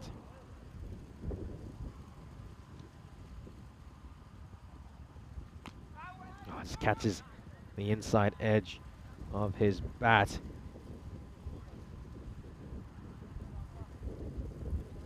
And in the second over, the NSCC are 34 for no loss, and of course just a little bit of talk still about that impressive victory for Canada. Yeah, at one stage I think you felt like it was very difficult for Canada to even get to 110 or 120, but then they somehow managed to get to 134 thanks to some great batting late in the innings. And then full credit to them for the way they bowled. I mean, you could tell it was very tight. They weren't giving away anything cheaply to the Netherlands. And the Netherlands just watched that run rate climb and climb and climb, and then, well, it just became too much for them during those final few overs.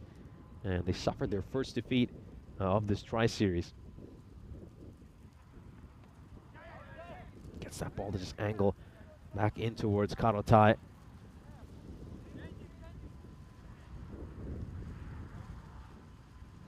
Simpson Parker back on strike, and you really feel like if anyone holds the key for them, it's this man right here.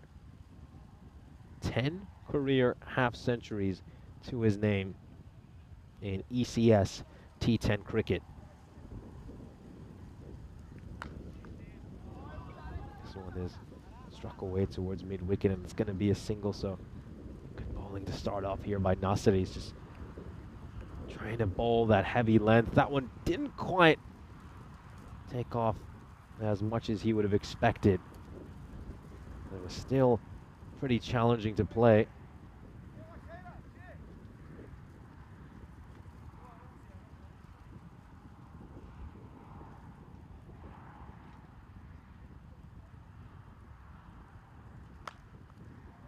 Yeah, this is struck beautifully, and it's going to go away for a 4. Great batting here by Karotai. He picks out the gap, and it's gone away for a boundary. He's just been given a little too much room there by Nasri to play that shot. Gets that away for a 4, so terrific cricket.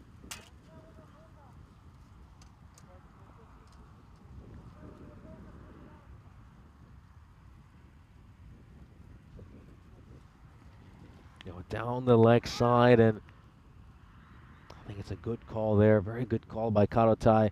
I think just for a moment you wondered if they had a chance to sneak in a single as well after that wide. I think Karotai's done the right thing there just to reject that single, make the big no call.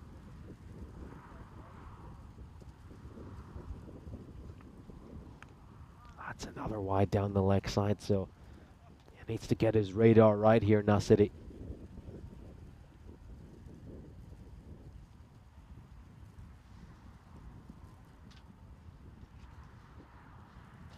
Taking a look at this field setting, there's a fielder out at deep square leg, and then the second fielder in the deep is very fine at deep third.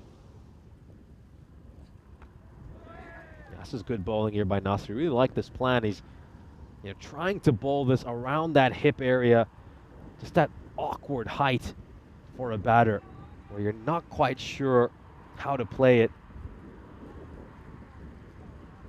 I think we saw it in particular over in Italy, where you had a pretty bouncy surface in Rome that most bowlers' plan was to bowl that heavy length. This surface a little bit flatter. It's got good bounce and carry, but not quite the same as Rome. So,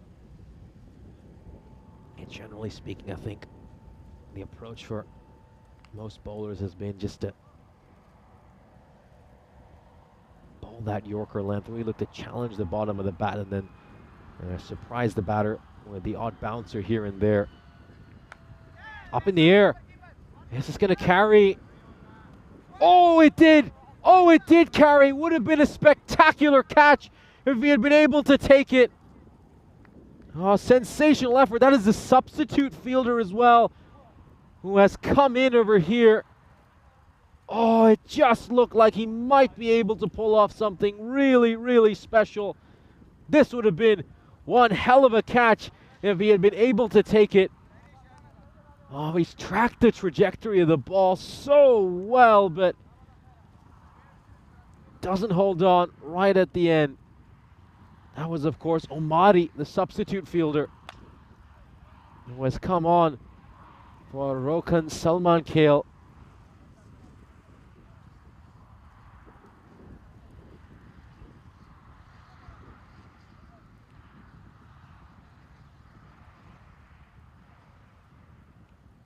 So an eventful over and an eventful power play.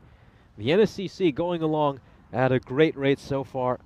48 for no loss at the end of 3. Of course, 5 runs were tacked on for penalty runs after one of the batters was a little bit too slow making it out to the middle. I do have the identity of that batter now. So it was Ruhullah Abdurramizai, who took more than 60 seconds to make it out to the middle. So, of course, Wayne's got his stopwatch out, and he's been watching very closely to make sure if batters are taking 60 seconds or more to make it out to the middle. So in the end, it was Ruhullah Abdurramizai who took over 60 seconds. And of course, that ended up costing his side 5 penalty runs.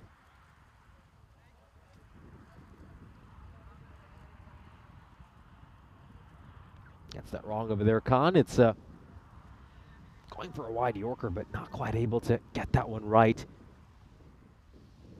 Yeah, look at that win predictor now. It's just gone up to 65% here for Vienna CC, I think. As long as MSP is there, you certainly fancy their chances to pull this one off. It's just going to be a single, so they'll bring up their 50. And just 3.1 over, so 19 deliveries is what it takes for them to bring up the 50. Got to go at 14.6 for the rest of the innings and still have all 10 wickets in hand.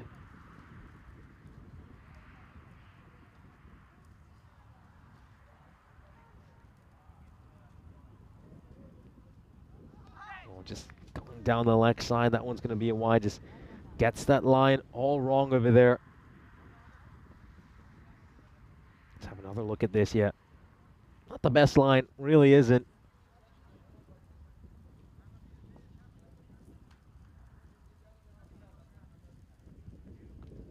I mean, it's just tough. I mean, you obviously try to adjust from right-hander to left-hander, ball after ball, and I think I wasn't quite able to make that adjustment right over there, Khan.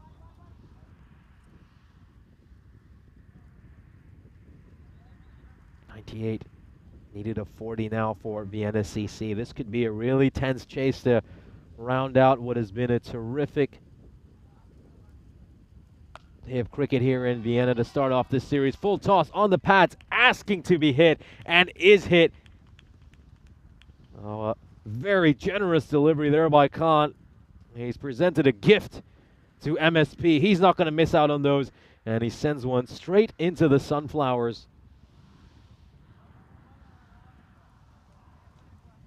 10 runs off this over so far, and we got 3 balls have been bowled. Now this is a huge matchup for both these teams, of course. Vienna CC, I mean, they were gutted when they missed out on going to finals day last year. I mean, in the end, they fell about 5 points short of Indian CC Vienna. This one is going to go over long off. It's a huge 6 there by Mark Simpson Parker. Now that one just sat up so nicely for him. A bit of stand and deliver for the main man. Can he get another 50-plus score here? He's got a couple of half centuries already so far today. 2 50s in a row to start off his ECS campaign. And can he do it again? Can he play another big innings for his team?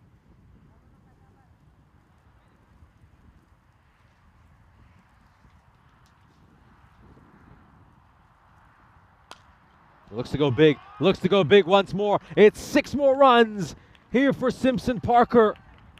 And this over has gone magical already. 22 runs off it. And we still have a ball to come. This is slot bowling. This is asking to be hit.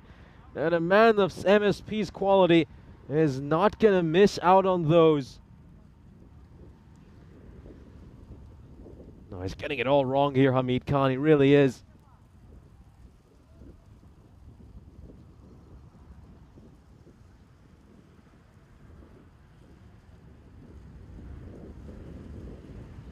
Oh, this could be a wide. This could be a wide. Let's have a look at this.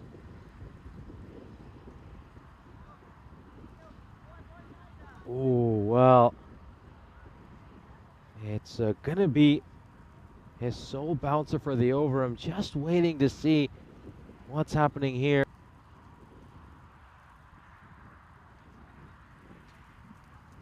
Yeah, I think so. Ooh, well, looks all right to me. I think didn't bowl a bouncer that over, so that one should be okay as we come to the end of that 4th over. 22 runs off it.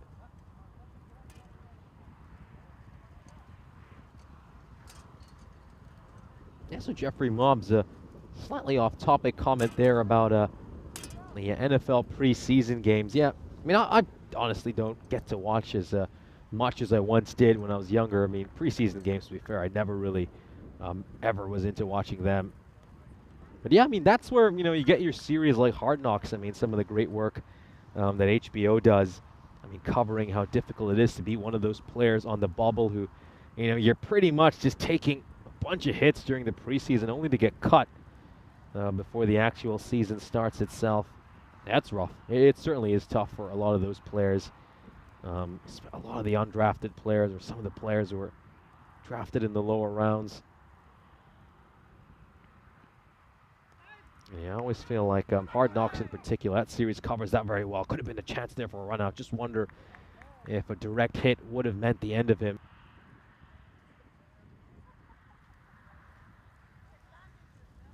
Let's have a look at this. Well, would he have been gone with a direct hit? He would have. He certainly would have. So that little bit of indecision was so close to costing him his wicket. Over long off. Does he have enough on this? Yes, he does. It's certainly going to at least beat the fielder inside the ring and goes away for 4 runs. Rahman, who's just in front of me at long off, has fallen on his knees. I think you just get that sinking feeling right now. If you're a member of this Vienna Danube side, is it happening again? Are they going to let another game slip away from them? Keep in mind, this Vienna Danube side have never won a game on the European Cricket Network. Gets that wrong. Gets that badly wrong. And not only is it going to be a wide, but the keeper mishandles it, so they're going to pick up an extra run as well. Oh, they batted well in that first innings, setting a target of 150. Now, there was a few people in the chat who were quite critical of their innings. I did give my opinion on that in the chat. I will reiterate what I said once more. I think there was a few people. I mean, you had Jivan Acharya, who made a comment saying that, well, please explain me, what on earth is their batting approach? Is this one is going to go away for 4 runs? Great strike there by Simpson Parker. Now the length, though, the length is all wrong here. It's just over-pitched. And this is slot bowling. It's been far too much slot bowling by this Vienna Danube side. And a player of Simpson Parker's quality is always going to feast on that. So, yeah, there were a few comments in regards to Vienna Danube's batting approach and the fact that some of their top order throw away their wickets. And look, at times, I feel they could adjust their batting approach a little bit, as this one is just struck straight to the fielder, should have been held onto. But they're not going to get a run over here, so this is interesting. It's going to be a dot ball. MSP did not run. I think he was just assumed he'd either be caught or... Well, they should have at least got a run out of it. That's poor. That's poor. The catch should have been taken first of all. But then they should have run between the wickets.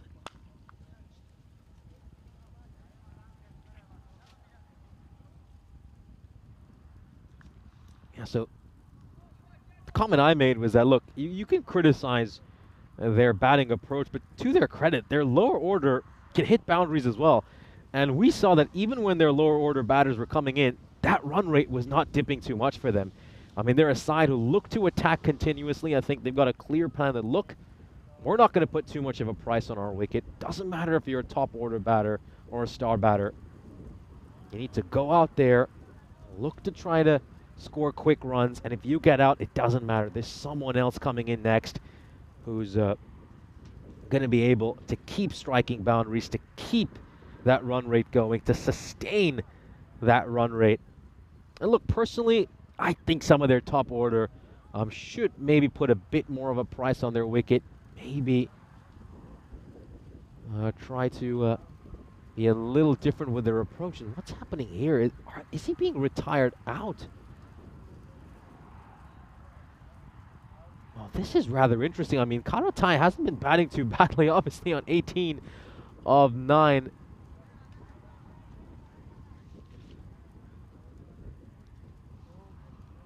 Yeah, I mean, maybe they're just looking at this saying, look, even a strike rate of 200 is not enough. I don't know. Maybe something is bothering him. We'll just give you an update on this as soon as possible.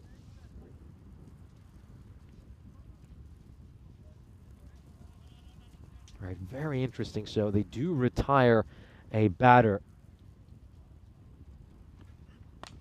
Oh, great Yorker. Fantastic Yorker there by Rehman. Yeah, not quite sure yet if he's been retired hurt or retired out. I mean, I didn't feel like he was carrying any kind of a niggle in. You know, you don't tend to see batters or on 18 of 9 going along at a strike rate of 200 get retired.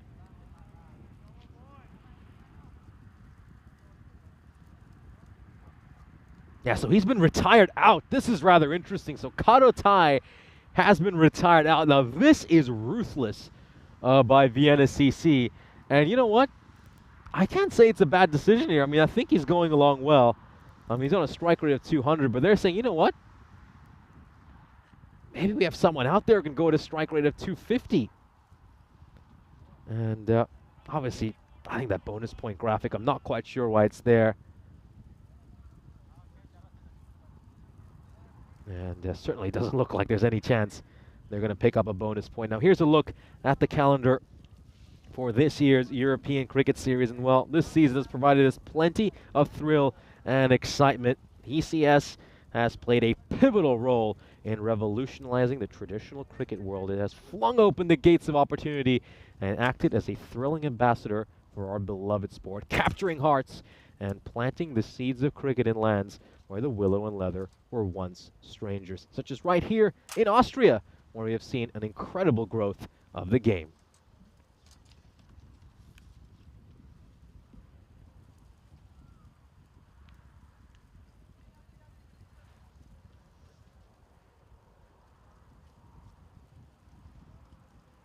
Yeah, so there's a couple of people in the chat asking, are you sure he wasn't retired hurt? No, he was retired out.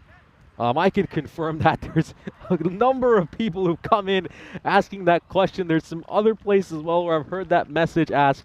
So yes, he has been retired out. Very odd. You don't tend to see that for a batter who has made 18 runs of 9 deliveries on a strike rate of 200.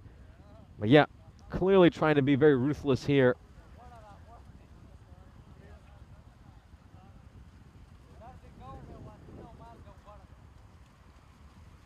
Well, Singh's played a couple of top balls to start off, so was that the right approach? This one's gonna go away for a boundary, so a streaky shot just throws the kitchen sink at this one.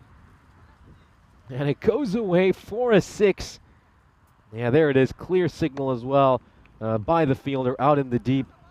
Goes sailing over him, and wow, it's half a chance to catch that. Would have been a spectacular catch if he'd taken it. I do feel, though, if he had held on to it, the momentum would have just probably carried him over the rope.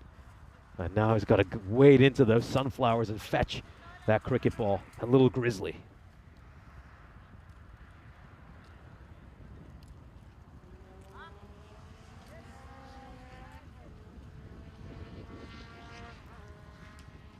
So yeah, big match for both these teams. I mean, Vienna Danube certainly don't want to fall into 0-3 to start off this series. That would put them in a real hole and really dash their hopes of making it to finals day so early in the tournament. This one's gonna go away for 4 runs, so really nicely played there by Iqbal Singh. Goes away for a boundary. Yeah, once again, slot bowling. Slot bowling has been a big issue here for this Vienna Danube side.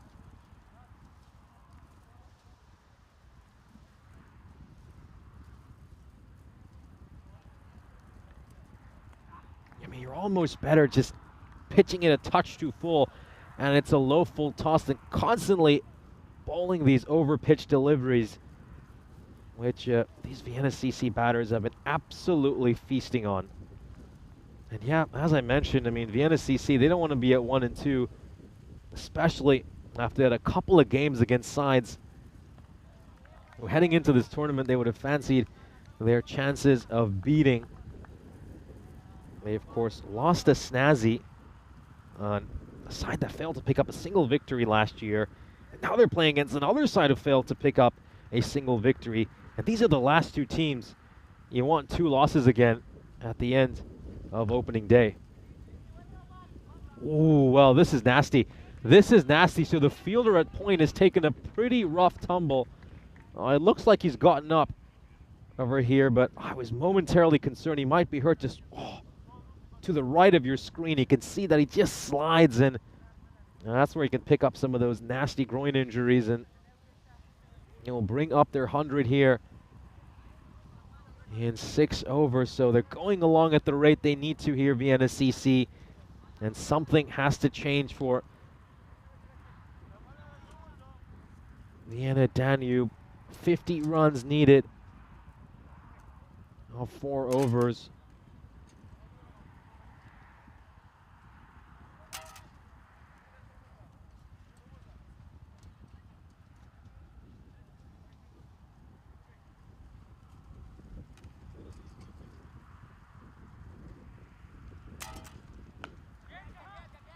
This is worked away by Mark Simpson Parker, and it's a wicket.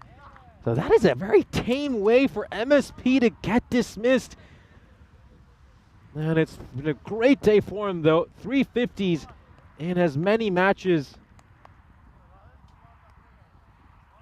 I was looking to just work this one away, and he's barely cleared the ring. He's ended up just giving a little bit of catching practice to the fielder at square leg, so not what we expected to see from him. Yeah, I do wonder why the bonus point graphic is still there. There's no chance of a bonus point victory for Vienna CC.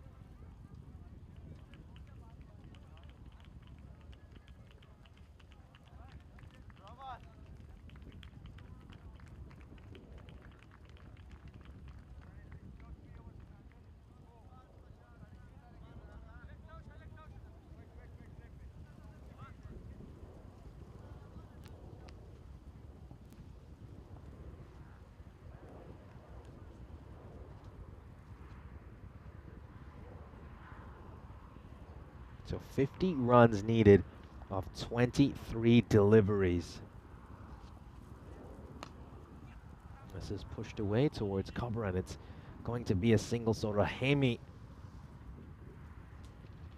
is going to get off the mark of his very first ball. So yeah, Rahimi, you know, a player who's been involved with the ECS scene since all the way back in 2020, but hasn't always had the availability to play as many games as he's like, as this one's going to go away for 6 runs. And well, gotta say, Iqbal Singh has hit a couple of 6s off the top edge of his bat through that third man region. I mean, well, certainly got a tree trunk of a bat. He's just throwing at the kitchen sink at it, and it's flying away for a 6.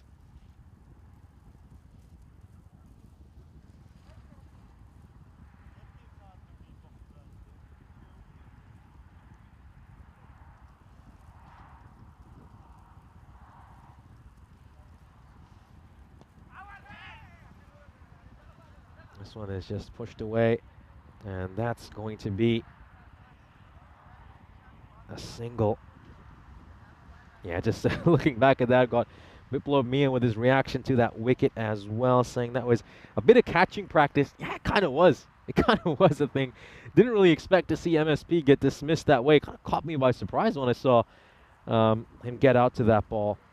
And then Savory Telecom calling that one a good catch.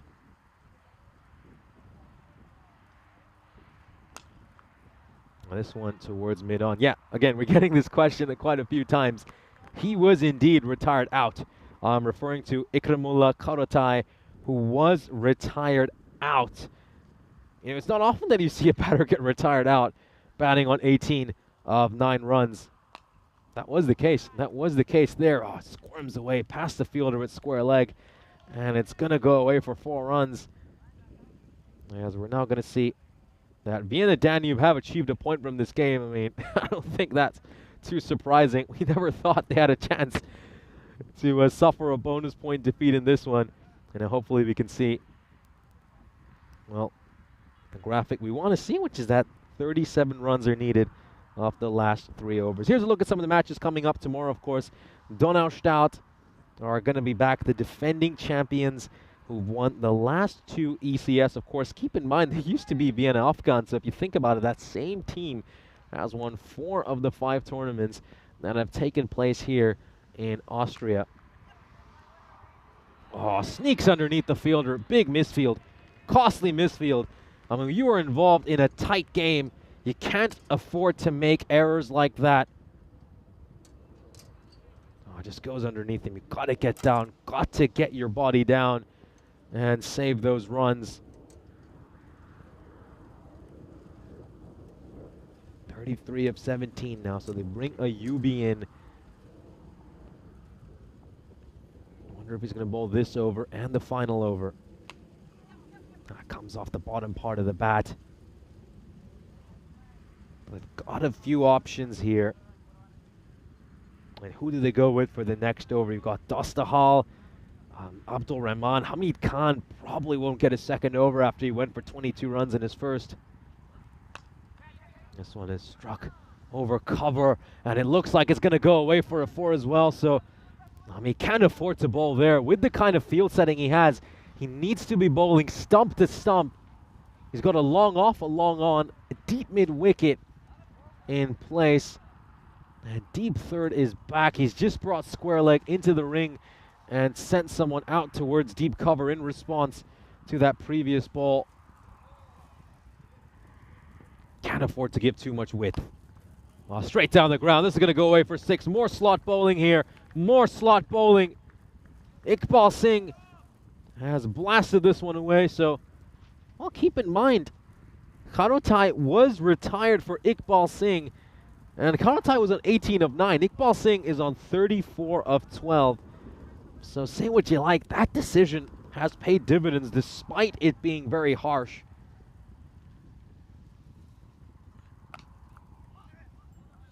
Has struck away towards cover, and that's going to be a single. I mean, how many times have we watched games on the network where a batter's been on 1 of 10 and a side has been reluctant to retire him?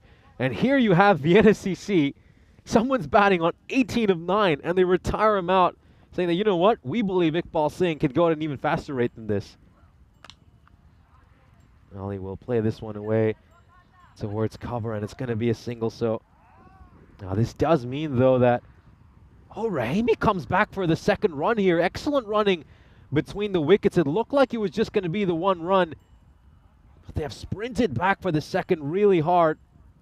Oh, that slight fumble just means that they'll be able to make it back in time. So this is an excellent outcome, absolutely excellent outcome. They get 2 runs, and it means that Iqbal is on strike heading into the penultimate over. And I think now you just feel like this game is slipping away from Vienna Danube. Got a feel for this team. They're into their 2nd ever ECS, looking for their 1st ever European Cricket Series victory. They put up a good target on the board, 150, but they've just struggled with their bowling, and their fielding as well has been rather sloppy. It's going to be tough to see them do it from here. Unless, of course, Dostahil can get a good over in here. I mean, you put in a maybe 7 to 8 run over here, trying to take this down to the final over, and maybe just the nerves can get to Vienna CC. That's what you got to be hoping.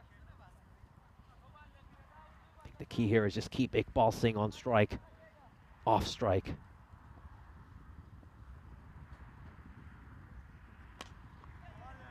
Oh, well dug out there by Rahimi. He's going to pick up a single, I think.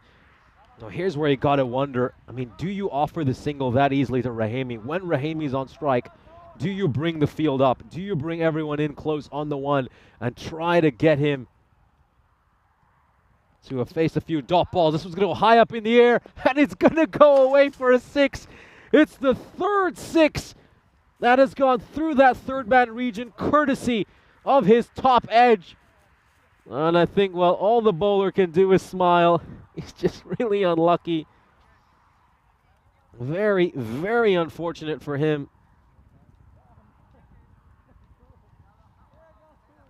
Yeah, so 3 6s over 3rd man because of a top edge.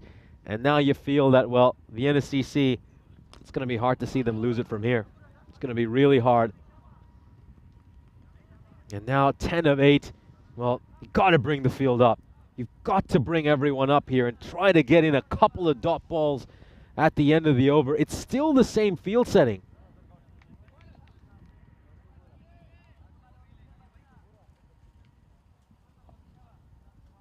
Well, I don't think we'll have a chance here to show you the field setting, but you got to get everyone up on the one here. As I mean, just have a look at this. How easy is it for him to pick up that single? You can't afford to give up singles at this stage. You just don't have enough runs to play in. Dot balls are the key. And at this point, it just looks like Vienna CC are kind of going through the motions and have resigned to the fact that they won't be able to take this game. Yeah, excellent work there by Spring Productions, just trying to show you the field setting. Well, that's going to be a wide, so it's down to a run of ball. It's down to a run of ball. I mean, he could have called that wide for both height and being too far down the leg side.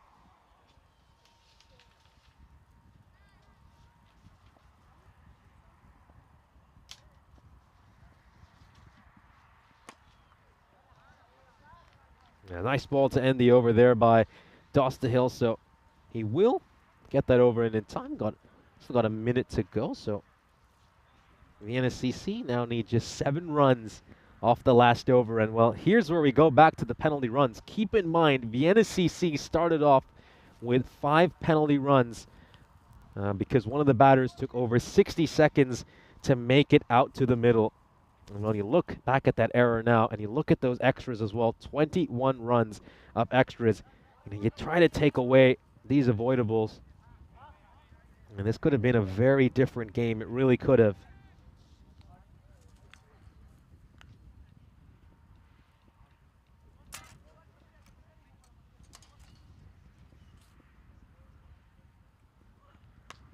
Now this one's going to be cut away, and it's going to go all the way for a 6. A great shot there by Iqbal Singh, and now scores are level. Just 1 run needed to win it from here, as Vienna CC are going to make it 2 wins out of 3 on the opening day of this tournament.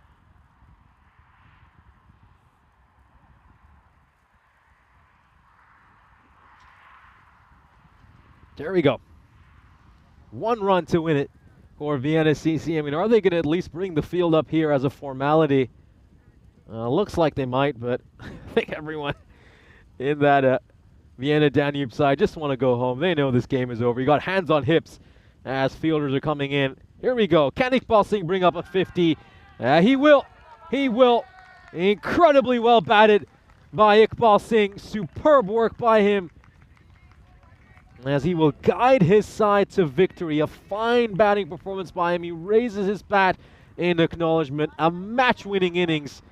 And keep in mind, I mean, we were all talking about that retirement earlier this innings, and a few players are wondering, well, was that a little bit too harsh? Well, turns out to have been an absolute masterstroke by Vienna CC. Karotai gets retired out on 18 of 9. They bring Iqbal Singh in, who makes 52 of 18. That's a strike rate of 289. Superb work by him.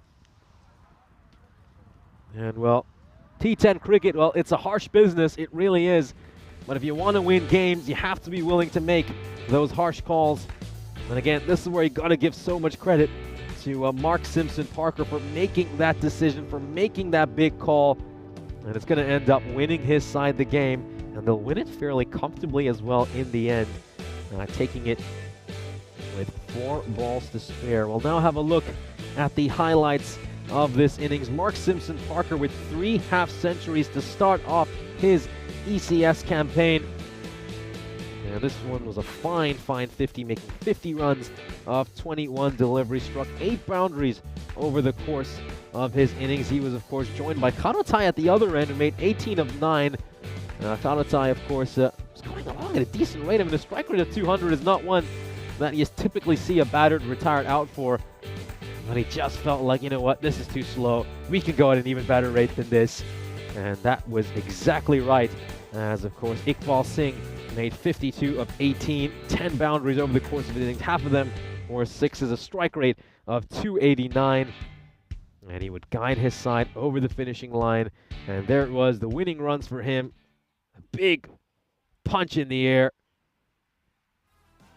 As of course he will be delighted.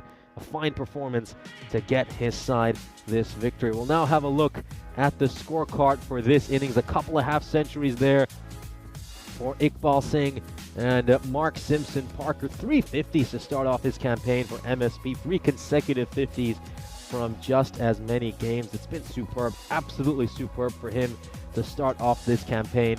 And I think he'll certainly take the fact that his side win 2 out of 3 to start off this day. I think their batting in particular was really exceptional today. Maybe just a few things they'll want to tweak with their bowling. A bit too much slot bowling for them at times, but they'll come back stronger over the coming days. Here's a look at the bowling figures for Vienna Danube, and well, they've had a lot of issues with their bowling and fielding throughout this series, and you just take a look at those figures. It was a disappointing day for them. 21 runs of extras. That is a huge concern as well as we come to the end of the 5th and final match of the day. The Vienna CC win this one against Vienna Danube. Well, of course, now just bring you into the commentary box, and it's a chance to, of course, say goodbye to you all after what has been a terrific opening day of cricket. Let's just have a quick look at the fixtures coming up tomorrow. So an exciting day of cricket ahead. Of course, we'll get to see Donnerstad, the defending champions. A couple of new teams in there as well. Lord CC, haven't had to see a chance to see them in the past. So, of course, that's going to be a wrap for today. A big thank you to the local federation for being such great hosts. It's obviously great to be here in Austria, my first time in this country, and I have certainly enjoyed this opening day. Thank you very much to the umpires for a stellar day of umpiring. They got all their calls right, and it was top work by them. Big shout out to the Blue Crew as usual for another smooth day, as we managed to overcome a few challenges and a few minor hiccups that we had along the way. And of course, another flawless performance by Spring Productions. It's always a pleasure to work alongside them. And last but not least, have to thank you all in the chat and everyone around the world for tuning in. It's been a real pleasure to come alongside you. I'm Nish Bhatt signing off for today. We'll see you back for some cricket tomorrow morning right here in Vienna.